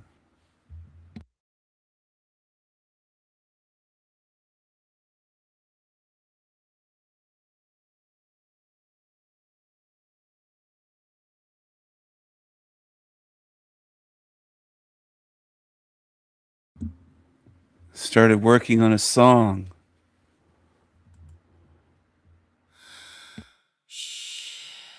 They're liars. Liars. They're losers. Losers and liars. Thieves. Thieves. Thieves! Thieves. Creepy creatures. Creepy copycats. They lie and lie. They copy and copy. Steal and lie and gaslight.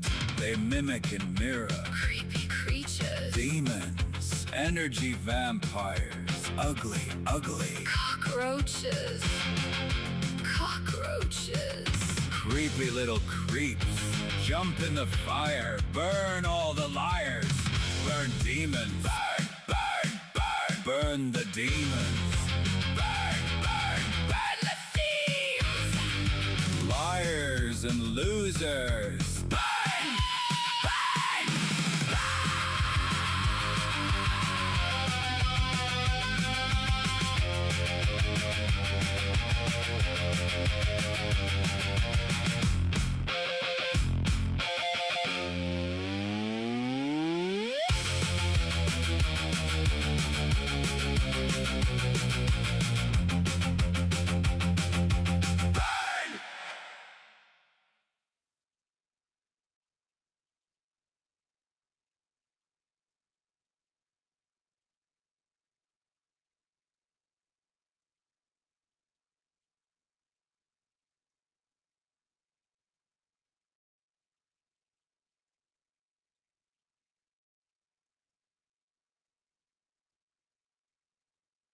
Is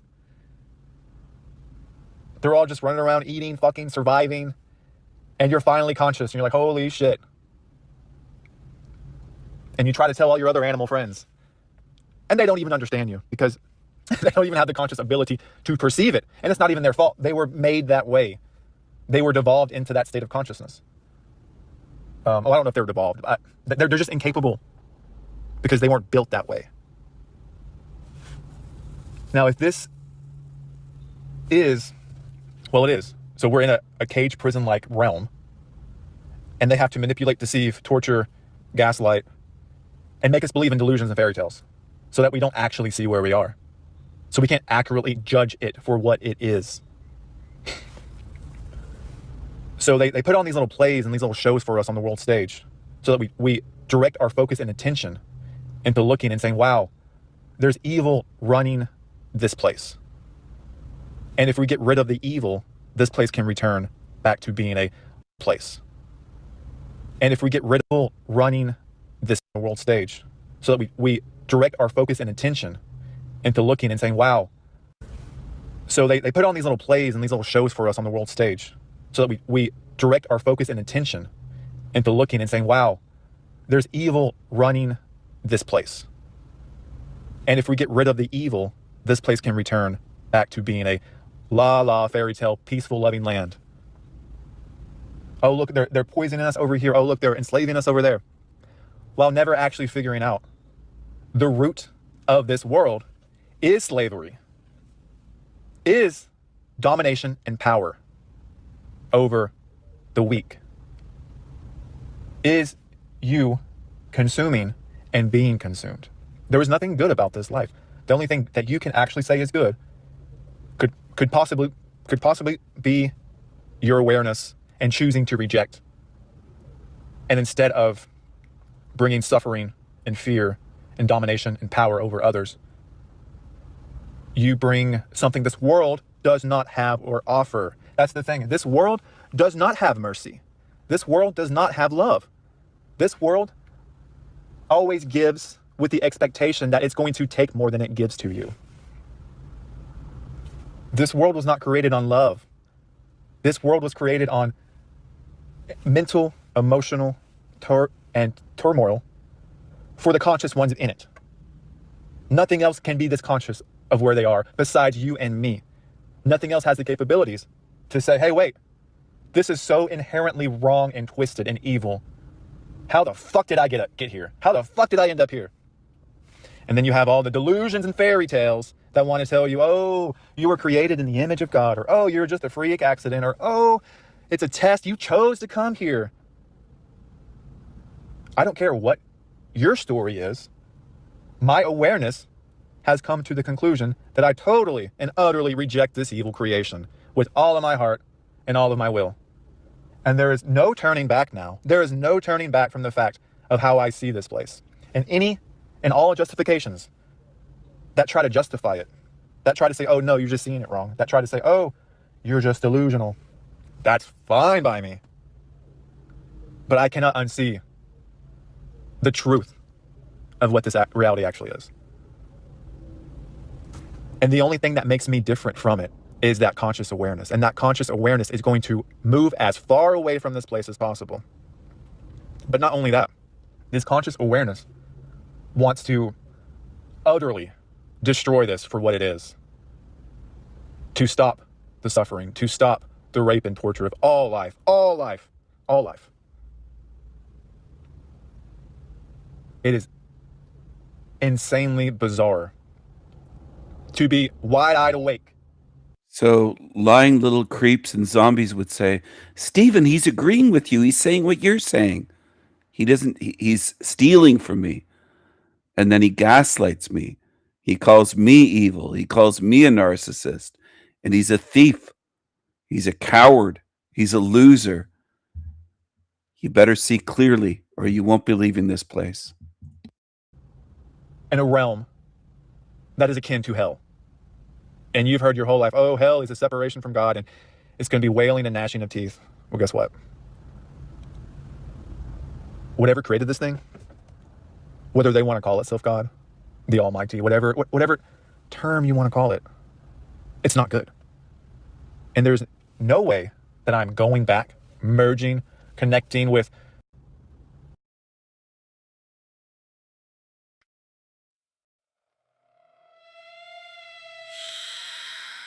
They're liars. Liars. They're losers. Losers and liars. Thieves. Thieves. Thieves!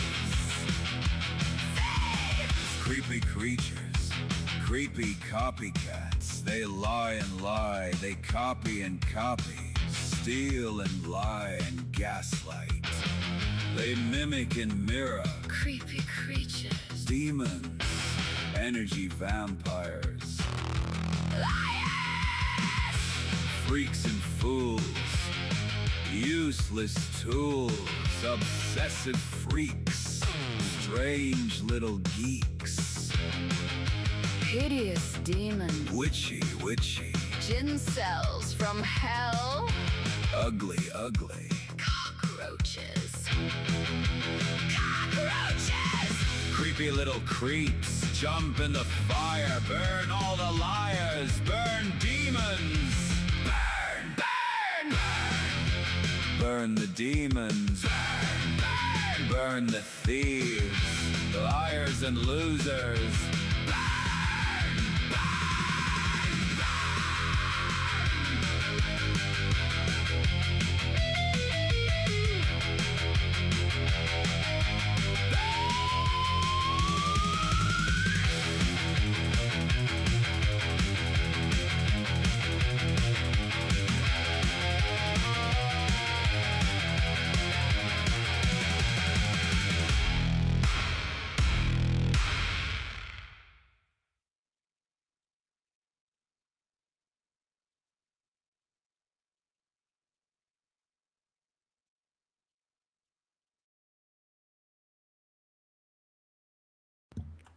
Thank you, Wendy. It's a work in progress.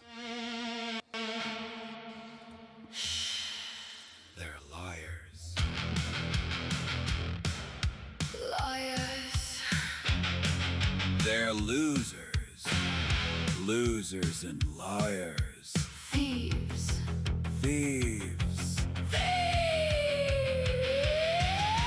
Creepy creatures. Creepy copycats. They lie and lie. They copy and copy. Steal and lie and gaslight.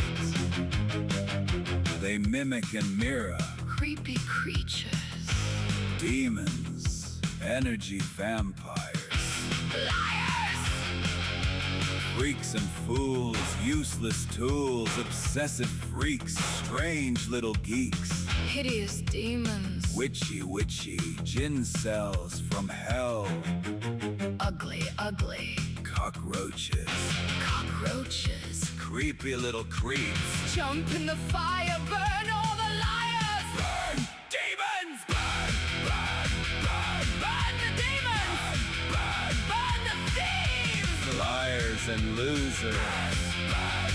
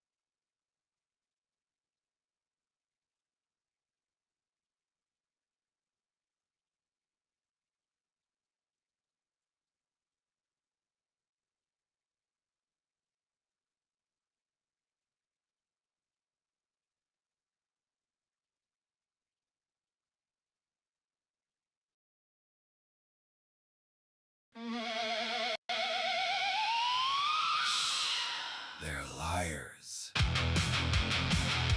Liars. They're losers. Losers and liars. Thieves. Thieves. Thieves. Creepy creatures. Creepy copycats. They lie and lie, they copy and copy, steal and lie and gaslight.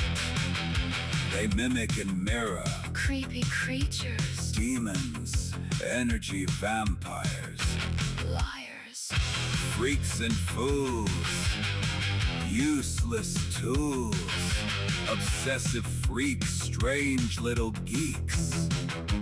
Hideous demons, witchy, gin cells from hell. Ugly, ugly. Cockroaches, Cockroaches. creepy little creeps. Jump in the fire. Burn all the liars. Burn demons. Burn. Burn the demons. Burn the thieves. Liars. And losers.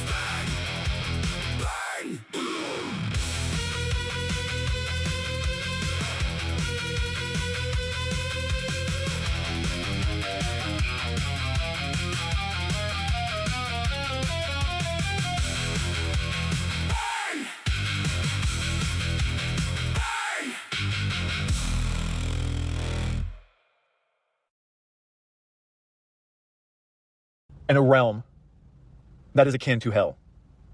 And you've heard your whole life, oh, hell is a separation from God and it's going to be wailing and gnashing of teeth. Well, guess what? Whatever created this thing, whether they want to call itself God, the Almighty, whatever term you want to call it, it's not good. And there's no way that I'm going back, merging, connecting with these higher beings, just waiting for me to reach out and say, I need you. I am sorry. It's my fault for the way the world is. And please heal me.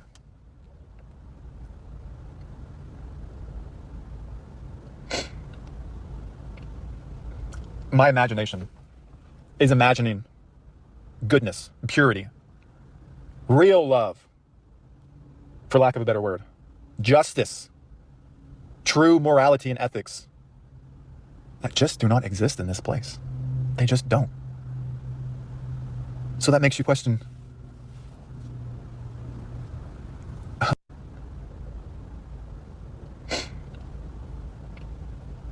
my imagination is imagining goodness, purity, real love, for lack of a better word, justice, true morality and ethics that just do not exist in this place.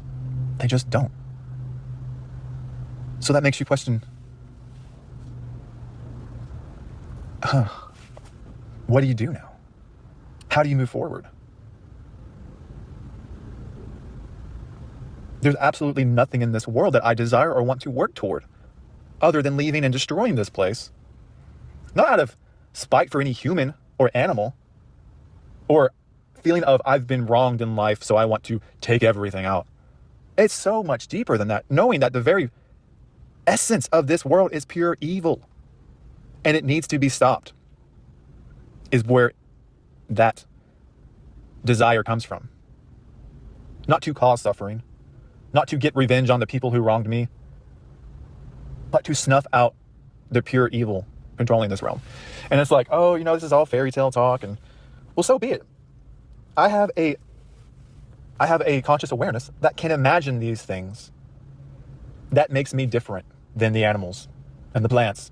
The human-animal hybrid that I somehow ended up being. And the animal nature always competing with the higher spiritual nature. What is the spiritual nature? The spiritual nature is the elevated awareness to self-reflect and perceive what other things of this world cannot. That makes you an elevated awareness. Who is capable of judging this place? And the more and more you can indoctrinate, unprogram, and see it objectively and unbiasedly without any sort of religious dogmas, philosophies, backstories, trauma-bonded thoughts, and just see what is. then you've come to the conclusion that this is in fact hell disguised as something not so bad. So where do you go from here? That's the question. I've totally reached that conclusion. This place was obviously created by some higher form of intelligence, and we just got plopped our asses in here. Totally different than the natural habitat and the natural animals that are surrounded by us.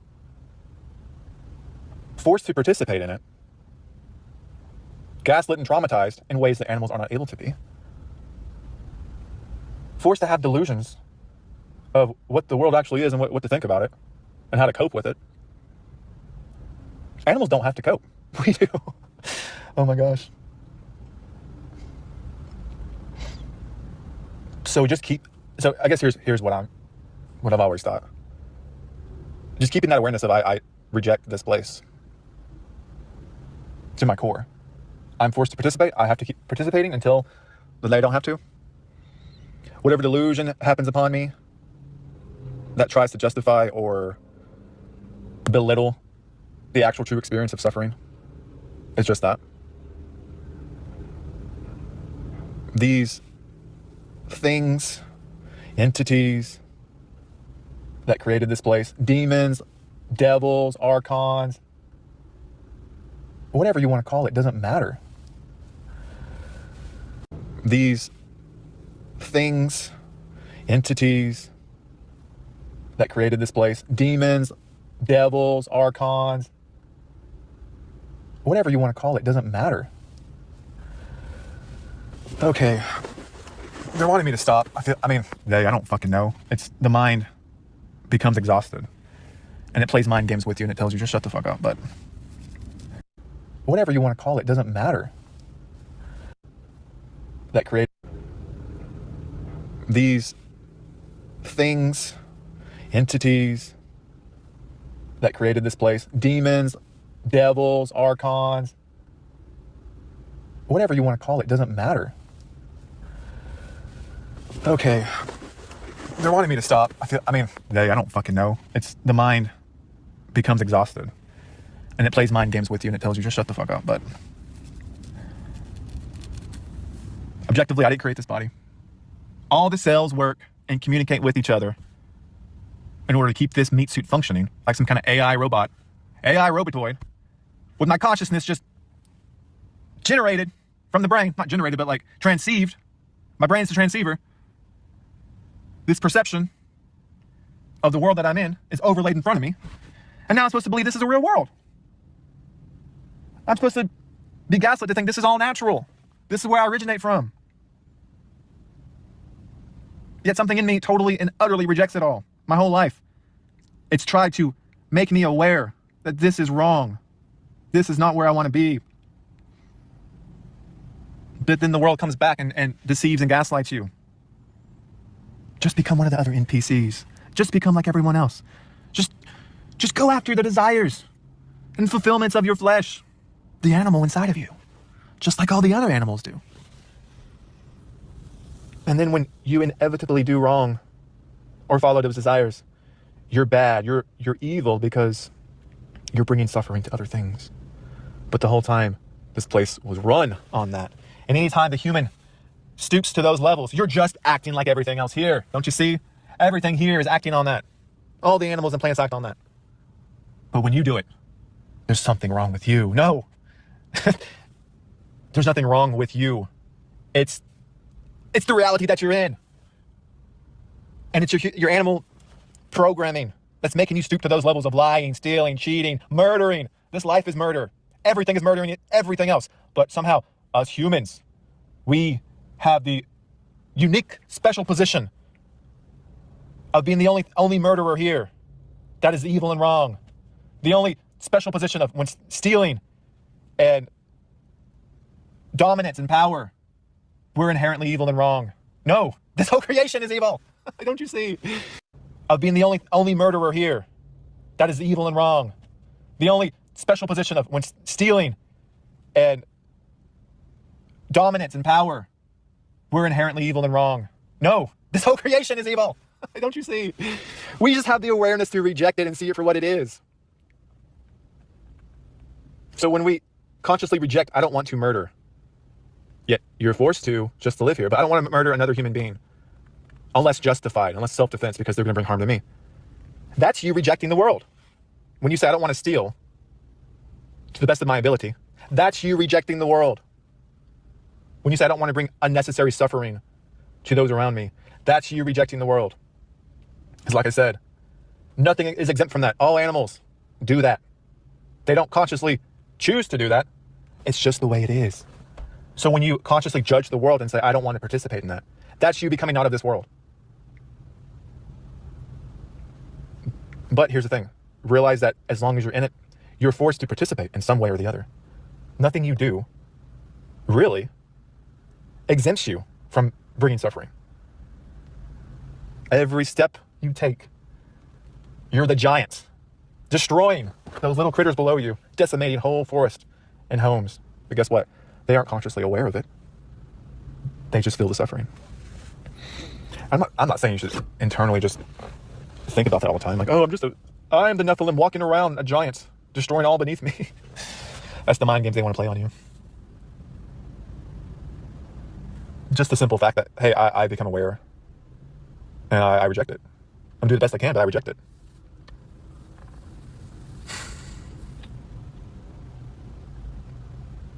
I mean, at the heart of it,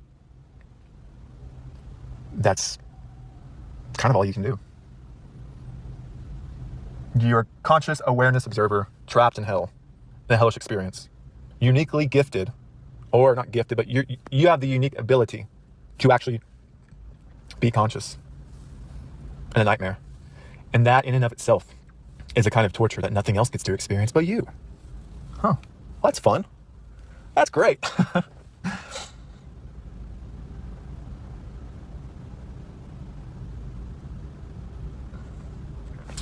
So yeah, with all that said, this feels like a foreign installation that we've been deceived into believing is our natural environment. But really it's a prison cell. We're led to believe we're just like an animal, which objectively we're not. We're just in the body of one, a human animal hybrid. Okay, we cannot survive in nature. Our bodies do not fit into nature like animals do. That's just an objective fact. We have to build things. We have to build environments. We have to, in the body of one, a human animal hybrid. Okay, we cannot survive in nature. Our bodies do not fit into nature like animals do. That's just in the body of one, a human animal hybrid. Okay, we cannot survive in nature. A human animal hybrid. Okay, we cannot survive in nature. Our bodies do not fit into nature like animals do. That's just an objective fact. A human animal hybrid. Okay, we cannot survive in nature. Our bodies do not fit into nature like animals do. That's just an objective fact. We have to build things. We have to build environments. We seek to alleviate our suffering in ways that animals just don't. An animal can walk around with a freaking dingleberry on its butt for weeks. We were like, oh, I don't want that. I gotta get rid of that. We're self-reflective in ways animals are not. That was just kind of silly example, but something's so inherently wrong with this reality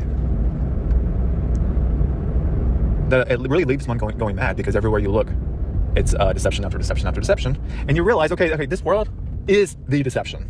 Obviously, this is one big giant deception.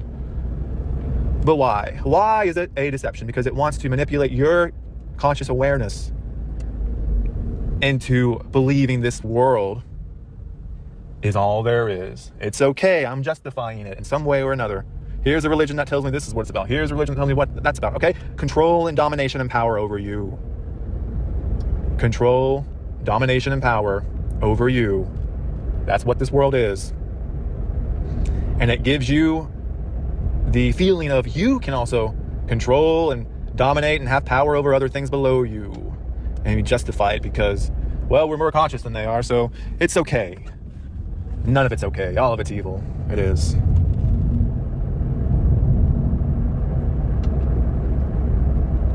I like to think that we're not evil.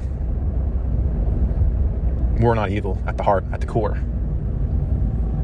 Because true evil recognizes evil and says, I like it. Oh, this is great. I can be evil too now. I can do everything in my power to become just like it.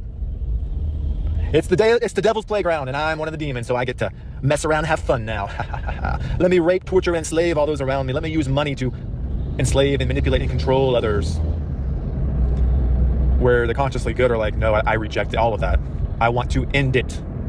I want to end the slavery and torture and suffering and power dynamics of the powerful over the weak.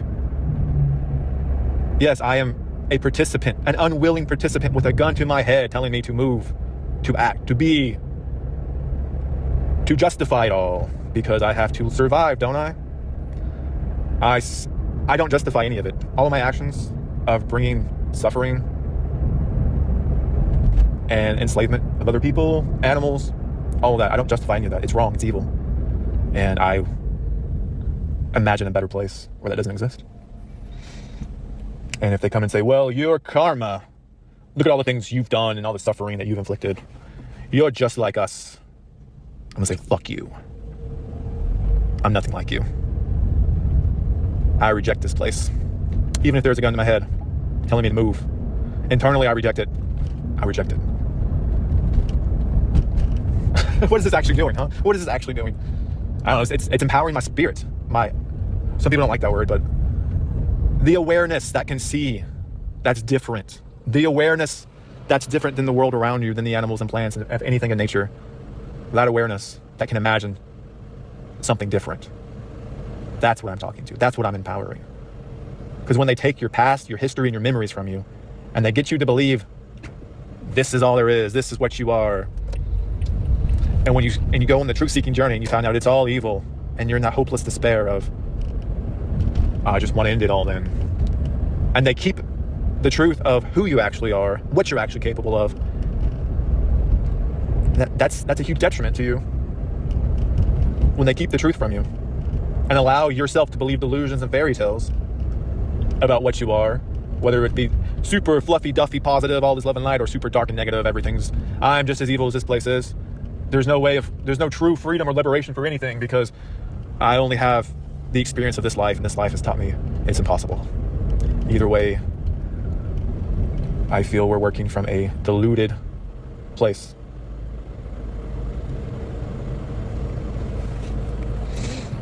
Every time I hit these pauses, something's telling me, hey, all right, stop the video, you're done, just cut it off. I don't know, maybe there's something else in here.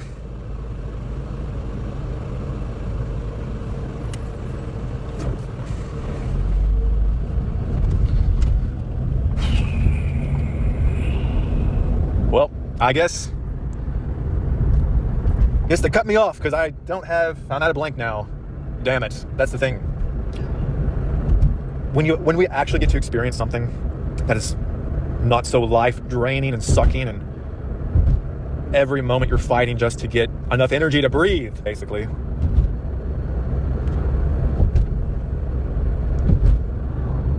And the jaws of this life aren't around your throat. And you have that expanded energy. Whatever the fuck that means. But I can imagine it.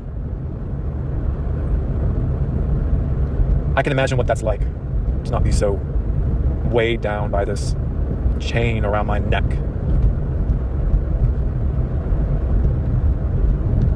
Well, okay, I guess that's it, because I'm exhausted.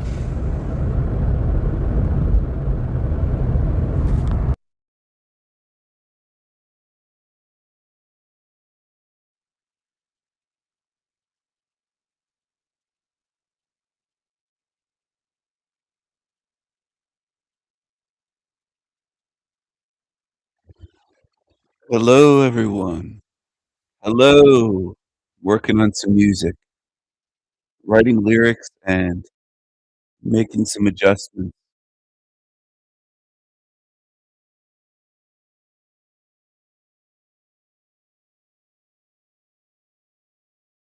They will pay for stealing, for being thieves, liars, copycats.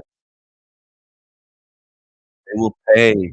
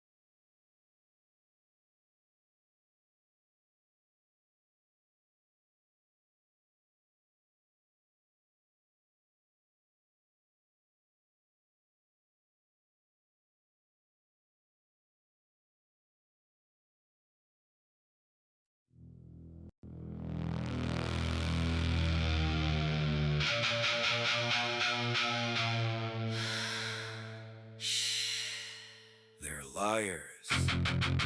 Liars. They're losers. Losers and liars. Thieves. Thieves. Thieves.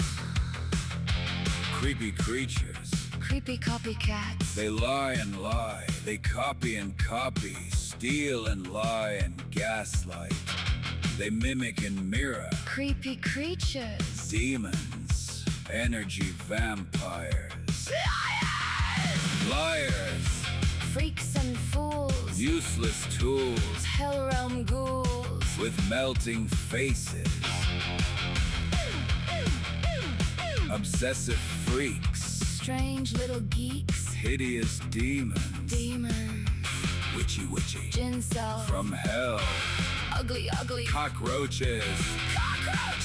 Creepy little creeps. Jump in the fire. Burn all the liars. Evil little liars. Burn the demons.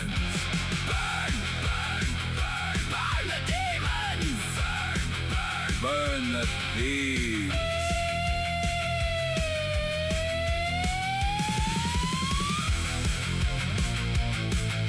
Liars and losers.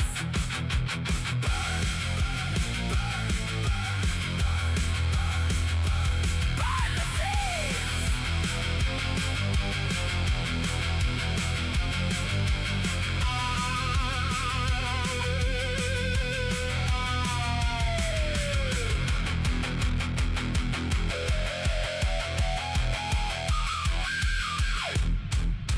Liars and losers.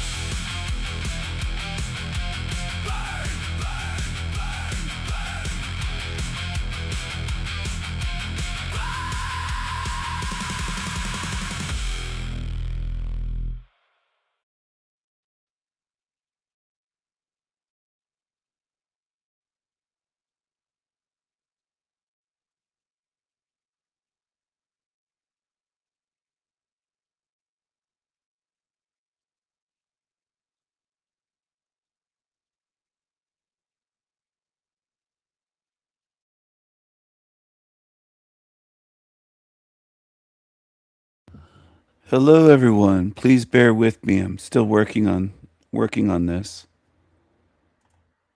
I think I'm making some progress. I hope so. Give me a second.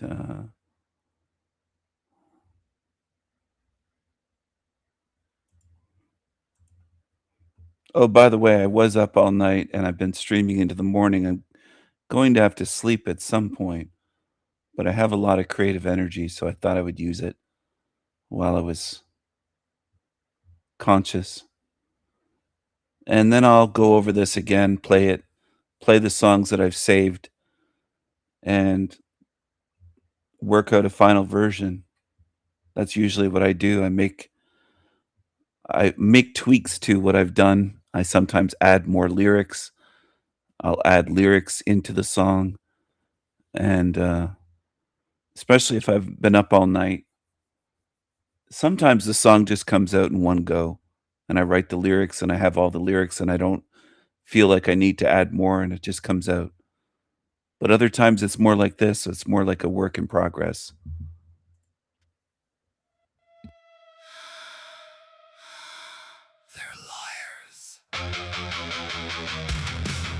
Liars. They're losers. Losers and liars. Thieves. Thieves. Thieves. Creepy creatures. Creepy copycats. They lie and lie. They copy and copy. Steal and lie and gaslight. They mimic and mirror. Creepy creatures. Demons. Energy vampires. Liars. Freaks and fools. Useless tools. Hellrealm ghouls with melting faces. Obsessive freaks. Strange little geeks, hideous demons, Demons. witchy, witchy gin cells from hell. Ugly, ugly. Cockroaches. Cockroaches! Creepy little creeps, jump in the fire, burn all the liars, evil little liars. Burn the demons.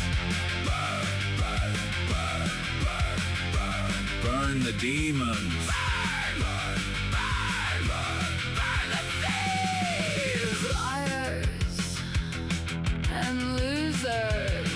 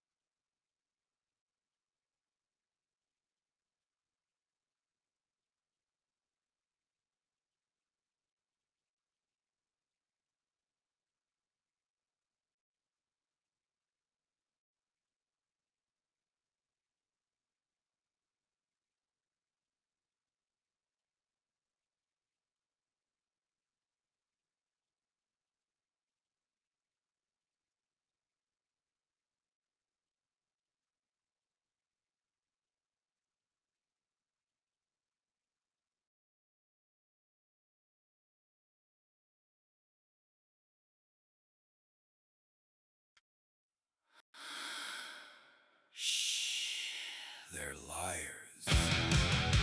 Liars. They're losers. Losers and liars. Thieves. Thieves. Thieves! Creepy creatures, creepy copycats. They lie and lie, they copy and copy. Steal and lie and gaslight. They mimic and mirror. Creepy creatures, demons, energy vampires. Freaks and fools, useless tools, hell realm ghouls with melting faces, obsessive freaks, strange little geeks, hideous demons, Demons. witchy, witchy, Gin cells from hell. ugly, ugly, cockroaches, Cockroaches! creepy little creeps, Jump in the fire, burn all the liars, evil little liars. burn the demons, Burn the demons. Burn the demons. burn the thieves. Liars and losers.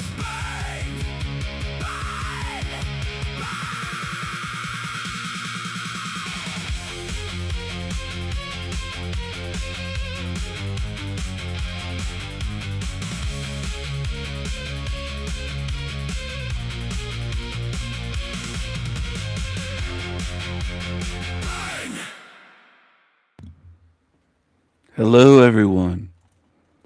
This is El Diablo Radio International, the greatest show in hell. Nobody does it better. Nobody.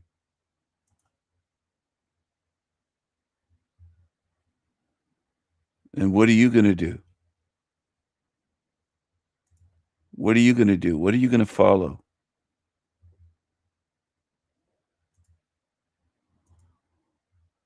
What in the world are you going to do? What are you going to follow?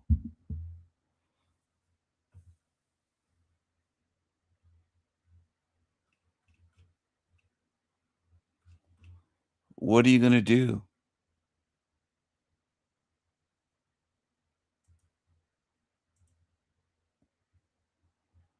What are you going to do?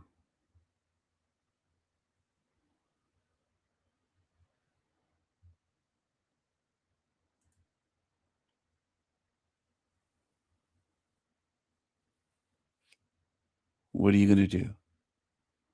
The sanity machine is back up. Take a look. My Esoterica series is back. My playlists are coming back slowly. Oh, it looks like they have restored the subs now. Earlier it was down, now it's back. 4,475 subs. 166 videos currently. Used to have thousands available. But I'm trimming it down now. I'm going to be selective. There's some short videos, but not many. There's not many there. I have to add my Soul Trap videos back. There's only a couple here. Esoterica series is back. Playlist is back. I have to add lots of new videos that I've made in the last month to this. But this is back. The playlist is here for people that want to watch the greatest series. The greatest series is back. Okay? I want you to understand something. You have to watch in order to understand. You can't just watch the titles or look at the titles. Thank you, Wendy. Thank you. This is my Esoterica series. It's showing 150 videos, but there's more on El Diablo's channel that have to be added. So it's more than 150 and counting. And then there's this mix. These are Esoterica videos that I posted a month ago, right before the channel went down. If your God were truly good. Why did it go down? Because cockroaches were reporting my channel, like Jeremy and Rebellious Meth Puppet and Leslie the Beast and others. That's why. They report my channel, these cockroaches.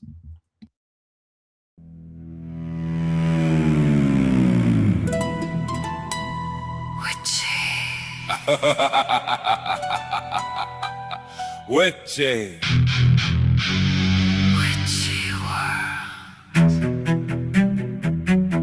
Witchy world. Witchy trees. Witchy people. People. Witchy, witchy. Witch. Witchy, witchy bitch.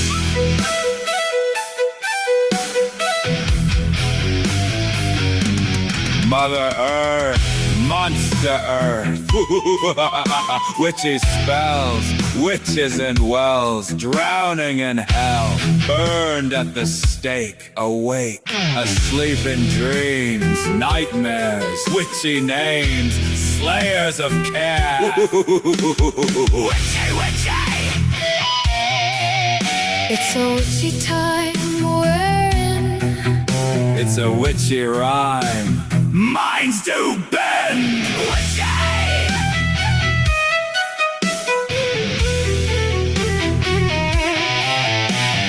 Witchy trees bends bow and break in the breeze. A whispering wind reaches the ears. Your gods send angels to put you in fear. Witchy moons, witchy tunes, an end too soon. Too soon.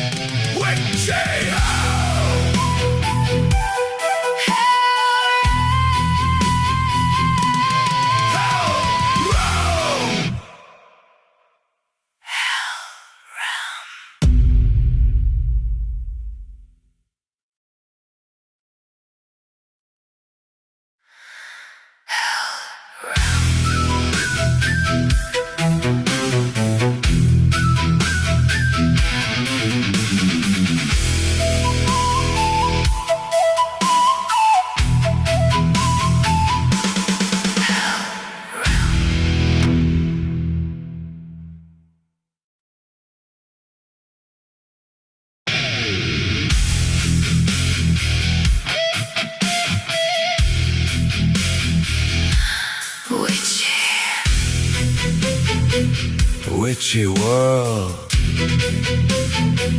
Witchy world. Witchy trees. Witchy people. People.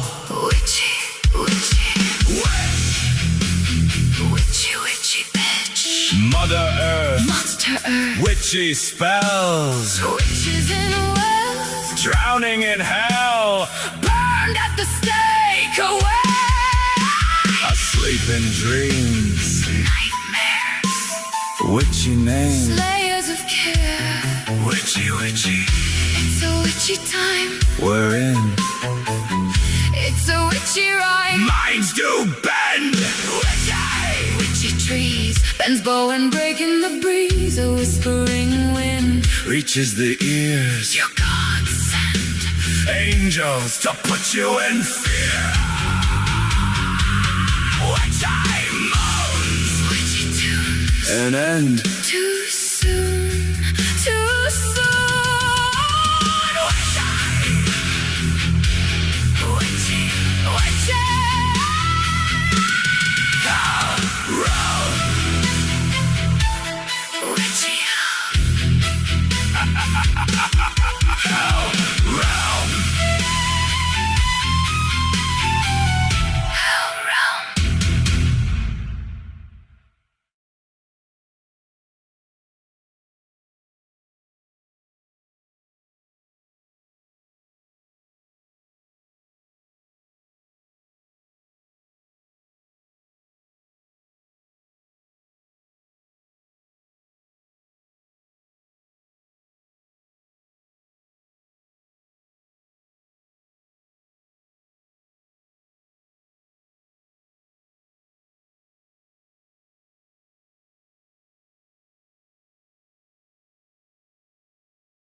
Others. Warning. This video contains mature subject matter. Viewer discretion is advised. For adults only. Life. Life. Life.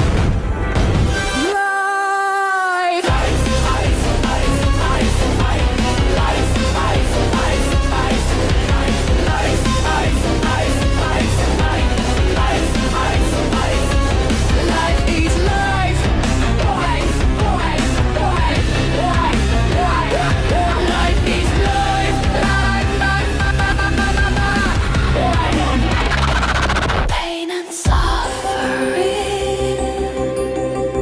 cruelty by design.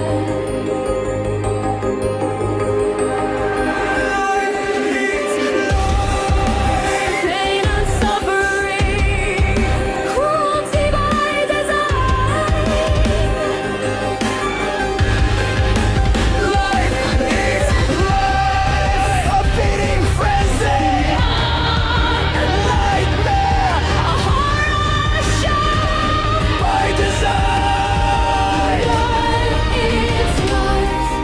Cruel, sadistic, Evil design. life eats life. A delayed design. Monster Earth eats life, eats you, eats everything. Monster Earth devours everything.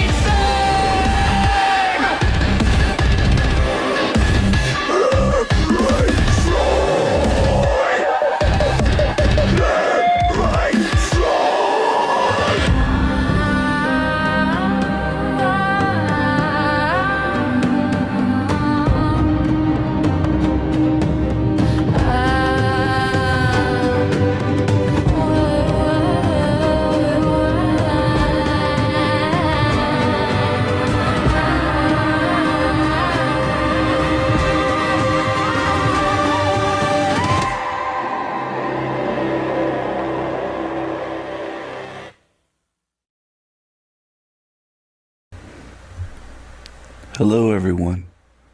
Thank you for all of the well wishes. I'm still feeling under the weather. I think I might have the flu. have some body aches, and anyway, I won't go into it, but taking some time to rest. These are African crocodiles. This video's been for the people that may have just tuned in, and for the ones that are confused. This is recorded a month ago. This is recorded. I record videos. I don't just do live streams. Esoterica series, Predators and Prey in Hell Realm. 33 minutes, 33 seconds long. You won't understand the video just by looking at the title. There's a lot of people in this realm that are that lazy. They just look at the headlines and look at the titles and they assume that they have things figured out. You don't have anything figured out. If that hurts your ego, too bad. That's the way it is. If it bothers you, too bad. There's a lot of lazy beings in this realm. Laziness will never get you out of here, ever. He had to do probably when he told me that I smelled like shit. He just flat out. You might want to get that checked then. I think I did. I think I've been very good up to that point, you know, because he's like wears all the perfumes, all the colognes, the colognes, all that stuff. He does. And I was maybe wearing 2-day-old pants, and he could smell it from a mile away. So they call me Dirty Laundry for it. It's not just my P-star name. You told me that he said he saw you one day, and then the next day he pulled aren't those the same pants you wore yesterday? Yep. He was watching me. Oh, that's hilarious. That's hilarious. Yeah, my funniest thing with him was definitely when I picked him up from the airport and then we were driving to, I think, Berkeley. He had to probably when he told me that I smelled like shit. He just flat out. You might want to get that checked then. I think I did. I think I've been very good up to that point, because he's like wears all the perfumes, all the colognes, the colognes, all that stuff. He does. And I was maybe wearing 2-day-old pants, and he could smell it from a mile away. So they call me Dirty Laundry for it. It's not just my P-star name. You told me that he said he saw you one day, and then the next day he pulled aren't those the same pants you wore yesterday? Yep. He was watching me. Oh, that's hilarious. That's hilarious. Yeah, my funniest thing with him was definitely when I picked him up from the airport and then we were driving to. So Landry used to work for this guy, Jaron, because it's a business. His YouTube channel is a business. It's something that he's done for money all these years. He flipped. He did Flat Earth for content for years. Landry worked for him. Jaron is a cuck. His wife fucks other men. They're married. And yeah, his wife is quote unquote allowed to bang other men. If that bothers you, well, too bad. It's true. And I care about the truth, not your stupid feelings that change. For the most part, people's feelings, human feelings change every day, all day long. The truth is, his wife does bang other men. And Jaron is, by definition, a cuck. And Landry's a smelly loser. And people can see it and smell him. To, I think, Berkeley. He had to probably when he told me that I smelled like shit. He just flat out.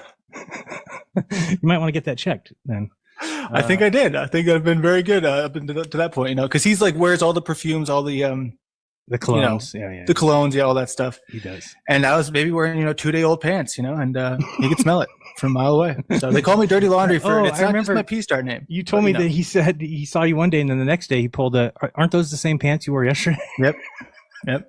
He was watching me. Oh, that's hilarious. That's hilarious. Yeah, my funniest thing with him was definitely when I picked him up from the airport and then we were driving to, I think, Berkeley. He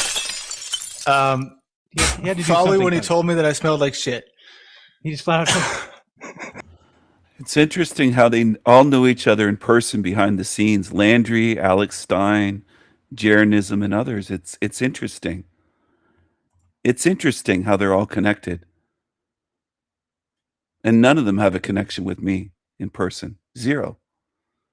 Or in Discord groups or anything else. It's fascinating, though, that people can't pick up on this. That they're all connected. It's right in front of your eyes. It's right in your face. They take your face and they rub your face in it and say, look, we're all connected. And most people say, oh, no, they're not. Even Illumitami has been talking to the real people, Jeremiah, about me, if you can believe it. It's fascinating what they do and how they behave. Really is. It really is. Learn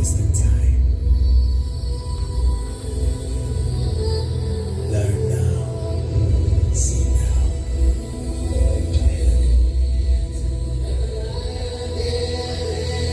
Will be entombed.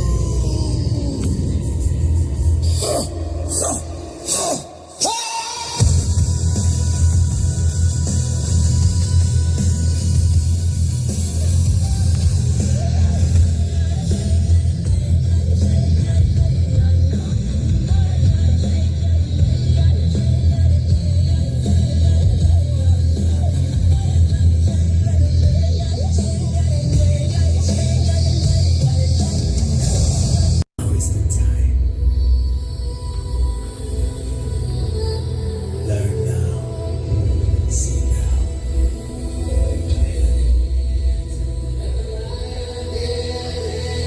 Will be entombed.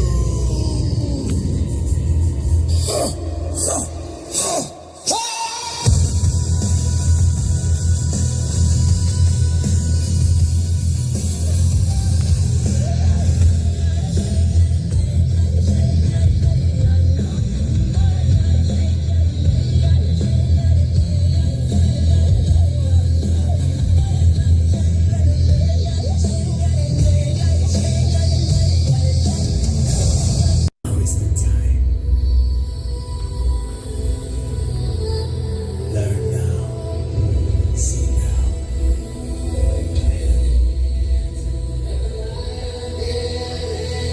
Will be entombed.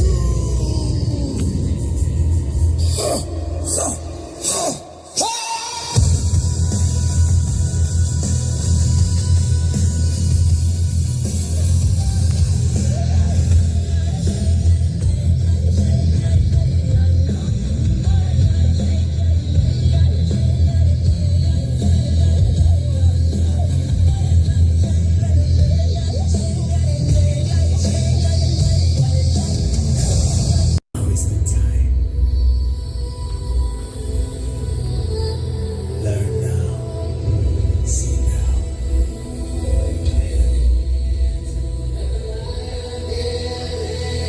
Will be entombed.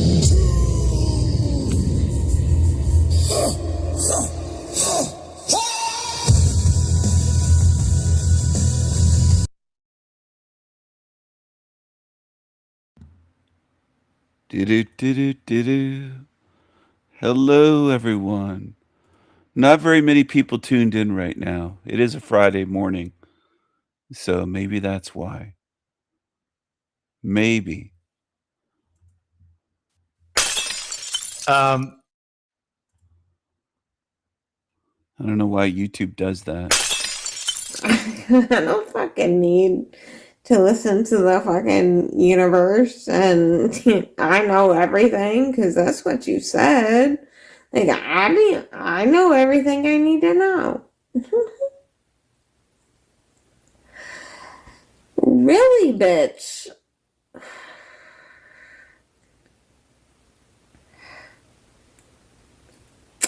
What do you know?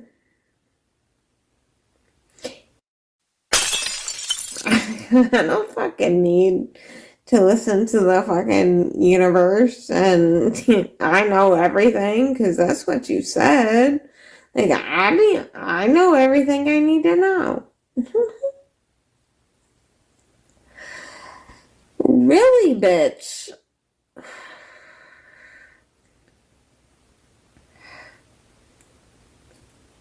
What do you know?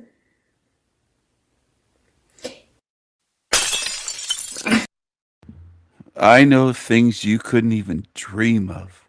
That's what I know. I know things about the nature of reality, if you want to call this reality, that you couldn't even dream up. And your little cards that you pretend to read aren't going to help you.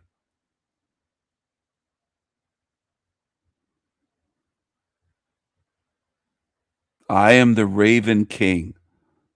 I can do anything. Just people.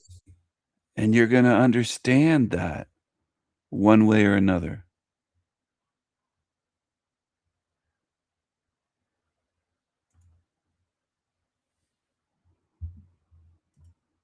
You're going to have to get used to it, bitch. You're going to have to get used to it. Look at these videos. Who else does this? Who else has a playlist like this? My Esoterica series playlist.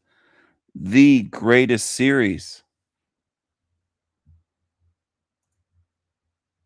Dolphins. Warning, this video contains mature subject matter. Dolphins. Warning, this video contains mature subject matter. Viewer discretion is advised. For adults only. Some images are graphic.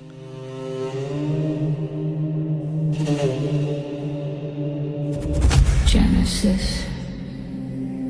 In Genesis.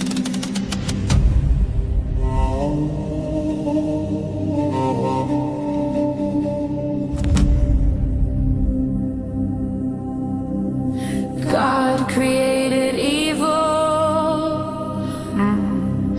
God loves evil.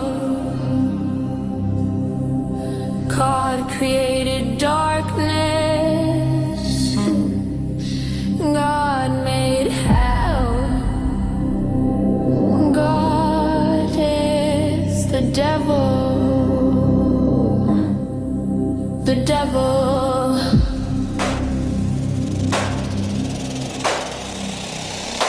God's heart beats you down. Down. Down. Beats you down. God's heart beats you down. Lucifer, morning star, Jesus, morning star, how I wonder what you are. Twinkle, twinkle, little jar, abominations, revelations. God loves demons. God loves demons. God rewards liars, dance in the fire. Filthy asshole liars. This is a hell realm.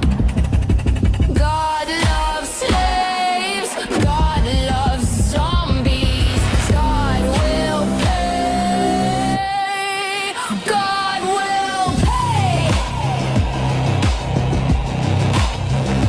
Fuck your gods. Fuck your gods. Fuck your gods. Kneel and praise. You zombie slaves. Glorify and worship. Eat. Matrix shit. Praise God. Praise. Praise. Zombie slaves. God loves demons.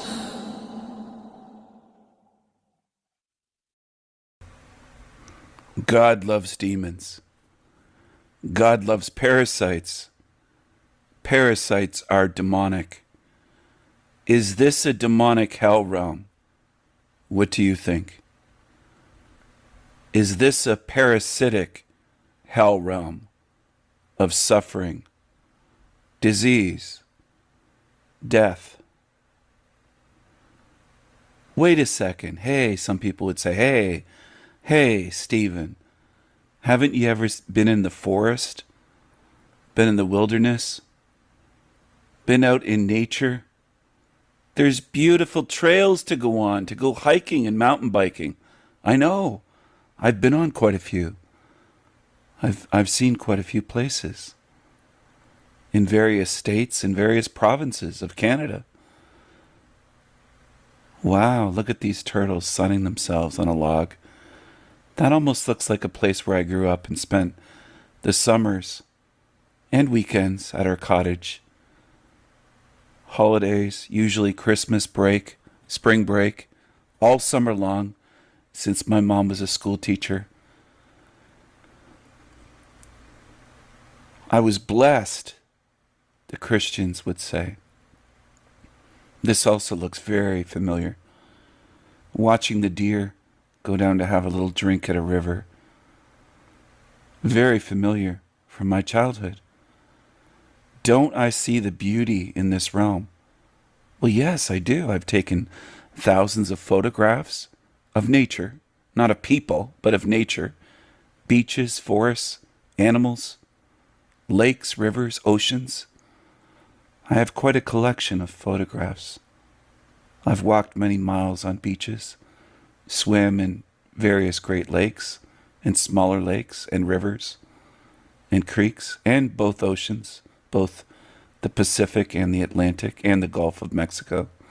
If you want to differentiate there with the Gulf, look at this campfire. Don't I see the beauty of nature? Mother Nature, as humans call it. I call it monster nature. Excuse my voice in this video if it goes out. I'm feeling a bit under the weather, but I had to make this because this is on my mind. This has been on my mind. I've covered it in live streams. I've covered this, I think, on other channels that were taken down on YouTube. I have talked about parasites for years. Is nature itself parasitic, or is it nurturing? Is it nurturing or is it parasitic? What do you think? Look at these huts. That might be in Vietnam or Thailand, or maybe somewhere on an island in the Philippines, which is a nation of islands. Could be. Don't you see the beauty of the jungle? I've never been there personally.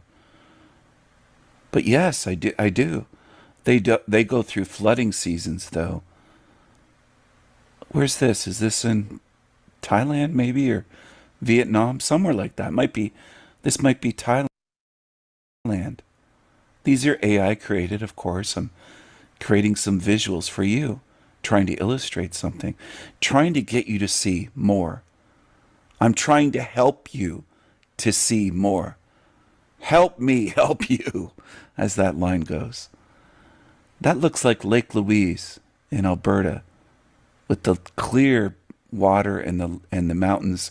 My mom did a painting, an oil painting, a brilliant oil painting way back in the 1970s of Lake Louise.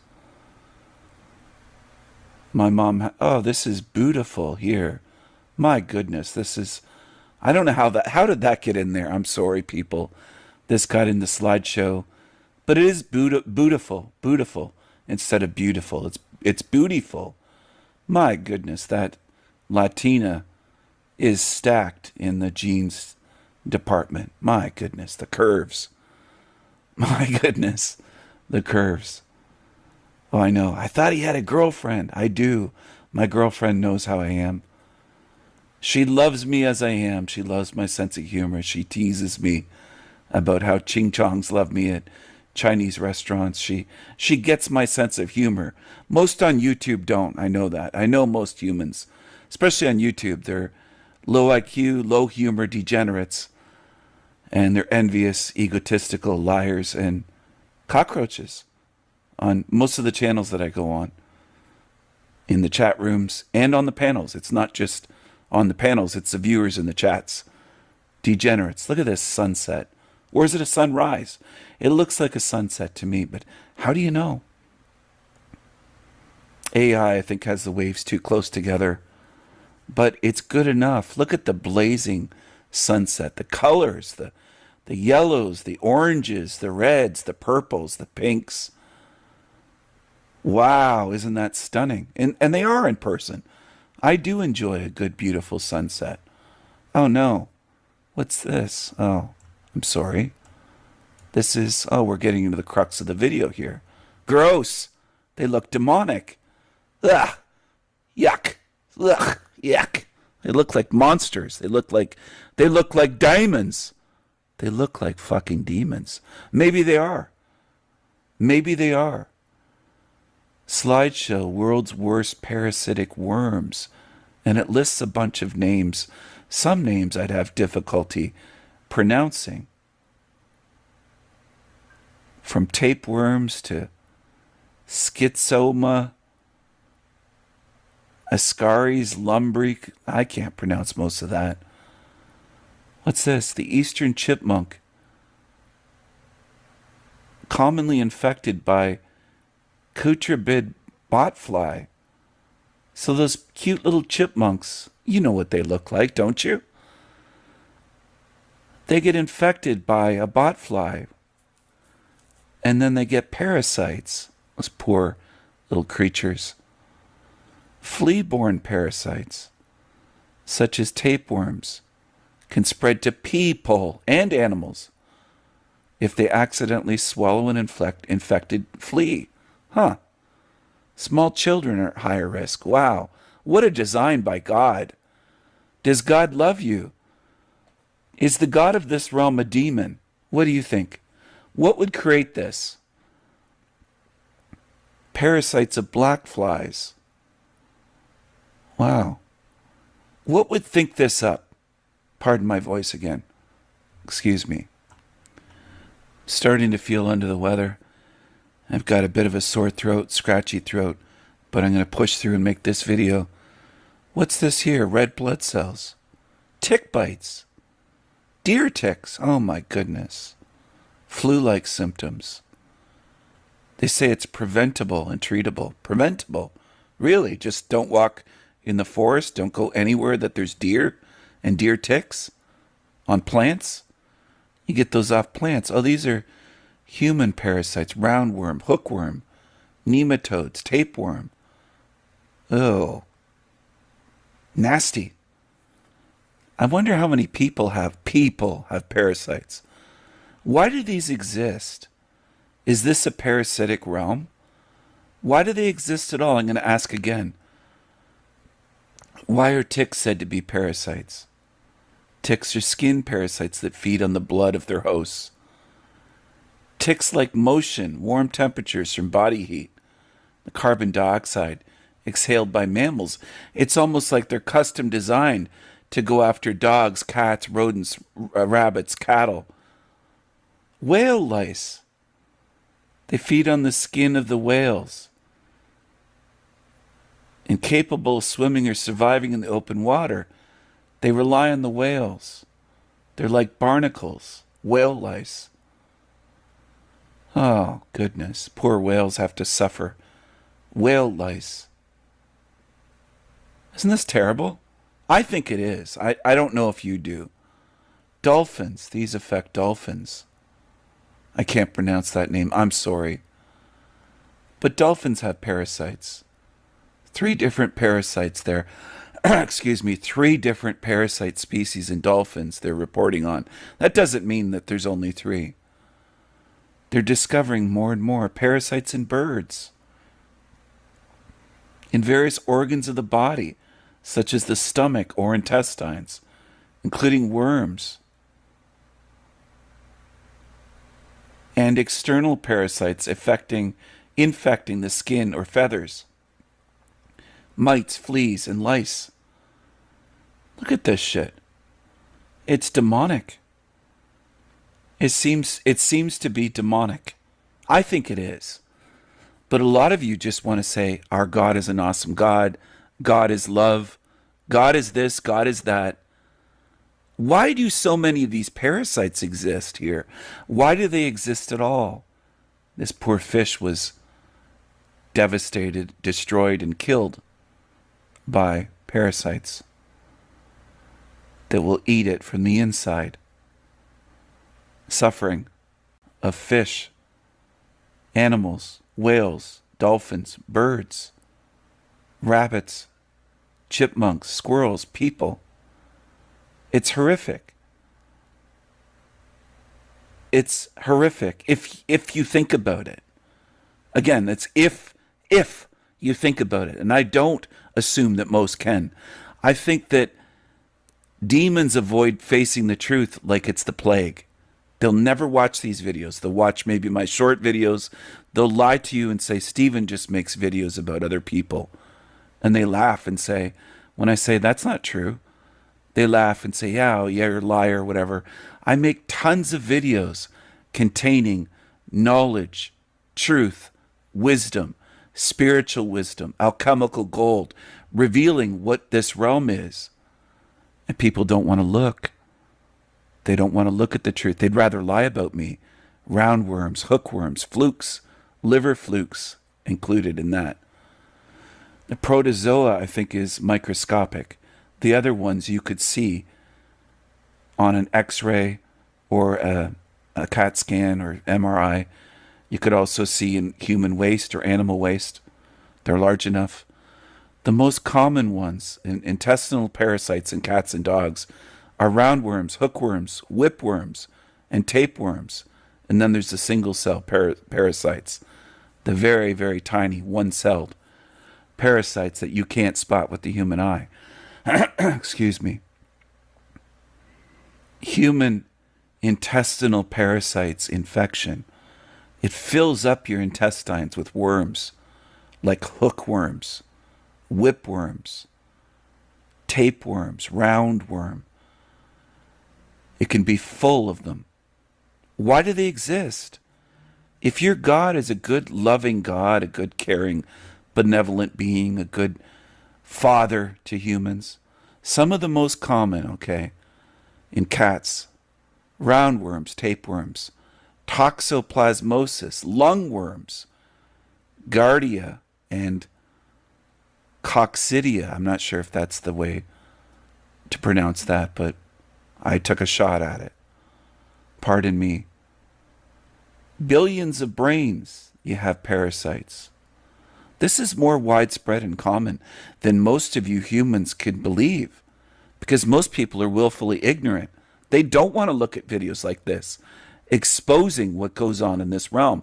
They don't want to look at hospital footage. They don't want to look at images of people infected. They don't want to look at the gross demonic truth of this realm. They don't want to see it. They put on blindfolds and say, Stephen, don't show me that. They don't want to look. They're afraid to face what this realm is. But this shows you where you are. This proves it. This is another proof that you're in a hell realm. No loving God would create these demonic parasites to harm humans, people, birds, animals, fish, whales. I know whales are mammals. Dolphins, bears, babies have these. Plenty of babies have parasites. And you get down on your little bony knees and you worship and praise that thing that rules this earth, and you think it's good. You're in a hell realm. And I've proven it, not just with this video, but for years. Years. Thousands of hours of proof. Here's another parasite that parasitizes lions. It goes after lions. Out in the wild. Resulting from them preying on zebras. So even in the wilderness, some of you say, well, parasites are only in cities, Stephen. It's because of the... No, it isn't. You're wrong again. Most of you are wrong. Your view of this realm is wrong. And I'm trying to deprogram you. Elephants are affected by 3 major groups of parasites. Look at that. Flatworms like liver flukes. They're like... Liver flukes are in humans and in animals. Zebras. Look at this. 14 species. Nematodes. Poor zebras. Poor lions. Poor zebras. Sloth bears are affected by parasites with names that I don't want to even attempt to pronounce. It is horrific. It's a fucking nightmare realm. And most humans, most beings don't want to face it. Giraffes, internal parasites. I love giraffes. They're amazing creatures. Look what they go through. How are you going to defend this away? See, that's where I take away your excuses. You people on earth. You don't have any excuses left to defend your so-called awesome God, your caring, loving God. Milking cows. They have a lot of parasites. Internal parasites, roundworms, tapeworms, flukes.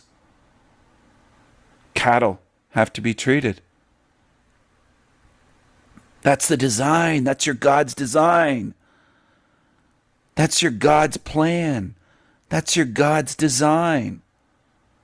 That's your God's plan. You're going to worship your God? What about pigs? External and internal. They have parasites like mites, lice, fungi, ticks. Raccoon roundworms. They live in raccoon intestines. And they're found in the droppings. The eggs are not visible to the naked eye, so you can't look at it and go, oh, it's got parasites. They're stealthy. And you know, if other animals like squirrels eat the poop, the droppings of raccoons, they'll get infected. And it will cause I won't go into it, but it results in the death of squirrels. They die of thirst, essentially. They die a slow death. Farm salmon or wild salmon. It's more common in farm, but wild salmon have parasites that bears get from eating the salmon. See, a lot of people are ignorant. They want to defend this realm. They know nothing about it. The presence of parasites in lettuce. Contaminated lettuce. Look at that. Take a look. Pause the video if you have to. Do some research. Start facing the truth of where you are. Truth can't be digested by demons, though. Few in this realm can digest the truth. Few. Air passages, parasites of the air passages. They get into your lungs. They get into your nostrils. Some people sneeze out parasites when they detox or try a parasite cleanse. I'm not kidding. People have told me, including ones I helped. I'm not giving medical advice, but I helped in certain ways. I'll put it that way. Parasitic brain infections, pork tapeworm larvae, and there's others. Brain, spinal cord, nervous system. This is your God's design. This is your loving God's plan. What about diagnosis of parasitic diseases, CDC, blood smear, parasites in the blood? There's parasites in blood, including in human beings. You can get malaria, babesiosis from ticks, deer ticks, malaria. What a great invention by your loving God, malaria. It's caused by a parasite. Spread to humans through mosquitoes. Another great invention from your loving God that most of you cling to and defend. You don't want to see it as it is because you're weak and you're not truth seekers. You're not curious. You're not strong. Most humans, they deny and attack truth speakers. That's what you do. Transfusion transmitted parasitic infections. Your God has thought of all thousands and thousands and thousands of kinds to infect you, to cause harm to you and animals, birds and fish. And most of you bow down and praise that thing and worship it and say it's glorious and you love it and you say it's love. It isn't love. It's caused more deaths through parasites to people than all of the wars in the world combined. Parasites have caused more deaths, more pain, suffering, and death than all of the world wars, not just World War I, II, the wars in world history combined. And most people never talk about parasites in water, in the air, on food, in animals, transmitted by mosquitoes, by ticks, fleas, mites, on and on and on. You don't want to look at your God's design, do you? Because you're not like me. You don't stand against evil. The people that shake their heads and don't like this, you don't stand against evil. You don't stand for truth. You're on the side of Team Evil. You're on the side of evil demons. And I expose the evil demons, including the parasites that you see on the screen and the ones that you see on YouTube running channels and in chat rooms. They're parasites. I expose the demons. Demons are parasites. Get that through your heads. Repeat it if you have to. Demons are parasites. Demons are parasites. Horses, look at these poor horses, what they go through. Look at this. Full of worms. Why do you have to deworm animals, cats, horses, dogs? Why? Because you're God. It's your God's design. Some of you are so stuck on that. You cling to evil and you call it good because you're not honest. You're not a good spirit if you're calling evil good. You're warped and demonic. Pathogens transmitted by blood transfusion. Take a look. Start learning something if you can. Start learning something.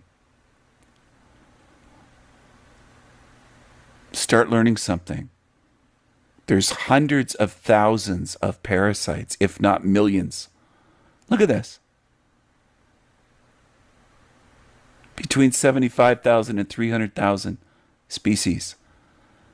Your God wasn't satisfied with 1 or 2 parasites or 3 kinds or 300. It has to do hundreds of thousands. Foodborne parasitic disease. Take a look.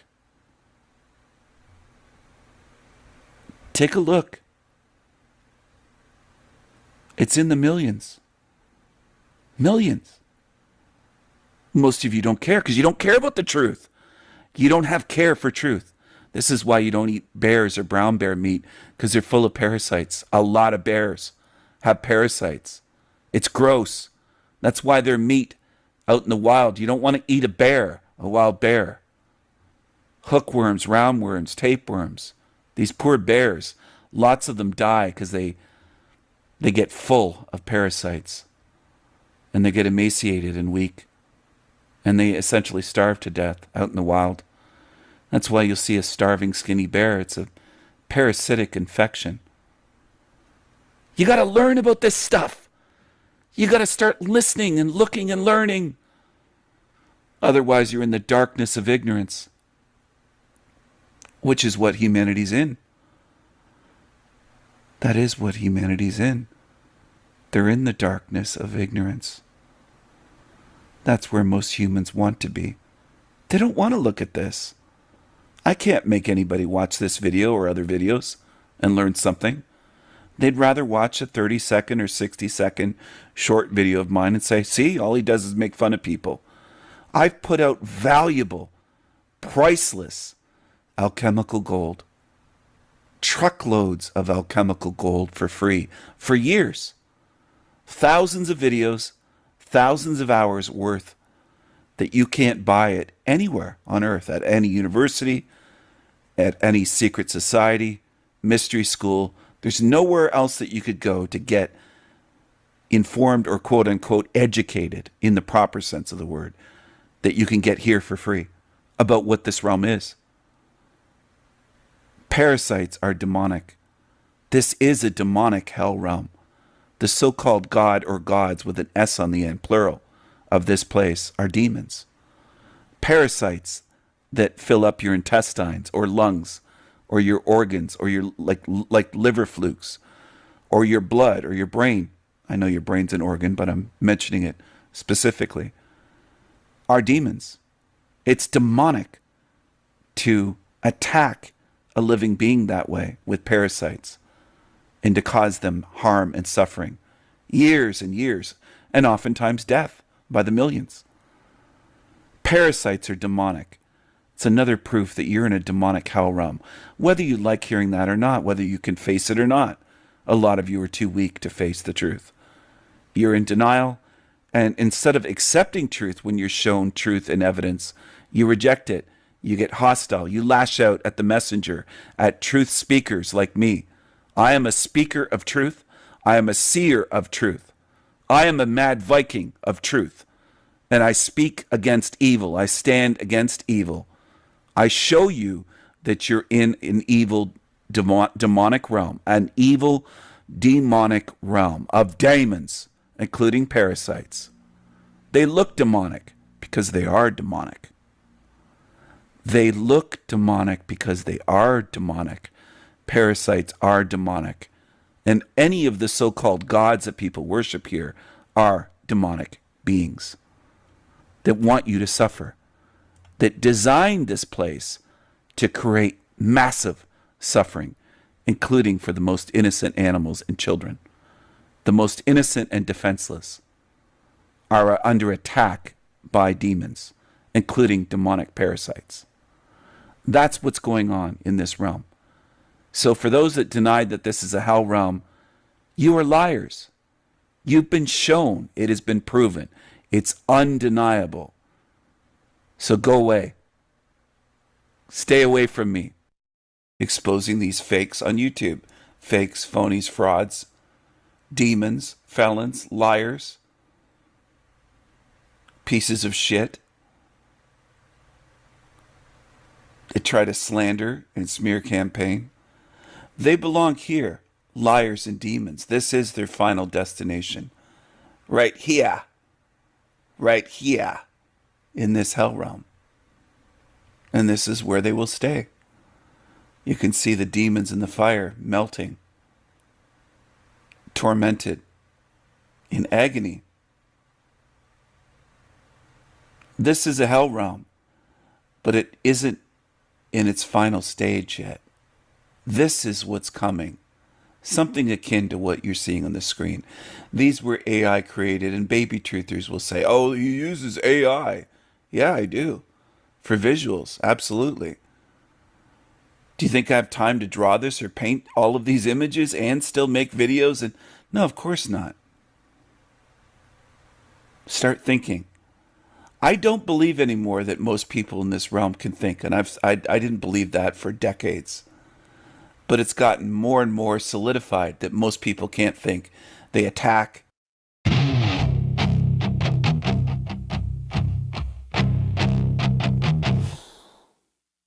Snake eyes. Snake eyes.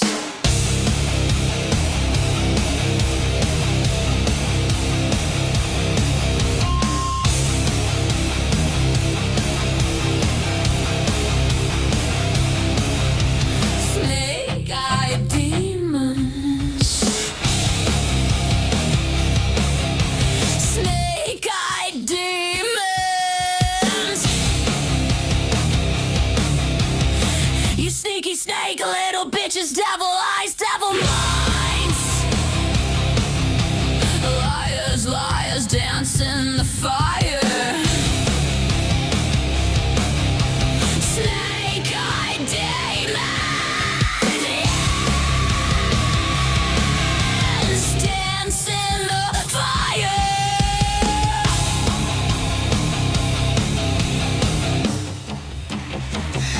I see what you are. No matter if you are near or far, I see what you are. Creepy creatures, filthy creatures, hell real, matrix bitches, matrix shit, clown ass, snake-eyed demons.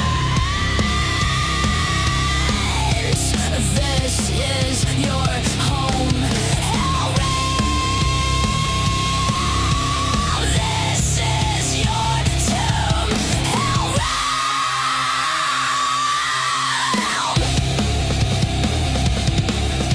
Snake-eyed demons, filthy matrix losers. losers. Stay here. Burn in the fire. Shut the fuck up and burn. Burn. Cockroaches, piss ants, demons. Burn.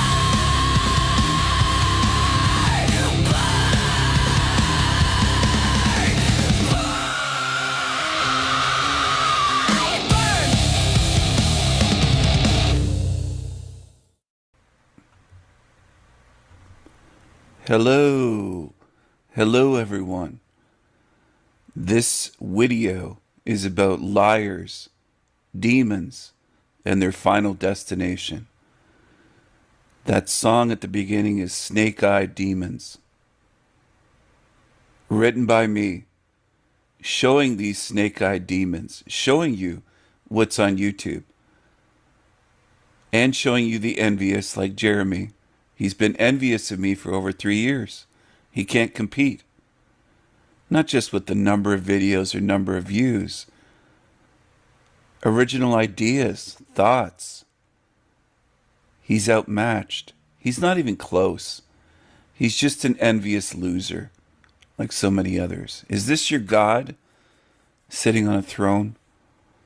Look at this. Are you going to worship creatures like this? Are you going to bow down and worship them just because they're on a throne? You're going to worship the ones sitting on thrones in hell? A lot of, quote, truthers, so-called truthers on YouTube, are just envious egomaniac losers. They're insecure. And that's what ego comes from, the ones that have inflated egos and Dunning-Kruger effect, where they're low IQ, but they believe themselves to be clever, and they think this is all about beefing and this and that. They don't realize that lying and smear campaigning, good spirits trying to put the truth out there, has consequences. They will pay for what they've done. They will pay for their lies. They don't understand how this works. Little Jeremy believes that all you have to do is 100% believe that you're getting out of here. Sounds like a little child's view.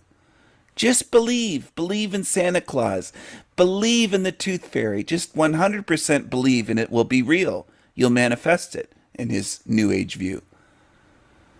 He's been making a lot of New Age comments and videos lately, claiming it's just about belief,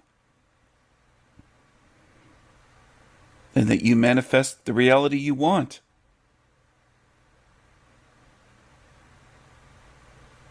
Really?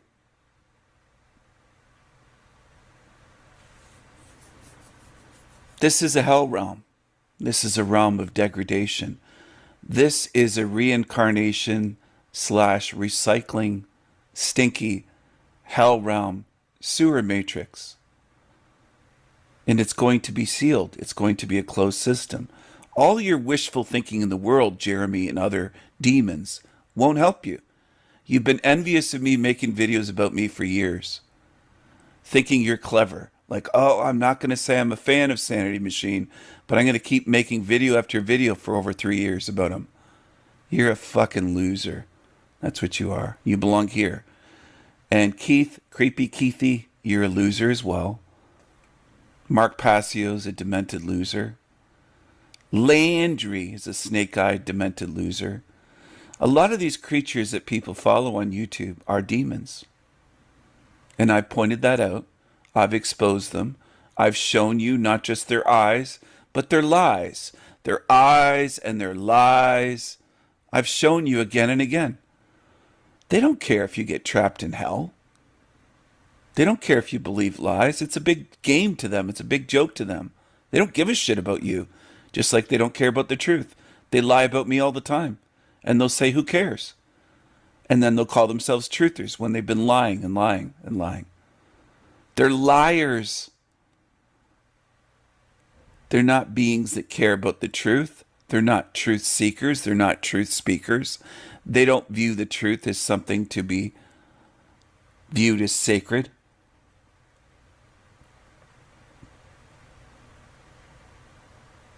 They expose themselves when they do that. They show you that they're liars. And that's part of what I've been doing on my channel for years. Exposing these fakes on YouTube.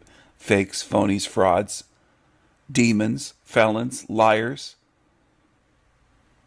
pieces of shit. They try to slander and smear campaign. They belong here, liars and demons. This is their final destination.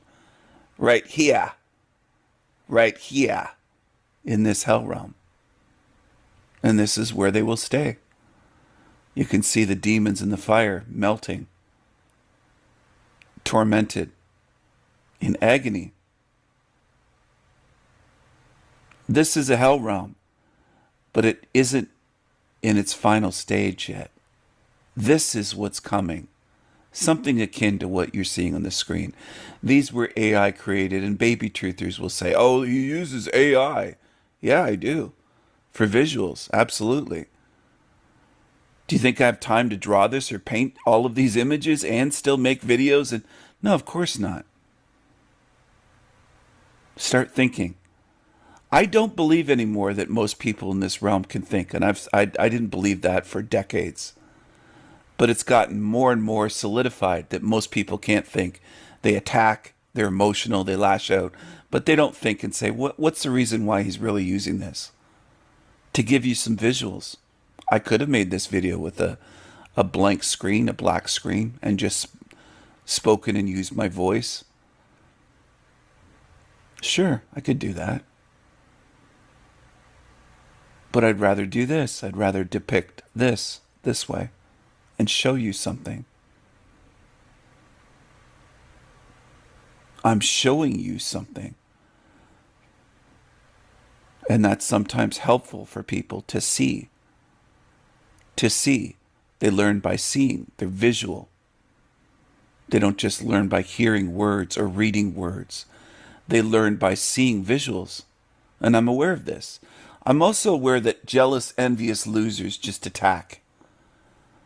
And they have nothing of substance.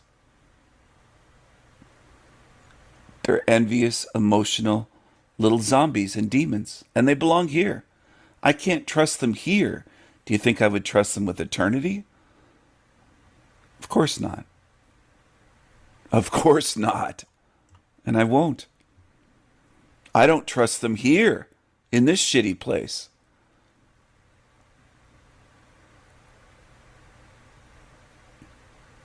The ones at the beginning of this video, and lots more, are not getting out of here. They're staying here.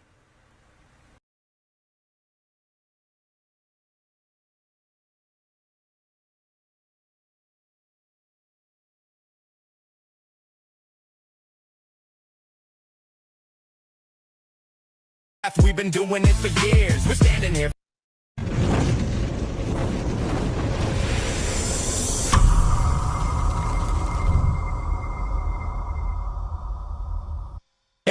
Hey, Orange Pig. America first? Oops. Oh boy, that was the slogan you stole. But Bibi's pulling strings and your vote is getting cold. We're not just fighting for Iran, hear this clear. Your people reached out to us. Yeah, we got the DMs here. If one nation's gonna stand against the Epstein regime's fear, it's us till the last breath. We've been doing it for years. We're standing here for everyone. Your system ever wrong, they've known all along. The enemy was always you. The real threat wore a suit and sung a patriotic song while selling their own citizens and calling it strong. Stealing from your own people, making them bleed, taking tax dollars just to fund your own greed. They waking up to the lies, the illusions of burst. You screamed America first, nah, you put losers first. Make Israel great again. Your government is run by pedophiles. They ordered you to die for Israel. They ordered you to die for Israel. They lied to you all. We saw everything. If the public ever saw the files, man, the planet would shake from the level of filth and the crimes in your wake. No wonder Jeff called you the worst, you degenerate snake. You claimed you never set foot You went 40 plus times. You sick bastard, you cooked. We stepping up to the plate. Epstein regime gotta fall. You fake Christian elite sacrificing the ball. Demon, you talk real big for a man with tiny hands. Tiny hands, tiny things, tiny everything. We saw everything, and word got out. The smallness kinda expands. No wonder all those rage tweets, all those desperate rants. Overcompensating bully, always causing a scene. You said you love losers. Well, look at your team. Your government is run by. Your government is run by pedophiles. They ordered you to die for Israel. They ordered you to die for Israel. They lied to you all.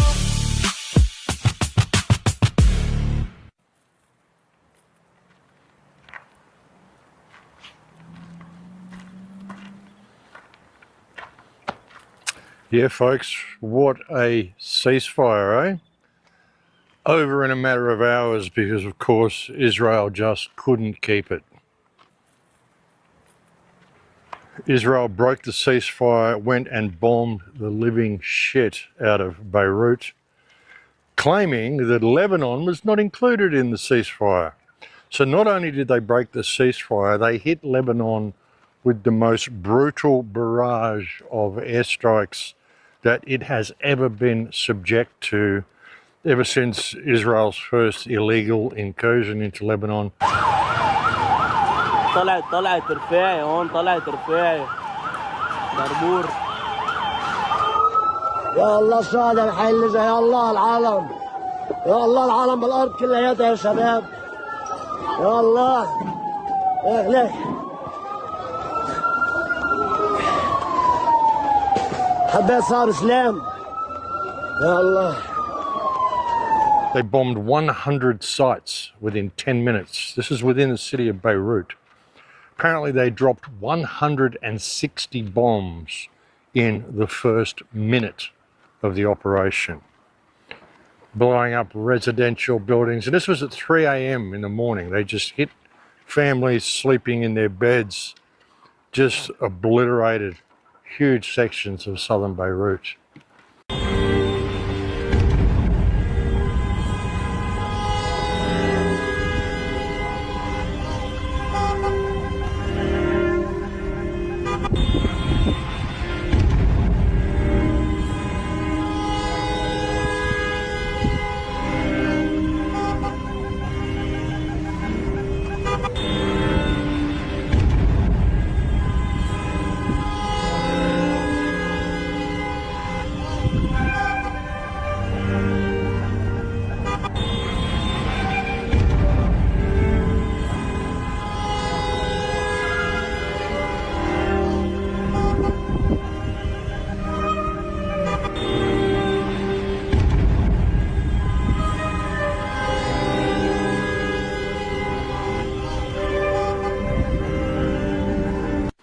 Absolutely disgusting and disgraceful. And this, of course, is Israel's way of sabotaging the peace process. Just hours after Pakistani Prime Minister Shehbaz Sharif stood before the world and announced that the United States and Iran had agreed to an immediate ceasefire in all areas, specifically mentioning Lebanon, the Israeli occupation forces launched one of the most ferocious waves of airstrikes since the beginning of this conflict. So, hours after Israel's Prime Minister Benjamin Netanyahu said Lebanon is not included in the 2-week truce between the United States and Iran, Lebanon has come under intense Israeli assault. Israel says Lebanon is not included in the 2-week truce between the US and Iran. The Israelis say they never agreed to that, and the strikes continue today, as you can see here in Beirut. We are not talking about isolated skirmishes or tactical retaliation. We are talking about a full-blown military onslaught, a massive aerial campaign that the Israelis themselves are proudly calling Operation Eternal Darkness. In a span of just 10 minutes, more than 100 targets across Beirut, the Bekaa Valley, and southern Lebanon were reduced to rubble. The death toll, according to the Lebanese Ministry of Health, is catastrophic. At least 87 people have been confirmed dead, and those numbers are climbing by the hour as rescue workers pull bodies from the wreckage of residential buildings. And who is paying the price for Benjamin Netanyahu's insatiable bloodlust? Not soldiers, not combatants, but mothers, children, and the elderly, trapped in densely populated neighborhoods in the heart of Beirut. This is not a war against the Lebanese resistance. This is an act of collective punishment, a war crime broadcast live for the entire world to see, while the so-called international community wrings its hands and does absolutely nothing. Now, you might be asking yourself, why is this happening? How is it possible that a ceasefire announced with so much fanfare by the White House and mediated by the Pakistani government collapsed before the ink was even dry? Because Israel doesn't want peace. Israel wants to use this war to kickstart mass famine, mass hardship around the world, and also to destroy the United States. Israel wants to bleed the United States dry with this encounter and make sure that it does not recover. And it's already well on the way to that. And it's remarkable, you know, when the ceasefire happened, you actually had MAGA supporters saying this was a victory for Trump. Like, Iran is in control of the Straits of Hormuz now. They weren't before this conflict started, and now they are. Trump has lost every single US base in the Persian Gulf. He has had 2 aircraft carriers badly damaged. He sent at least 500 or 600 troops into Kuwait to coordinate a ground operation, and they all got wiped out as soon as their boots touched the ground. Huge cover-up with that. I mean, estimates are anywhere up to 750 people may have been killed or injured, not to mention the amount of American soldiers that were killed or injured.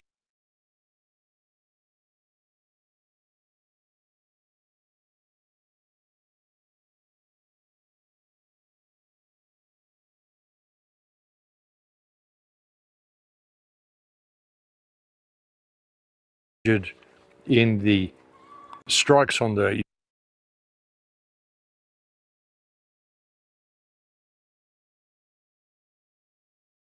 US bases in the region, because every one has been hit. There's 13 bases in the Persian Gulf. At least 11 of them are completely out of commission and unlivable.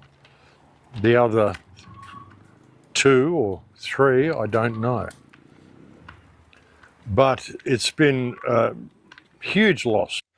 Hello, Rose. Hello. Yeah, I'm not a fan of Max. I'm just playing him. Well, I've already exposed him before, but I saw this video pop up. Max Egan. There's actually a solution for what's going on in the Middle East. I'll share my solution just a second.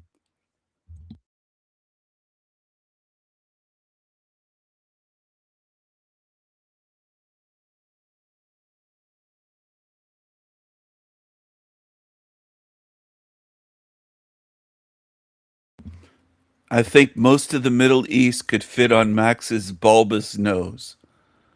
I think there's territory there. I think he's got such a bulbous nose. Look at that nose. How would you describe that?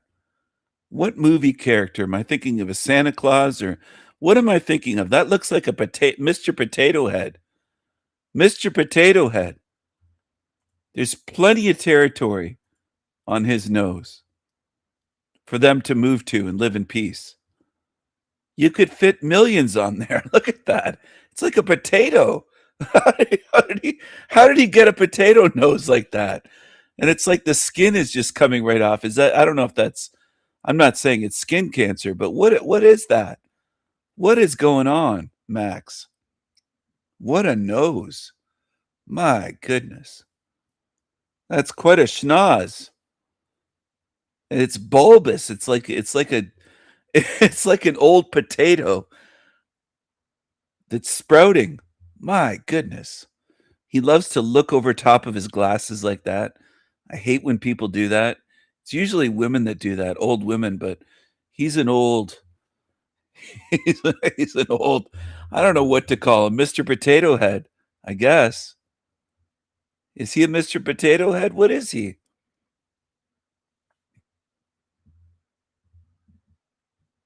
Mr. Potato Head. There he is.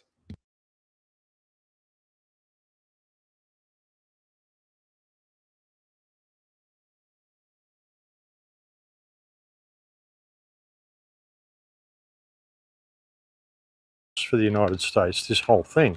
Israel is still being obliterated, still being pounded.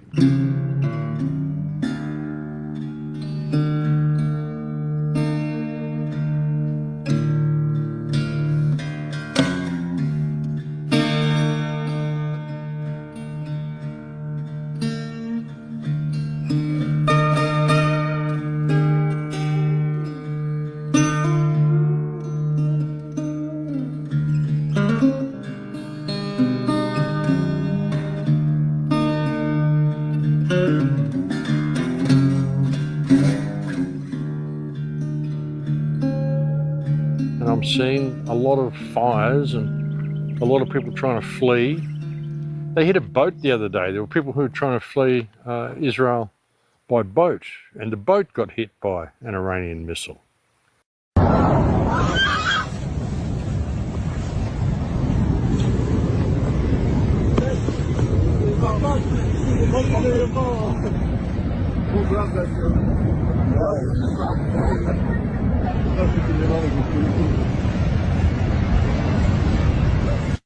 Yeah, so that sort of stuff's going on. I'm not even sure if Ben Gurion Airport is still functional so people can fly out.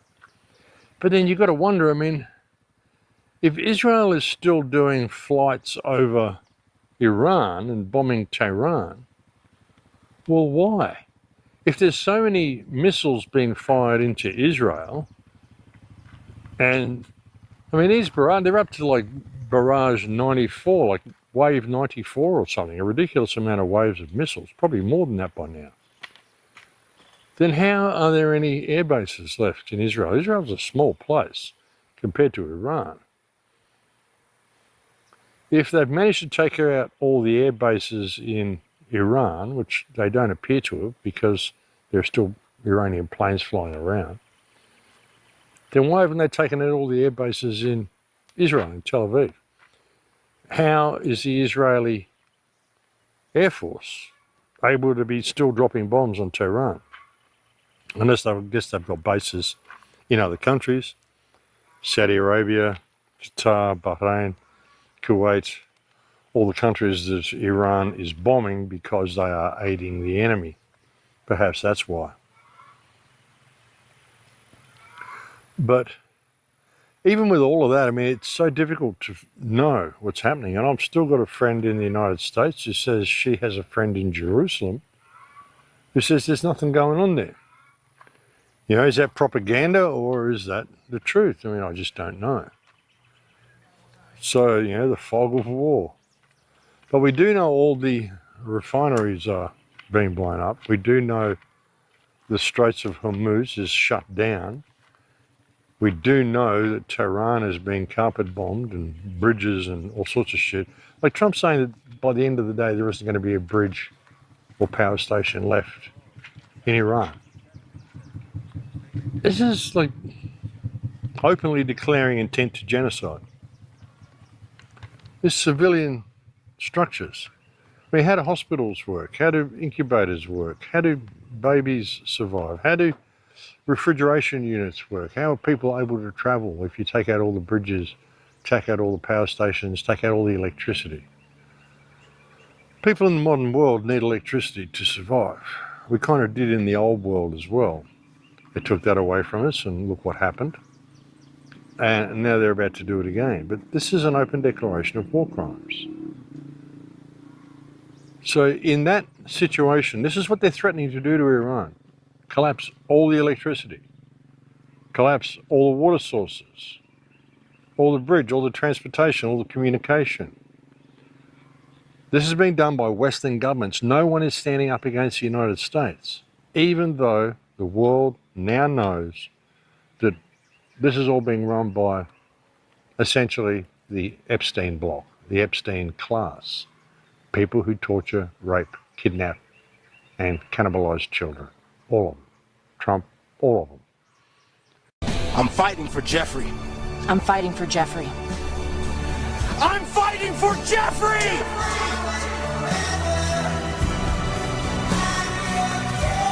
I'm fighting for Jeffrey. Operation Fury. Your mission, should you choose to accept it. And you will accept it. You don't have a choice. We raised the age of the draft. Private Elmer Fudge, ready for deployment. But what about my social security? You don't get it anymore. Now off you go to the minefield.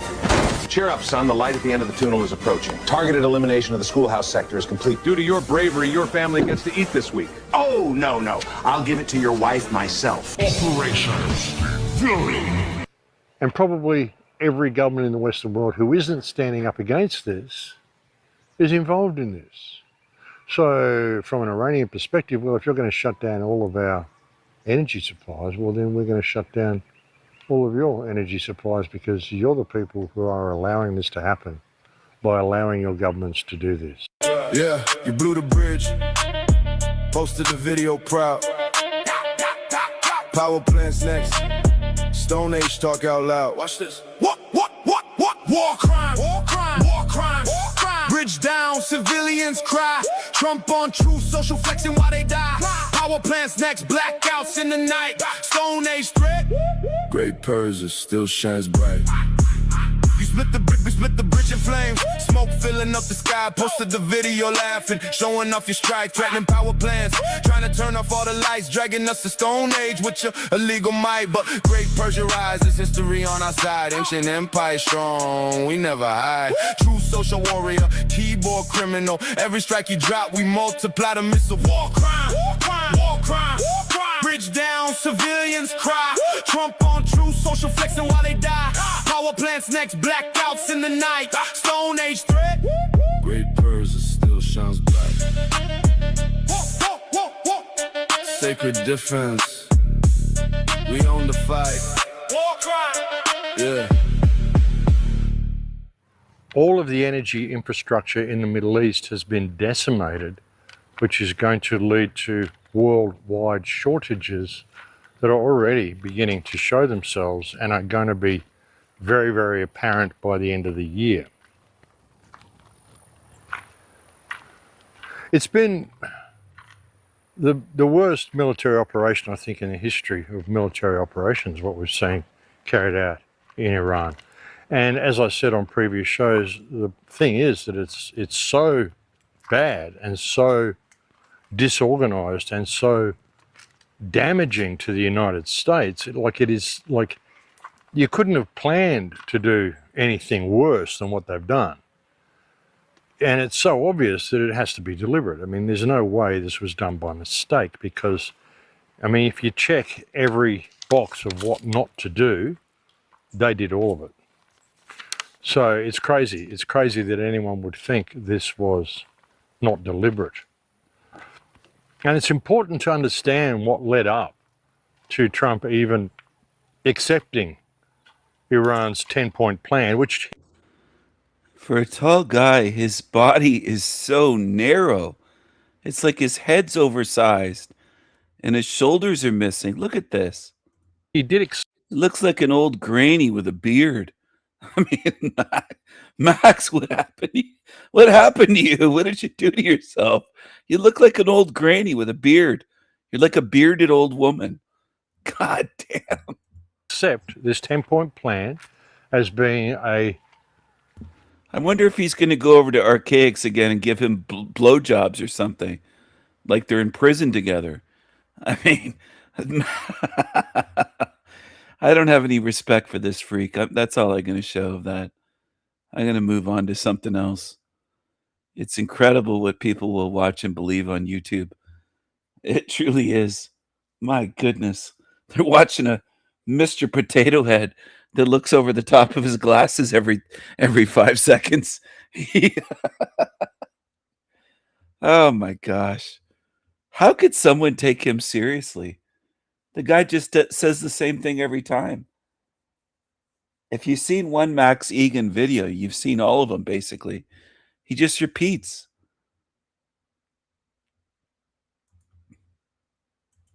And he dismisses people that talk about other topics. I couldn't pay him to come on my show. He's such a coward. He's been invited here before. No response. Of course. What else is new? No response from Archaics. No response from Tony Sayers. No response from Mark Devlin. No response from Eric Dubay. The list goes on. It's a bunch of cowards. That's what they all are. They're cowards. Iblis, Satan, is a jinn. In the Quran, Iblis, Satan, is a jinn made of fire, not an angel. He refuses to bow to Adam out of pride, gets cast out, and asks Allah for respite until Judgment Day. Allah grants it and basically says, do what you want on earth, lead whoever you can astray. So in Islam, Iblis has temporary dominion over the earthly realm to test humanity. But he's not the creator, and he's not in charge forever. Allah is still fully sovereign. Now, the Gnostic version from the Nag Hammadi texts. This is where it gets dark. Yaldabaoth, also called Samael, Sackless, the blind god, creates the material world. He thinks he's the only god. He's arrogant, ignorant, and jealous. The texts straight up equate him with the God of the Old Testament. In some Gnostic systems, this same being is identified with Satan. In the Bible, Lucifer isn't even a name for the devil originally. Isaiah 14:12 says, "How you have fallen from heaven, O morning star, son of the dawn." That's a taunt against the king of Babylon. The word Lucifer only appears because Jerome translated it that way in the Latin Vulgate. Same with Ezekiel 28, it's clearly talking about the king of Tyre. The New Testament calls Satan the prince of this world 3 times in John's Gospel and the God of this age in 2 Corinthians. Jesus himself says the prince of this world is coming and now the prince of this world will be cast out. So according to mainstream Christianity, yes, this world is currently under Satan's influence given to him after humanity fell. But it's temporary, God still owns the title deed. In the Quran, Iblis, Satan, is a jinn made of fire, not... So this AI channel is pushing God still owns the deed and Satan is temporarily in charge here. And this makes sense to Christians somehow, that God is good. He allows Satan to run this realm and torture you and your children and cannibalize them. But God is good. God's going to take it back one day. One day. In the meantime, enjoy your suffering and pray more. Pray harder to God. You haven't been praying hard enough. That's part of the problem. God isn't coming back until you really get down on your knees and pray harder for Savior. Pray. Praise him. Praise. Praise Jesus. Praise Jesus. Praise Jesus. Praise. You have to praise. You're not praying and praising enough. Do it more. Do it harder. That's what's wrong here. You haven't been praying enough. You lazy fucking idiots. You lazy zombie sheep. You have to pray harder. Pray more. Praise. Praise. God owns the deed, she said. God still owns the deed is her title of her video. God still owns the deed. This fake AI channel that people love. Over 100,000 subs already. Oh, they're very afraid. They're very afraid. Archaics doesn't want to come here. None of them want to come here. I can't get Mspiracy here because it's AI. It's not real. Christianity, yes, this world is currently under Satan's influence given to him after humanity fell. But it's temporary. God still owns the title deed. In the Quran, Iblis, Satan's influence given to him after humanity fell. But it's temporary. God still owns the title deed. Christianity, yes, this world is currently under Satan's influence given to him after humanity fell. But it's temporary. God still owns the title deed. God still owns the title deed. Oh, isn't that wonderful? Oh my goodness. This is the level truthers are at these days. Just absolute slaves. They can't think. They can't think. They can't do anything. What's going on over in Japan? I want to see how the Japanese, I meant to say, not Japs. I'm sorry, to Japanese people. I like sushi once in a while and teriyaki. Konnichiwa.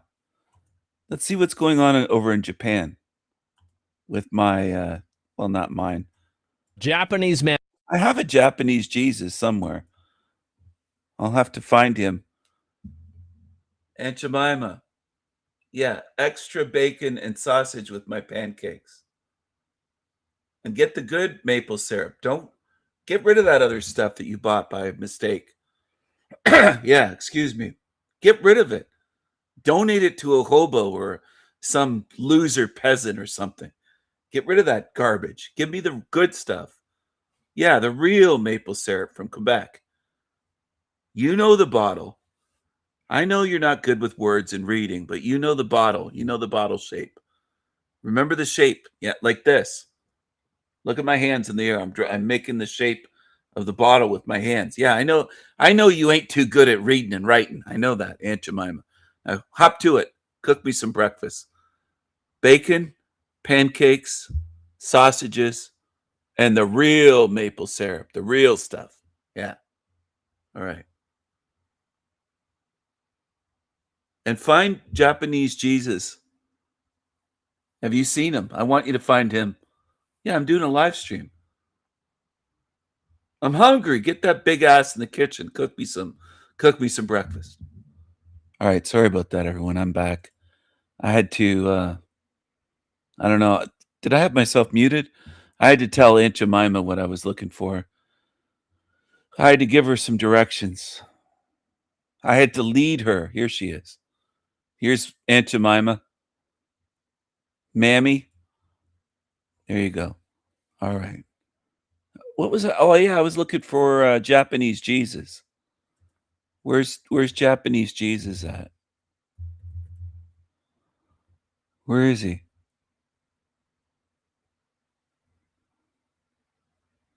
Has anybody seen Japanese Jesus?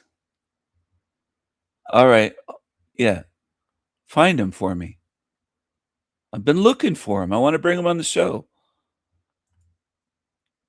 Not that. That's not him. That guy looks worse than Charles Manson. No. Oh, no, that's Superman Jesus. Where's Japanese Jesus? Oh, here he is. Konnichiwa. Konnichiwa. Here's Japanese Jesus. Hey, what's up? What's up, Japanese Jesus? He's having audio issues. Fuck. All right. Well, take care. Have a good day. It's good to see you. I got a show to do. I was going to share this. Japan is not fucking around. Japan is not fucking around. 2 million views in 8 days. This is what people watch. Man, can you imagine if I could reach 2 million people with a video? People! But that's impossible in this realm. Impossible. Japanese man tries desperately to get a group of migrant men to behave and stop littering on the streets. Here we go. Inside room. Station out. Is there he just recording. In Japan. In Japan. おい、じゃあ日本語喋ってよ。僕は日本人だ。日本人だけど、人の国に来てね、迷惑をかけちゃいかん。ここは日本。死ね。人様の国で迷惑をするな。迷惑をかけるな。分かってないの？死ねって言ったらダメなんですよ。補助規制していいのか？警察で。していいのか？言ってみろ。いいのか？いいことなのか？言ってみろ。お酒をかけるな。人にお酒をかけていいのか？Look, see how violent and aggressive these people are? And look at this here. Illegal immigrant who attacks someone in Japan gets deported. I don't want to go back. Immigration officer, it doesn't matter. We're taking you. You're lucky we even have a plane. We're taking you no matter what. 監視官絶対泣いても変わらないよ。行かない。行くよ。行かない。行くよ。絶対。いや、絶対行くよ。Japan is deporting children of migrants, man with Indian parents. The immigration officers are telling us to go back to our parents' home country.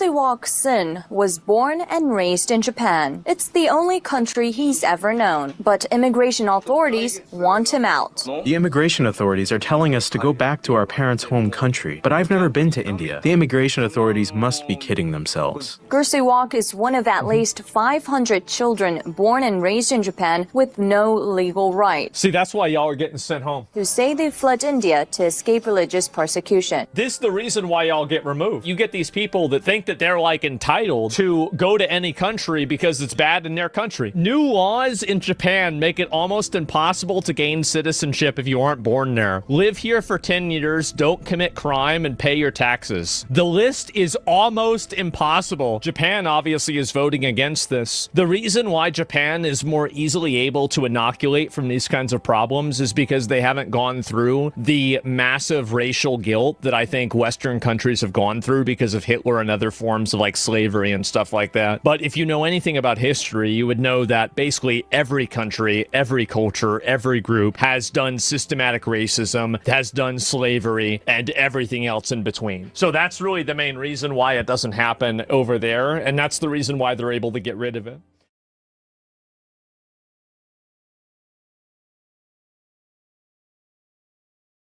You land in Manila. Japanese man tries desperately to get a group of migrant men to behave and stop littering on the streets. Here we go.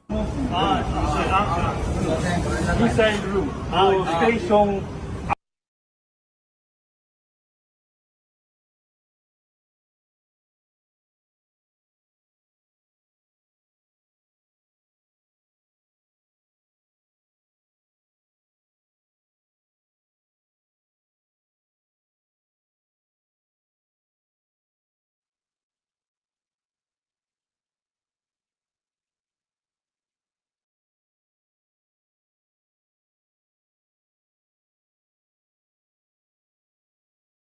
This guy sort of looks like that YouTuber.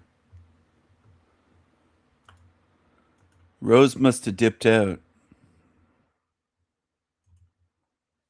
Hello everybody, welcome back to another phenotype profile. My name is Taylor G. Northcutt, and today, you guys have been asking for it. I've been excited to do it. It's finally here. The Mediterranean phenotype. That's right, Med Gang, we run this. The Romans? Where were they now? You're looking at him, asshole. We was Rome, we was Greece, we was Spain, we was Portugal.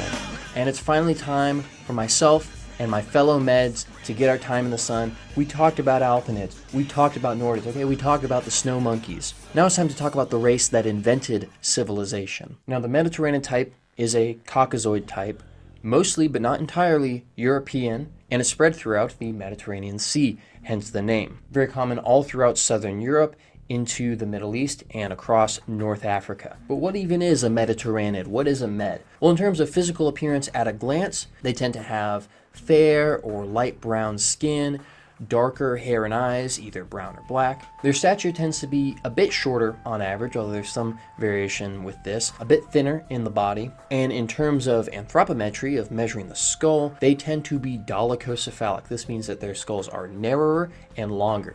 So in practice, when looking at a person, they will tend to have a longer and narrower face. But in contrast with the Nordid type, which is also defined by dolichocephaly, the Mediterranean type is much smaller headed. So a Nordid skull will be long and narrow but big, whereas a Mediterranean skull will be long and narrow but small. Finally, Mediterraneans tend to be a bit more gracile, a bit more refined and soft in their appearance, less robust, craggy, and caveman-like, like some of the more westerly Cro-Magnid Nordids. And Mediterraneans fit into a broader racial spectrum, stretching all the way from Spain and Morocco in the west to India in the east. There are sister types known as Orientalid, which is mainly the Arab Middle Eastern type, and Indid in India, northern India specifically. That can be called Mediterraneoid because they have a similar sort of appearance, skull shape, complexion, similarly gracile kind of facial features. They're mostly differentiated by soft tissue differences, so it's kind of hard to tell them apart from just the skulls. Now, the Mediterranean type has a complex history, and as with phenotypes in general, it's hard to tie in this physical appearance, this bodily type, with one specific ethnic or linguistic group throughout history. It seems to be a convergence of a few different groups. From everything that I've seen in my research, it seems that the Mediterranean type is sort of the default Caucasian type, linked to the basal Eurasians, who were the first people to come out of Africa and then became the ancestors of Europeans, Asians, Native Americans. And we can say that all these other types diverged and diversified off of this Mediterranean baseline. But as for modern Mediterraneans as we know them, it seems that their roots go back to the early European farmers. Now, this was a prehistoric people group coming out of Anatolia and the Middle East, so that's modern day. All right, so you lost me at that out of Africa bullshit. I'm not African. My ancestors are not from Africa, obviously. You just believe garbage, unfortunately. I like the way that you do the way you analyze faces, but You're mixing in nonsense. Nonsense.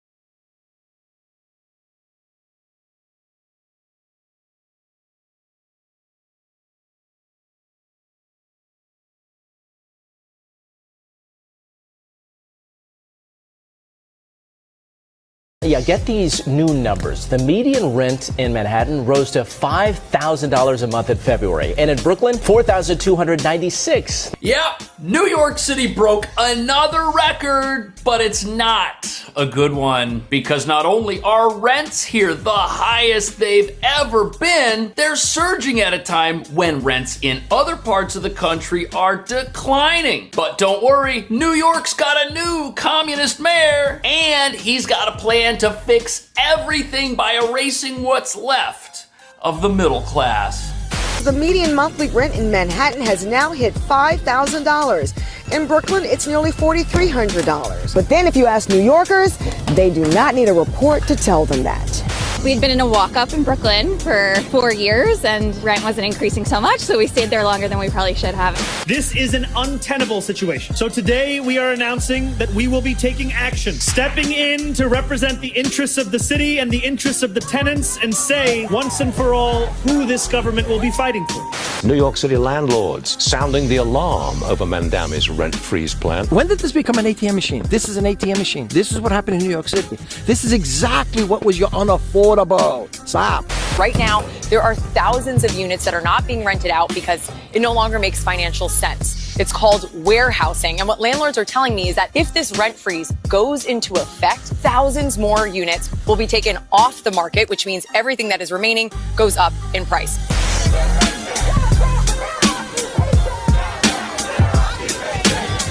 So as New York City rents hit record levels, the fix is in to freeze them in around 1 million apartments. But what nobody's talking about is that if you do this, it's just gonna backfire and make the whole affordability crisis here even worse. And just like the plans for free grocery stores and higher property taxes, this isn't the only communist affordability cure having the opposite effect, erasing the city's middle class. And you've got to understand that while freezing rents might make life more affordable in around 1 million city-regulated apartments, the costs to operate the buildings those apartments are located in, those keep going up. And if landlords can't raise rents on some of the apartments, the other roughly 3.5 million apartments that are left that aren't regulated, guess what's going to happen to those rents?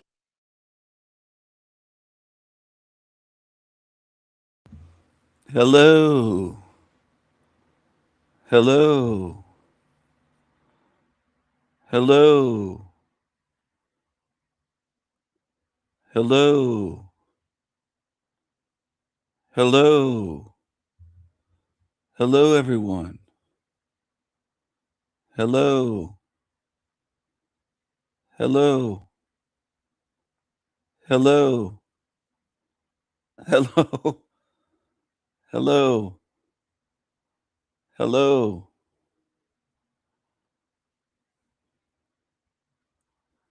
Hello.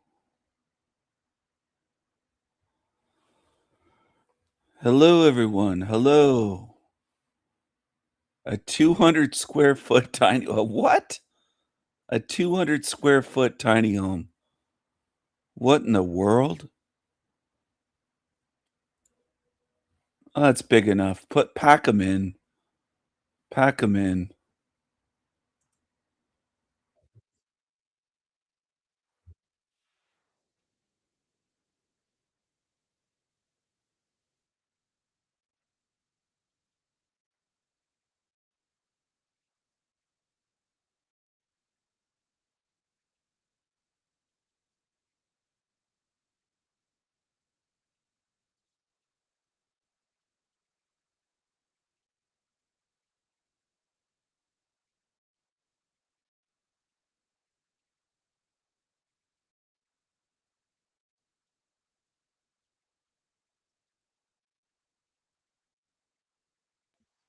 It's very spacious, isn't it?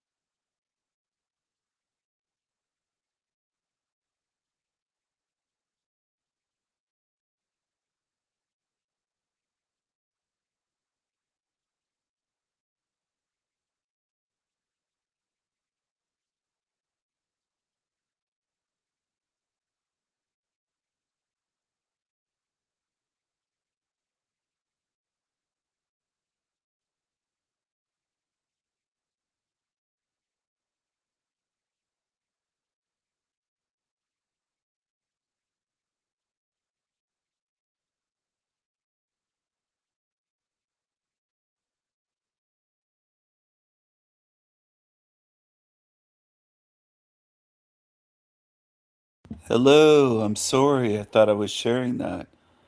It wasn't coming through. Sorry, everyone. Sorry. Sorry. Sorry. Am I still live? Hello? Is this still live? Hello? Hello? Hello?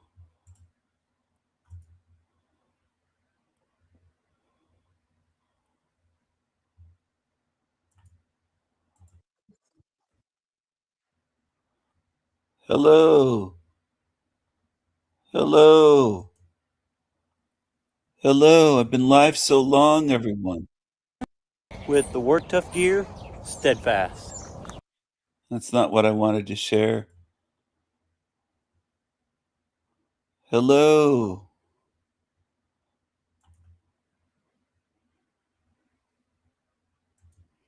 Oh, I'm going to have to end this stream soon. Hello. Hello.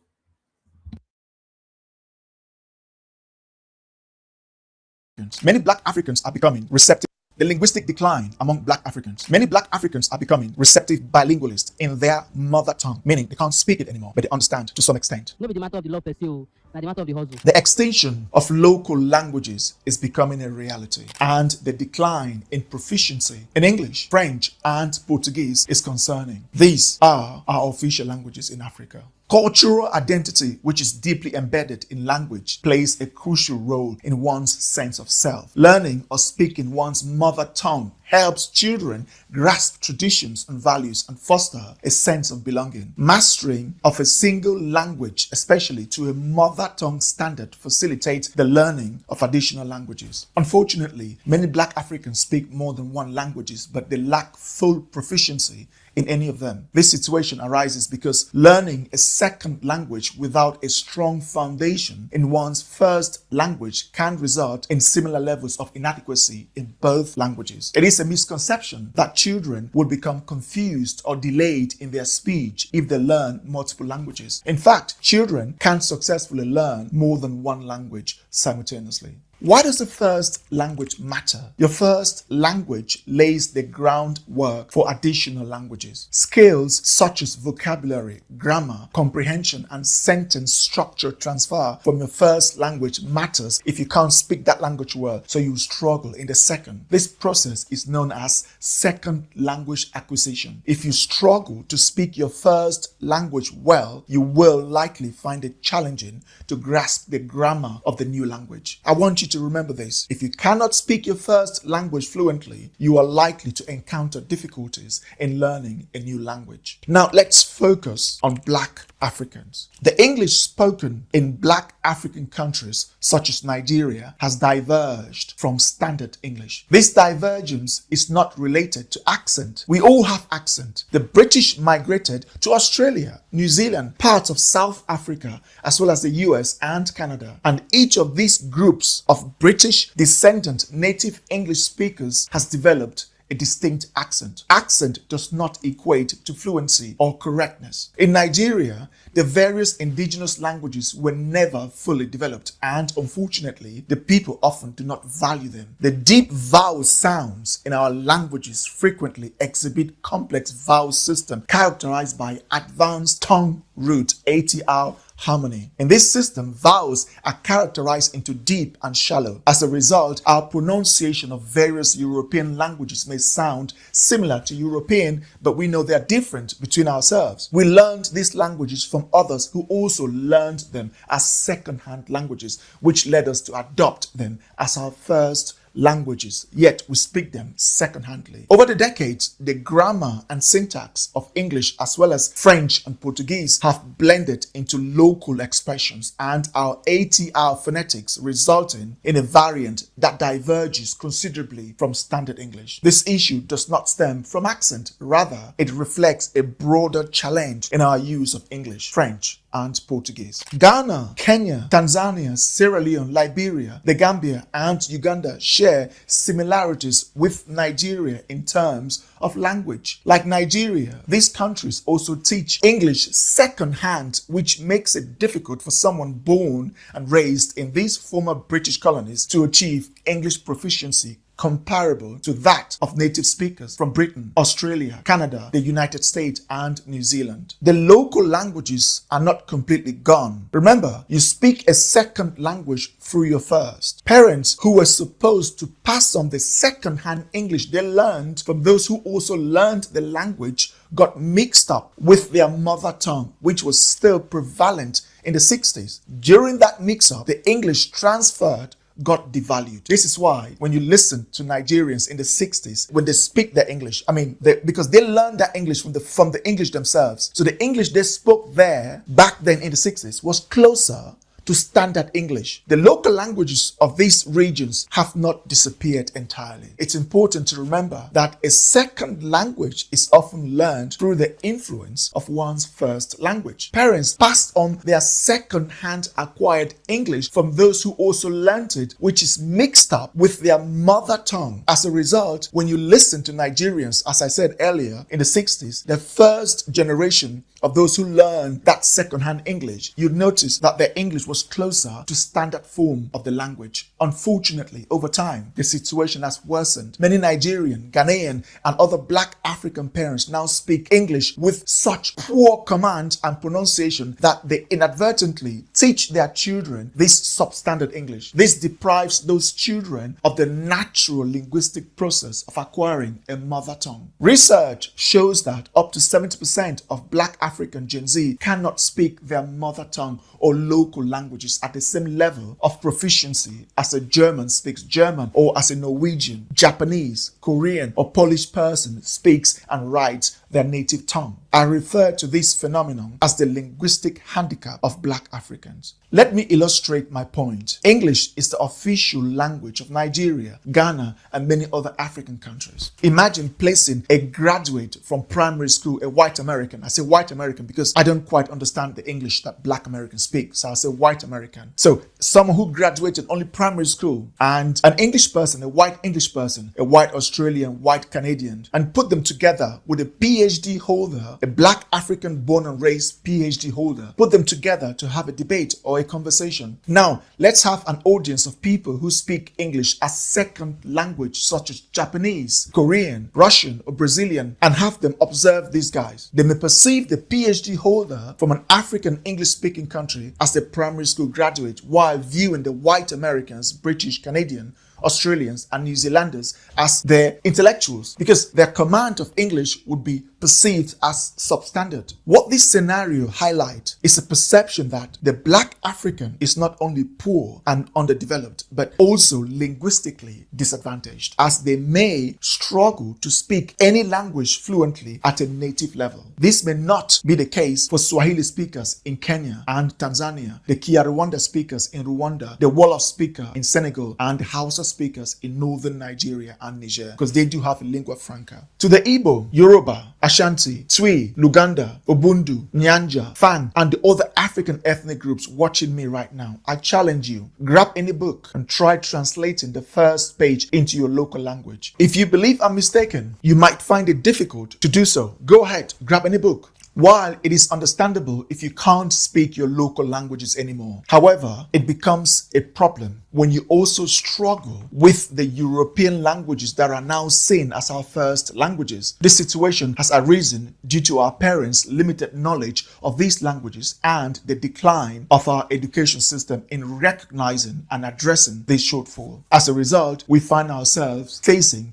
a significant disadvantage: the inability to speak even one language to mother tongue proficiency. It's acceptable to be poor and uneducated because those conditions can be changed. However, you cannot reverse the setback of inadequate language proficiency. To everyone watching from outside Africa, if you have a neighbor who is Nigerian, Ghanaian, Cameroonian, Ivorian, or from any other African country, pay attention to the language they use when speaking to their children. Many Black people living in Germany, Italy, Sweden, and other European countries are speaking to their children in the languages of their host countries, often without speaking those languages fluently. This practice can deprive their children of their mother tongue and create confusion in learning the languages of their host countries. Language is crucial to culture and identity. Without a language, you lose a part of yourself. I particularly admire the Koreans, Japanese, Indians, Pakistani, Bangladeshis, and even Arab in this regard. Have you ever noticed a first-generation Indian, Pakistani, Korean, or Japanese person, whether born in the US or the UK or Canada, who cannot speak their native language? In contrast, many first-generation immigrants from Nigeria, Cameroon, Ghana, Angola, and other African nations living in the West have children who do not speak their mother tongue. Even within Africa, many Gen Zs from Nigeria, Cameroon, Cote d'Ivoire, Angola, and other countries struggle to speak their native languages. Instead, they often communicate in a distorted version of English, French, or Portuguese. Let's discuss the idea of learning a second language when your first language isn't fully mastered. Typically, we borrow elements from our first language when learning a new one, like I said earlier. While there are exceptions, such as polyglots who excel in multiple languages, these are not the norm. For instance, I can easily identify when a German or a French person speaks English. The French tend to pronounce other in a way that sounds like other, while Germans might say very instead of very. This is because in French, the letter R is pronounced with a guttural sound like R, and in German, the V is pronounced as F or vowel. These pronunciation differences reflect an accent rather than a lack of proficiency. In Nigerian English, we might say when you were eating the money, which means when someone was spending money and having fun. This expression is derived from our local languages, illustrating how we approach the second language from the perspective of our first. It's interesting to note that in French-speaking Cameroon, the same idea is expressed as quand tu mangeais l'argent là, which translates directly to when you were eating the money in Nigerian English. However, both phrases are grammatically incorrect in either French or English, as a native speaker would not use them in that way. If your first language is not strong, you may find it difficult to construct sentences, have a limited vocabulary, and struggle to grasp new language rules. Even children who are born in the UK, the US, or Canada to Black African immigrant families can face challenges in speaking the primary language of their country. This often occurs because their parents' second-hand language skills can confuse them, ultimately hindering their proficiency in the dominant language of their new environment. If you think we're wrong, if you think we missed anything, please leave them in the comment section below. And also, don't forget to like, share, and subscribe. Thanks for watching.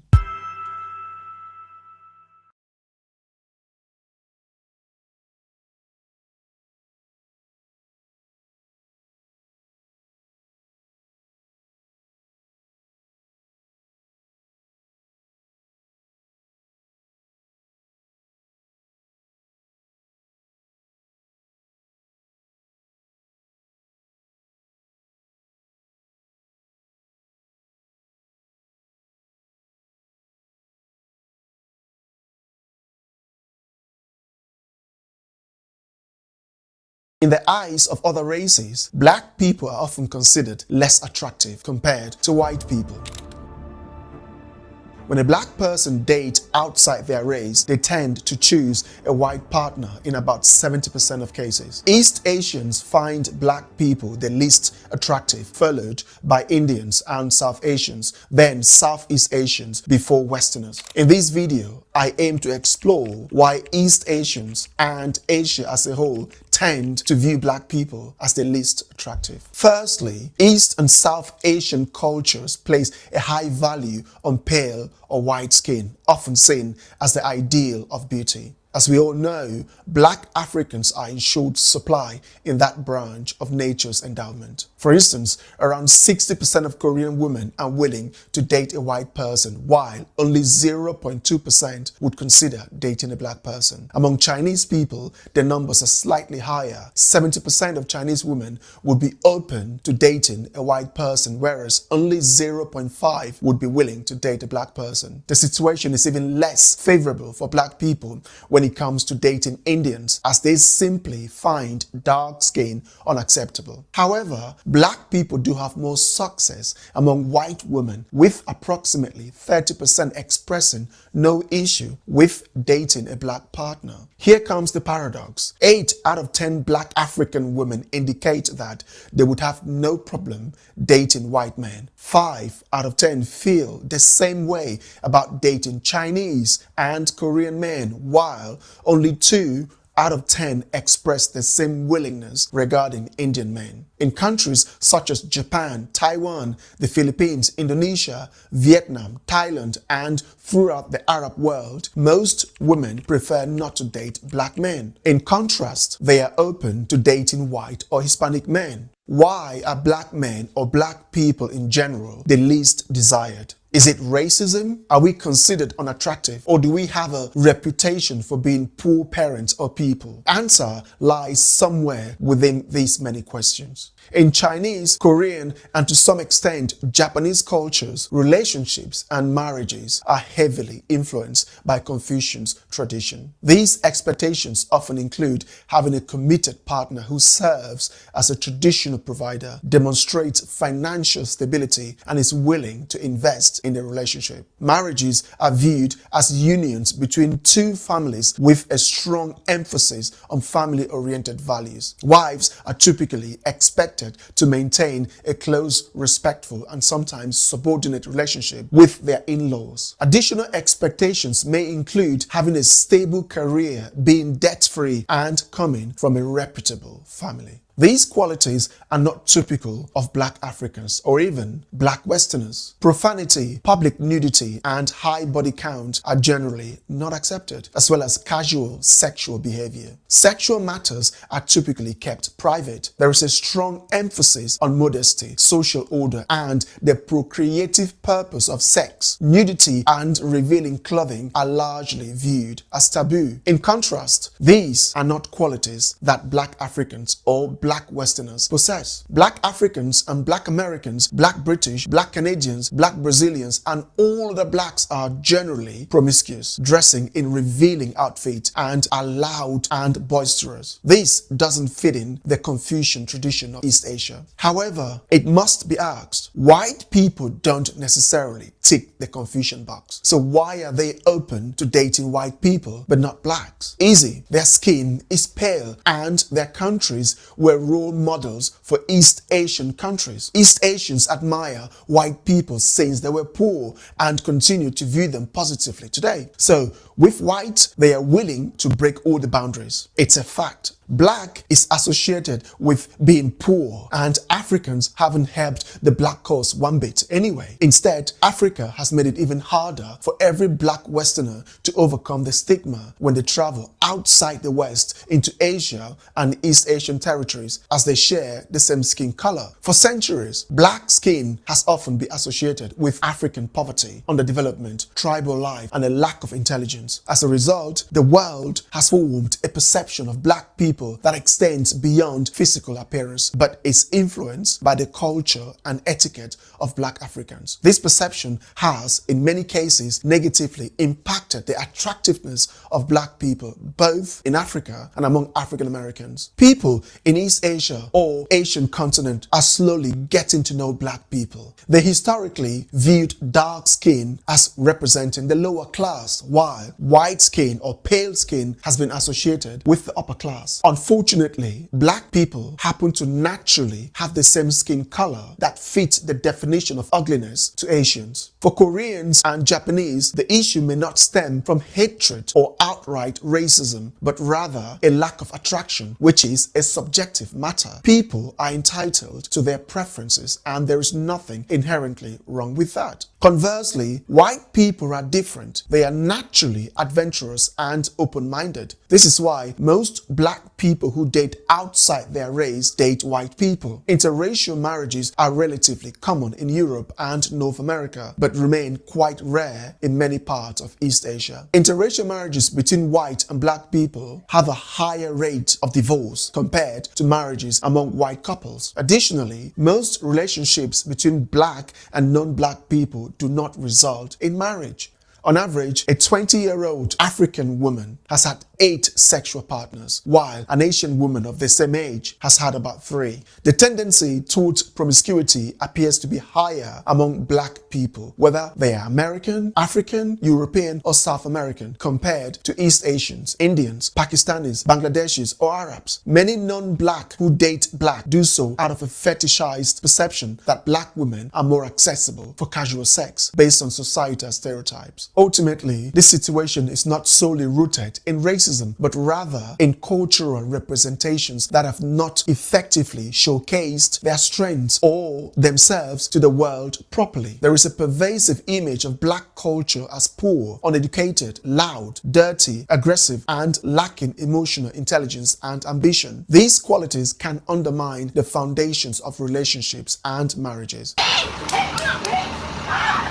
Many women are deterred by men who appear to lack these attributes. Even among white women, those over 35 are less likely to date black men compared to those under 25. Examining the dynamics of attraction from the perspective of black Africans reveals concerning trends. A white man in Africa is living in heaven. Black African women often show a preference for white men, even if those white men are overweight in comparison to a fit black men of equal or even greater status.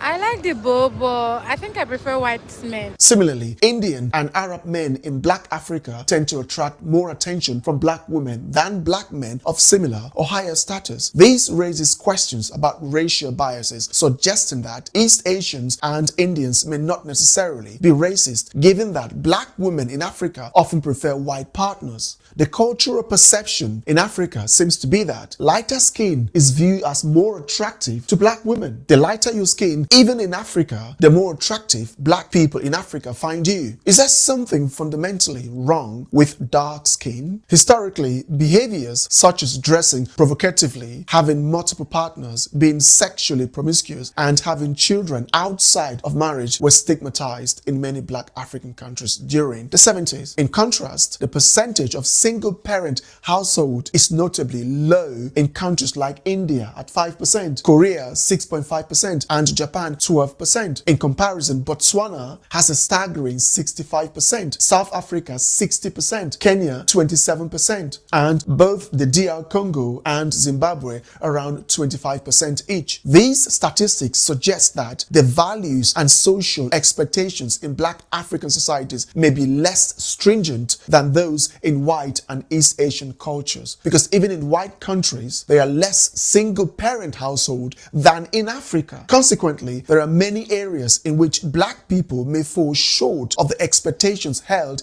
by white and East Asians. This leads to a growing reluctance among these groups to date black people. Skin color alone poses a significant barrier, but even if that were overlooked, other unmet expectations might still impede potential relationships. If you think we're wrong, if you think we missed anything, please leave them in the comment section below. And also, don't forget to like, share, and subscribe. Thanks for watching.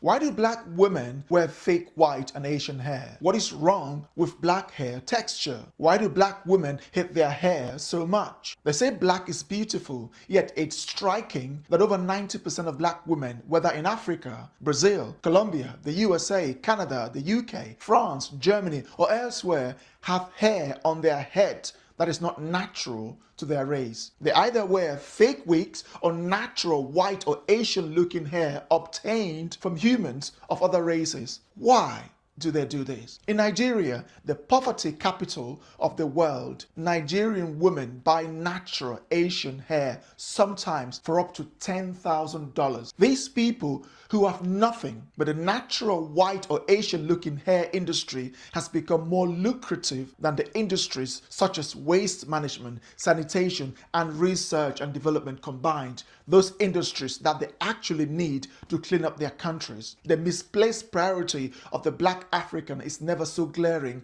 as the intensity of black women putting hair that look like white women on their head. They have let white women set the standards of beauty for them. When I refer to black women or black people in general, I am not including people of mixed race. A person with one parent being white, European, Japanese, Chinese, Korean or Latino parent is not black. Are you listening to me, African Americans? Tiger Woods is not black. Barack Obama is not black. Naomi Osaka is not black. And to Nigerians, William Troost Ekong, Leon Balogun, Tyrone Ebuehi, and Ashley Plumtyre are not black either. They are mixed raced people. They are black just as they are white. If biology is not taught in the African American education system, that is not my problem. Now let's move on, shall we? Whether it is Michelle Obama, Naomi Campbell, Beyonce,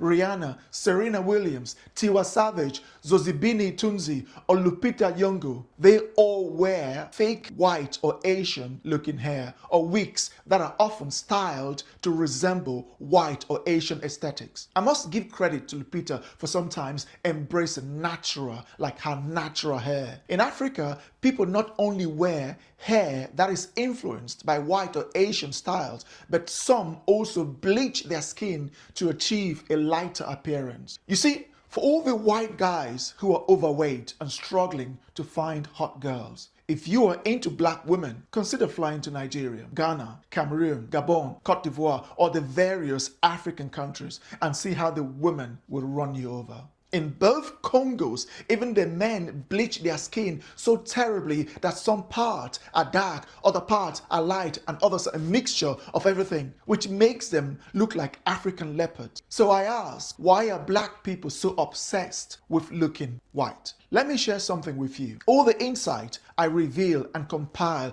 in my usual under 10 minutes video are things that few others would dare to say, especially black Africans. I've always been a critical thinker who applies logic to everything. I stood out among my friends and circle because I questioned things that didn't add up. My parents thought I was odd, and many people accused me of being inauthentic, but I have never been dishonest or fake. I refused to present falsehood just so I can grow my channel and gain more followers. Many black people dislike me and my channel, not because I am wrong, but because I speak the truth in ways that others wouldn't dare, even in their wildest dream. Nothing unsettles a black man more than accountability. Now, let's move on. I've cleared that one. The average black British, French, German, Dutch, and other Western black women spend about $3,000 a year on their fake white and Asian looking hair. In Africa, that figure averages $600, even though about 40% of the population lives on less than $5 per day. Well, it is often funded by their many boyfriends anyway. What is it about black hair that leads black women to go to such lengths to conceal it? From the south of the Sahel, extending west to the Gambia, and then east to South Sudan then Kenya, then Tanzania, Mozambique, South Africa, and back north to Angola. The hair texture of our people is characterized by its density, thickness, and tight coils. Exceptions include the Cushitic Africans, the Berbers, the Mbororo, and some other small groups in the northern Sahel and the Nilotic regions who have hair textures more akin to those found in the Middle East. The dominance of the Caucasian on our TV shows, film, and social media has significantly reshaped beauty standards. I mean, even Koreans, Japanese, Chinese, Indians, Filipinos, and many other Asians would whiten their skin. Sometimes they appear so scarily pale that I don't even see the point. Like the Asians, many black Africans struggle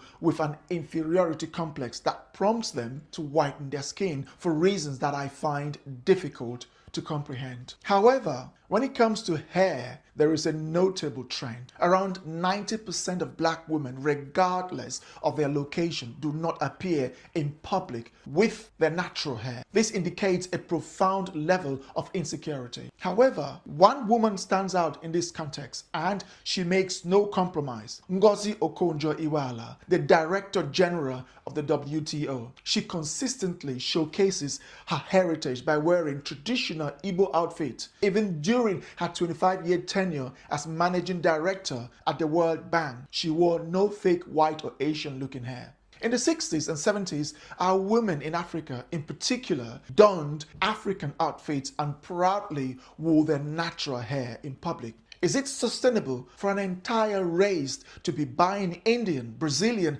and other non-black human hair of poor humans so another race can wear them and pretend they are beautiful? How did we get here? What is this madness about? Can you name even one black female celebrities?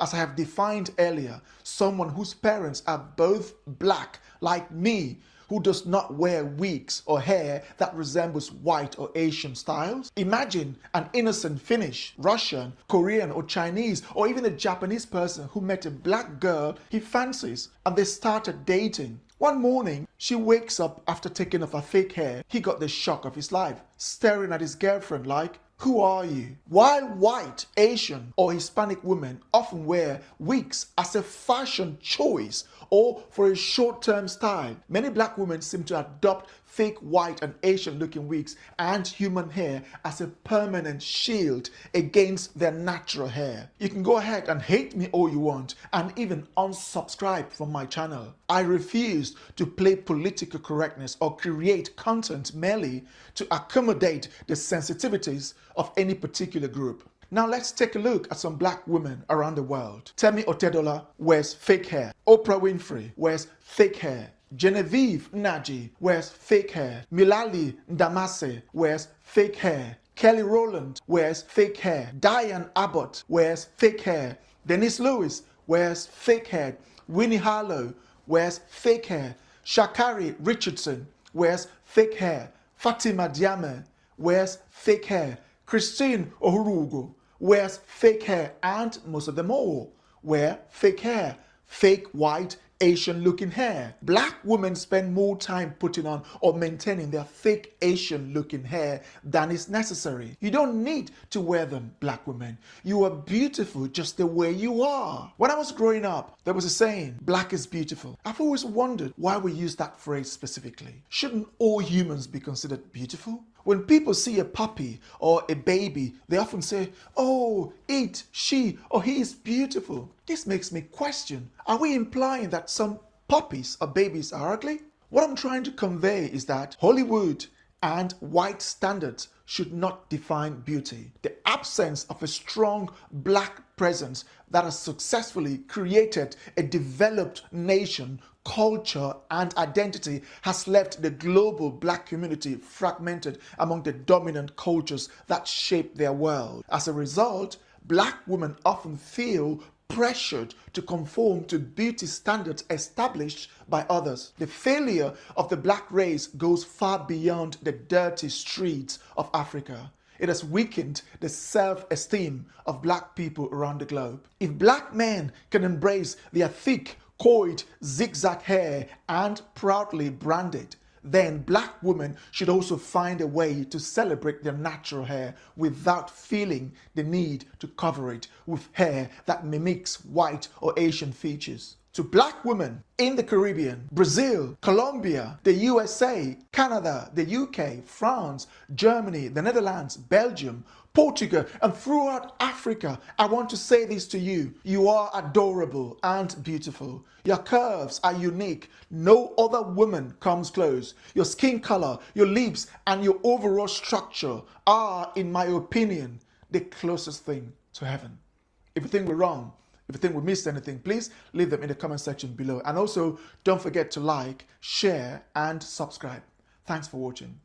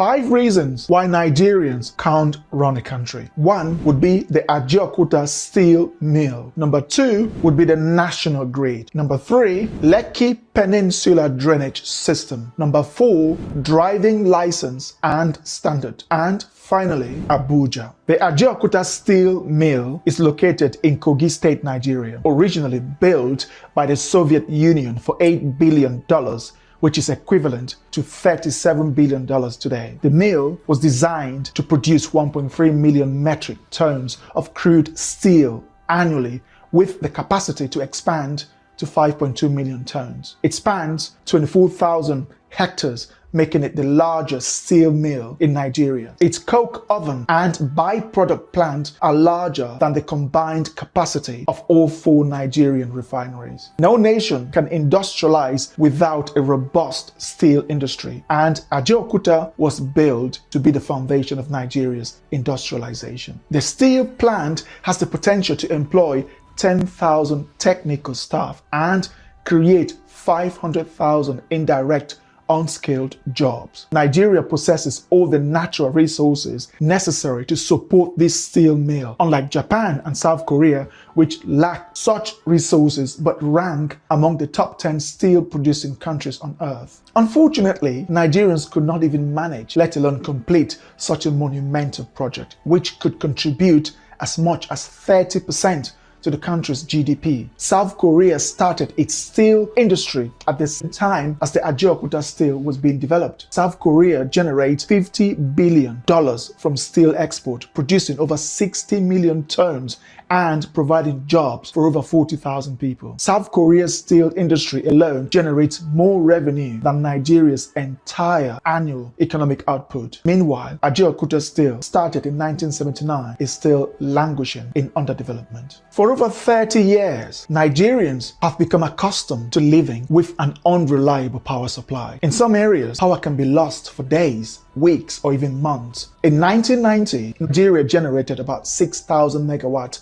of electricity for a population of 95 million. However, by 2000, power generation had dropped to just 2,000 megawatts, even as the population increased to 122 million. This means that Nigerians are receiving less electricity over time. In 2010, power generation remained at approximately 2,500 megawatts, with a population of 158 million. Fast forward to 2025, and power generation has plateaued at around 5,800 megawatts for a population of 237 million. This is alarming. Nigeria was generating more electricity with 95 million people than it does today, despite an increase of 150 million people. There has been little attention given to the skyrocketing birth rate or the necessary infrastructure needed to boost electricity generation for this growing population. Nigeria has categorically ignored their electricity generation for over 35 years. Nigeria currently generates 42,500 gigawatt hours annually of electricity for its 237 million people. Norway, of just 6 million, generates 155 gigawatt hours, while Singapore, 6 million too, generates 60,000 gigawatt hours. Let's just leave the developed country, because when I compare Nigeria with developed countries, just Norway, tiny country, or Singapore, Nigerians and Africans tend to complain how they were colonized and all that stuff. That's why they are backwards. So let's use a developing country to compare Nigeria. So I'm going to compare them with Peru and Malaysia. Peru has 34 million people. It generates annually 65,000 gigawatt hours, and Malaysia, the same population of 34 million, generates 200,000 gigawatt hours each year. After 35 years, there's been no attempt to improve Nigeria's power generation, which has caused daily blackout. These are not people competent to run a country. Zero foresight, zero care, zero competence, and always making noise and baseless grammar. In comparison, South Africa and Egypt generate 4 times more electricity than Nigeria, even though South Africa has 4 times fewer people and Egypt 2 times fewer people. Even Algeria and Morocco, with 46 and 34 million respectively, generate more electricity than Nigeria. Lekki Peninsula. Lekki Peninsula is one of the most affluent areas of Lagos. Lagos, which is Nigeria's heart. It contributes 35% of Nigeria's national revenue and is to Nigeria what cities like London, Seoul, Paris, or Tokyo are to their respective countries. The Lekki Peninsula is roughly the size of New York City and has a population larger than countries like Botswana, Namibia, and Gabon. However, when it rains in Lekki, the entire area turns into the world's largest open swimming pool. The city lacks a proper drainage system. Streets are lined open with open gutters that serves as public urinals and waste disposal site. As a result, littering and urination are common. The residents have become desensitized to the smell. They no longer smell anything. For over 30 years, no one has seriously considered addressing this problem. When people don't think about tomorrow, this is exactly how they live. The city is essentially built on reclaimed swamp land and mangrove forest, originally part of a low-lying area bordering the Lagos Lagoon and the Atlantic Ocean. Nigerians are building and expanding in the city without proper land surveyors to determine long-term suitability. Lekki is particularly vulnerable as it is less than 1.5 meters above sea level and faces risk of coastal flooding, erosion, and potential submersion due to rising sea levels. No one in Lagos or Lekki cares. They keep building terrible superficial structures on that hazardous land, which is susceptible to storm surges, sunny day flooding, or sea level rise. Mother Earth blessed Africa with no tsunamis, no earthquakes, storms, or other natural disasters that are frequent in other parts of the world. One such disaster and Lekki would turn into an ocean. This is the behavior of people who don't think past a few months. How humans with brains can run a country to the ground like this is beyond belief. Driving license and driving standard. Until